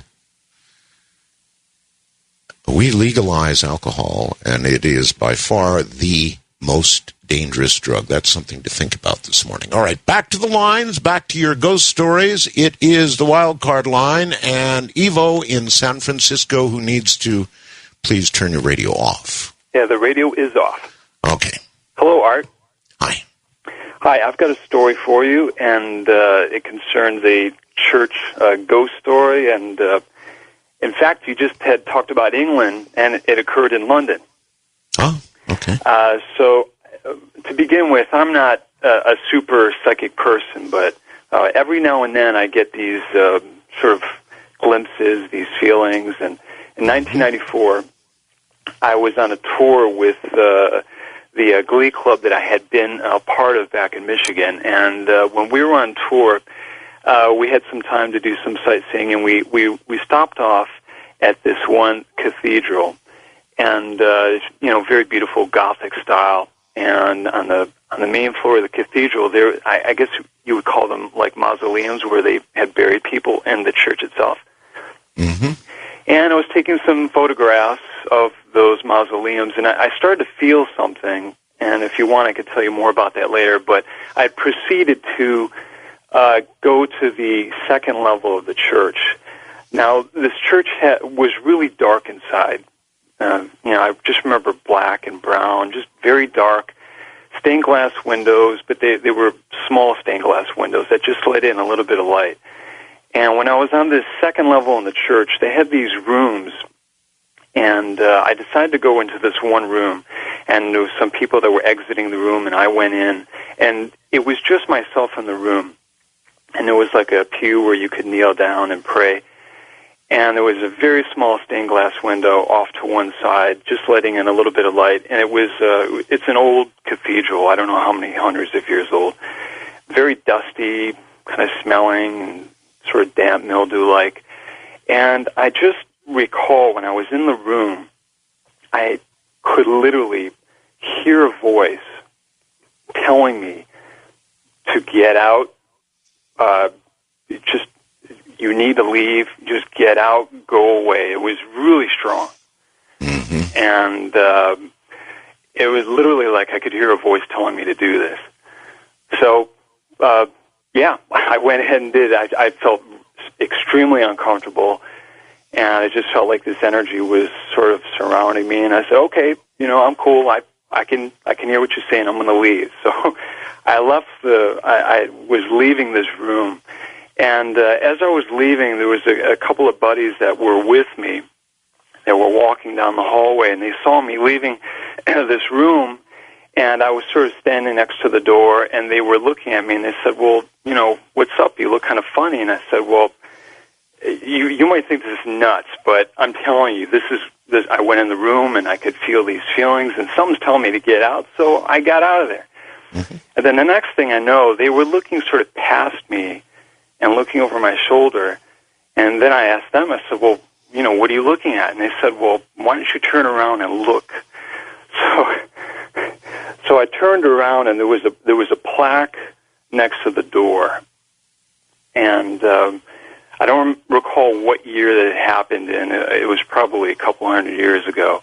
But the plaque on the door had stated that in such and such a year, someone was beheaded in that room. Well, okay. You know what? I absolutely believe you, and here's why. We just did a show on EVP, electronic voice phenomena, and through the years, I don't know how many times, some voice, I guess a ghost, has told them to get the hell out. So that you would feel that, or feel that some entity was telling you to get out, is not a surprise. It's a frequent message that comes from the other side, if you will, if that's where it is, the other side, whatever it is. It doesn't want you there. And if it doesn't want you there and you feel that, you had best get the hell out. Let's go to Texas and Agnes. Agnes, hi. Hello, Art. It's wonderful to speak with you. You don't know how many years I've listened to you. I try not to think about it. Yeah, I know. I feel the same way, but I have to tell the truth. Years ago, my husband had passed away, and before he died, he told me, I just got two quick things. Before he died, he told me to watch out for black butterflies. And I don't think I've ever seen a black butterfly. Black butterflies down here in Texas. And in the mornings, and even today, I'll be somewhere, it doesn't make any difference where it's at, and more times than not, I will see a black butterfly. Also, there was a smashed image of a face in the window, which that scared the heck out of me. And if anybody can help me understand what that was about, it was right there in the bedroom window, and it was like a smashed face, like, I don't know if that was him, trying to, tell me that he was, visiting or what, but I'd appreciate some guidance.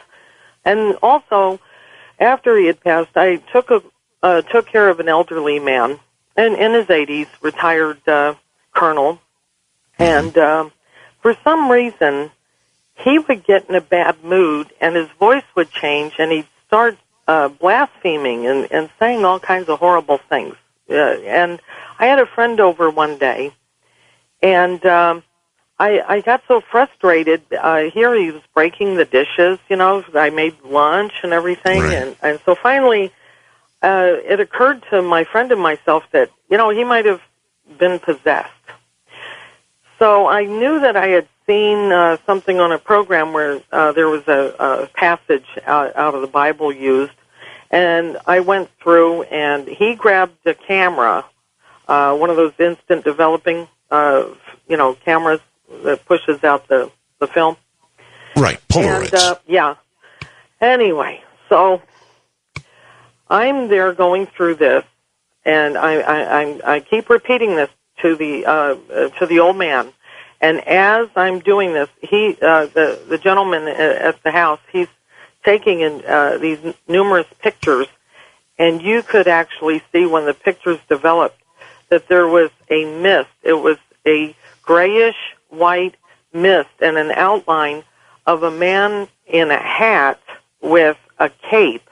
And as I was saying this more and more, this chant over and over again, this mist went into the floor and actually disappeared.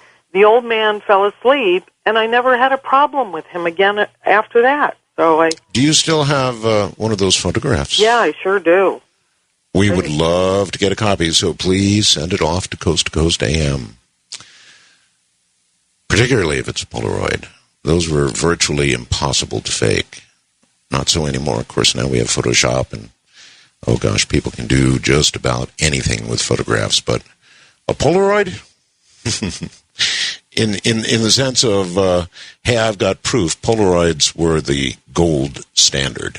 Long now gone, of course. California, Brian, hello. Hi, Art. Hi. Thanks for taking my call. Mm-hmm. Okay, my ghost story happened about 15 years ago.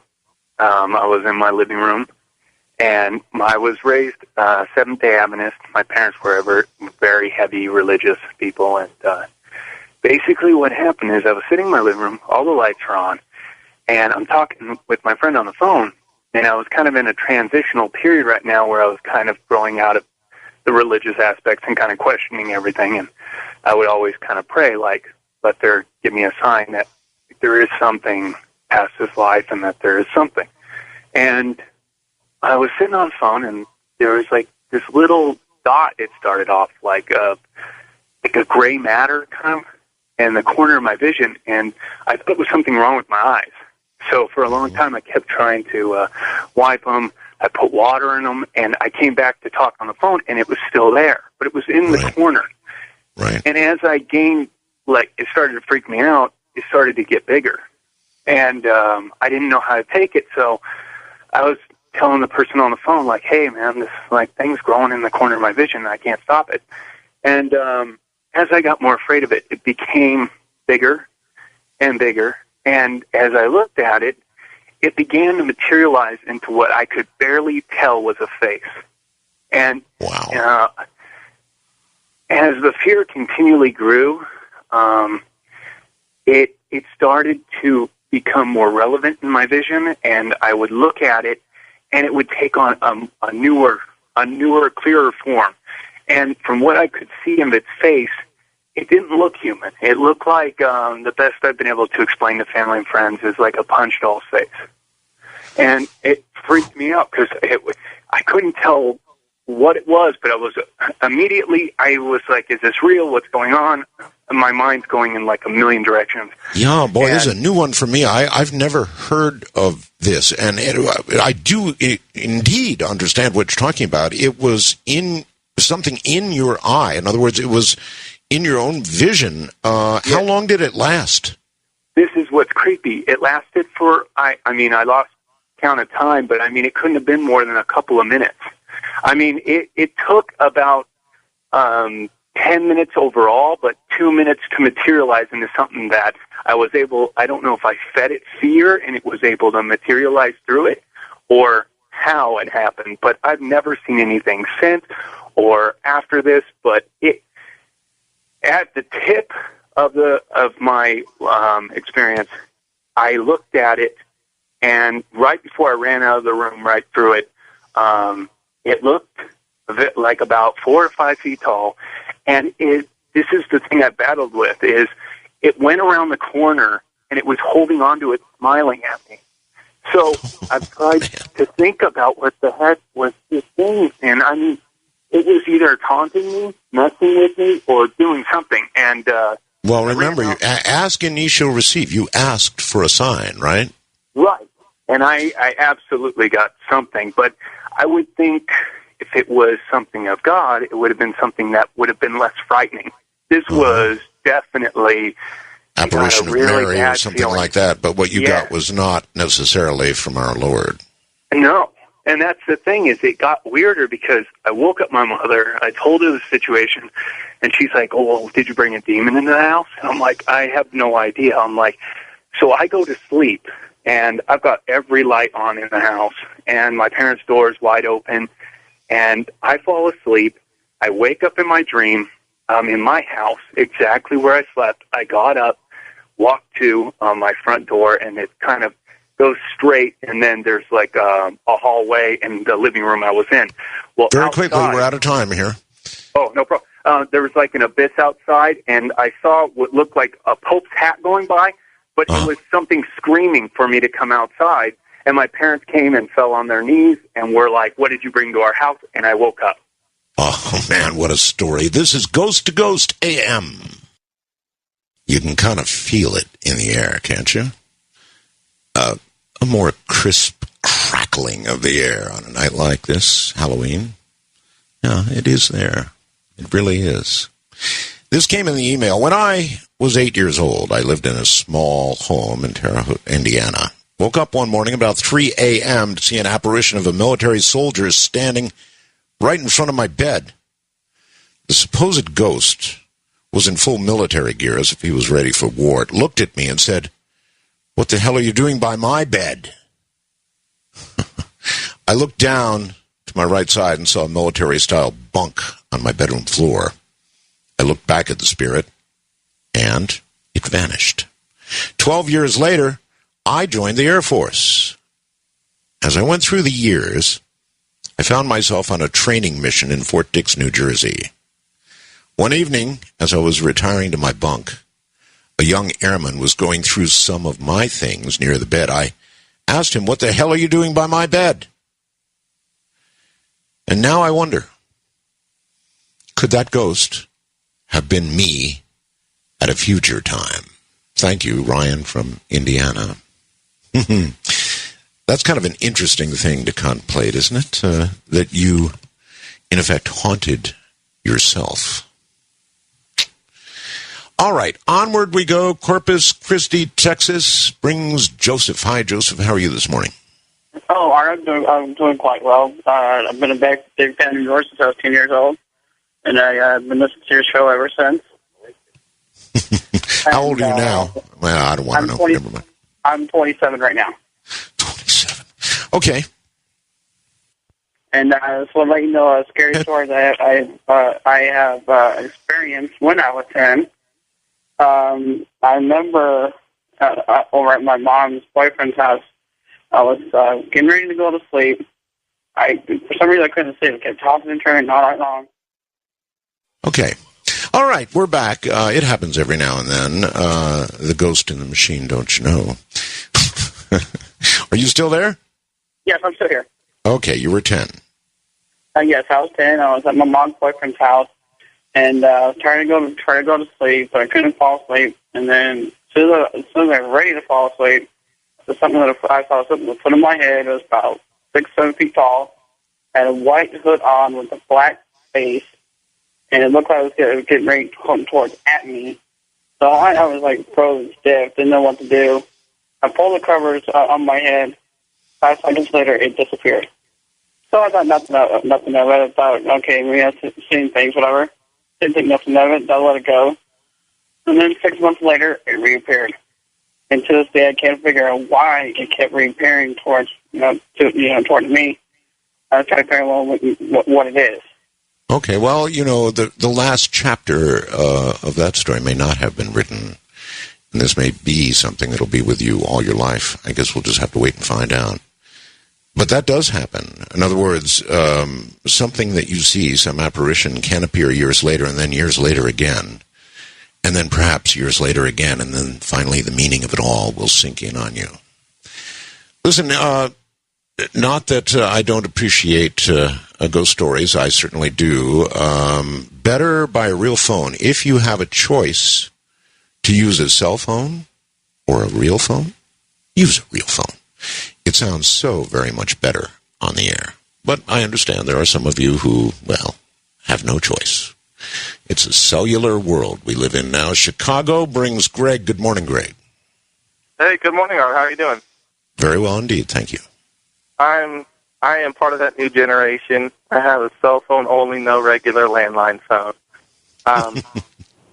But anyways, so I was following, actually a week ago, Sunday, I photographed what I consider to be a ghost.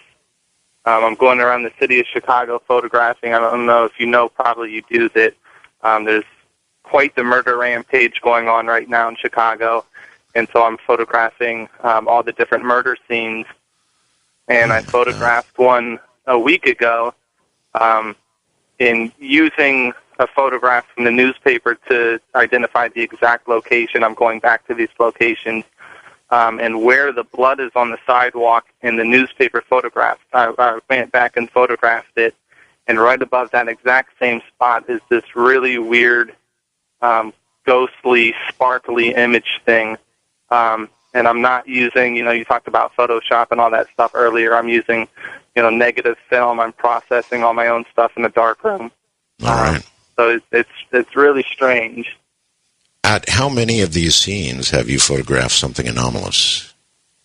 So far, I've only photographed 3. Like I said, I just started doing this last week. This was the very first one that I photographed. I've developed all 3 of them. This is the only one that has anything in it so far. But it is eerie that it's the very first one that I did. Well, listen, number 1, I'm not surprised. And number 2, advice to you, as I've given the others, please, if you get a good photograph, something really hot, send it off to coasttocoastam.com. Yeah, of course I will.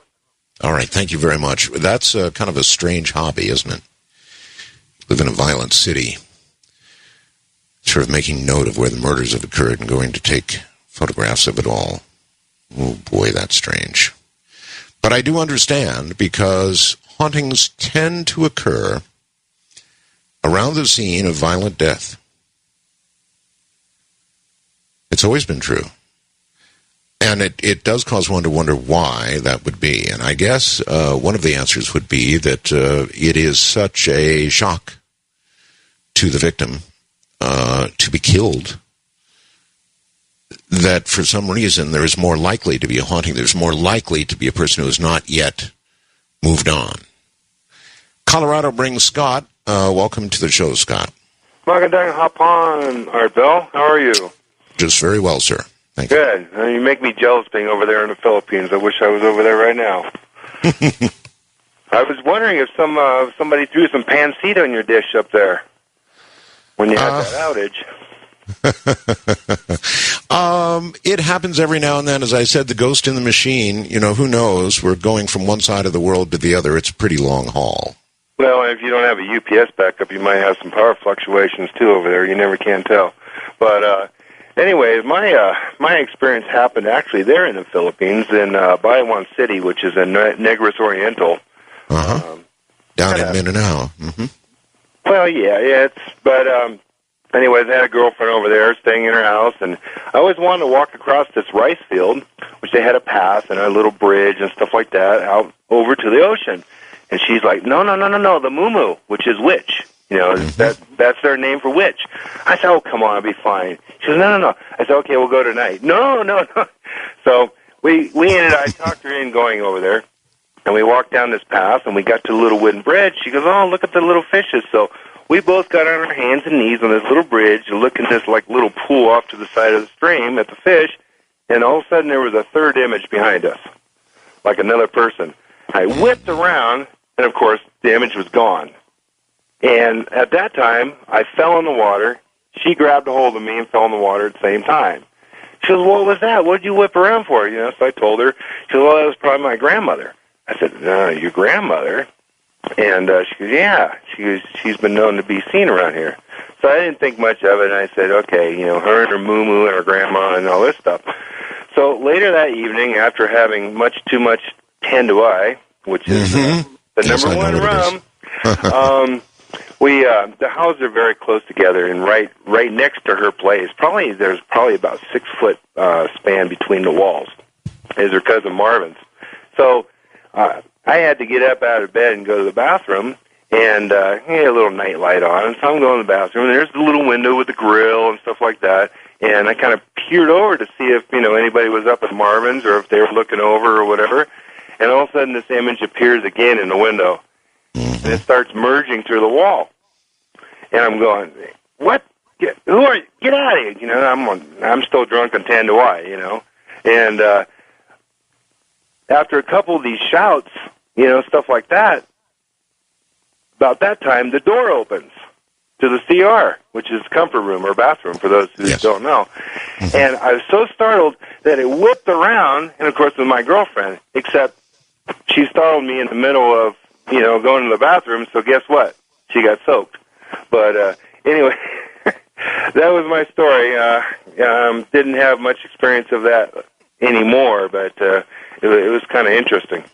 Well, just remember, alcohol is more dangerous to your health, according to a brand new study. By the way, you ought to go up to the Associated Press and get that story before somebody yanks it. More dangerous than crack cocaine and heroin and you name it. The most dangerous drug is kind of the way I interpret it.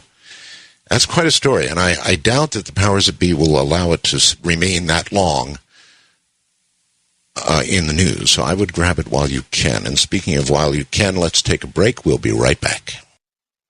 Well, all right, back to it we go. This is Ghost to Ghost AM. It's a night when all we do is take ghost stories, your ghost stories, things that have happened to you. And with that, we go to Robert in Atlanta, Georgia, the air hub of the U.S. How you doing? Pretty good, Art. How you doing? Fine. Huge fan ever since I heard you back in '96 interviewing the intergalactic vampire out of Jupiter. Sounds like you're off on another planet right now. You need to get closer to the base of your phone there. All right, how's this better? Little better. Okay, let me try that there. All right. My 3-year-old, by the way, is a huge fan of the show. He refers to you as the Boo Man or the Boo Guy. He loves you. First time he ever heard your show was the Halloween one, the ghost stories. He loved it. Anyway, I'll just go into the story here. It started, this was years ago, when I had married my wife to the house we were living in. Her ex-husband was living with some friends of theirs about two or three houses down from us. And every so often, we'd come down, and we could see strange candles lit up in their house and stuff drawn in their driveway in chalk. Come to find out that these folks have been dabbling in Thelemic occult instead of that, Anton LaVey devil stuff. Oh, yes. Yeah, the really good, scary stuff. And every night that they had those candles lit, something strange happened in our house. We would have orbs tracking all over the place for hours, footsteps you could hear in the middle of the night all over the property, just unexplainable things. And then it all came to a head about maybe 3 or 4 months later when we were both at home. It was about 9 o'clock at night, and there was just a bang on the roof of our house. Like, what's going on? The winds have been kind of high, so I thought a tree branch had, crashed into the roof. Yeah. So I climbed up on the roof, no tree branch. Everything's fine. As I'm coming down, the bang happens again. What the heck is going on here? My wife heard it. She thought I was messing around. I thought she was messing around, making all that noise. And so I'm outside smoking a cigarette. I know, very bad. But I see across the street into the woods, there's some kind of large, shadowy, human-sized mass, but it's looking about a good 8 or 9 feet tall, and it's moving around back and forth. It's like, so black that all the night's drawn into it, so to speak. And I'm like, all right, hon, you got to come out here and see this. I go to get her, come back, it's gone. This happens 2 or 3 times. Finally, she comes out there with me. We're both talking. We see it.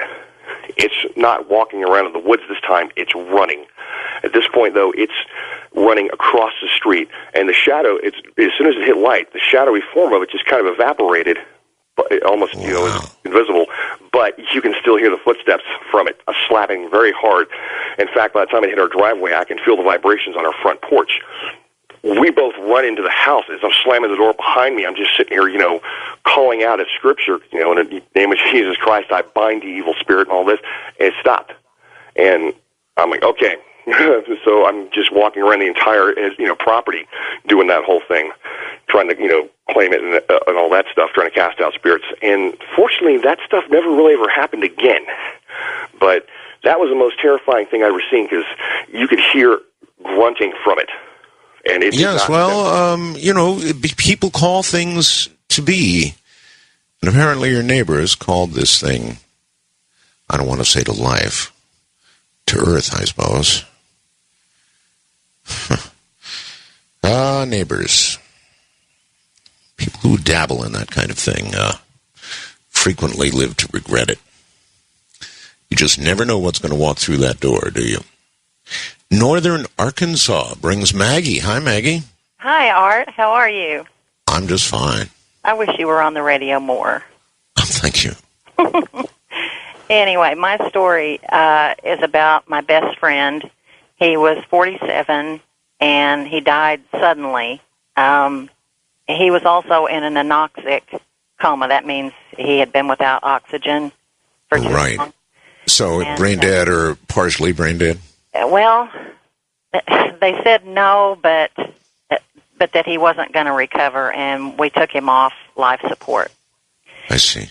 A few months after his death, I started dating a man who I thought was very nice, and I started being inundated with really weird dreams, and I could, when I was awake, I could hear my best friend who had died that December right after Christmas. I could hear him say, "You better be careful, Mag. He's just like your ex." And I you heard him in what manner? You heard him from in your my sleep? ear, just like I hear you in my ear, and it was so clear. It was like he was standing there talking to me, and I heard it several times. And I thought, and I had all these weird dreams too about things that the man I was dating was doing. And I thought, well, how do you how do you sit somebody down and say, well, my dead best friend told me? But I did. We were sitting at the dining table, and I was trying to explain this, and ask him some questions. And I had this yellow lab, and they're very happy, jolly dogs that just don't bark a whole lot. Sure. And the man's looking at me like I've lost my mind, or I'm just trying to bluff him or something, He's just kind of shaking his head. And my dog looks up at nothing and starts barking. And this dog never barks. And was that enough for him? Yes. It was great. I looked at the dog and I said, "It's okay, Sonny. It's just your Uncle Perry." And ultimately, everything that my deceased best friend had told me was true. And he just, I think he felt the need to protect me and to continue trying to run my life even after he had died. But it was all very, very strange. At any rate, I guess that was the end of the boyfriend. Packed up and left. All right. Excellent story. Thank you very much. Dogs, are like little children. They can see what others insist is not there. The whole concept of ghosts is something that you can, well, if you want to, laugh off. But it's really not a laughing matter, not if you've actually seen one. And this is a night full of people who have seen ghosts or interacted with them. And you should see the lines. I mean, they're all just simply packed. And I hope you'll join them if you've had an experience of some sort or another. I mean, a direct experience with a ghost. Then we want your story. But we do have this.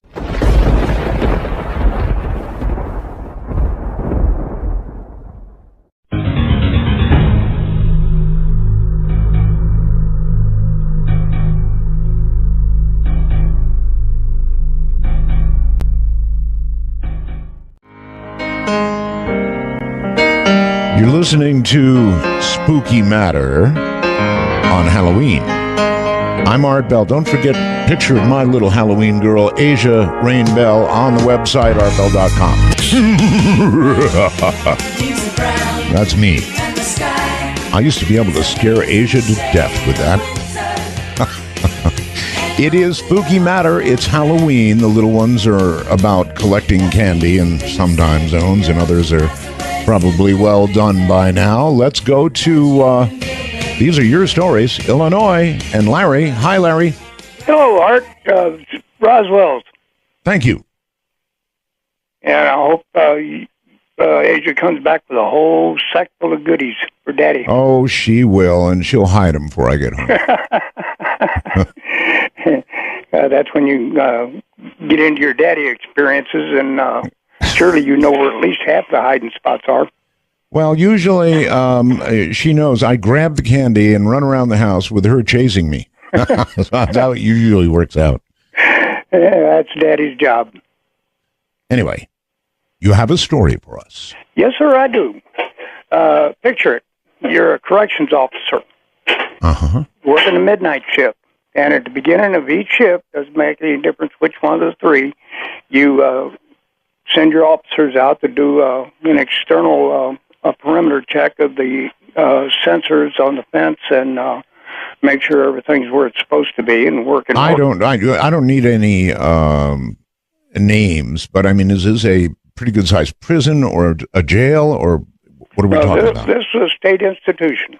Okay, big one, yes, sir. Male. Pretty good size. We was generally we run around with about a population of about 2,350. Oh, big one. Okay. Yeah, pretty good size. And I was a zone sergeant, and my officers automatically, went out and done their duties. We done an external perimeter check and an internal perimeter check. Sure. And the internal perimeter check not only included the inside pits, but also making sure that the doors and windows and everything was secured on the buildings. Right. And part of the institution was handed over from the Department of Mental Health. And this one particular building, which was right across a service road from another old mental health building that had inmates in it. But the building in question did not. It was not inhabited. And down on the basement level, there was it's still there, an extremely heavy steel fire door. And there for about at least twice a week, for about 6 weeks, we would find this door open. The fire door? A fire door. And did an alarm go off? I would think it would be careful. There's no alarms. This building was built about 1910. Okay, gotcha. And my officer that was doing the inspection reported to me that he found this door open, and these are all deadbolts. Oh. And so we find doors open, not real frequent, but from time to time, somebody would leave the building, on the evening shift if they had a class or something in there and failed to secure their door. But this building nothing was going on in there. Right. And the problem is that to secure this door, no personnel whatsoever inside our perimeter has a key to that door. You have to go to the communications room where we were issued our keys and our radios and get this one specific key, which took the authorization of the shift commander. And you had again, this door is normally always dead bolted. Yes. Okay. We had keys to all the other doors in that building except that one particular door. Right. Nobody inside the perimeter had that key.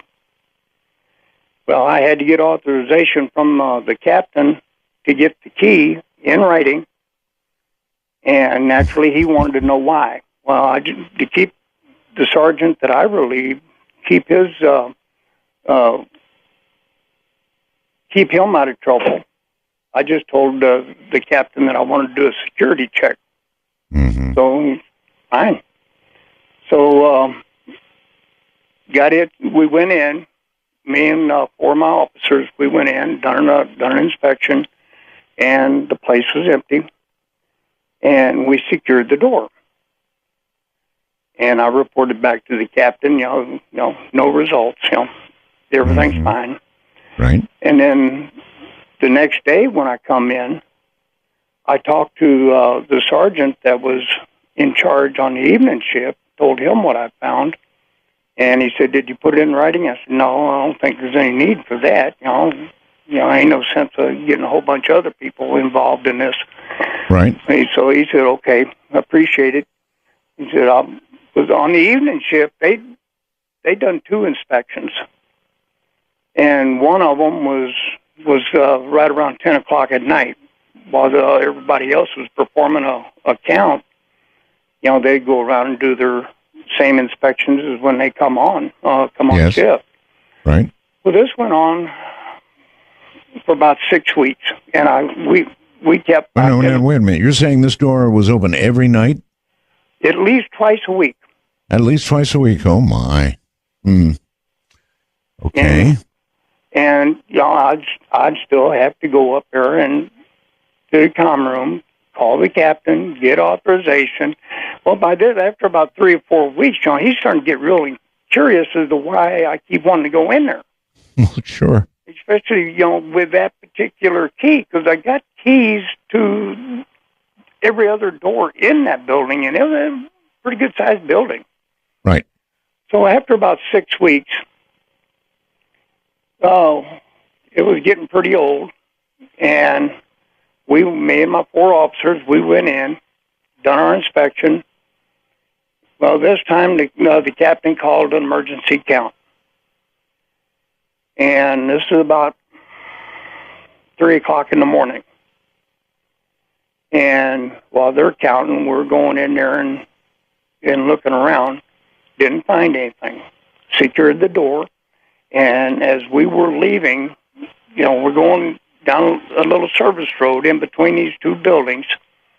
And not a whole lot of light back in that area. A few security lights on the buildings, but the main lights was from the perimeter lights around the fence.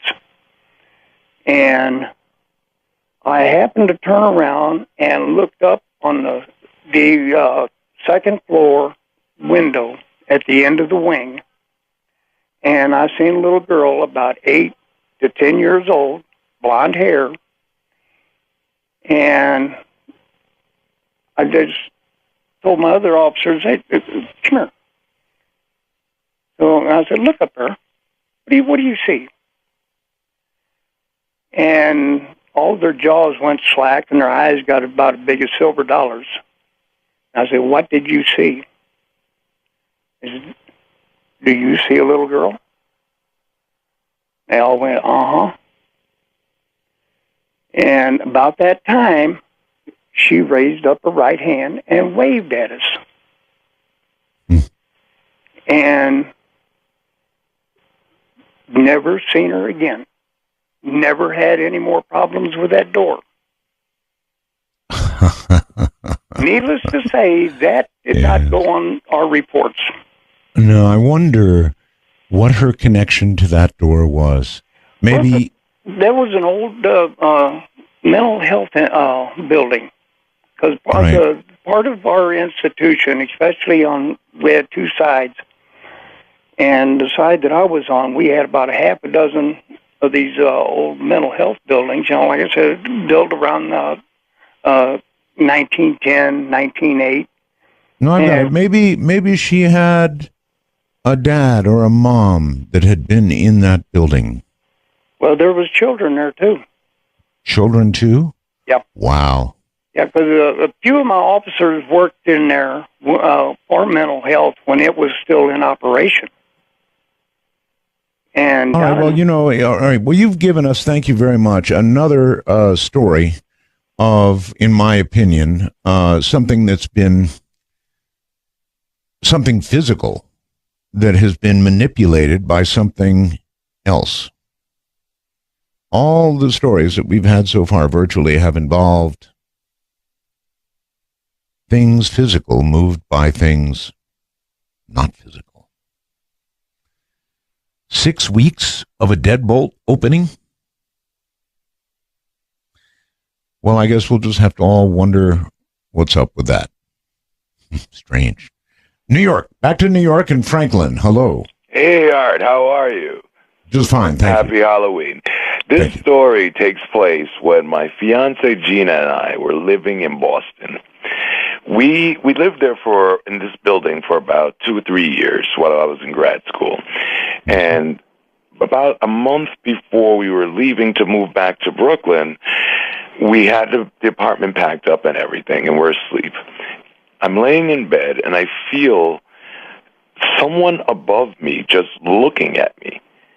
And I'm like, in my head, I'm saying to myself, all right, if you're there, you might not want to be there when I open my eyes. And I'm just kind of joking, I'm not thinking anything of it.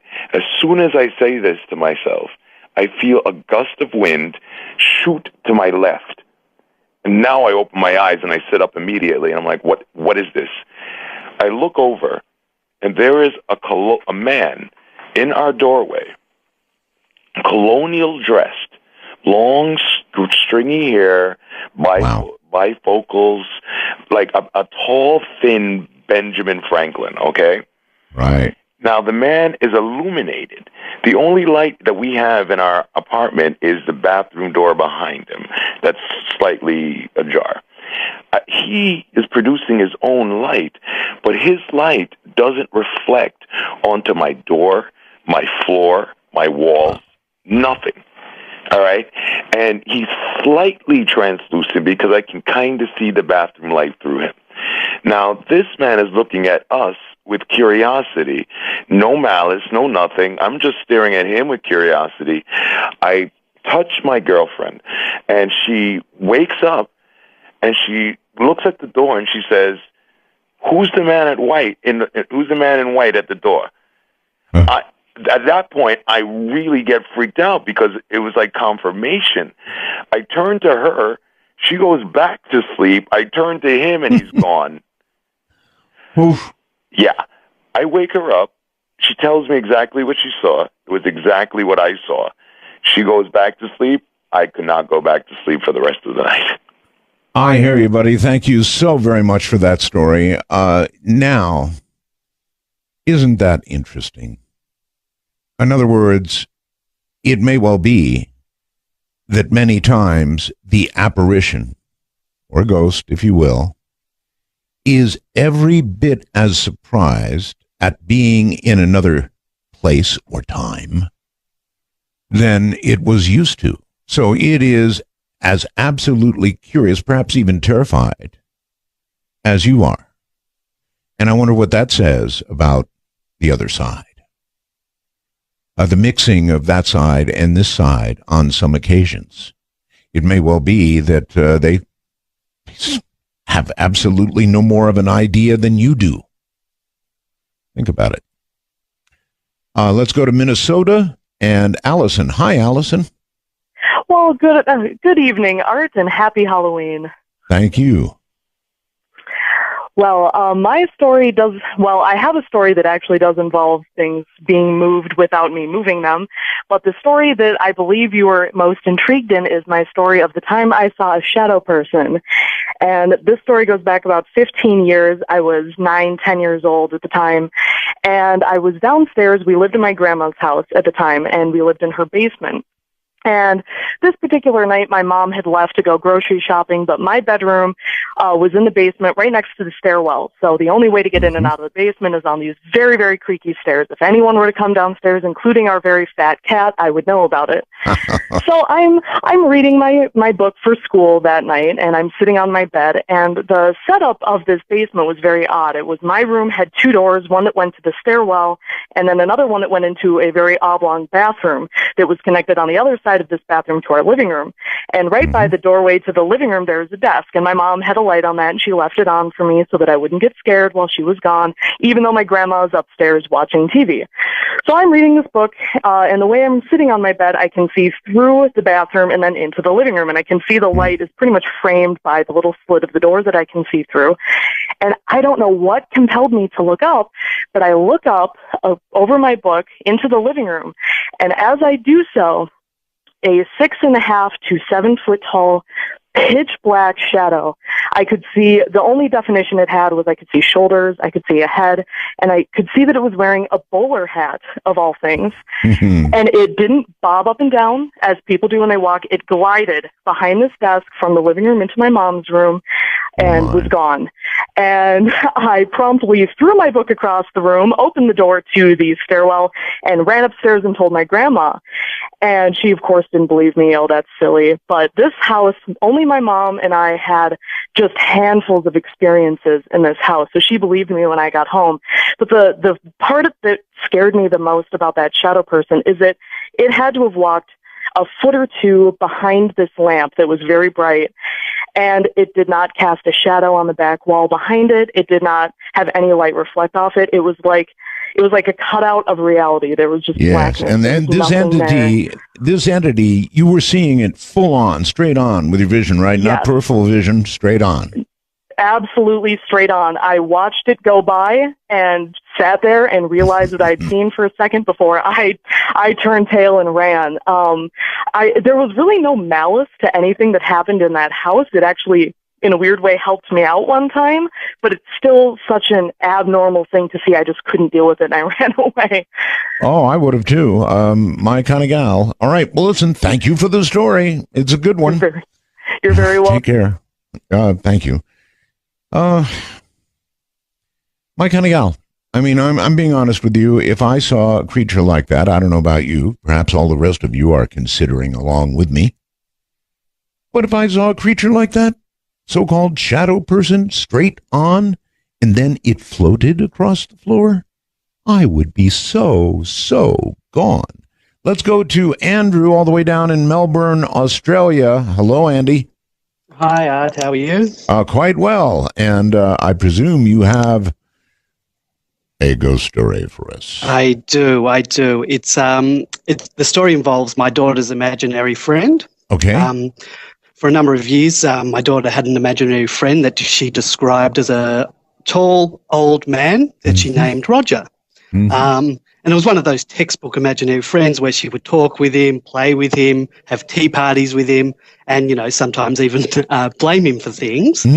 And, you know, my wife and I would fully see her have conversations with, like, an unseen person. And, you know, my wife did a research and she just chalked it up to an overactive imagination. For my daughter at the time was an only child.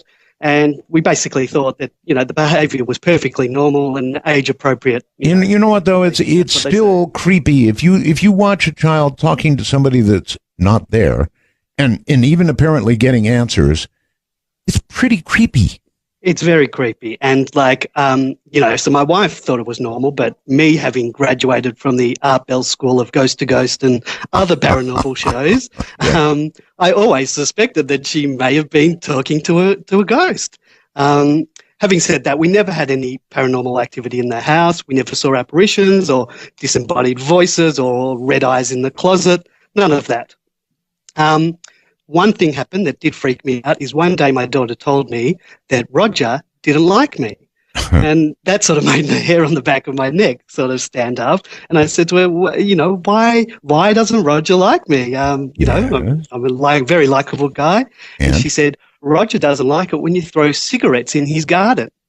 Ooh. And my daughter did not know that I smoked cigarettes when she was born. I sort of I cut down. I would only smoke when I was at work or late at night when she was in bed. But I would go outside, I'd light up, have my cigarette, and then throw the butt in the garden. And I guess Roger wasn't very fond of my habits. Oh, Andy, that's so creepy. It is. All right. Thank you very, very much. That is a creepy story. It really is. Can you imagine being told not to do something by your daughter who could not possibly have known that you were doing it? Oh, boy, that's creepy. All right, it's about that time. We'll pause here. No, wait a minute. I already did that, didn't I? Let's do this. There you go. Let's pause. It's Spooky Matter on Halloween night. It's solidly dark here now on the West Coast. Let's try a ghost story from Skype. These have to be good ones. Hello, you're on the air. Hello? Hello. Hi. Hi again. I just want to start. I'm from East Hampton, Massachusetts. Okay. I just want to start by saying that I have had lucid dreams before, and I have never had sleep paralysis, and what I'm about to say is none of these things. Okay. I was about 7 or 8, and I was sent to bed early. I was being a bad kid, as I did at that time. And I was sent to my room, so it took a while to get to sleep. But when I did, around 9:30, I was woken up by a woman screaming. Wonderful. It was not my mother. My grandmother had passed away at the time. And she was screaming at me and saying, "Come out here." And I, as a foolish child, I decided to go out into the hallway. And in the hallway, sitting on a rocking chair that was not there before, I saw an old black woman. Good Lord. And this old black woman began to yell at me, telling me how I had let my family down, telling me how I was a bad person, and I maybe lasted 4 seconds out in that hallway before I ran back into my bedroom. Yeah, and hid okay. under Well, the you bed. know what? My first reaction would have been not to run out into the hall where the screaming was, but to go under the covers where perceived safety was. As a 7-year-old, I must have thought that You were being whatever ordered. happened to me, I'm safe because my parents were in the hallway right across the way. Aye. Wow. Okay, well, I don't know what to say about that, except you were one brave little 7-year-old. I'm much less brave now since then. I take it that eventually this older black lady was just suddenly gone. Yeah, never again any haunting things in my house. My mom used to say that my godmother was there when a wine glass broke, but I never felt the same feeling of this woman since that one time. I'm sure you're not looking forward to it again. So, listen, thank you very, very much for the call. I appreciate it, and I appreciate the brevity and the particularly scary nature of the call. Okay, so let's take one more, shall we? Very quickly. Let's go to the phone line and say hello, you're on the air. Hi, this is Wendy in Sequim, Washington. Hi, Wendy. Barbara's listening to your story as well as am I, so go ahead. Okay, well, this starts off with a Ouija board, and my brother was living in a house which was a very large farmhouse originally in a part of California called Rancho Cucamonga Upland area. Oh, yes, I know it, yes. Yes, and anyway, there was like 6 or 7 different apartments in the place that he lived in that had all been carved out of this house. And he was using a Ouija board and started to communicate with this, something he wasn't aware of what it was, but he was being alarmed that there was something in the house that was in danger, that there was going to be a bad thing that was going to happen in the house, and was driving him in his dreams, even when he wasn't on the Ouija board, to trying to find out what this was. He finally started to get a sense that there was a family living in the house, and the father had been really abusive, and there were like 6 or 7 kids, and apparently the 2 smaller of the kids were abused. I don't know exactly to what extent or all the details on that, but anyway, the house was a place that was very sad because also at some point later the house had to be sold. My brother looked all the records up on the house later. The house had to be sold, and so actually because it was a depression, people often took their riches and they buried them someplace in these homes, thinking that they would be able to come back to them. Sure. And so there was this big treasure in the house, is what this Ouija board was telling him. And there was different players that were different roles coming on the Ouija board. One time it was a little girl, one time it was the father who was very abusive and angry. And so it was a huge drama playing out, with my brother and this Ouija board. In the meantime... So what was he trying to do? Different times reach back and get the same person so he could find out where? Yeah, he was really sucked into the story. He was curious. He felt, the other thing was he always appreciated something older, the heritage part of life. Yes. And not very many people do that, really. So because he was sensitive to that, he appealed to them, and they appealed to him. And he was also lonely, living alone. And I think that probably didn't help things either. But there was just this wanting to reach out and communicate. Okay. Anyway, on with the story. So anyway, he does eventually is driven. He tells the landlord he's worried. There's some kind of he thinks maybe it's an electrical problem. He's trying to solve it like Sherlock Holmes, right? You could call it an electromagnetic problem, I guess. Yeah. So anyway, of course, I think he's he tells me these stories. I believe that he's sane. I don't think he has. I have no reason to believe that he has lost touch with reality. Okay. Let's just put it that way. That's fine. Anyway, so he finally ultimately does get the landlord to start looking around, and they do find on a very hot, there's this really urgent messages from the Ouija board telling him, time is of the essence. You must, driving him to tell, to find out what's wrong so the house doesn't burn down. And that's what they're trying to tell him. The house is going to burn down. Oh, he doesn't know why. He's terrified. His whole place is going to burn down. His birds, maybe the spirit was worried about the treasure. Well, that's kind of a twist about the treasure. So you're getting hot there. I'm sorry. Proceed. You got the good guts for these kinds of stories, don't you? After all these years. Anyway, so the landlord does, okay, you're crazy, but I'll go and I'll look around, I'll check everything. So sure enough, 100 plus, how hot it gets out there, right, regularly. Sure. And it's an old house, 100 plus years, well, not quite 100 years old, but it was pushing 100 years old. Lots of little hacks everywhere to make it in the Depression so people could rent it as an apartment all over the place, right? So it was probably Chevy parted, if you will, if anyone knows what that means still. So he goes up to the attic, and it's over 110 degrees in the attic. And sure enough, there's a faulty water heater up there. Oh, Lord. And had they probably not gone up there, the house probably would have burned down. But that's not the end of the story. So David goes, wow, could you believe that? I saved the house from being burned down. And, right. Well, and he didn't tell the landlord really all that was going on, obviously, because he didn't want the landlord to think he was nuts, right? Of course not. So then later, I think he's nuts. I'm thinking, oh gosh, and my mother, to just tell you a little bit about her family, she's a clairvoyant. I won't get into all the details, but she would know who was in the cookie jar from 2 doors down, and there's 4 of us. And she just had eyes behind her head, and I won't go all the details on that, but anyway, my brother is very clairvoyant, and I kind of think, well, maybe there's something to this. So my mother comes to visit, and she stays in his room, and where his bed is, and she gets in the bed, and she's sleeping in the bed, and she feels this presence walking out of the closet, coming around the side of the bed and climbing into the bed with her.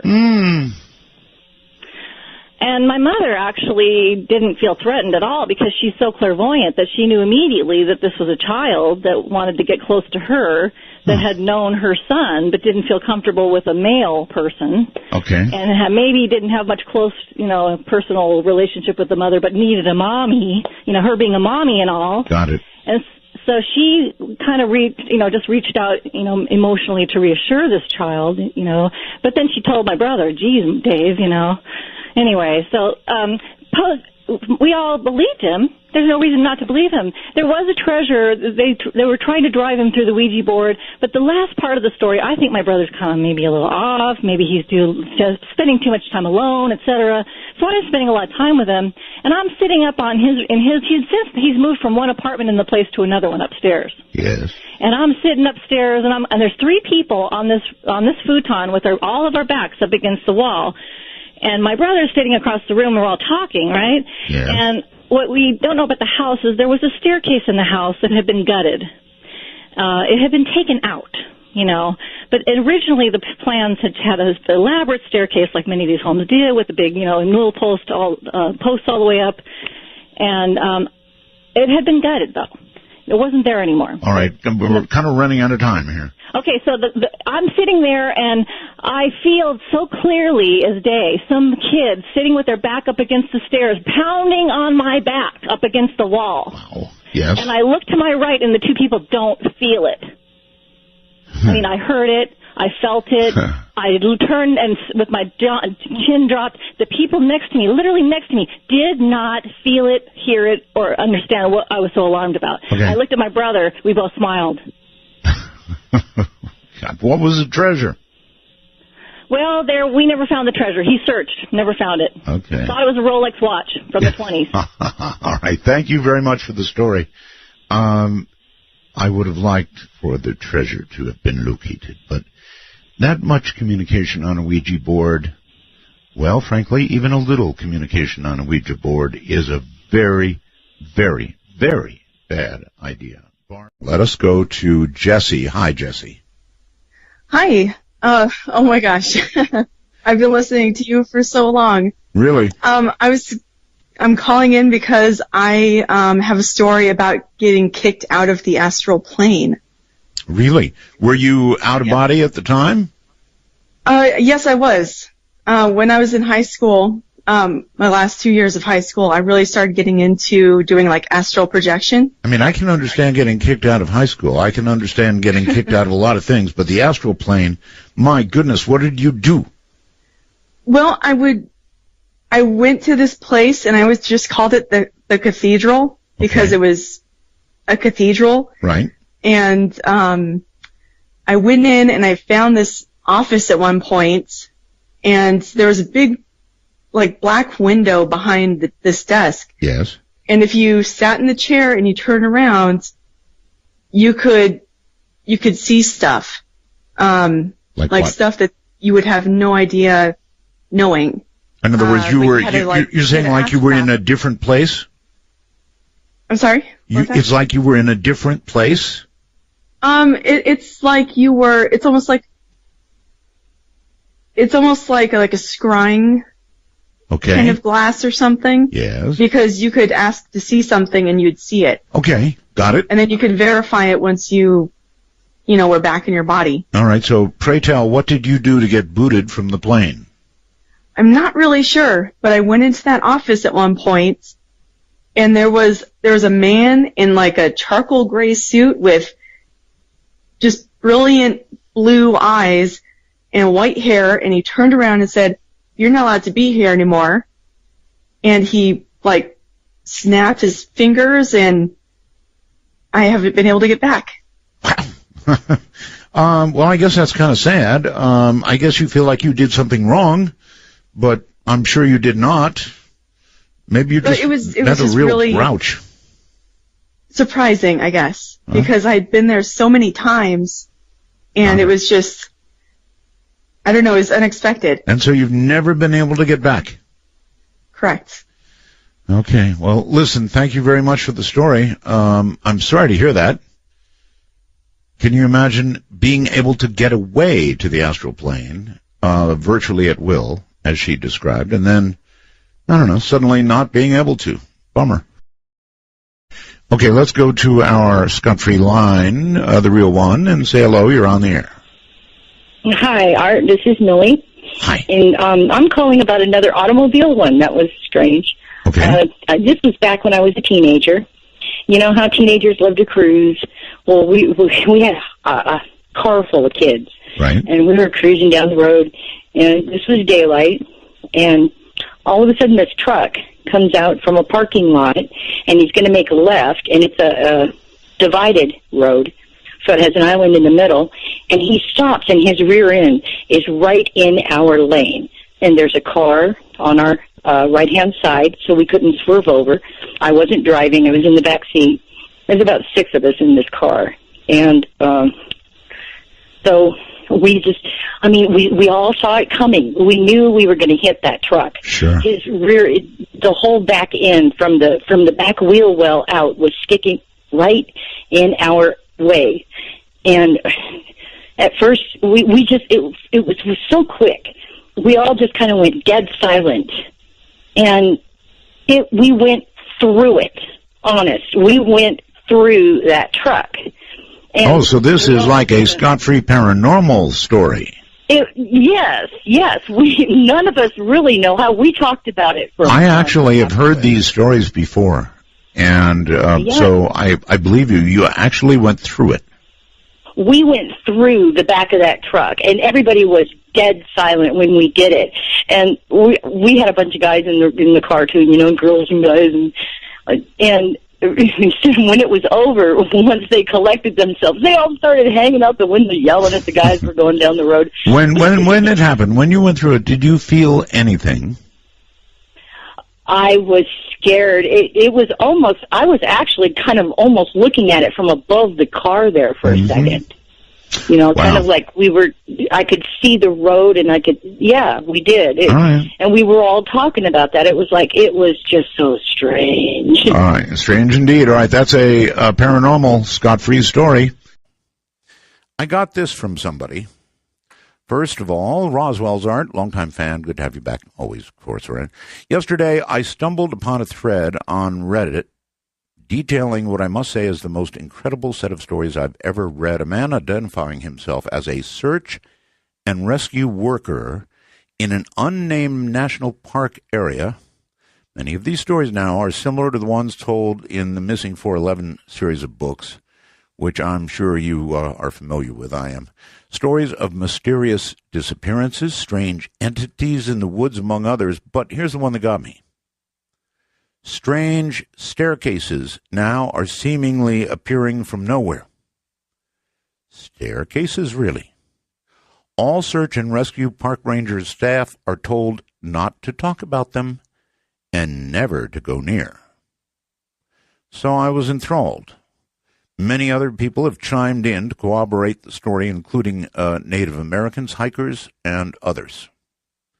I think you should check it out. It's incredible. So I'll just put that out in the ether, and if any of you know anything about strange staircases appearing in national parks, then I want to hear about it. Somebody called Classified has tempted me to answer. That's an interesting, plus there's a big picture of the gray on this person's Skype. So Classified, hello. Mr. Bell, can you hear me? I can. I have to keep this very brief, so I'll get to the point. Please. I was involved with an organization that hacked into classified NSA servers, top secret. Seriously? Compartmented. Can you hear me? Yeah, seriously? You Yeah, and NSA monitors Skype, so I have to keep this quick. I know they do. Okay. I came across partial documents which contained what appeared to be evidence of the United States government in compliance with extraterrestrials using genetically modified foods, colloquially known as GMO. The goal was to experiment with modifying human DNA so extraterrestrials and the human immune systems don't attack each other upon contact. This is to facilitate their crossbreeding agenda. Oh my God. These extraterrestrials are trying to stop organic food movement because they want everyone to eat these GMOs. That is what it appeared. This could be just disinformation. This could be real, but that's what it showed when we got into their servers. The U.S. government's using High-Frequency Active Auroral Research Program, HAARP, to cause the devastating drought on the West Coast so they can bankrupt and buy out the organic farms to keep prices high. I have to go right now. Goodbye. Have a great show. Wow. Well, I'm going to say that's unusual, and we might hear from him again, or we might never hear from him again. No idea who that was. Just called himself Classified. And I hope we hear from him again, frankly.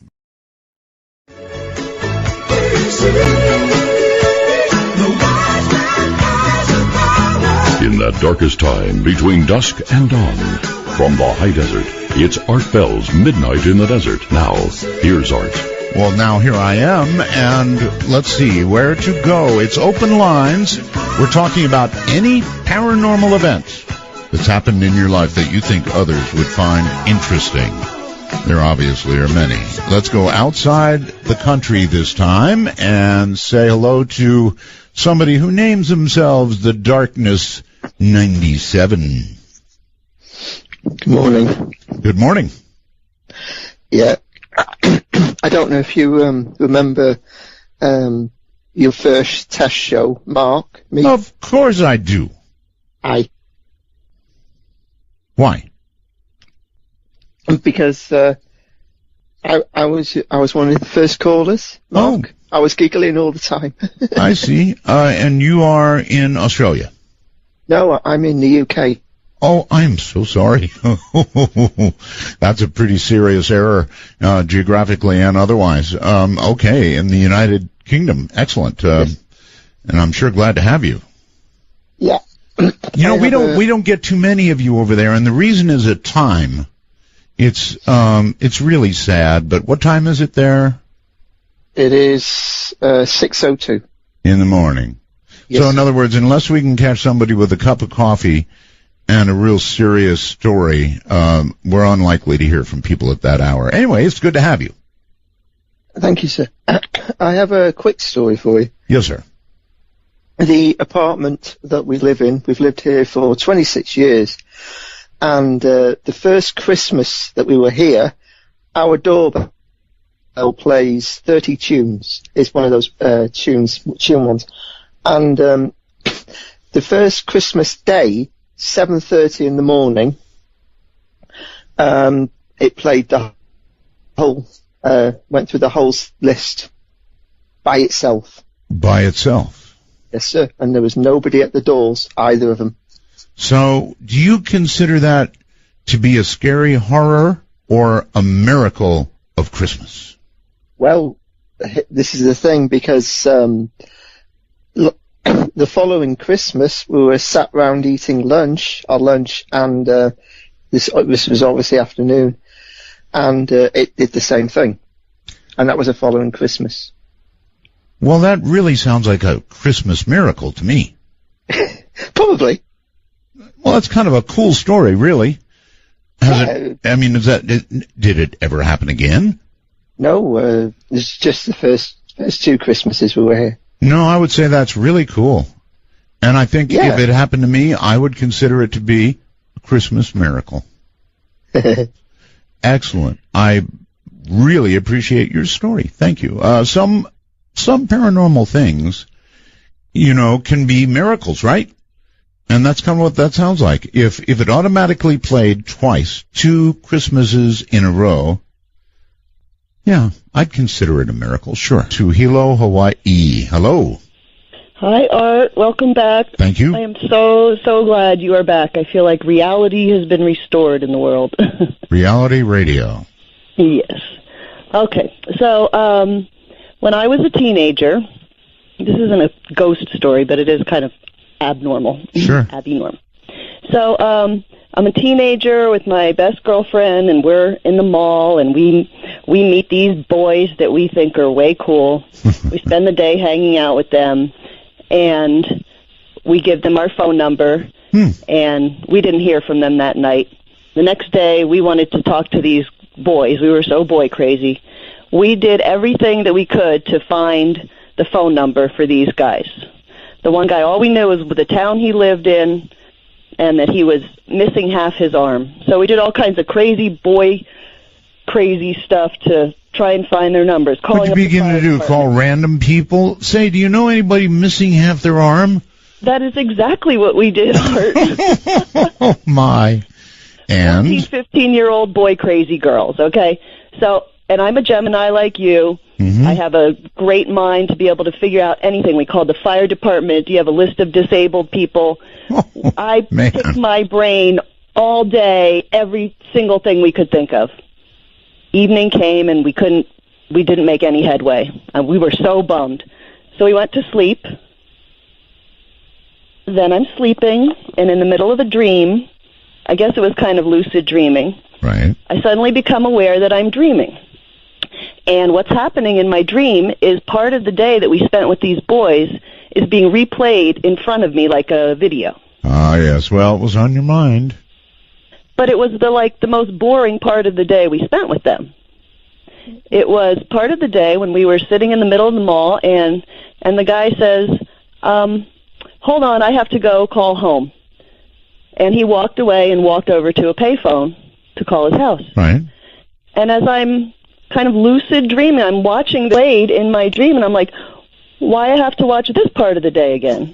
This was the most boring part of the day. I've actually commented to myself about dreams like that occasionally.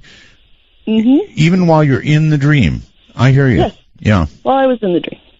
So, but then I realized he's walking towards the payphone, which is facing me, and he's got his back to me, and I suddenly realized, wait a minute, if I pay attention right now, real close, oh, you're kidding. You're kidding. You're going to get his number.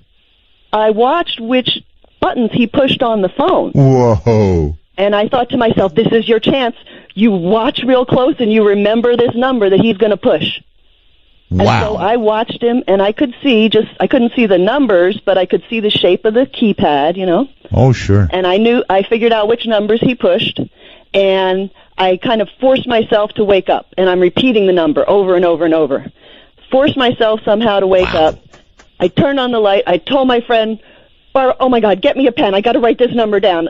And I wrote it down, but it was like 2 o'clock in the morning. Uh-huh. So we had to wait till 9 a.m. to call, and we called the number, and it was his number. Oh, man, that is one cool story. And that's a real story. And we remained friends for years after that. And, you know, I thought, what does this actually mean? And it could be sort of paranormal or something in the spirit world, but it could be just as simple as your mind really does videotape pretty much everything. Well, I think it's pretty well known that, you know, if you can't remember, you know, for example, a crime scene, you can get put under and you can remember details that consciously you can't remember at all. So, yeah, the brain can do that, but what a cool idea that in the middle of a dream, you would have enough consciousness to say, oh my God, I can read the numbers and, you know, pick it off and then have it be the right number. That's quite a story. Yep, that was the part that really made it work, was that I realized this was my chance, and I took it. Gotcha. That is wild. Thank you very, very much. That actually was a very cool call.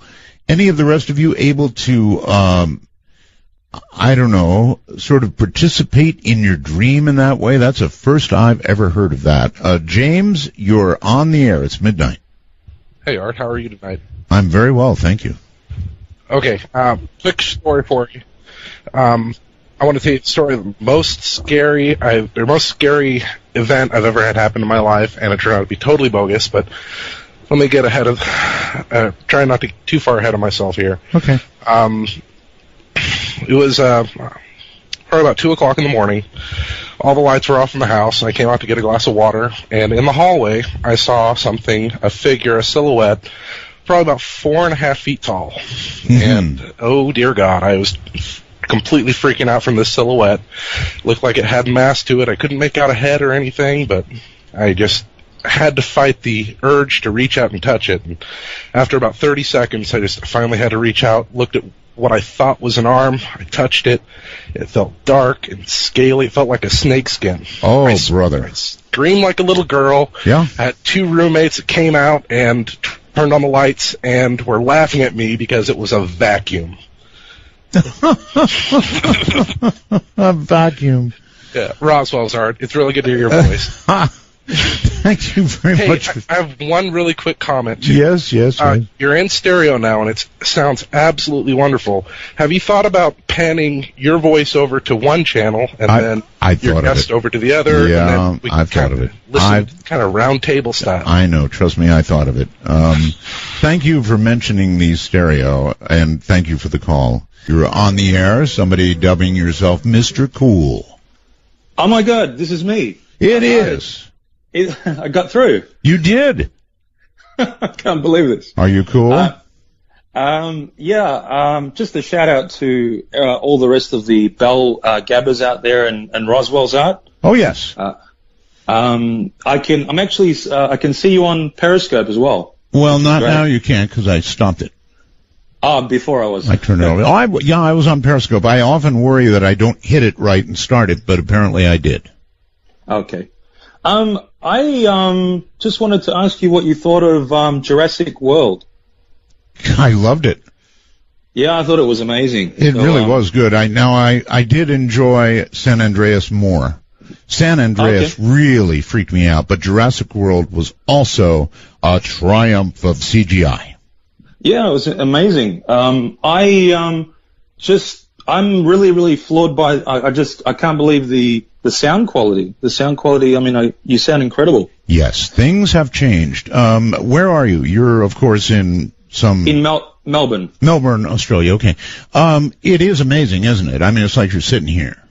Yeah, I'm talking off an iPhone, and I've got my earphones on, and it just sounds unbelievable. Yeah, amazing. Well, since you're here, you're a Bell Gabber, huh? Yeah. Okay, I've got a question on my computer, which says, Bell Gabbers want to know, what is the piece of paper taped to your clock? The piece of paper taped to the clock. Right. Which clock they're talking about? The clock that you have? There's only one clock here. The beautiful. You're saying that clock that you just mentioned before that everyone wants. Yes. That one. I'm going to answer because obviously there's not enough resolution for them to know what that is.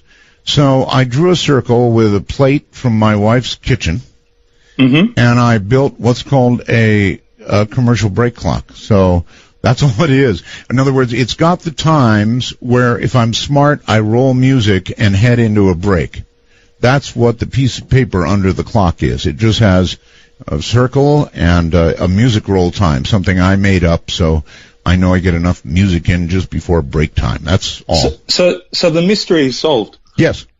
I know that I'm going to ask a question, Art, and I don't know if, I know you've talked about the Ouija board story and you don't really want to disclose. And so your mission is to pry out of me something I have absolutely said I will not discuss. How about this? If I tell you what's circulating on the internet regarding that Ouija board story, can you tell me if that's true or false? I'll tell you what's being circulated on the internet. Yeah, fine. Go ahead. Okay. There is someone on the internet that said that apparently someone sent you a Ouija board and that you received that Ouija board and you cut it up into little pieces and threw it in the trash can.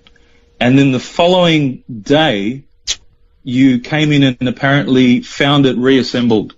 And ever since it spooked you and you just don't ever want to talk about the story ever again. The only part I'm going to verify is it was sent to me.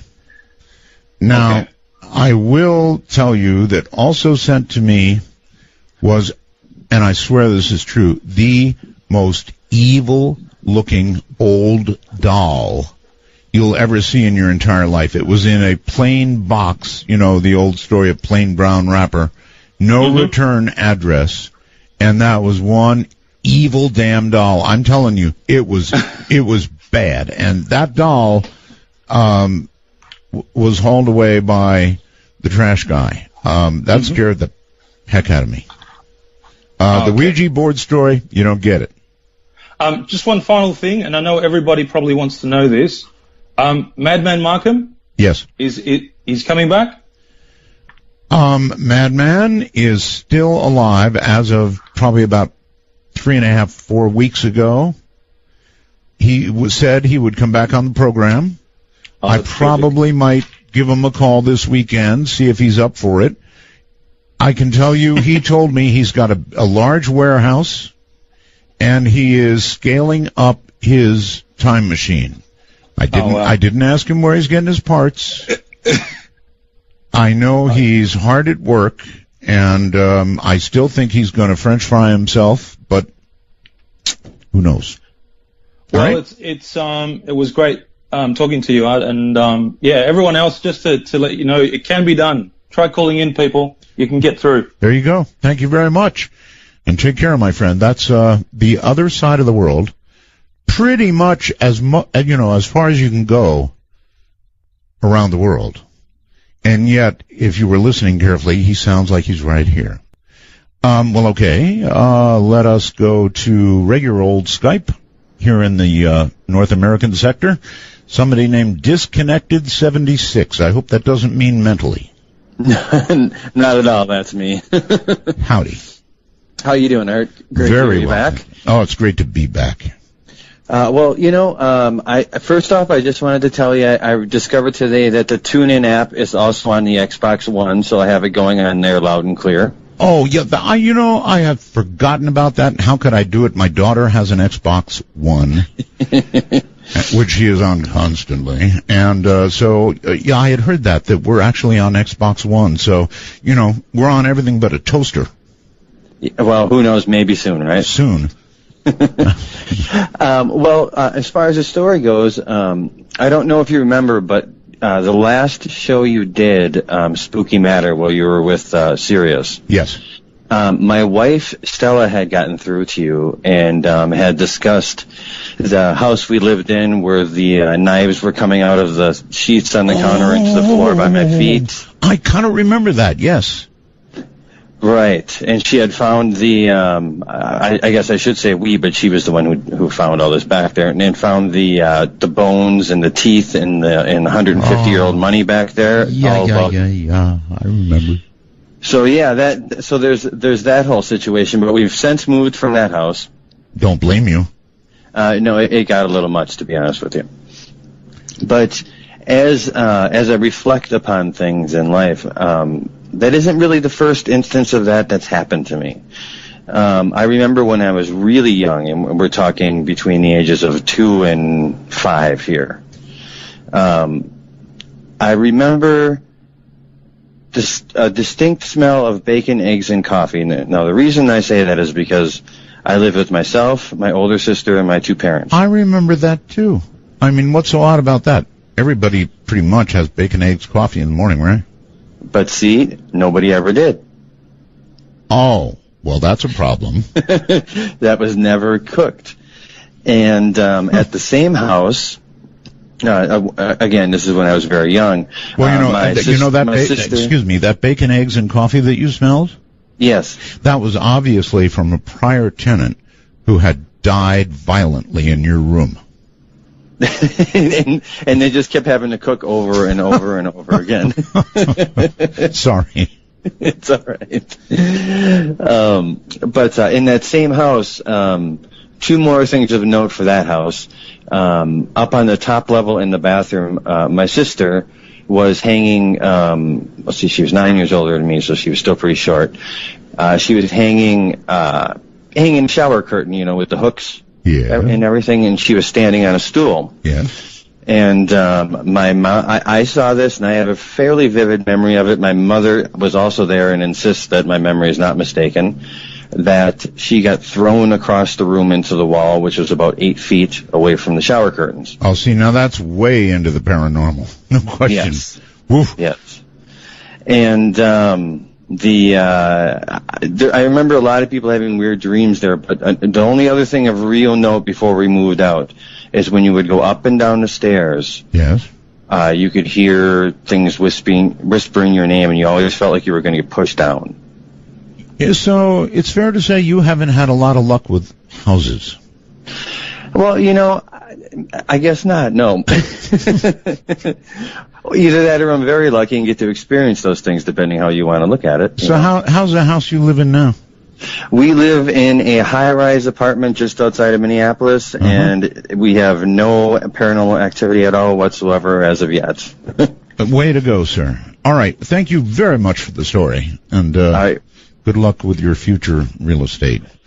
Going to Iowa City, Iowa on the phone. Hello there. Hi, Art. How's it going? It's going really well, thank you. Good. This story happened to me in December of 1997, and I have to tell you, I have tried to call you when you were on the radio ever since, mostly on the Ghost to Ghost line, and I'm so glad to finally get a hold of you. Well, here you are. Well, like I said, this happened about sometime in December of 1997. I was back on Christmas break from college, and I was at my girlfriend's house. She lived about, 10 miles from me in a very wooded, rural area. Mm-hmm. And I would go hang out with her until pretty late in the evening, and then I would go home. But because it's an Iowa winter, it was so cold that I would go out and start my car about 15 minutes before I would leave. I did that in Alaska. I understand.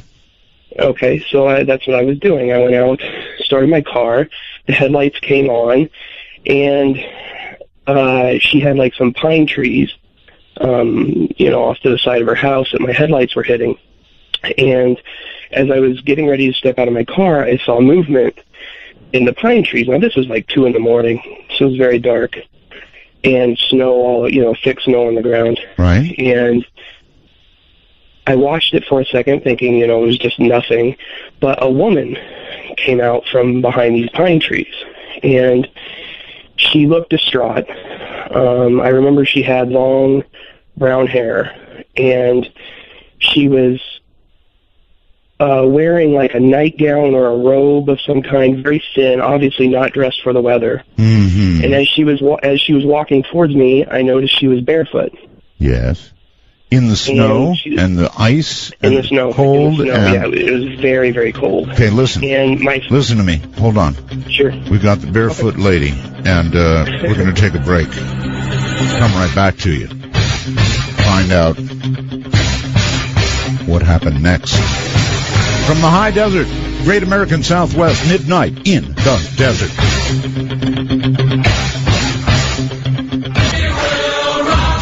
Want to take a ride? From the high desert and the Great American Southwest, this is Midnight in the Desert, exclusively on the Dark Matter Digital Network. To call the show, dial 1-952-CALL-ART. That's 1-952-225-5278. We are rocking you, and somebody needs to send me a message through the wormhole telling me if we are indeed on Periscope right now. So I'll be checking that. I don't really know. I think I started it up, but, well, I'm still learning about all this. All right, we've got a scantily clad lady, barefooted in the snow and ice, with the headlights of my collar bearing down on her. And what happened? Well, I got halfway out of my car, and I said, ma'am, because she was kind of heading for my car, but it was obvious she wasn't paying attention to me or the car. Right. She was stumbling. Right. And I said, ma'am, and she didn't respond at all, and I said it again, and she didn't respond at all, and suddenly I got very spooked, and I slammed the car door and ran back to my girlfriend's house. Uh-huh. And she could tell I was spooked. And in my mind, all these things were going on. I knew that there was a nursing home not too far up the gravel road, like on the edge of town. Okay. And my girlfriend actually worked in the kitchen department of that nursing home. Yeah, I was going to ask you if she was stumbling like she was sick or what? Yeah, she looked distraught. Okay. And so I told my girlfriend what had happened. She grabbed the phone, and we went outside. And my girlfriend instantly started laughing and calling me a jerk, thinking I was making a joke because she was nowhere to be found. Yes. And I kept insisting that this happened. Right. And but she pointed out that in my headlights there were no footprints at all in the snow. Huh.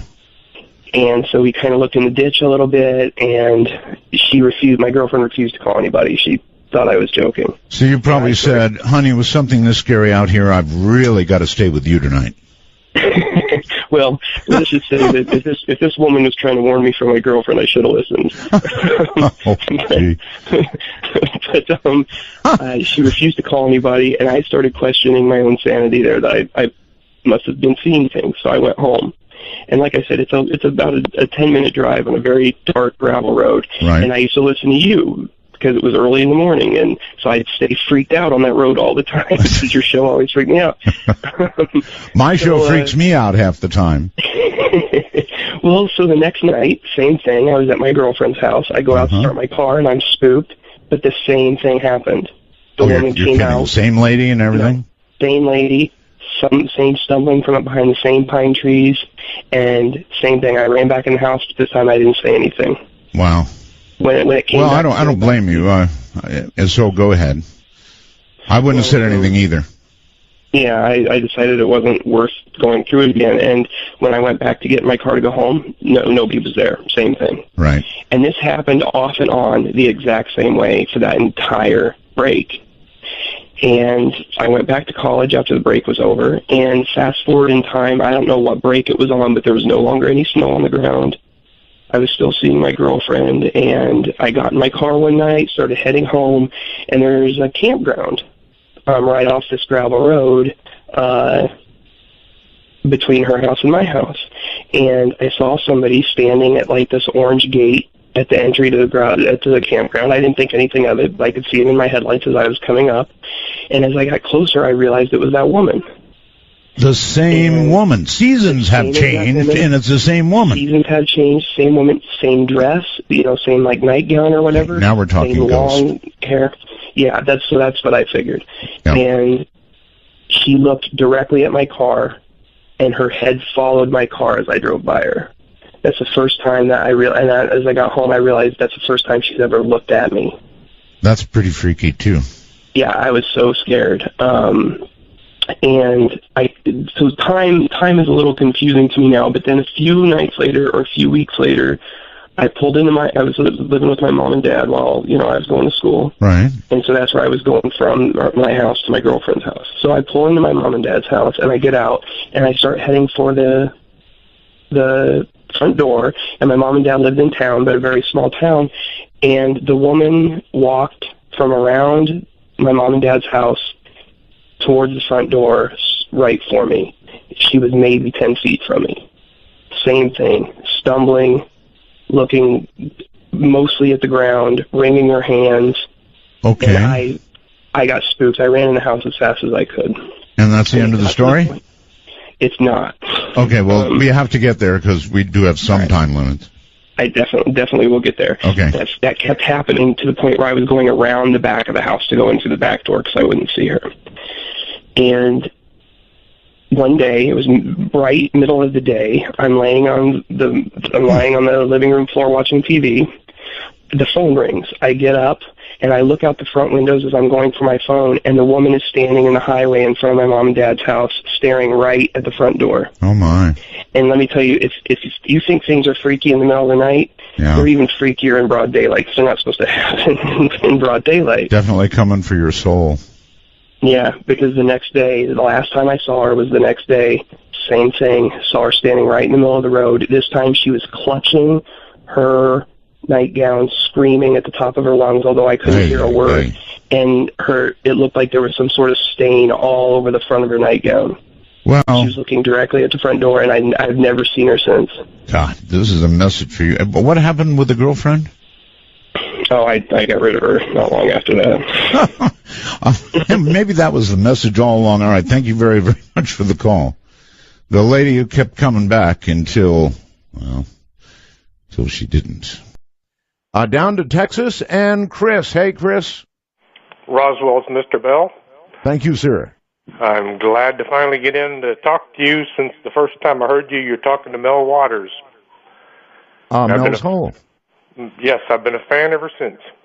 The story goes that Mel sold his hole to the He sold his hole to the government and moved to Australia, where he's living presumably happily ever after, but I'd sure love to talk to Mel. Anyway, proceed. Yes, sir. 25 years ago, I was a brand new Border Patrol agent. We had more trainees than journeymen, so they would stick two trainees together and say, go do your job. And usual shift, there might be 4 people working. So we had 2 guys upriver, myself and my partner downriver. Very little experience between the 2 of us. What would you, Steve, I hate this, but I have to know some things. Yes, sir. As a Border Patrol agent, you said with very little training. So it's like they send you to, when you say river, the Rio Grande? Yes, sir. Not so they much send you down to the training, Rio Grande and they say, watch? It was very little experience, not training. I may have misspoke there. Okay. We had just gotten from the academy, but neither of us had a half a year in yet. Okay. So they send us down, they tell us to go fight crime midnights.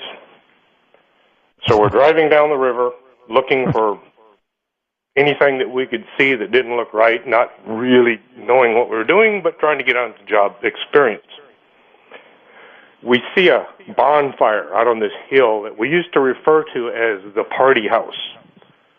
It was, at the time, it was out of town quite a ways, but now it's almost in town. And we drove towards it thinking, well, maybe somebody's down there, maybe some aliens, maybe some smuggling. Right. And at the time, we had switches that we could throw that would turn all the lights off in the vehicle. So if you hit the brakes or the backup light, nothing would come on. It wouldn't show where the vehicle was. Sure. So we turn out all the lights. We're driving down this long dirt road towards the river. And as we come around a corner, there's about 15 or 20 people standing in a huge circle around a giant bonfire. They're all wearing brown, full-length robes. They got their hands up in the air like they're doing some kind of religious ceremony. Ritual. Yes. I saw a movie called Race with the Devil with Peter Fonda and Warren Oates several years before this, and that movie came to mind. I looked at these people just in time to see two of them turn towards us and start running at us in a, not an aggressive manner, but like we didn't have any business in their little ritual. Oh, I'm sure you didn't. It was on. This is on the U.S. side of the border, of course, right? Yes, sir. Yes, Oh, about okay. 2 o'clock in the morning. Gotcha. And two of them start running toward you, and you were, I'm sure, two armed.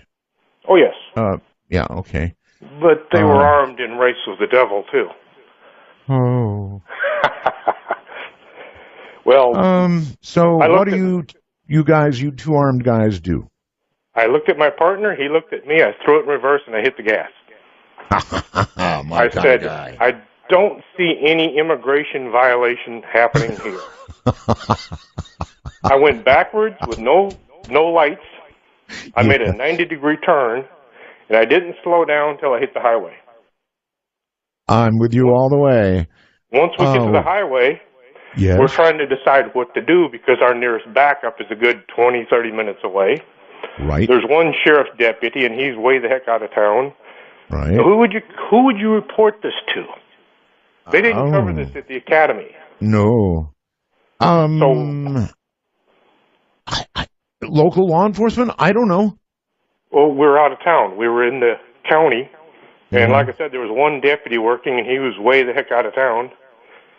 And we discussed it the rest of the night. Who should we report this to? And we could not come to a conclusion. So at 8 Nor o'clock were they in the morning, necessarily breaking the law, really. none that I could see. Except maybe God's law. Well, we decided that we just weren't going to tell anybody, and we're going to try and pretend like it never happened. I don't blame you at all. We've managed to keep our mouths shut for about a good 20 years.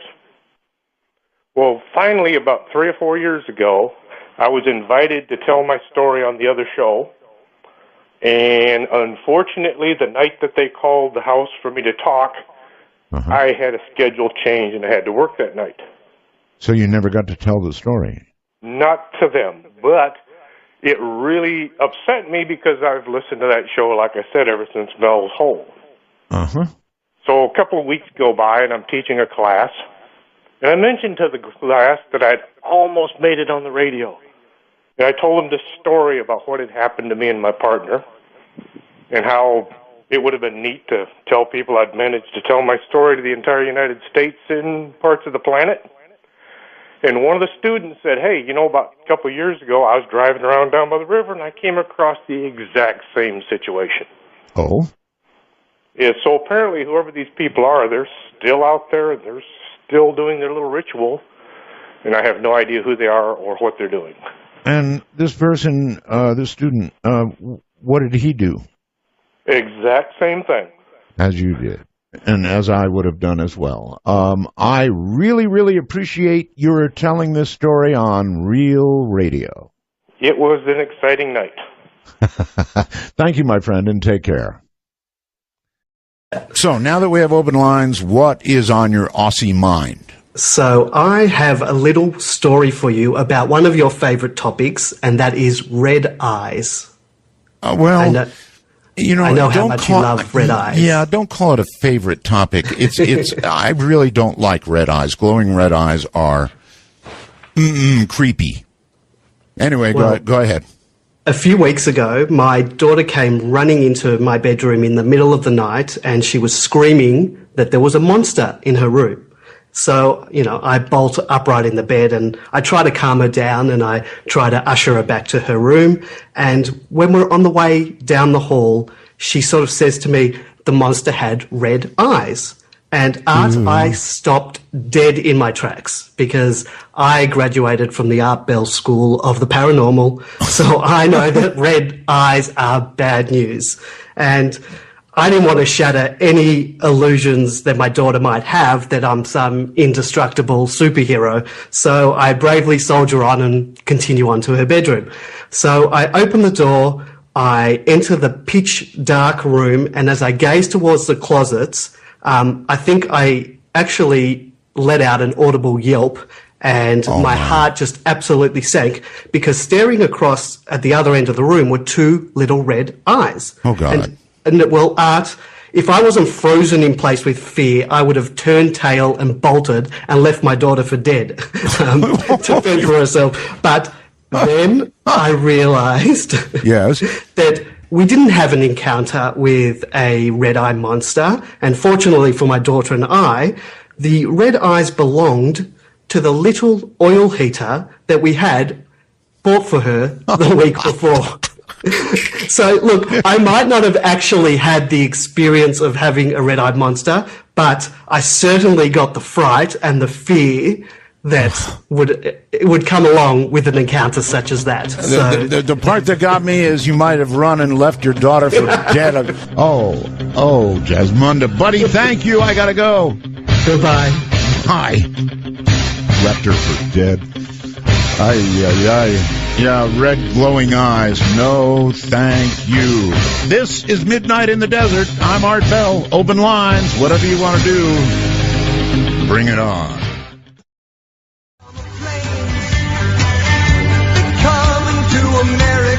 Sorry, I couldn't resist.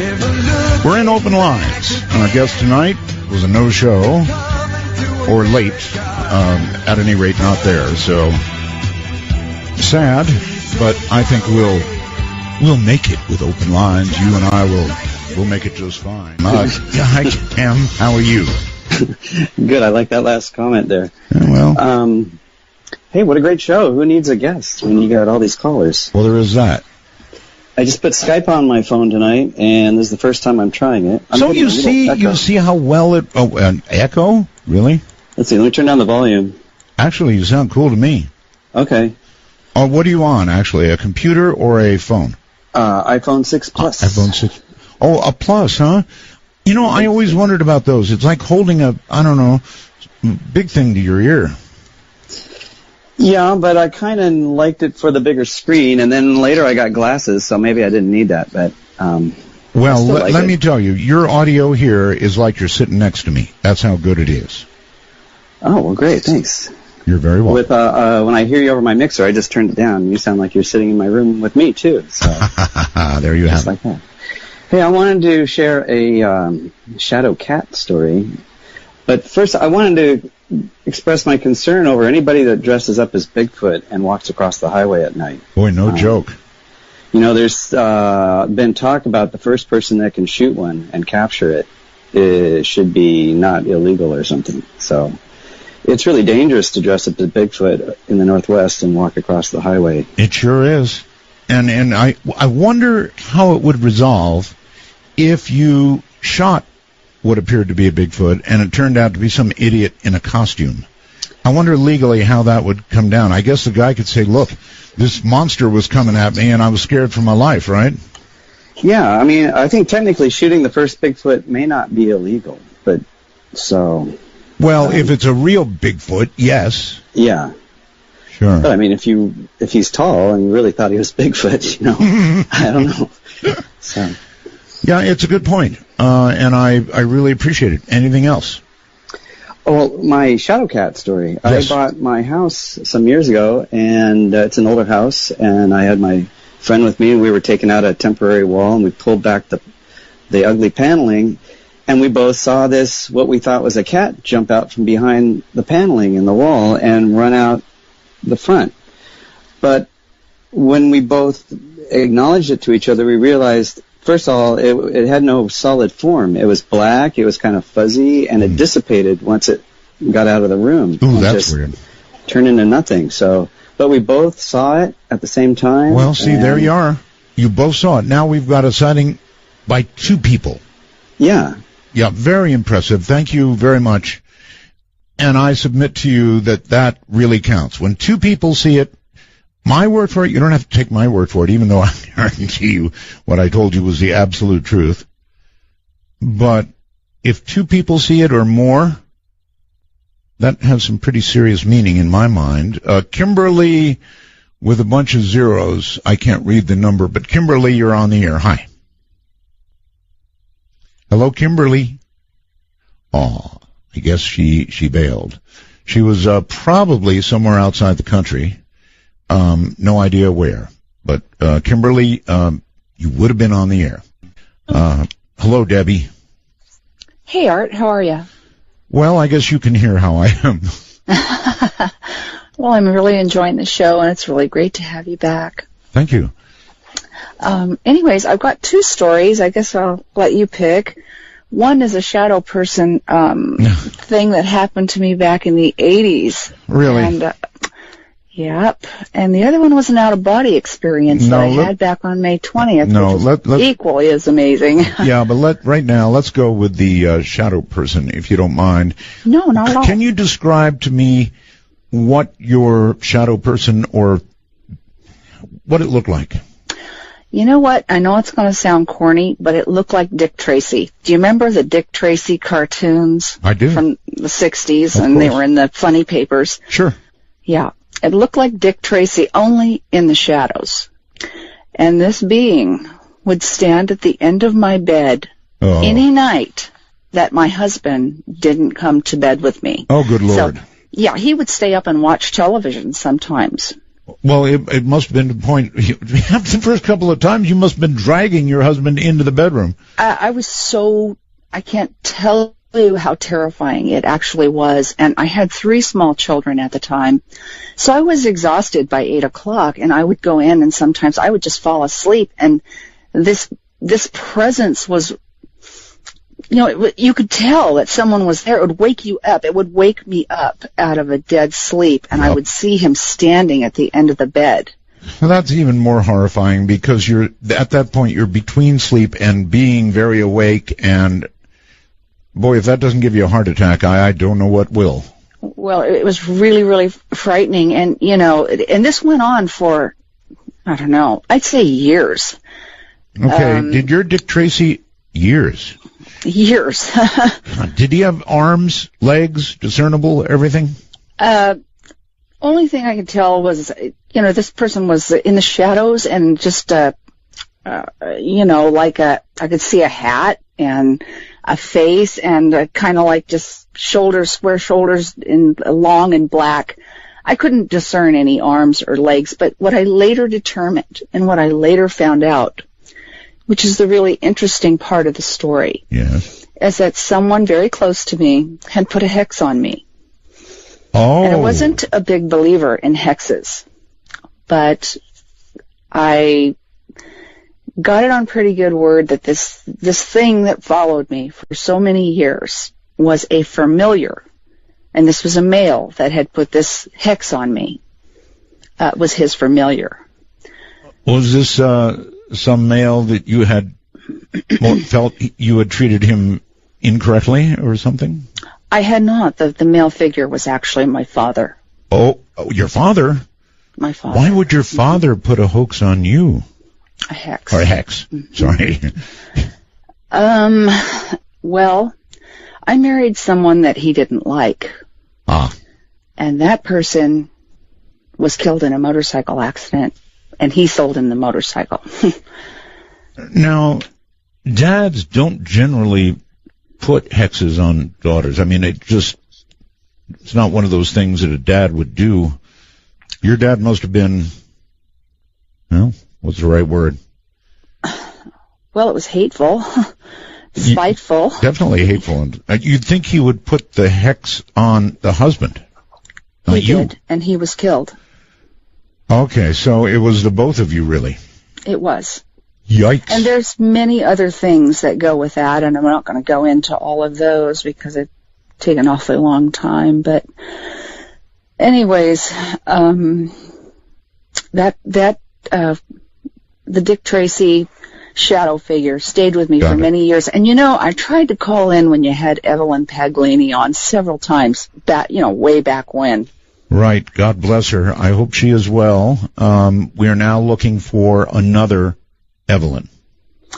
Well, I hope you find her. She really was a spiritual warrior, and I really admired her a lot. And I wanted to tell her my story so bad because, she was so knowledgeable on, these different groups and, all of that. This is why I want a real witch. Mhm. They know Yeah, a real one. they know about spiritual warfare, and a lot of people call themselves witches.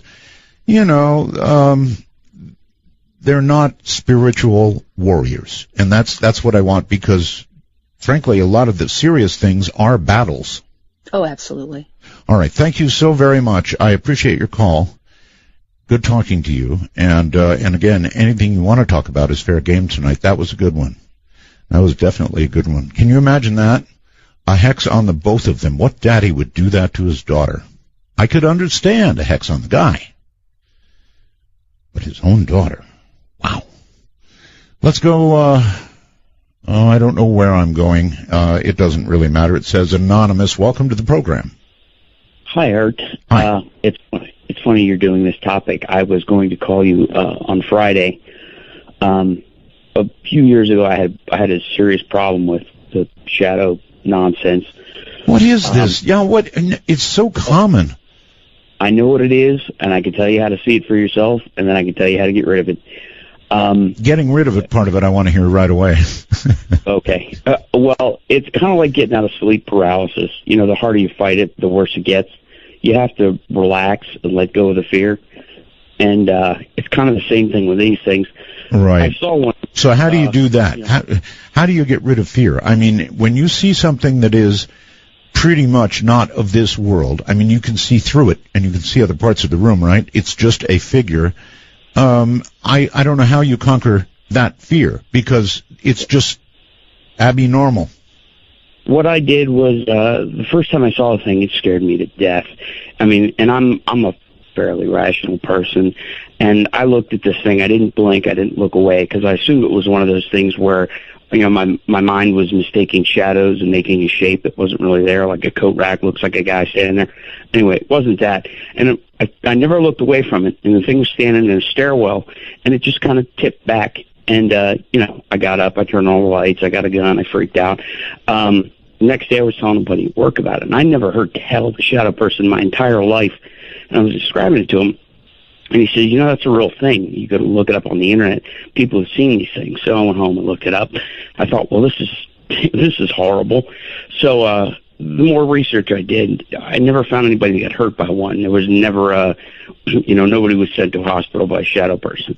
So I was resolved that the next time I saw one, I was going to do the same thing I did with sleep paralysis. It didn't hurt me the first time I saw it. I'm just going to assume it's not going to hurt me the second time I see it. I'm going to relax. And so you did? I did. And you can do this too if you can get rid of the fear.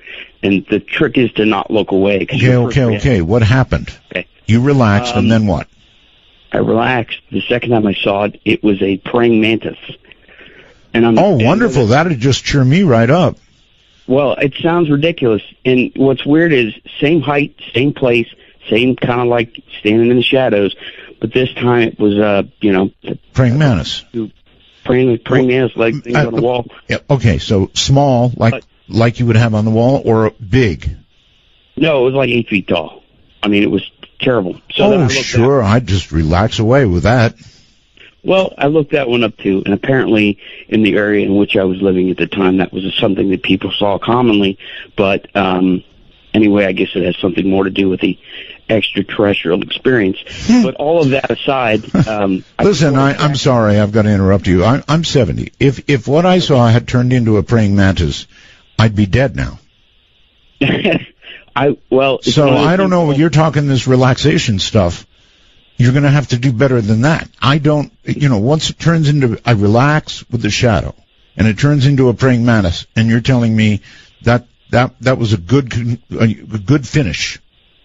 Well, yes and no. Now that I knew what I was dealing with, I mean, do a little more research, and I could, the internet's your friend, but I went and did a little more research and found out this was another common experience that many people had. And again, nobody had been hurt by one of these things. Sometimes the internet's your friend.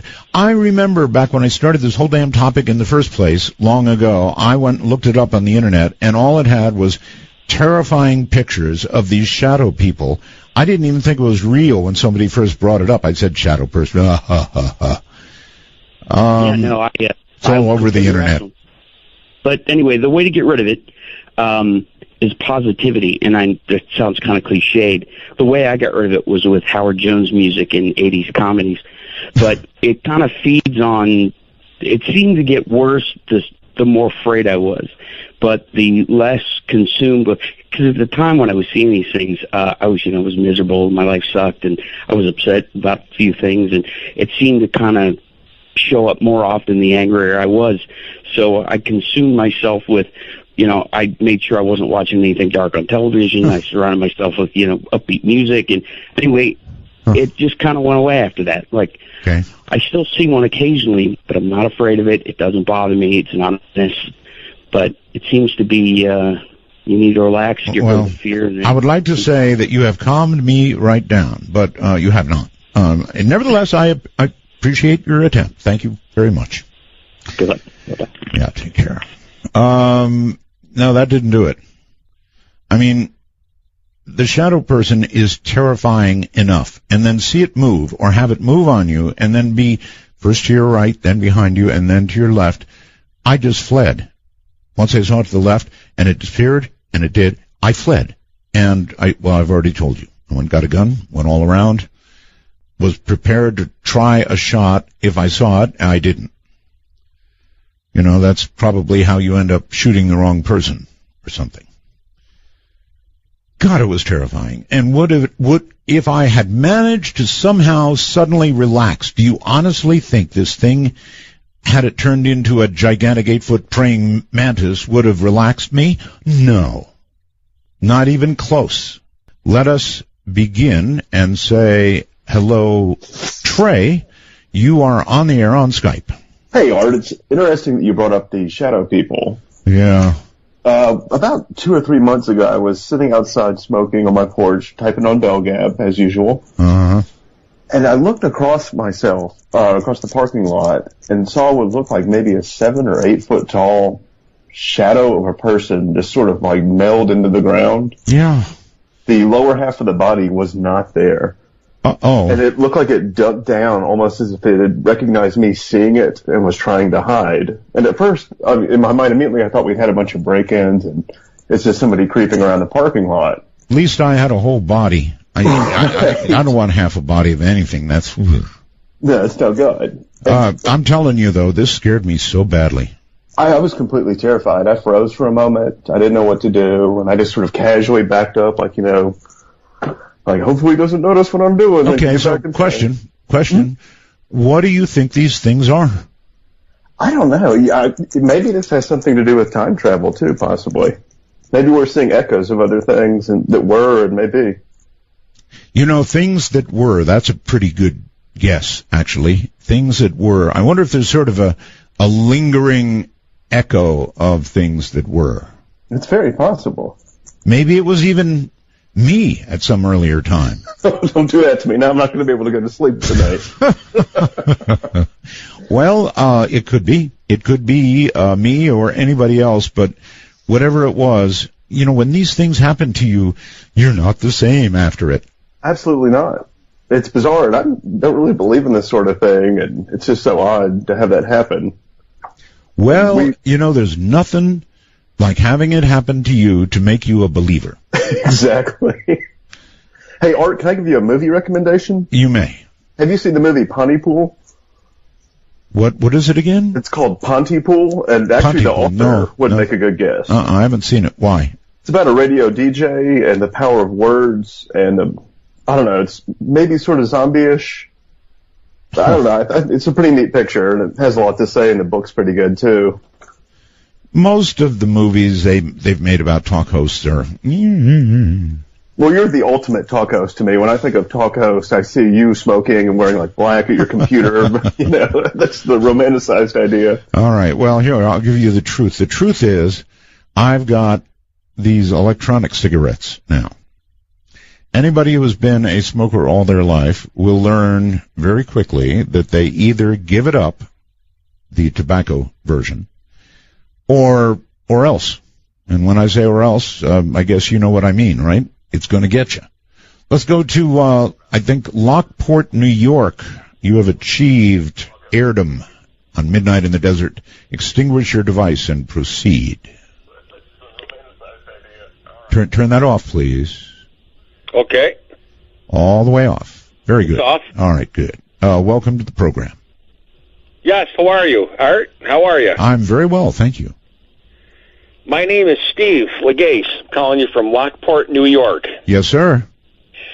I heard you talking about the shadow people. Well, I'm 50 years old, and I seen one the first time when I was 3 years old, and again for the last time on a Tuesday morning, August 16th, 2011, in my room.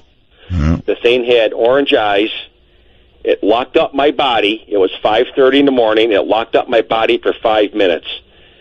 Now, throughout my whole life, this thing gave me some kind of like special where I could see the future and see things, and I'd be able to tell people something was going to happen, and it would always happen. Well, that's cool. I didn't get any of that. I got scared out of my wits, is what I got.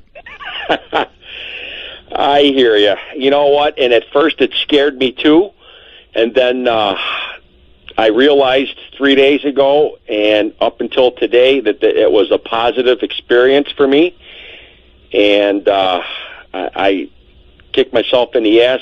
I didn't know it could read my mind when I was sitting there looking at it for the 5 minutes. Well, at least I can report I didn't shoot a shadow person. You don't want to shoot it, no. No, I you have to go here to hurt us. Yeah, I hear you.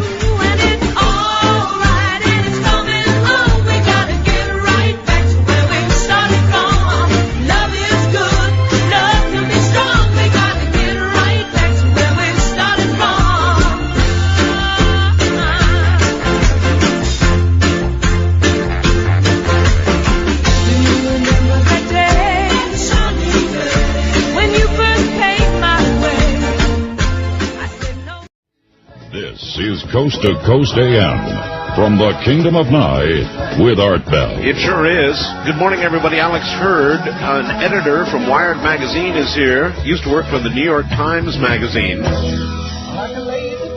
We're discussing the millennium and things attendant to it. Apocalypse Pretty Soon. That's the title of his book, Apocalypse Pretty Soon. Guess what? Guess what, folks? I just got, in the years that I've been doing this program, I have received, I think, maybe 2, perhaps 3 really good ghost photographs. My wife, Ramona, is opening mail in the other room, and she has come upon a serious photograph. I have the original photograph here in my hand. I got this 5 minutes ago. 5 minutes ago. And it's a mind blower, I'm telling you. It comes from Jeff in, where is he anyway? Michigan. It says, Art, the picture was taken on Denton Road in Canton, Michigan, about 2 months ago. We were taking photographs with a normal 35mm camera. This road has a very long legacy of being a haunted road. Hence the reason we were out there at 1 in the morning. Feel free to use it on www.artbell.com. Jeff Burton. Oh, and he puts his phone number down here, too. Cool, so I could call Jeff. Well, I took one look at this and I went, wow. And I went over to my scanner in the last 5 minutes, scanned it. I've got the picture right here in my hot little palm. I'll show it to you on my studio cam so you can know I'm serious. I scanned it, and I sent it to Keith now. Keith usually listens to the show. Keith, if you are listening to the program, please retrieve, as soon as it hits your mail, this photograph and get it up on the website for everybody. Yeah, the world is wired, isn't it? That's how fast we can do things. But I'm telling you, this particular photograph is going to blow your mind.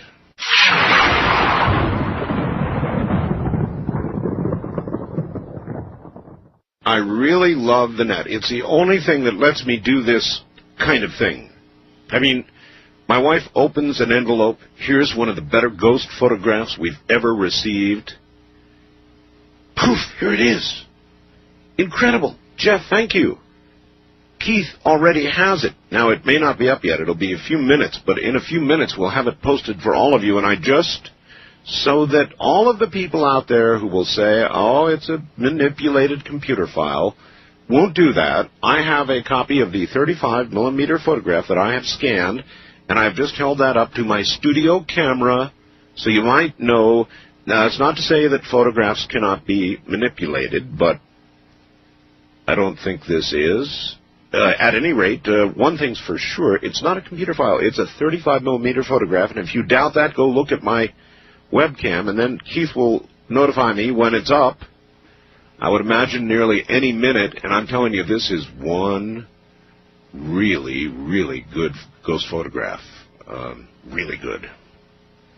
So it'll be up in minutes. Also up, by the way, is the version of the book, online book, by Joseph Firmage. Keith has translated it and put it up on our website because we've got a lot of, we've really got a lot of bandwidth, it says here in fine print. So we've got it up there for you. Joseph Firmage, very interesting guy. All right, back to my guest, Alex Hurd. Alex, you should be wired. You can get on the net, right? I'm on it right now. As long as we're talking at the net, can you mention my nifty website? Aren't we linked to it? Yeah. I just wondered if I could give I'm not in any of the search engines yet. Oh, well, listen, you're on my site. That's probably better than being on some of them. Oh, great. A lot of them. So if people will go to my site and just scroll down to the name Alex Hurd, my audience is very used to this. Just click on www.apocalypseprettysoon.com or Apocalypse Pretty Soon, the book, Travels in End Time America. Apocalypse. So that's a subtitle, I guess. Travels in End Time America. Right. Absolutely excellent. And so my folks can go down and read much more about you and your book, and even order it at Amazon.com. Right across, right through my website. Being wired is wonderful, huh? It's fun. Tell me when the ghost picture is visible. It's there now. Okay. It's there now. So. Obviously, since I just said what I said, I did all this during the break. I got it, I went out, I talked to my wife, I got a photograph, I scanned it, I got it to my webmaster, and it's up right now. Now, is that a wired world or what? Can't beat it. Absolutely unbelievable. Just unbelievable. So it may run a little slow, but you'll get to it. A lot of people are suddenly going up this. So by all means, please click on this photograph and take a look and tell me what you think. Have you done any research in that area? Ghosts, poltergeists, that whole area? Yeah, my wife and I went to the Monroe Institute for a week. Oh, you did? Yep. I interviewed Robert Monroe on the air. Wow, that must have been interesting.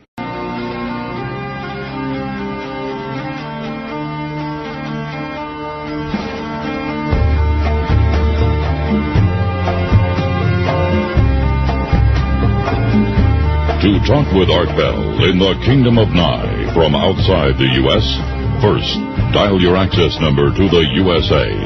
Then, 800-893-0903. If you're a first-time caller, call Art at 702-727-1222. From east of the Rockies, 1-800-825-5033. West of the Rockies, including Montana, Wyoming, Colorado, and New Mexico, call Art at 1-800-618-8255. Or call Art on the wildcard line at area code 702-727-1295. This is Coast to Coast AM from the Kingdom of Nye. It is, and I guess Lorena McKennett's music is a good background for what I'm about to do. I told you I got a photograph. Oh, man, what a photograph. Now, so that you might know, it's a real 35mm photograph. As a matter of fact, let me see if I can read the back of it. With a Kodak stamp on it, processed by Kodak. I scanned the photograph when my wife brought it in, I guess about 35 minutes ago. Got it over to Keith, who got it up on the website right away. This is easily in the top 3 ghost photographs I've ever seen. And this comes from Jeff Burden in Canton, I guess it's Canton, Michigan. And I called him up, and I'm afraid I woke him up, but I couldn't resist. He put his phone number down here, so I want to say hello to Jeff. Jeff, hello. Hello, how are you doing? I'm okay. I'm in the middle of an interview with a really nice editor from Wired Magazine, but when I got this picture, it just blew my mind. It is amazing. Yes, it's amazing. Can you give us any background here? Well, first off, it's a really interesting picture because of the fact that we took it on a road that has been rumors around here in the Detroit area is being haunted. You're near Detroit? You're in Detroit? I'm in Westland, actually. The picture was taken in Canton, Michigan. In Canton, okay. But I actually live in Westland. All right. And it was taken on Denton Road, which is very notorious around here for a lot of urban legends and stuff like that. Yes. And we were all just goofing around late one night, and we're like, hey, so we get our pictures taken by the sign on Denton Road. So we're just, writing a lot of pictures, no big deal. And about, I guess a week later, maybe 2 weeks later, we got the film developed, and oh my. We saw that, and it completely floored all of us. This is a young lady in the photograph, isn't it? Yes, it's one of my sister's best friends. It's one of your sister's best friends? It's Carrie, yes. Carrie. Figures. Well, it easily goes down in... I mean, you guys must have really totally freaked out, because I've seen some pretty good ghost photographs, but this one's right up there. I was extremely scared by it, and I was just sitting home by my computer one day, and I was like, well, let me just send this to Art and see what he thinks about it. And I figured you would get a kick out of it. Well, I'm glad you sent me the actual print instead of a computer rendition of it. That's what I know. I emailed Keith at his website or his email address, and he told me I should probably just send the original picture. Oh, he said that to you? Yeah. Good for Keith. And I was gonna send you a copy of it, but he said better accuracy and stuff like that. Just to send the picture. No, he's correct. I said no big deal. I'll just send the pictures. We had a copy of it, and I mean we still have the negatives and everything. So I mean it's just completely not fake. I mean, no, I hear you. How does this young lady feel about this photograph? She's blew it off. She didn't really think much of it. Yeah. She was like, oh well. I mean she wasn't. Oh well. She wasn't as freaked out as I necessarily was. I don't. It didn't stop me taking pictures. Well, listen. I really appreciate you coming on the air in the middle of the night with us, Jeff. Congratulations on taking one of the top ghost photographs I've seen. No problem. And stay safe, huh? I will do that. All right. See you later. Thanks a lot.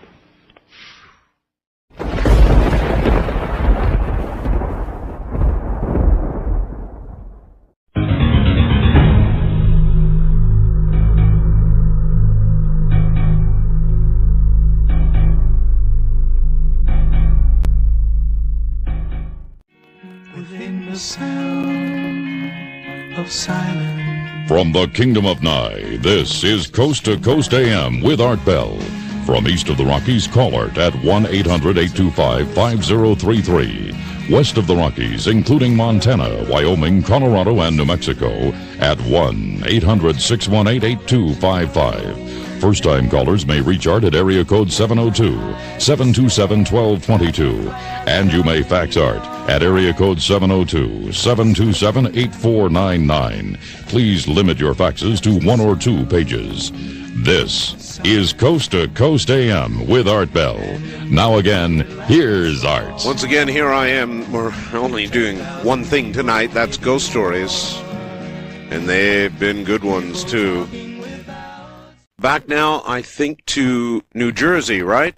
With Dave, right. Right, Dave. Okay, now go right ahead. Okay, I got the puppy from my dad back in 1980. It was a highly evolved little animal, a Cairn Terrier, kind of like Toto. There are some dogs and cats that are more evolved than others. Yeah, she was definitely a unique animal. And even though I didn't live with my mom and dad, she was my dog, which is kind of weird. No, Anyway, no, not really. It happens. In October of 1991, she developed a lump on her back that got bigger and bigger and bigger. We took her to the vet. turned out she had an inoperable type of cancer called fibrosis sarcoma Mm-hmm. with a 1 to 3% cure rate, Right. which is like a death sentence. Right. So I didn't want to accept that. And I must have taken her to 8 or 9 vets throughout the state of New Jersey. And my friends thought I was crazy, you know, getting obsessed, being obsessed, whatever. No, I understand. Anyway, to make a long story short, I finally got networked in with a veterinary oncologist down in Red Bank, Central Jersey. Uh-huh.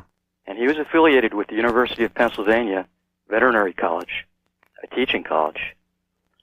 And he had just heard of a new interferon-based drug that had been approved by the Department of Agriculture, which is the government arm for drugs for animals as the FDA is for people. Sure. And he gave her the treatments, and she was cancer-free within 3 months. The tumor receded. It receded, and it just kind of popped off, and it was like a kind of bowl of jelly on her back, and they operated, and it was gone, and there was no trace. Wow. And she made the front page of the Asbury Park Press, which is the main paper for Central New Jersey, with a readership of about 1.2 million. Mm-hmm. Anyway, she finally got cancer back again in August of 1993. Yes, sir. So it extended her life about 2.5 years, approximately. And we had to make the decision to get her euthanized. Right. Even though we didn't want to. Right. But it was for her best interest. And it's tough when you lose something you love. And I felt very, very close to her. It's very hard. And I prayed. And I prayed. And this is down at my mom and dad's, about 80 miles south of where I live. And I asked God if God would please give me a sign to let me know that she was okay. Now, I just have to interject one thing in here. When she was a younger dog and healthy, because she was a little dog, I used to have this little game with her where I'd pick her up, kind of rock her back and forth, and gently, like, throw her on the bed. Sure. And she would land with, like, a boom, you know, pouncing on the bed. Right. Wagging her tail and waiting for me to pick her up to do it again. Right. So I get back home the following morning, you know, after we had her euthanized, got back to my apartment, the middle of a beautiful August day, and I'm sitting on my bed, and I think this happened during the day, purposely, so it wouldn't frighten me. And if somebody had told me this, Art, I would have a very tough time believing it if it didn't happen to me. Sitting on my bed, all of a sudden, I hear a thump to my left, and I instantly turn. Right. And as God is my witness, there are 4 indentations of like paw prints on my bed, right into the mattress. It was not of this earth. Ooh. And at that point, I got a chill, and I'm getting a chill right now. But it made me believe that there really is something after, in respect to the fact that this happened, because I prayed for it, and I felt incredibly lucky that God heard me and God answered me. I believe every word of it. Every single word of it. And it was the most incredible thing that ever happened to me in my life, you know, to this date. I really appreciate your telling the story. And I thank you, sir. Thank you, Art. I had a cat. You know, I'm a big cat person. And I had a cat named Yesu. I named him Yesu after the Yesu radio company. They make ham gear, you know, so I thought it was cute to name a cat Yesu. And Yesu was 20 pounds plus. Yesu was a big black cat. And Yesu was an outside cat. I now don't let cats outside, but Yesu was an outside cat. He was a macho SOB, I'll tell you. There were a couple times I actually got into fights with Yesu, but most times we loved each other. And somebody shot Yesu, and I didn't realize it. But I did realize that my cat was extremely ill, possibly dying, and unfortunately, the bullet hole was not visible. Somehow, the bullet had gone in and exited, and gone right through Jesu's body and wasn't visible. You know, the fur, I guess, blood clotted, I don't know, the fur covered it. I had no idea this cat had been shot. Jesu, to make a long story short, died in my arms. That's something I will never forget, just died in my arms. And ever since then, I have felt at various times, many times, the presence of Jesu. That cat and I were very close. And I felt the presence of that cat many times. So, do I believe that story? Oh, you bet I do. Good morning, you're on the air. I understand you have a rather interesting story for us. Where are you, please? I am in beautiful downtown Monticello, Minnesota. Yes, sir. Just north of the Twin Cities, and listening to you on KSTP AM 1500. I suspect KSTP goes all the way to the North Pole. Yeah, I'm pretty sure it does. Yeah. I, with a partner, do a lot of work with ghosts in the Twin City area, and we've had several... You mean you do this professionally? I would say semi-professionally, because it's not constant enough to be professional by any means. All right. You know, it's occasional. Once every month or two, you get somebody says, "Help me." But we did have a very interesting encounter about a year and a half ago. It was my brush with fame, and the most famous person I can say that I've had a long conversation with would in fact be the late great John Dillinger. I beg your pardon? That in fact would be it. John Dillinger, Public Enemy #1. You spoke with John Dillinger? Or an entity claiming to be such. How? Please explain the circumstances. Okay. Let me go back a little bit. And as with the work I do, I don't like to use the term seance. It's a very superstitious term, has a lot of negative connotations. Yes. I prefer the more enlightened term of circular gathering for communication with the mortality impaired. Okay. Well, let me get that straight. Circular gathering for communication with the mortality impaired? That is it. I've got to remember that one, all right. But we decided about a year and a half ago to, a group of us had a strong interest in 1930s gangsters. And so we decided to have one of these circular gatherings to talk to Mr. Dillinger on the anniversary of his death, which was July 22nd. Uh-huh. And so the first half of the evening, we invite whatever entities want to come to us. It's like kind of a warm-up. And we spoke to several different entities during that time period. Aren't you afraid to do that? Aren't you afraid to open a door which you have no idea what's going to walk through? We take precautions. Mm-hmm. We do a lot of work to protect ourselves. We call on higher powers. And whatever your faith system, be that God, angels, mm-hmm. we do call on their assistance. We're not gonna be foolish about this. I have a healthy respect for these things. And being interested in documenting this occurrence, we did have tape recorders on hand, and because sometimes you can get something known as electronic voice phenomena, which is basically recordings of ghost voices. You bet.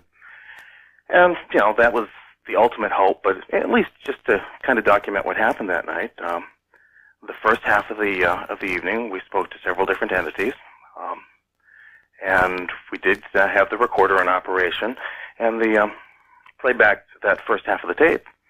And we don't get any EVP, but we do get, at least the room noise and the human side of the conversation. Take a short break. And after that short break, we call on Mr. Dillinger. And about 5-10 seconds after we begin our work, something enters the room claiming to be John Dillinger. We speak to him for about a half hour, 45 minutes. Now, when you say you speak to him, via Ouija board? No. You mean aloud? Aloud, and we get basically psychic impressions back. Ouija boards, I kind of have a very strong feeling about Ouija boards. So do I. They can be a useful tool. but it's a little bit spiritually like opening your door and inviting the first person that passes by on the street to come in. That's right. You just don't know what you're going to get. So we were speaking to this entity, and it answered a lot of questions. We know a little bit about Dillinger and had some specific questions, like the fate of some of his gang members. And at the end of the evening, we played that tape back, and about 5 to 10 seconds after we begin the work, the tape goes completely blank. Not even the human side of the conversation, yet most of the people at the table could see that the tape recorder was in operation. Okay. I'm curious, with all the work you did, you must have some recordings, some interesting recordings. Have you kept them? I've kept them. I have yet to come up for any of our works where we contact anything or cleanse a house. We have yet to come up with any decent EVPs, although I have not had really good recording equipment there. It's usually pocket recorders. What was it that Dillinger said to you? Well, we had quite a few questions for him. One of the more interesting things was one of his gang members, Red Hamilton, was supposedly shot in the back in a chase from Hastings, Minnesota to St. Paul, Minnesota, and died several days thereafter. There have been rumors that Red Hamilton indeed did not get killed and made it out alive and hid undercover, much like the rumors about Butch Cassidy. But we asked John Dillinger about that, and he said, well, yeah, of course Red got it out. He was fine. He lived to a ripe old age. What was interesting about that is 3 or 4 people at the table did get the distinct impression that at that point we were definitely being lied to.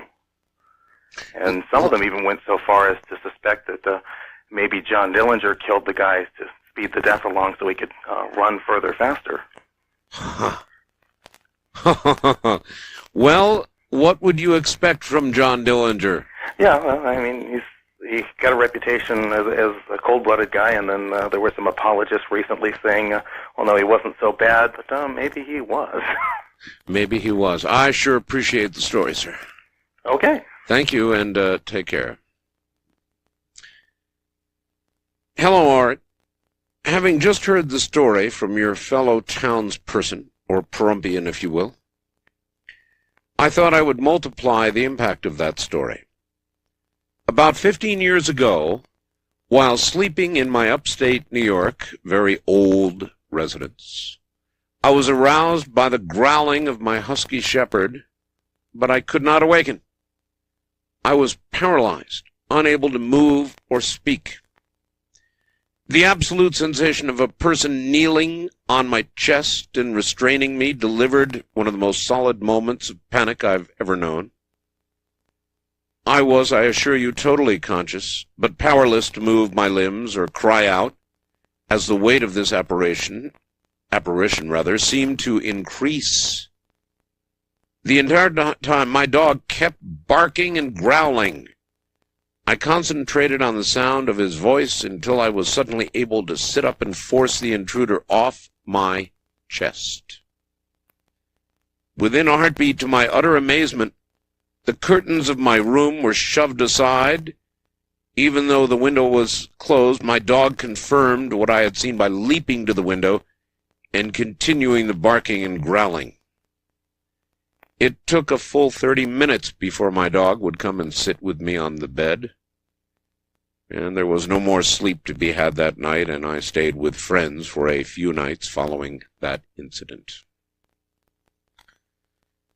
Yeah, I really love hearing stories about Pahrump. West of the Rockies, you're on the air. Hello. Yes, Hart, hi. Hi. Some Friday stories tonight, and by the way, my name is Dana. I'm calling from Woodland Hills, California. Yes, sir. I got another terrifying story to share with you. Fire away.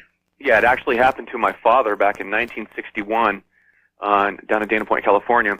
And like I said, it is rather terrifying. He was coming home late one night from work, and the house he was living in had partially burned down, so he was back in an add-on home in the back.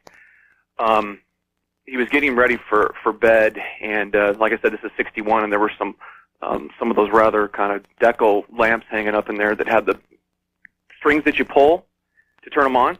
Oh, yes. You might remember. Sure, I do. But anyway, he had just gotten ready for bed and turned the lights off, and the lights were controlled from a switch on the wall. Right. And so he didn't turn them off from the pole, he just did them from the switch. Well, he laid down to go to bed, and the room was completely sealed, and the mattress he was laying on was rather low to the floor. It didn't have one of those box springs. Right. Well, he laid there just for about a minute or two trying to get to sleep, and as I said, the whole room was sealed shut. He started to notice and actually hear these strings for the lights jingling, just jing, jing, jing, jing. And he started getting, wondering what that was, and he was just looking straight up at the rafters on the ceiling. And at that moment, it still frightens me today to talk about this. He heard actually just didn't hear, but he felt a moan and a breath blow into his ear like like this. Oh boy. And it's the kind of stuff that you hear about, but my father's a very serious man, and he's never had experiences like this before. And it really affected me. So he was laying there, and of course, as I've been hearing this evening, he was just completely petrified.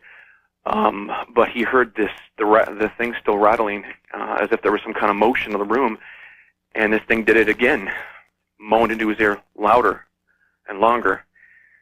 Well, you go into a kind of a state of shock is what happens. I guess it is. I guess the system goes into a complete shock.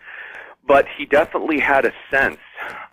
This happened a third time, and this happened over probably would seem an eternity for him, but he said it was just a couple of minutes. He definitely had a sense beyond the shock that he had to move. He was in utter danger for whatever reason. I don't know if it was possession or what. It's fight or flight. Mm-hmm. Yeah, I guess so. Anyway, so he was there, but like I said, he was overcome even over that with a sense to get out of there. So he summoned every ounce of courage he had, and he jumped out of bed, ran across the room, flipped the light switch on, looked back, and of course there was nothing there. But the things were still moving up there. Well, needless to say, he got out of there and never slept in that room again. I wouldn't. But it's affected me so much that I actually cover my ears when I sleep at night because of that story. For me, it's closets. I never go to sleep with an open closet. There are things in closets. You always close closets before you go to sleep if you're smart. If you don't want things coming out of them, you close them. Amen. Thank you for the call, sir. Sure. All right, we're going to break here at the top of the hour. There is more. If you can handle it, if your heart can handle it, there is more. This is what we call Ghost to Ghost AM, and I do it when I get in the mood, and this is one of those nights. It's dark, it's kind of windy, and a little bit of rain in the air in the desert. It's kind of eerie. It's good night for this. I'm Art Bell, and this is Ghost to Ghost AM.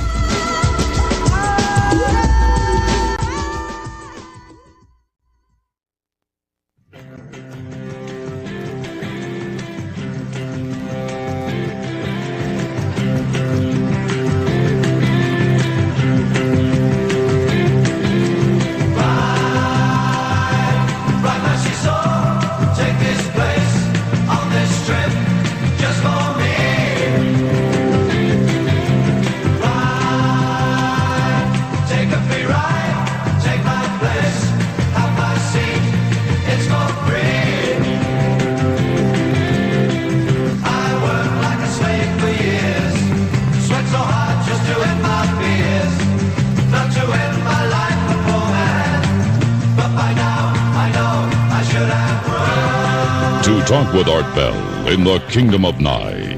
From east of the Rockies, dial 1-800-825-5033. West of the Rockies, including Montana, Wyoming, Colorado, and New Mexico, 1-800-618-8255. First-time callers may reach Art at area code 702-727-1222. And you may call Art on the wildcard line at area code 702-727-1295. To reach Art from outside the U.S., first dial your access number to the USA, then 800-893-0903. This is Coast to Coast AM from the Kingdom of Nye with Art Bell. If you want to stay on this ride, you better have a strong heart. First-time caller line, you're on the air. Good morning. Good morning, Art. How are you and where are you? I'm fine. I'm Derek. I'm calling from Metairie, Louisiana, which is right next door to New Orleans. Which is also the home of Anne Rice. Yeah, that's right.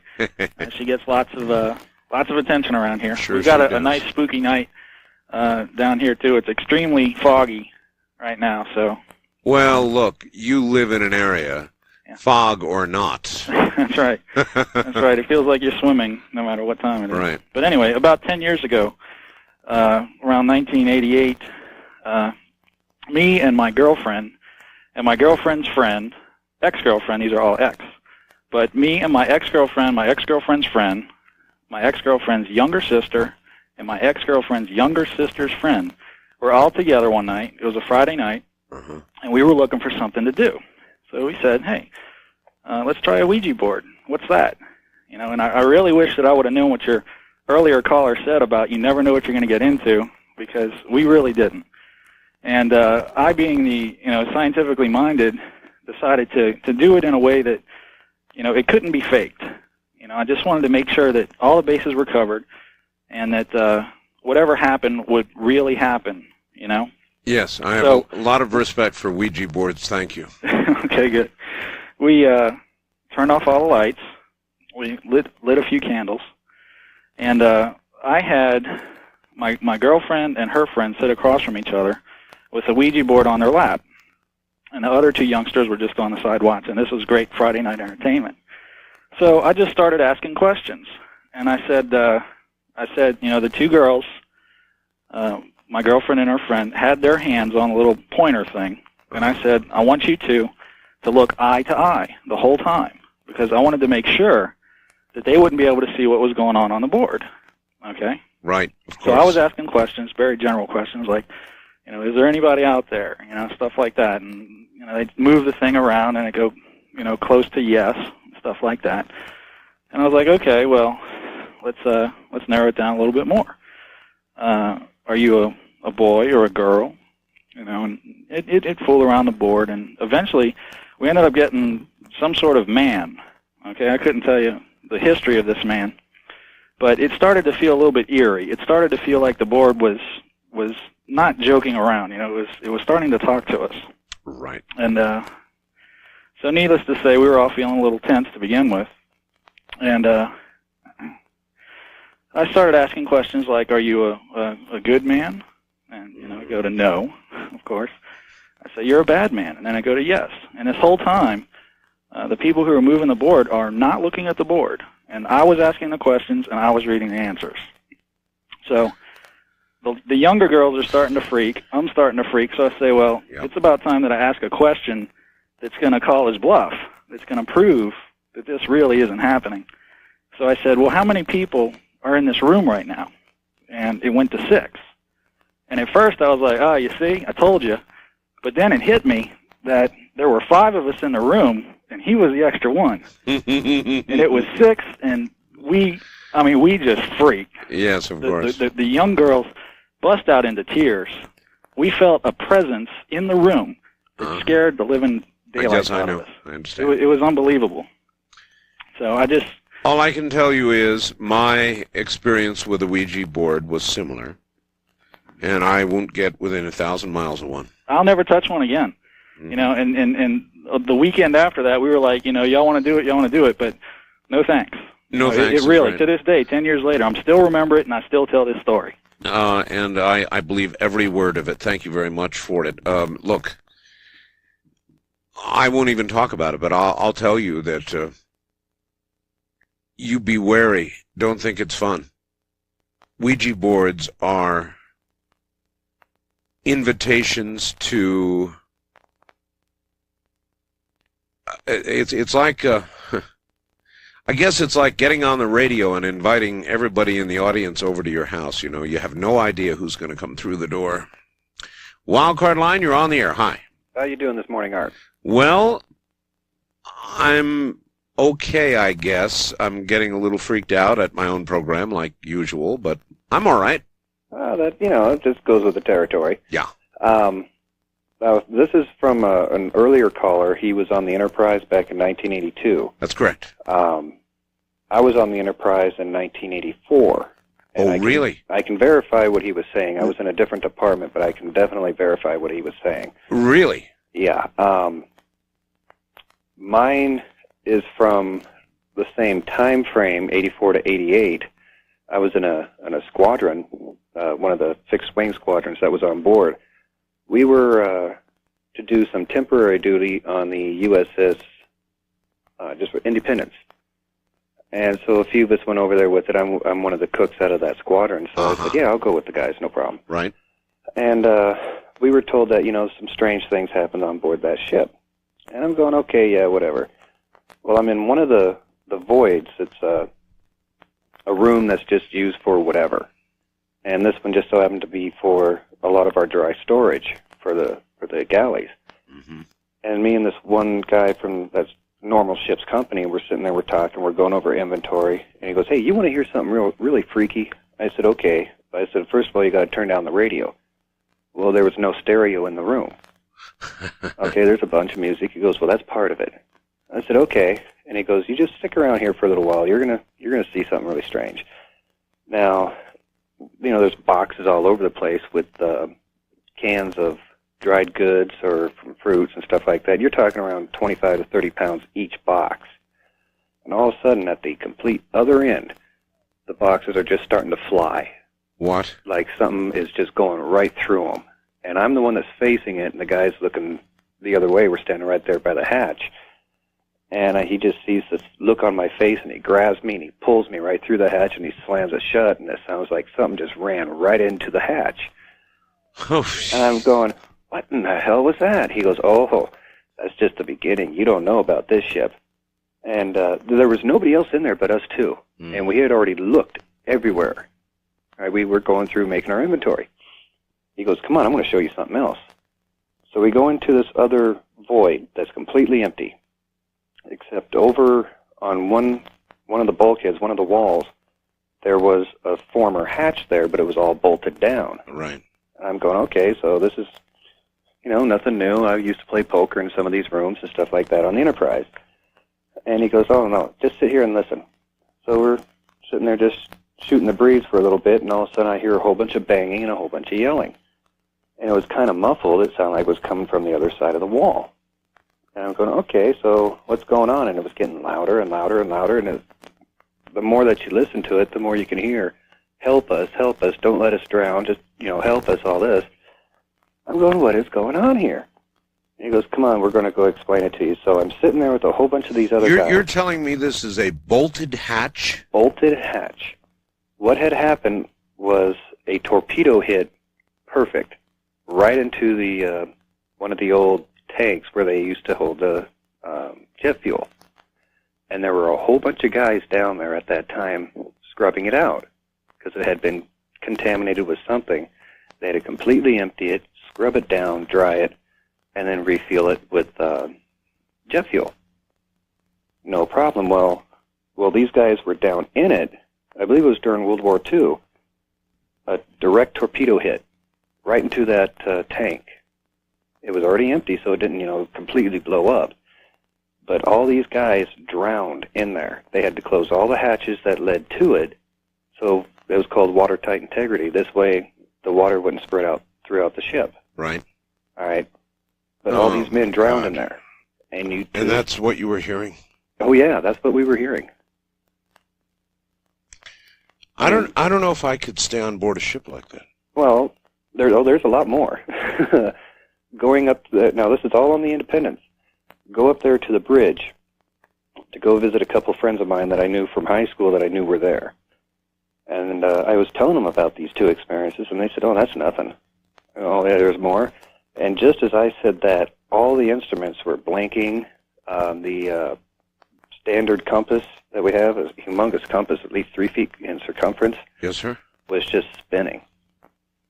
It was just going like it was hooked up to a mechanism to where it was just going to start spinning. I hear you. Well, electromagnetic disturbance around things like this is fairly common. Yeah, it was just, I mean, to this day I will never forget it, especially hearing the screams that were on the other side of that bulkhead where those guys were that had drowned, and then seeing all those boxes fly around, 25 to 30 pounds each. I would not handle that well. I appreciate the call. Sir? Appreciate the story. Thank you. I wouldn't handle that one well at all. Not well at all. You know, the implication of that is, and I'm still trying to figure this out as we handle these kinds of stories. What is that? Certainly it cannot be the lingering souls of men who died such a horrible death. Can it? Reliving that again and again? With some kind of hellish consciousness? No, I wouldn't handle that well at all. Good morning. You're on the air on Ghost to Ghost AM, if you will. I'm Art Bell. Where are you, please? Hello? Hello. Hi, Hi. my name's Denise. I'm calling from Sacramento, California. Hi, Denise. And the story I have for you, by the way, I've really been enjoying the ghost stories. Well, enjoying is a word, I guess. I'm not sure if it's a proper one for some of what we've heard, but... Not some of them, yeah. perhaps. Anyway. So anyway, my story is, my mother, she drove down to Lodi, California yesterday. Both of my grandparents are buried there. Oh, yes. And she went down to see her uncle, my grandmother's brother, with her brother, my uncle. And they usually stop by the cemetery to see my grandparents. And she is not a believer in ghosts. But I think, I don't know, she might have changed her mind after yesterday. She went by the grave site, and she usually goes by to do a little visiting. And she was knelt down, she was saying some prayers, she says to herself. Right. She says, just all of a sudden, there was this film in front of her. It was just like a film. And she said it wasn't there that long. And she said, then pretty soon, it was just gone. And she said, it was strange. And I said, you don't believe in ghosts, huh? She's not a believer, but I am.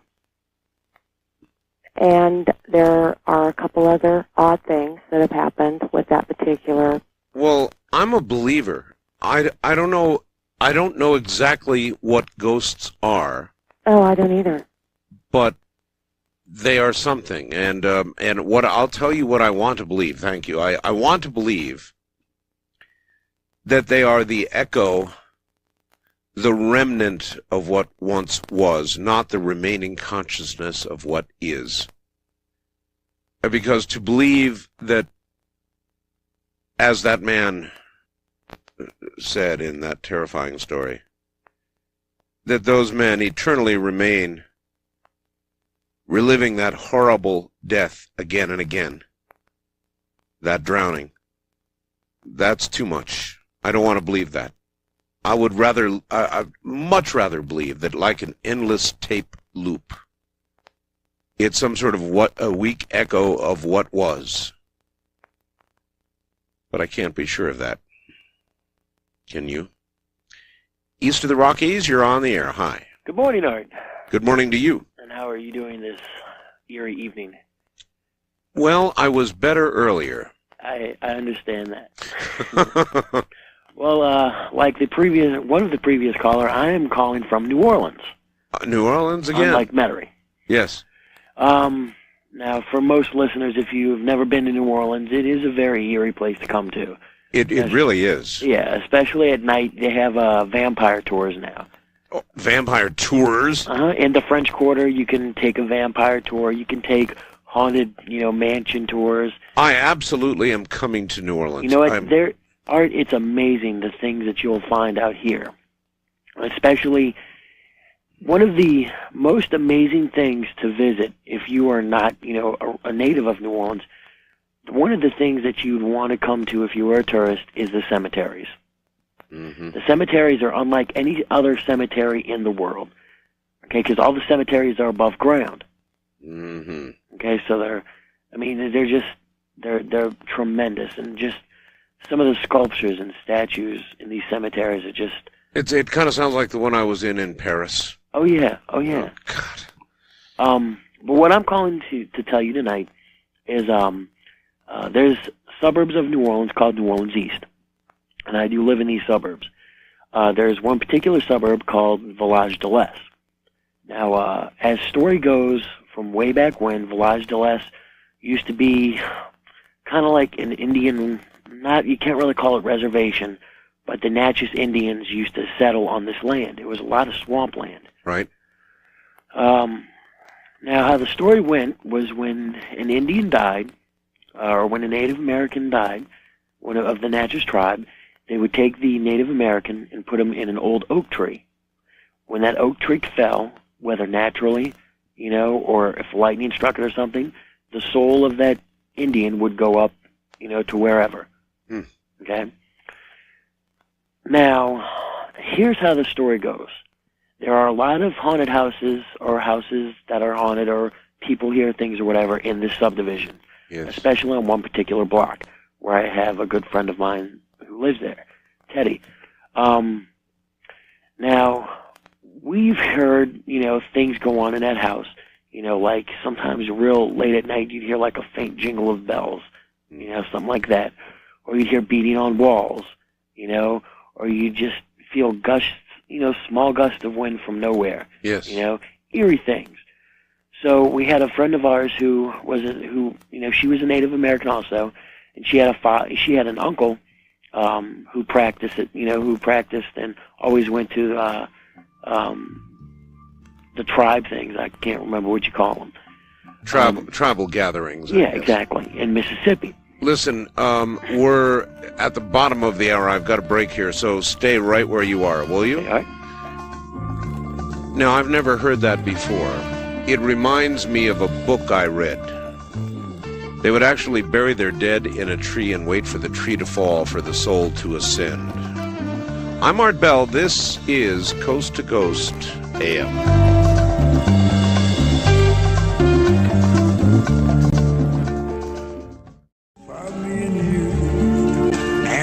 Think to myself, what a wonderful world. To talk with Art Bell in the Kingdom of Nye from outside the U.S., first, dial your access number to the USA. Then, 800-893-0903. If you're a first-time caller, call Art at 702-727-1222.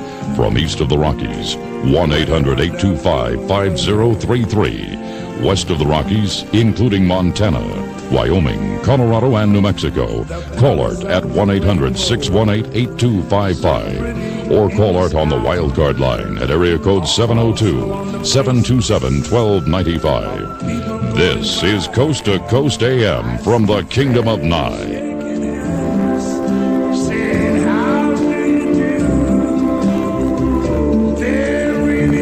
There is more in this world than we know, isn't there? I hear babies cry. I watch them grow. They'll learn much more than I never knew. I have such reverence for that line. Good morning, everybody. We'll get back to it in a moment. Back to New Orleans, Louisiana, a very haunted city at the best of times. You're back on the air, sir. Yes, hello. Hi. Okay, now, like I was saying, we had a girlfriend of ours, but anyway, her uncle was a person who was Native American, and he, practiced in it. Sorry. Anyway, but I'm going to get to that in a second. What happened was, basically, my friend Teddy, he did experience, this beating on the wall. and just weird things happening in his house. Now, his parents are divorced, and he has a sister. Now, whenever his sister was in that house, they never had any problems. That was something that we always found weird. But whenever she was out of that house, when she was at her mom's, there was always problems, That's very interesting because that's almost opposite of a lot of other ghost stories. Typically, teenage girls carry these incidents with them, and this seems the opposite. Exactly. But one night, we were all stupid teenagers. We decided that we wanted to put on a little seance, and bring up Jim Morrison. Jim Morrison? Yeah. Because we were avid Doors followers, so we lighted our candles. We had a book on, seances, and we tried to do it, nothing happened. Now, the following weeks to come wreaked a lot of havoc in that house. The first incident to occur was the microwave going off on his dad's hand while his dad's hand was in the microwave. That was one of the first occurrences. The biggest occurrence was when the garage windows blew to the outside. In other words, the glass didn't blow inside like somebody threw a rock in the garage. They blew out onto the grass. Okay? And that kind of freaked us out. That with more beating on the wall, late at night, and everything like that. So we got Andrea's uncle to come in, okay? And he said something as soon as he walked in the door. And he walked in every room of the house, and in every corner in every corner that pointed toward the north, he burned a little bowl of sage. Apparently he explained to us that sage was a peace offering. Now, what he explained to us that there were 3 souls in the house or on that land. 2 of them were bad, and 1 of them which was good. He said that the jingling that we'd hear at night sometimes was that of the good spirit, okay, trying to ward off the evil from hurting him and his family. Right. Teddy and his family. But he said the banging on the wall and everything else that occurred that went wrong were those 2 evil spirits. Apparently, Andrea's uncle was explaining to us that they're evil and that they're upset because they're stuck in, like he said, limbo. They're not going anywhere. They're staying right there, and they cannot get out. But the day that he burned that sage, there has never been another incident occur in that house. Well, he said that we shook something up in there when we played around with something bad.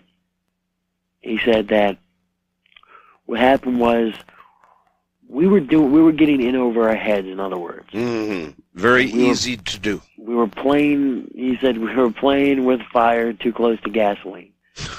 And he said that really, really upset the evil spirits that they have in that house, and it kind of, peed off, the good spirit. Because the good spirit was trying to keep the evil away from us. But Andrea's uncle came in, and he was the one that explained to us about the Natchez Indian burying their dead in the trees. And when that tree would fall, from age or whatever, then the spirit, of would that be body released, yes. would be released. And he explained to us that those were a couple bodies, and there are a couple other spirits and other houses out there in Village de l'Est that are haunted. All right. And as I said earlier, even at the best of times, sir, in your city, it's a haunted kind of place. Now, I think that the book that I read that kind of parallels what he just said, actually it comes pretty close to it, is called Speaker for the Dead. You ever get a chance to read Speaker for the Dead, definitely do it. In fact, I've been meaning to interview the author of that book for some time, and I had it lined up, and I don't know what I did. Must have slipped by me. I'll get on that again. Good morning. You're on the air in what we call Ghost to Ghost AM. Where are you, please?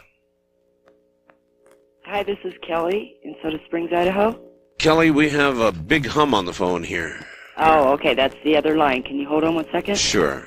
You have to hang on, Dennis. Oh, I see. We've got two on the line here. That was my husband on the other line. Well, we have a couple stories for you. Okay, but we still have hum. Still have a lot of hum, yes. Wow. I mean, I can hear you, but it's like something's... Let me shut off my computer. Maybe that's what it is. Let's see if that's it. Could it be your computer? It is now safe to turn your computer off. Okay. No, it's still right. there. Anyway, go ahead and tell us one. Is that better? No, but go ahead and give us your best one. Okay. Well, about 3 years ago, my daughter was 2, and every night at 12:26, every night she'd wake up screaming. 12:26. Not screaming scared, and not screaming upset, but screaming pissed. You know, like if you went in and you shook somebody awake and then you hid. Oh, yes. Okay. She was mad. You could tell she was just mad. Yeah.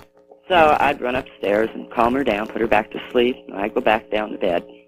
Well, one particular night, it was hot. It was just dripping sweat. I got to bed. I told my husband, if that booger wakes her up tonight, I'm going to be so mad. He's going to get it. You know, I don't know how do you get a ghost, right? So she woke him up, or he woke her up. And at 12:26, I go upstairs. I'm trying to calm her down. I'm ripping this ghost a new butt. And I finally get her calmed down. I go back downstairs. I'm even more dripping wet because of the heat from upstairs. And I'm tossing and turning, trying to go back to sleep. And all of a sudden, I feel this, like, cool fingers go across my neck. And I was turning around to, ask my husband what he did that for, and he's rolled over on his other side, sound asleep. Oh, my. And I'm thinking, oh, wow, that was kind of weird, and it never did scare me. Within 20 seconds, the temperature in the room dropped a good 15, 20 degrees to cool it off. And I got the feeling that he was apologizing to me in his own way, appeasing me. I don't know. Never woke her up again that night, after that night. So, in other words, your little tantrum... Yeah, I did throw a tantrum. Yes, I did. And it worked. Wow, what a story. What part of the country are you in? We live in a very small town in Idaho called Soda Springs. It's like 1,300 people, or 1,100 people, I'm sorry. A lot of old buildings, a lot of...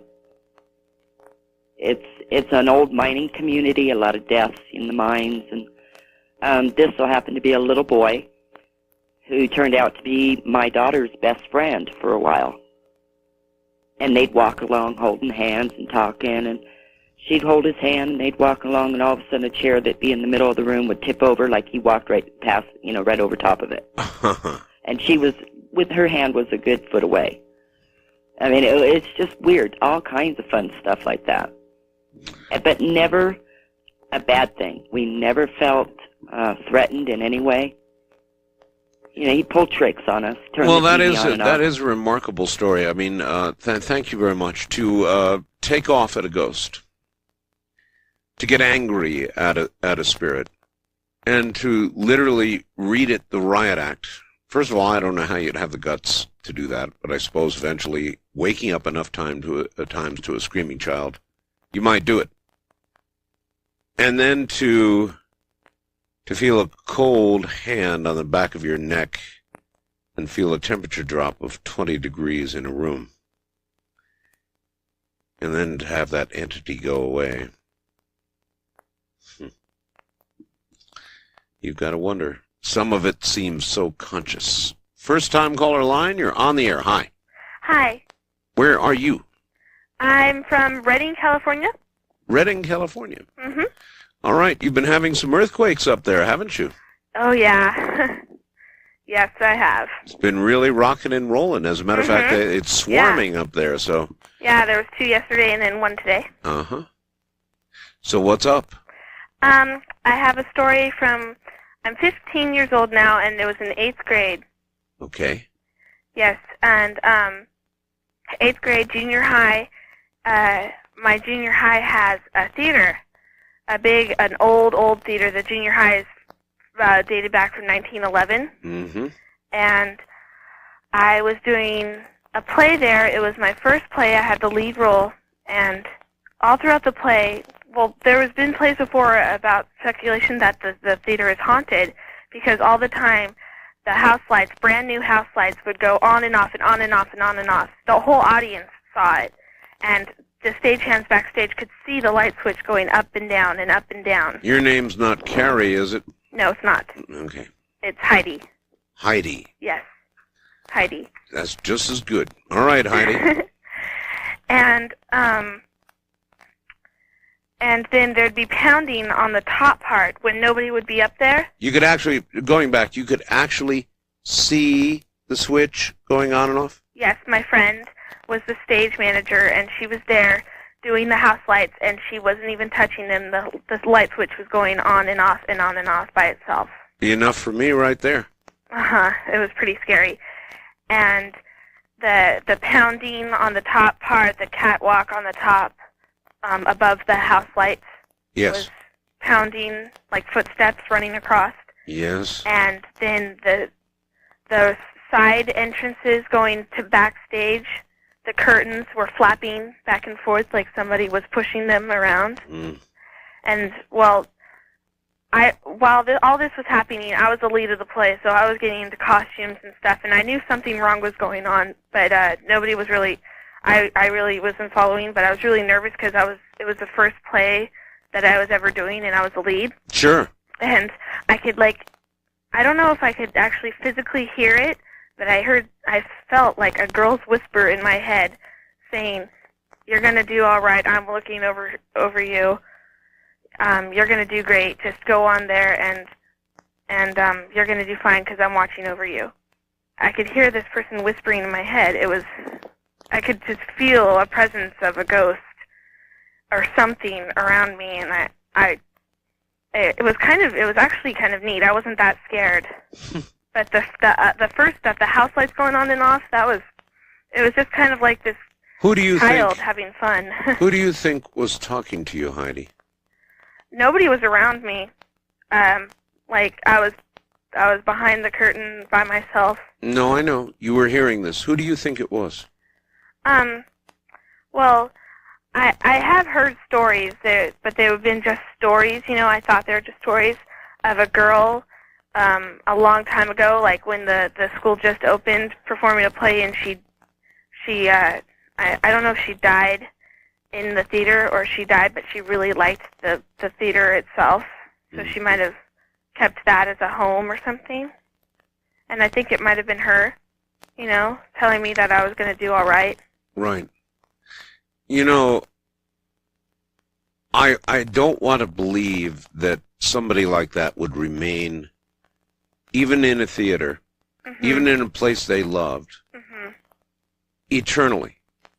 I mean, Heidi, doesn't that seem to you like a hell, sort of? Yes. It does. One imagines something... It feels like a restless kind of spirit, like she doesn't want to stay there. That's why she makes so much mischief and everything, Precisely. Flicking on the house lights and pounding and up in the stairs ways and messing with the curtains and everything. Heidi, how did the play go? It went fine after that. Besides, everybody was they all thought that it was a trick, which was all right. We didn't want the audience to get scared, so we just let them think that it was a trick. So they never really knew. They thought that was part of the act. No, I think they just thought it was part of the act. Yeah. Afterwards, the backstage people told their families and stuff, but yeah, it was. We all felt it, and we're pretty serious about our craft, so we wouldn't really do anything like that because it's pretty unprofessional anyway.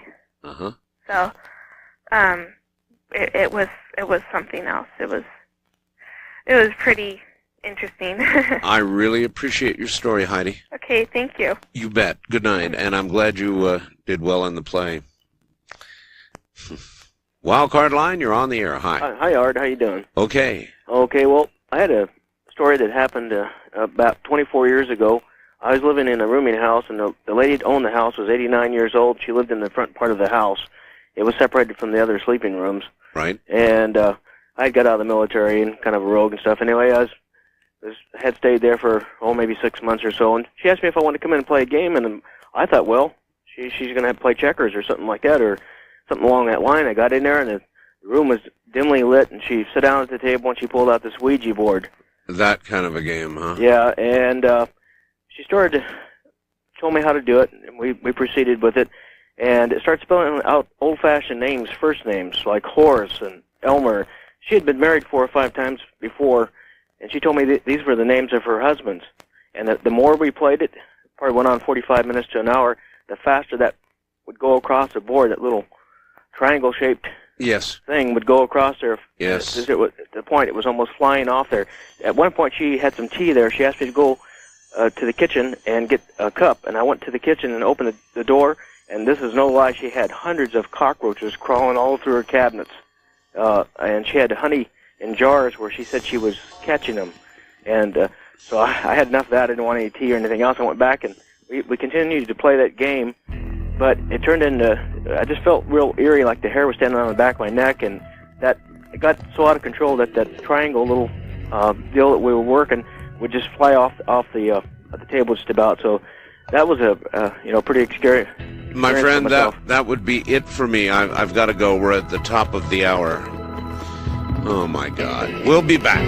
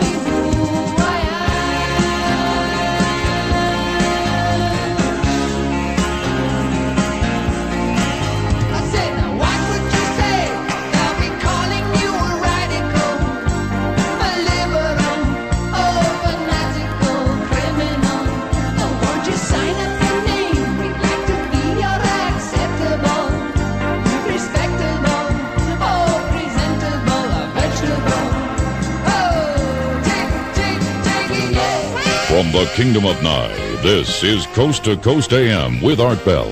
From east of the Rockies, call Art at 1-800-825-5033. West of the Rockies, including Montana, Wyoming, Colorado, and New Mexico, at 1-800-618-8255. First-time callers may reach Art at area code 702-727-1222. And you may fax Art at area code 702-727-8499. Please limit your faxes to 1 or 2 pages. This is Coast to Coast AM with Art Bell. Now again, here's Art. Okay. Are you ready for more? Here it comes.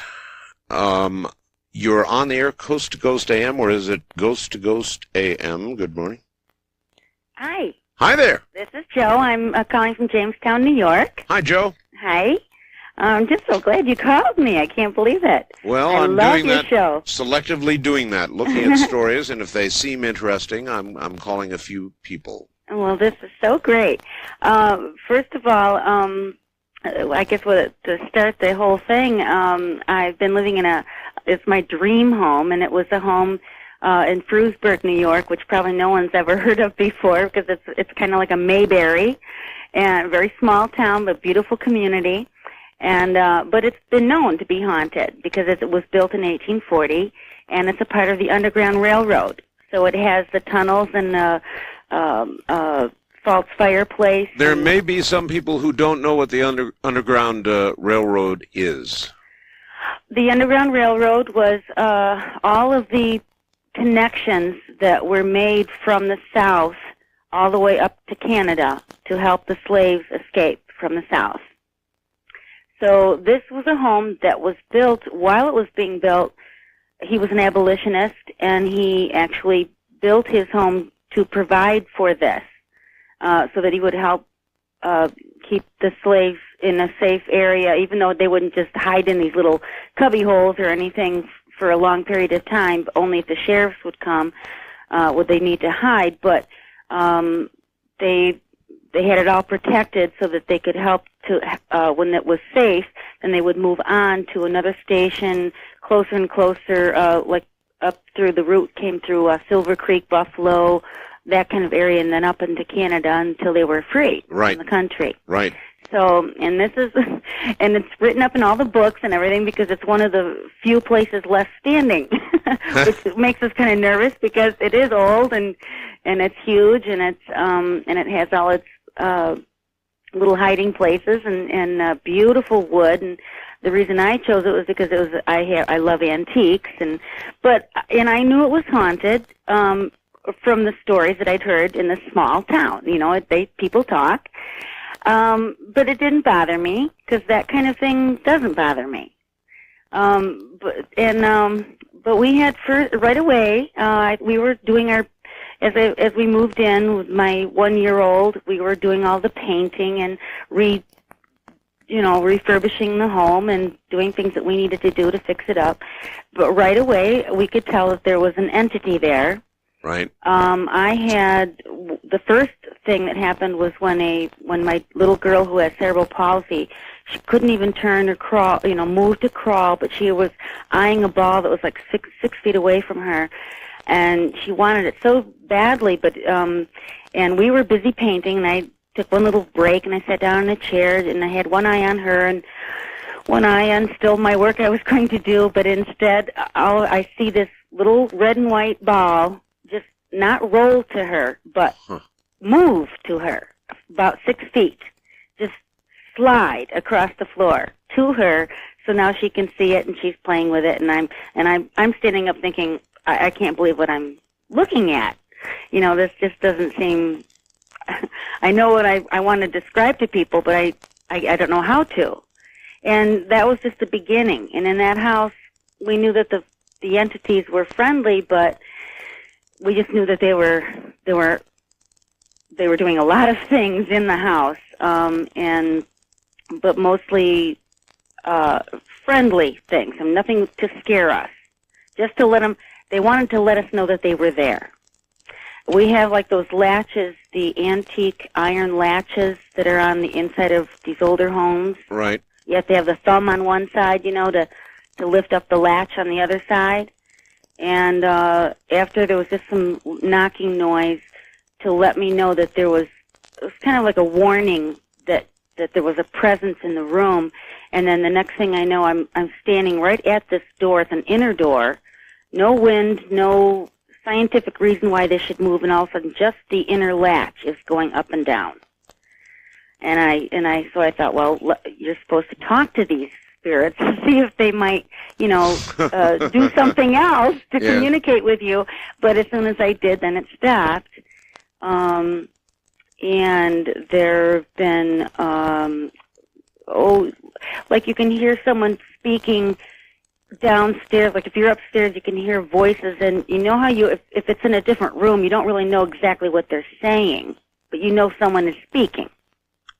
You can't really actually hear the words that they're This sounds saying. exactly like a story a man sent me, a really eerie story not long ago. As a matter of fact, let me tell you that story. And thank you. This man is technically knowledgeable. He's a ham, as I am, and I'm sorry that I didn't save the story. But roughly, here it is. He and his wife slept in one room, his children in another. They were small children. And the children would be awakened in the middle of the night with voices. Indistinct, busy voices. You could sort of just barely hear what they were. Kind of like you would hear voices carried on the wind from a neighbor's house, something like that. But the voices were so loud in the children's room that it would wake the children up at night. The man finally went into his children's room, and he had to stand on a chair in order to hear the voices. But he heard them not clearly, but with enough volume to be bothered. And he had to be in one particular spot. Now, this man monitored these voices for months. And here's the really eerie part. You had to be in one particular place to hear the voices. And the voices would move about an inch or two every day. Every day. And he monitored these voices until finally they exited the house, spot where you could hear them, and literally moved across his backyard until finally he had to literally stand on the brick, the block wall by the back of his house to hear the voices. And there they were, chattering away. Months later, they had moved, 50 or 60 or 70 feet, and they just kept going. Now, you tell me what he was hearing. He ran through just about everything. Could it be RF from a radio station nearby? No. He ruled that out. What could it possibly be? Some sort of rip, some sort of tear in the continuum? Something from time past? Almost probably that. And as far as he knows, they just kept moving. This little spot where the voices could be heard just kept moving. West of the Rockies, you're on the air. Hi. Hi, Art. Hello. How are you? A little freaked out, but okay. This is Marie, and I'm calling from Crowheart, Wyoming. Yes, ma'am. And we're on the Wind River Indian Reservation, and they call it the land of the little people. Ah. But my story doesn't start here anyway. All right. We lived in Oregon, and this happened to me about 22 years ago. Right. This was 1976. My daughter had a friend, and she would come over and stay at our house. My daughter would go down there and stay with her. And one night, her friend and her brother were driving down this little road. We lived way out in the country, about 15 miles out of Sutherland, Oregon. And her brother and her were going down our country road, and I'm not really sure what happened to him, but they wound up going off an embankment about 100 feet down into the ravine.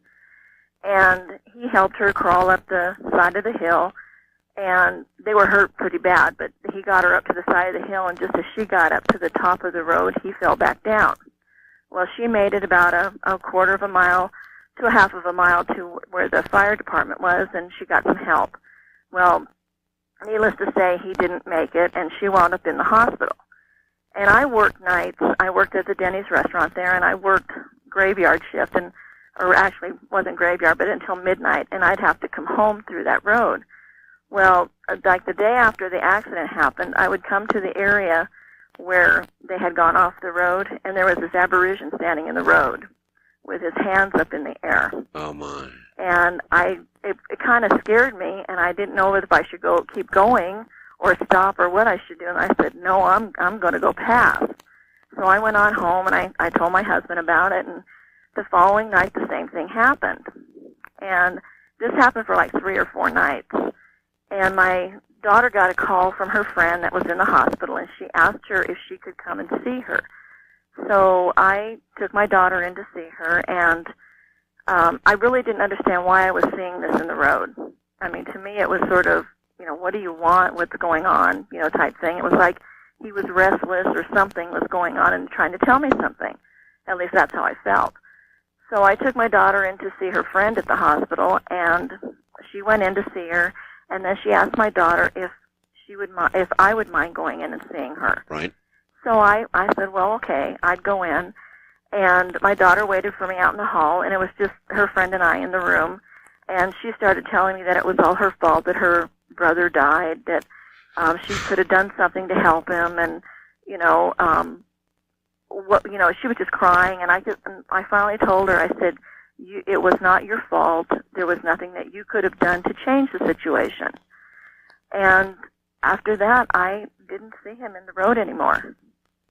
Wow. It was almost like I was to go to tell her because she wanted to commit suicide. She wanted to end her life because she felt like she was responsible for what happened to him. And after I went and saw her and told her that it wasn't her fault, then I felt like a big weight was lifted off of me, and she got well. Remarkable. Absolutely remarkable. It was really a strange situation. Did it make you a believer? Oh, definitely, because I had something else happen to me in '80, and it was sort of a situation where we lived in a little tiny trailer, and I kept getting this odor, and I couldn't figure out what it was at first, and we had this dog that kept looking behind her. Well, this odor that I kept getting was sort of like, I could smell like my grandfather. You know how certain people, they eat certain things, and they have just an odor about them. Sure. Well, he always ate Cheerios and All Bran for breakfast and toast, and that's what I kept smelling. Now, they lived in New York, and we were in Oregon. And my dog kept looking behind her one day and growling, and I couldn't figure out what was wrong. And the following day, I got a phone call from my mother that my grandfather had passed away. And I knew he had been there. There's every reason to believe that those who pass away, even those who move on, linger long enough near loved ones. Well, I hadn't seen him in probably 20 years. And I think it was just his way of making sure that me and my family were fine, and then he was okay. A very common story. Thank you so much. You're welcome. Thank you. Take care. Listen, I'm getting a lot of email here indicating, well, let me read you one from Jay. Warning, warning, warning, solar images. Look out, here comes a big solar flare. And this one is a big one. We'll try and get the information up on the website tonight, if not tomorrow. So there apparently has been a very, very large solar flare, and we'll try and keep you updated. First-time caller line, you're on the air. Hi. Hello? Hello. Hi, how are you, Art? I'm okay. Where are you? I am in Kansas City, Missouri. Kansas City. Oh. The story I'm about to tell you, although it does not happen here, happens in central South Dakota. Central South Dakota. Right, Mitchell to be exact. Tell me something. Are they saying bad things about me on Kansas City Talk Radio? You know what? My husband turned me on to you this evening, and I work in a bar, and he said he kind of got freaked out yesterday about some Catholic pastor talking about... Oh, yes, that was another program. No, this relates to a possible curse placed on the Kansas City Chiefs. I've been getting some really nasty... And anyway... I'm a Raiders fan, so... You're a Raiders fan? Yeah. Yes, so am I, actually. All right, go ahead. About early 1990... Or no, I'm sorry, mid-1991, I had just filed for divorce, and I found out 3 weeks later that I was pregnant with my second child. Oh, boy. Which is, not great. Not great. And I was living with his family in a little town called Parkston, South Dakota, and not very happy. And I was thinking about an abortion, which I have a very Catholic family. I understand. And very Catholic upbringing, but at the time I was so sick of religion, I didn't think about church, I didn't care. No, you were in the middle of a divorce. Taking the long way home, sort of, and thinking about an abortion. Listen, this sounds like a very interesting story. We're at a break. Can I put you on hold? You bet. All right. We will come back after the break and finish this one up. Can you imagine that? Are there worse, more serious human situations than that? You file for divorce, you're with your family, and you find out you're pregnant. You begin thinking about an abortion. It's your second child. I don't know. It doesn't get much rougher than that, does it? From the high desert, where the clouds and the rain and the mist are moving in on kind of a creepy night, this is Coast to Coast AM. Stay buckled in. That's my recommendation.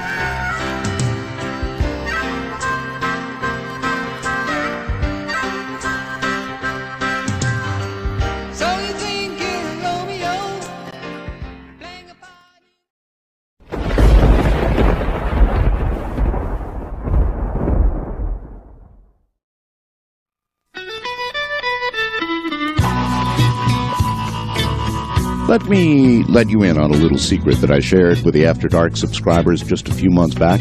I really don't believe everything that my guests talk about here on the show. You heard right, I'm a skeptic. But once in a great while, a guest comes along who just blows my socks off and forces me to rethink my conclusions about something. Now, that's what happened when I talked to Pam Reynolds.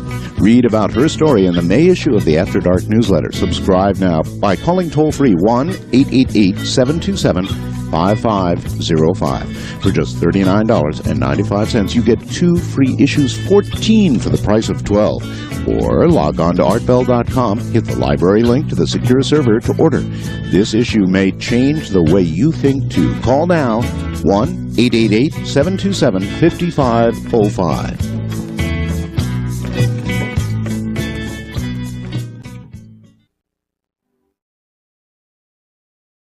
You're listening to Art Bell, Somewhere in Time.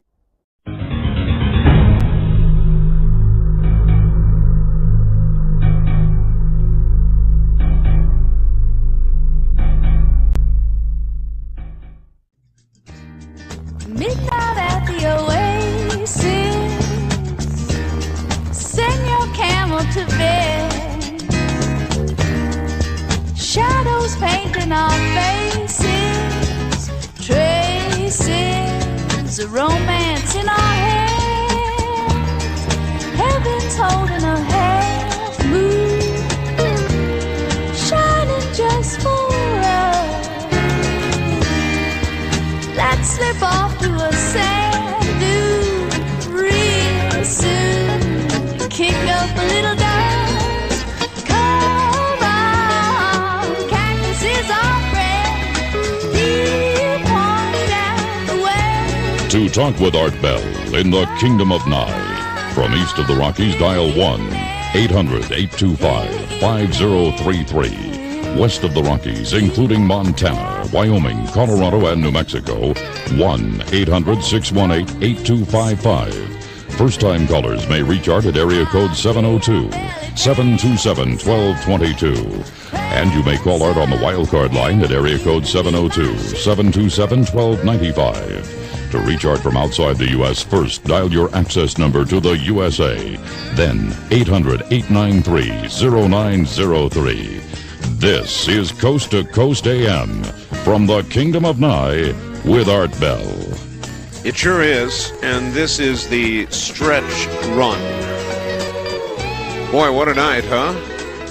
When I ask for ghost stories, I get them. No question about that. Young lady on the line got disconnected. Somehow we got her back. That's almost a miracle. You're back, and I cannot imagine a worse situation. Filing for divorce. You find out you're pregnant. You're living with your family, and you're thinking. Pardon me? His family. His even worse yet. Mm-hmm. And you're considering an abortion. Right. Okay. So at the time, I decided to take a part-time job to get away from my situation, collect my thoughts, and I happened to land a job in Emory, South Dakota, where he grew up, actually, where he went to high school and grade school. Mm-hmm. Working for a couple, husband and wife, well into their 80s, and this gentleman's wife had Alzheimer's. Oh, yes. You know, and not being in a great situation as I was. Not at all. It was very difficult for me. And so things proceeded, and one afternoon I just got fed up, and not to be, caught, I used a payphone and looked in the Yellow Pages. I was desperate. And I looked under abortion. This wonderful lady came on the phone, and I said, I need help. And she says, let me pick you up this afternoon. I'm going to take you to my office here in Mitchell. I said, you have it. You got it. So she shows me all these films, and I was totally disgusted. And she says, I'm going to give you another option.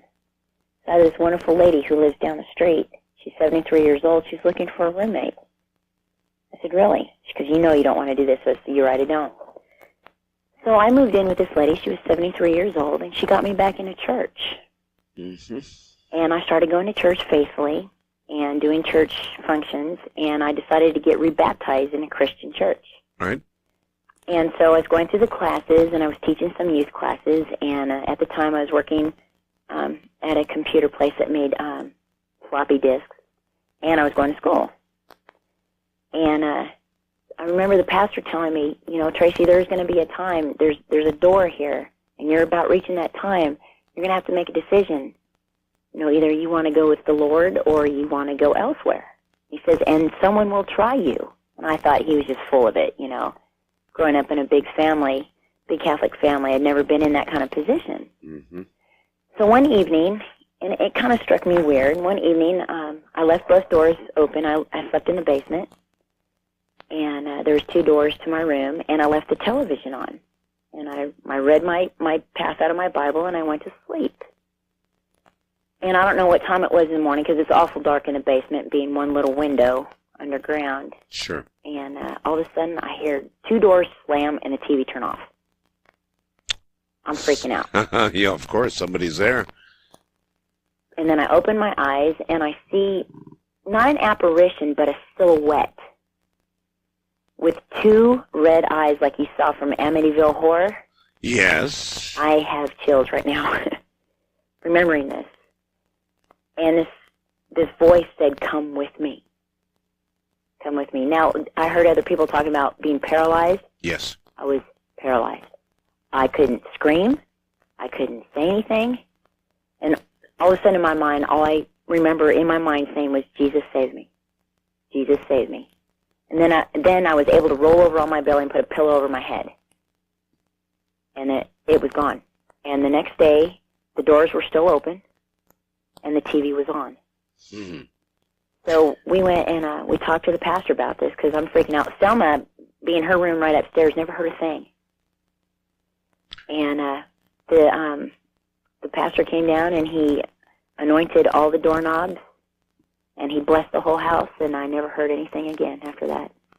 And now I have... Do you wonder sometimes whether there was a subliminal or not such a subliminal suggestion given to you by the priest which caused this in your own mind, or if it was absolutely real? It was real. I mean, I even thought through that, you know, being, I was 22, and, you know, I'm like, I know I'm more intelligent than this, you know, my mind doesn't play tricks on me. And, I mean, I looked a couple times at this thing, and I just saw those eyes, and they came close. I take it you went ahead with a divorce. I went ahead with the divorce, and I had a very happy, healthy child that was born on Valentine's Day. I appreciate the story. Thank you. Thank you. You take care. You too. Red eyes. Wildcard line, you're on the air. Hi. Hello. How are you doing, Art? I'm okay, sir. Where are you? Northern California. All right. I'm an investigator for the county here, and I had to go up to this place about 25 miles up this old dirt road. Yes. And the people I was talking to, they told me that this house is haunted. That was on this property, and nobody lived in it. When you say you're an investigator for the county, what do you mean? I'm a fraud investigator. Fraud. Okay. Mm-hmm. And anyway, I was talking to them, and they told me a few stories about this house getting attacked by this mean male ghost. And I kind of just blew it off. Then I talked to my girlfriend the next day and told her about it, and she talked me into going up there. So we spent a total of 6 nights up there and got some really neat pictures. When we first went into the house, everything seemed to be okay, but then we smelled like rotting flesh. Rotting flesh. Yeah. Real strong odor. Excuse me. Along with a lot of cold spots in the house. And the majority of it seemed to be in the kitchen and the hallway. We looked around, couldn't find anything. Of course, this house hasn't been lived in 10 years either. So later on, my girlfriend and her daughter decided to play with the Ouija board. Mm. And that's when everything really started to get exciting. I'm taking pictures of them playing with the Ouija board, and it's probably around 11, 12 o'clock at night. And all of a sudden, the chair flies back that she's sitting in, my girlfriend, she gets up, she's holding her knee, and she had got kicked in the knee, or hit in the knee, which left a bruise. Immediately after that, the door, which is right behind me, the handle turned. Now there's no one around, and it's close to midnight if it wasn't midnight. Right. I was ready to go at that point, but since, we're so far back there on this dirt road, I decided to go ahead and spend the night. Of course, I can't sleep, and we're all laying in the living room, and then I hear footsteps upstairs, like children running. There's also supposed to be 2 ghost children in this house also. Mm-hmm. Now, 6 months ago, I wouldn't have believed this until it happened to me. Hear footsteps running upstairs and a door slammed. And I decided to go ahead and take the tape recorder out at that time and set it up and just let it play. And the next day I listened to the tape recorder and heard a small child say, help me, twice. Never heard this. Never, ever heard it. Just incredible. Just incredible. Got pictures of orbs, orbs in motion. There was sent them to the Ghost Web, and he posted a few of them, and I finally made my own website because I have about 400 pictures. 400? Yeah, that I've taken up there in that 6-day. Why don't you send me, excuse me, some email and give me your site. I'll take a look and put up a link. Okay, you bet. How would that be, all right? You bet. Okay, thank you very much, and take care. As a matter of fact, I would like to get any ghost photographs that anybody has. So if you've got a good one, by all means, send it to Art Bell at P.O. Box 4755 in Haunted Pahrump, that's P-A-H-R-U-M-P, Nevada, zip code 89041-4755, and if you cannot scan them, I would be more than happy to scan them for you and get them up. East of the Rockies, you're on the air. Hi. Hello, Art. Hello. It's Mike from Philadelphia, PA. Philadelphia. Yes, I'm a little nervous. That's all right. Relax. About 14 months ago, me and my wife and my dog and my kid moved into a house. It was built in the 40s. And I showed my stepfather the basement. Mm-hmm. And I was standing about 6 feet away from him, and he was standing on the stairs. And I seen this apparition of a man walking behind him, going towards the back door. Now, I didn't think anything of it at the time, but about half hour later, I thought about it. What was that? And then I came home and went to the store one night. It was like 2 o'clock in the morning. Right. And I came in the basement, and we had a dog who was about 6 months old. And it was about the size of a large cat walked by me towards the back door. And I thought it was my dog. Right. He was asleep upstairs. And I had mentioned to my wife, and she's seen the thing walking from the kitchen to the living room. So we asked the neighbors if they had a cat. The guy lived there, he died, and his wife was still alive, but she got sick and she moved into an apartment or whatever. Was it a cat? I think so, because we asked the neighbors if they had a cat, and they said yes. Okay. But it wasn't an evil feeling. It was like they were checking us out and moving in their house. You know what I mean? Yes. Well, yes. Cats do that. Yeah, it was like a ghost cat. It sounds crazy, but no, not crazy. If look, cats. Anybody who owns one, a cat or a dog, knows that they have individual personalities, and probably every bit as liable to come back as a ghost as a human. yes. Can I have one more quick story? Sure. I used to work in a restaurant, and at night I used to wash the dishes or whatever. And I found this restaurant used to be a Marine base, and then a church, and then a restaurant. And it was real late at night, and I was coming out of the dish room, and I seen a figure out of the corner of my eye standing right about 2 feet away from me.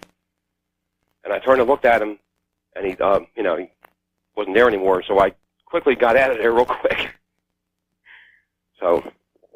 Well, I would too. I have seen, thank you very much, similar figures. And you always see them in your peripheral vision. You just sort of halfway see them. Enough so you know they really were or are there. But they're not quite there when you focus your vision fully on them. Odd. West of the Rockies, you're on the air. Hi. Hey, Art, how you doing? All right. This is Jim from Santa Fe. Yes, sir. I just wanted to share a little experience that I had back in my Air Force days. It wasn't too long ago, but I was stationed out at a base in California, and every few years or so they have an air show.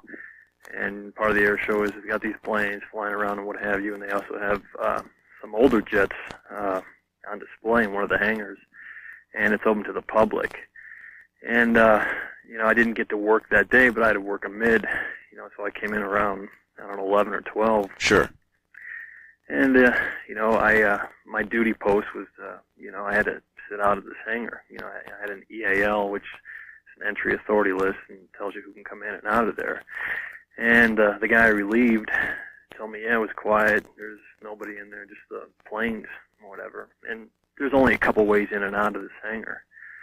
So I go in there, and I'm looking around. They had like F-4s and F-5s, some other planes. And I was, pretty interested in the ones from Vietnam. Yeah, some of them even had like bullet holes in them. And I took a flashlight, and I went up to, to the undercarriage of an F-4. And, I was just looking around and checking out the lights and the tire and what have you. And I just kicked the tire, just see how much air was in it. I don't know why I did it. But people always kick tires. Oh, yeah, especially when you're bored. And, I started walking away from it, and I heard this, like, tap as if somebody was tapping on the glass. I turned around, and I looked up, and in the cockpit there was what appeared to be like somebody sitting in there, and it really spooked me out because he was wearing like I don't know how to describe it, but like Red Baron, the goggles and the scarf and the cap. Sure. Guy was sitting there grinning at me, and I was like, whoa, and I made sure there was nobody in there, and it it really spooked me out. This was a Red Baron type in an F-4? Yeah. Okay. Yeah, that it really spooked me out, and I didn't say anything to anybody until actually about 2 weeks ago. This happened about 5 years ago, and I talked to one of my friends. And I'd be disinclined to tell that story myself. Yeah. That's an amazing story. And so you just took off? I couldn't take off. I just went back outside the hangar and called one of my friends who was on a roaming patrol to come over, and I just told him I felt really sick. Didn't tell him why, until like 5 years later. That makes sense. I appreciate your story. Thank you. And while we're on the military subject, perhaps a correction, I don't know. Dear Art, my name is Jeffrey, and he gives the last name. I won't read that. And I also served aboard the USS Enterprise. One of your callers said the Independence took a torpedo hit. That is a Forrestal-class carrier, and has never taken enemy fire whatsoever, not even during Vietnam. The explosion, in fact, did occur and was caused due to a maintenance error, but the stories he told are true. I've served on 5 carriers. The one I liked best was the USS Ranger. There was a ghost of a chief that wanders through the ship's galley. He was killed in a fire that broke out in the main machinery room, number 3. So that may be a slight correction, but the story remains. First-time caller line, you're on the air. Hi. Hi, Art. I'm Terry. I'm calling from Monterey. Welcome. Thank you. I'm sure you're familiar with Salinas, that area. I certainly am. I used to live out in an area of North Salinas where to get home I would be driving basically down the agricultural area. How long ago were you in Salinas? Well, I moved from Salinas about 5 years ago. 5 years ago. Well, I grew up there. I actually lived in Salinas and worked for KDON Radio. Yes, remember it quite well. Do you, KDON? Mm-hmm. Oh, yes. Yes, grew up listening to KDON. There you are. But I lived out in North Salinas and was one night coming home, And one of the phenomenons of the agriculture area is you can be driving through the town and it's perfectly clear, and if they're watering, you'll get out there and all of a sudden you'll just hit fog like you wouldn't believe. That's right.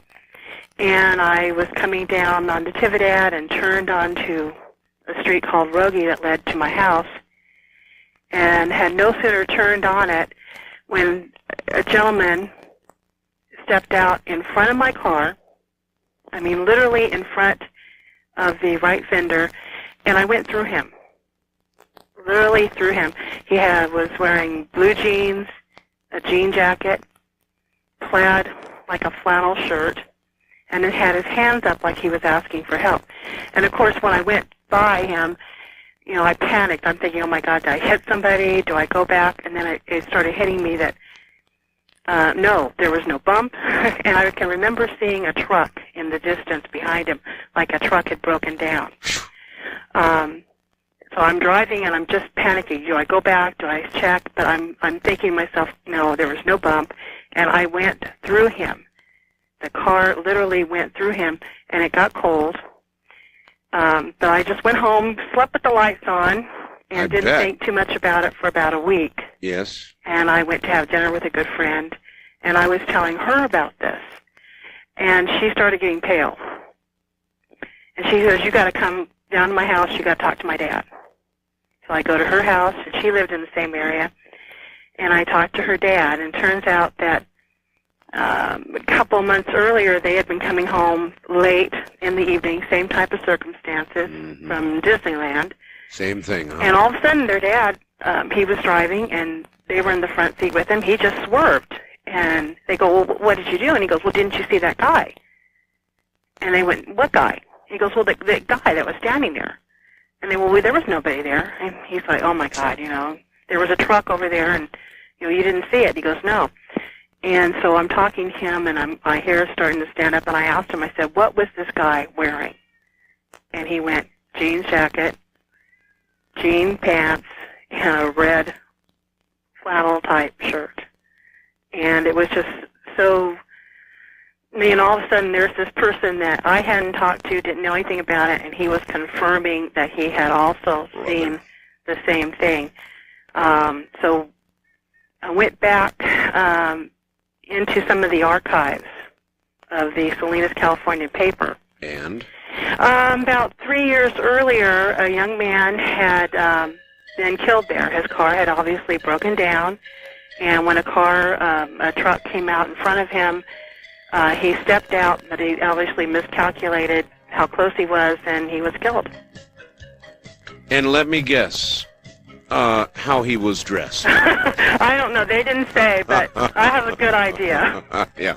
I'm sure you're correct. I never drove that road again at night. Never. Don't blame you for a second. Well, listen, we're out of time. We could go and go and go and go. If after listening to 5 hours of all of this, you don't believe we're more than flesh and bones, then you just haven't been listening. Tell everybody good night. Good night, everybody, and sleep with your lights on. I imagine a lot of people will be doing just that this night. That's Ghost to Ghost. I'm Art Bell from the High Desert. Good night.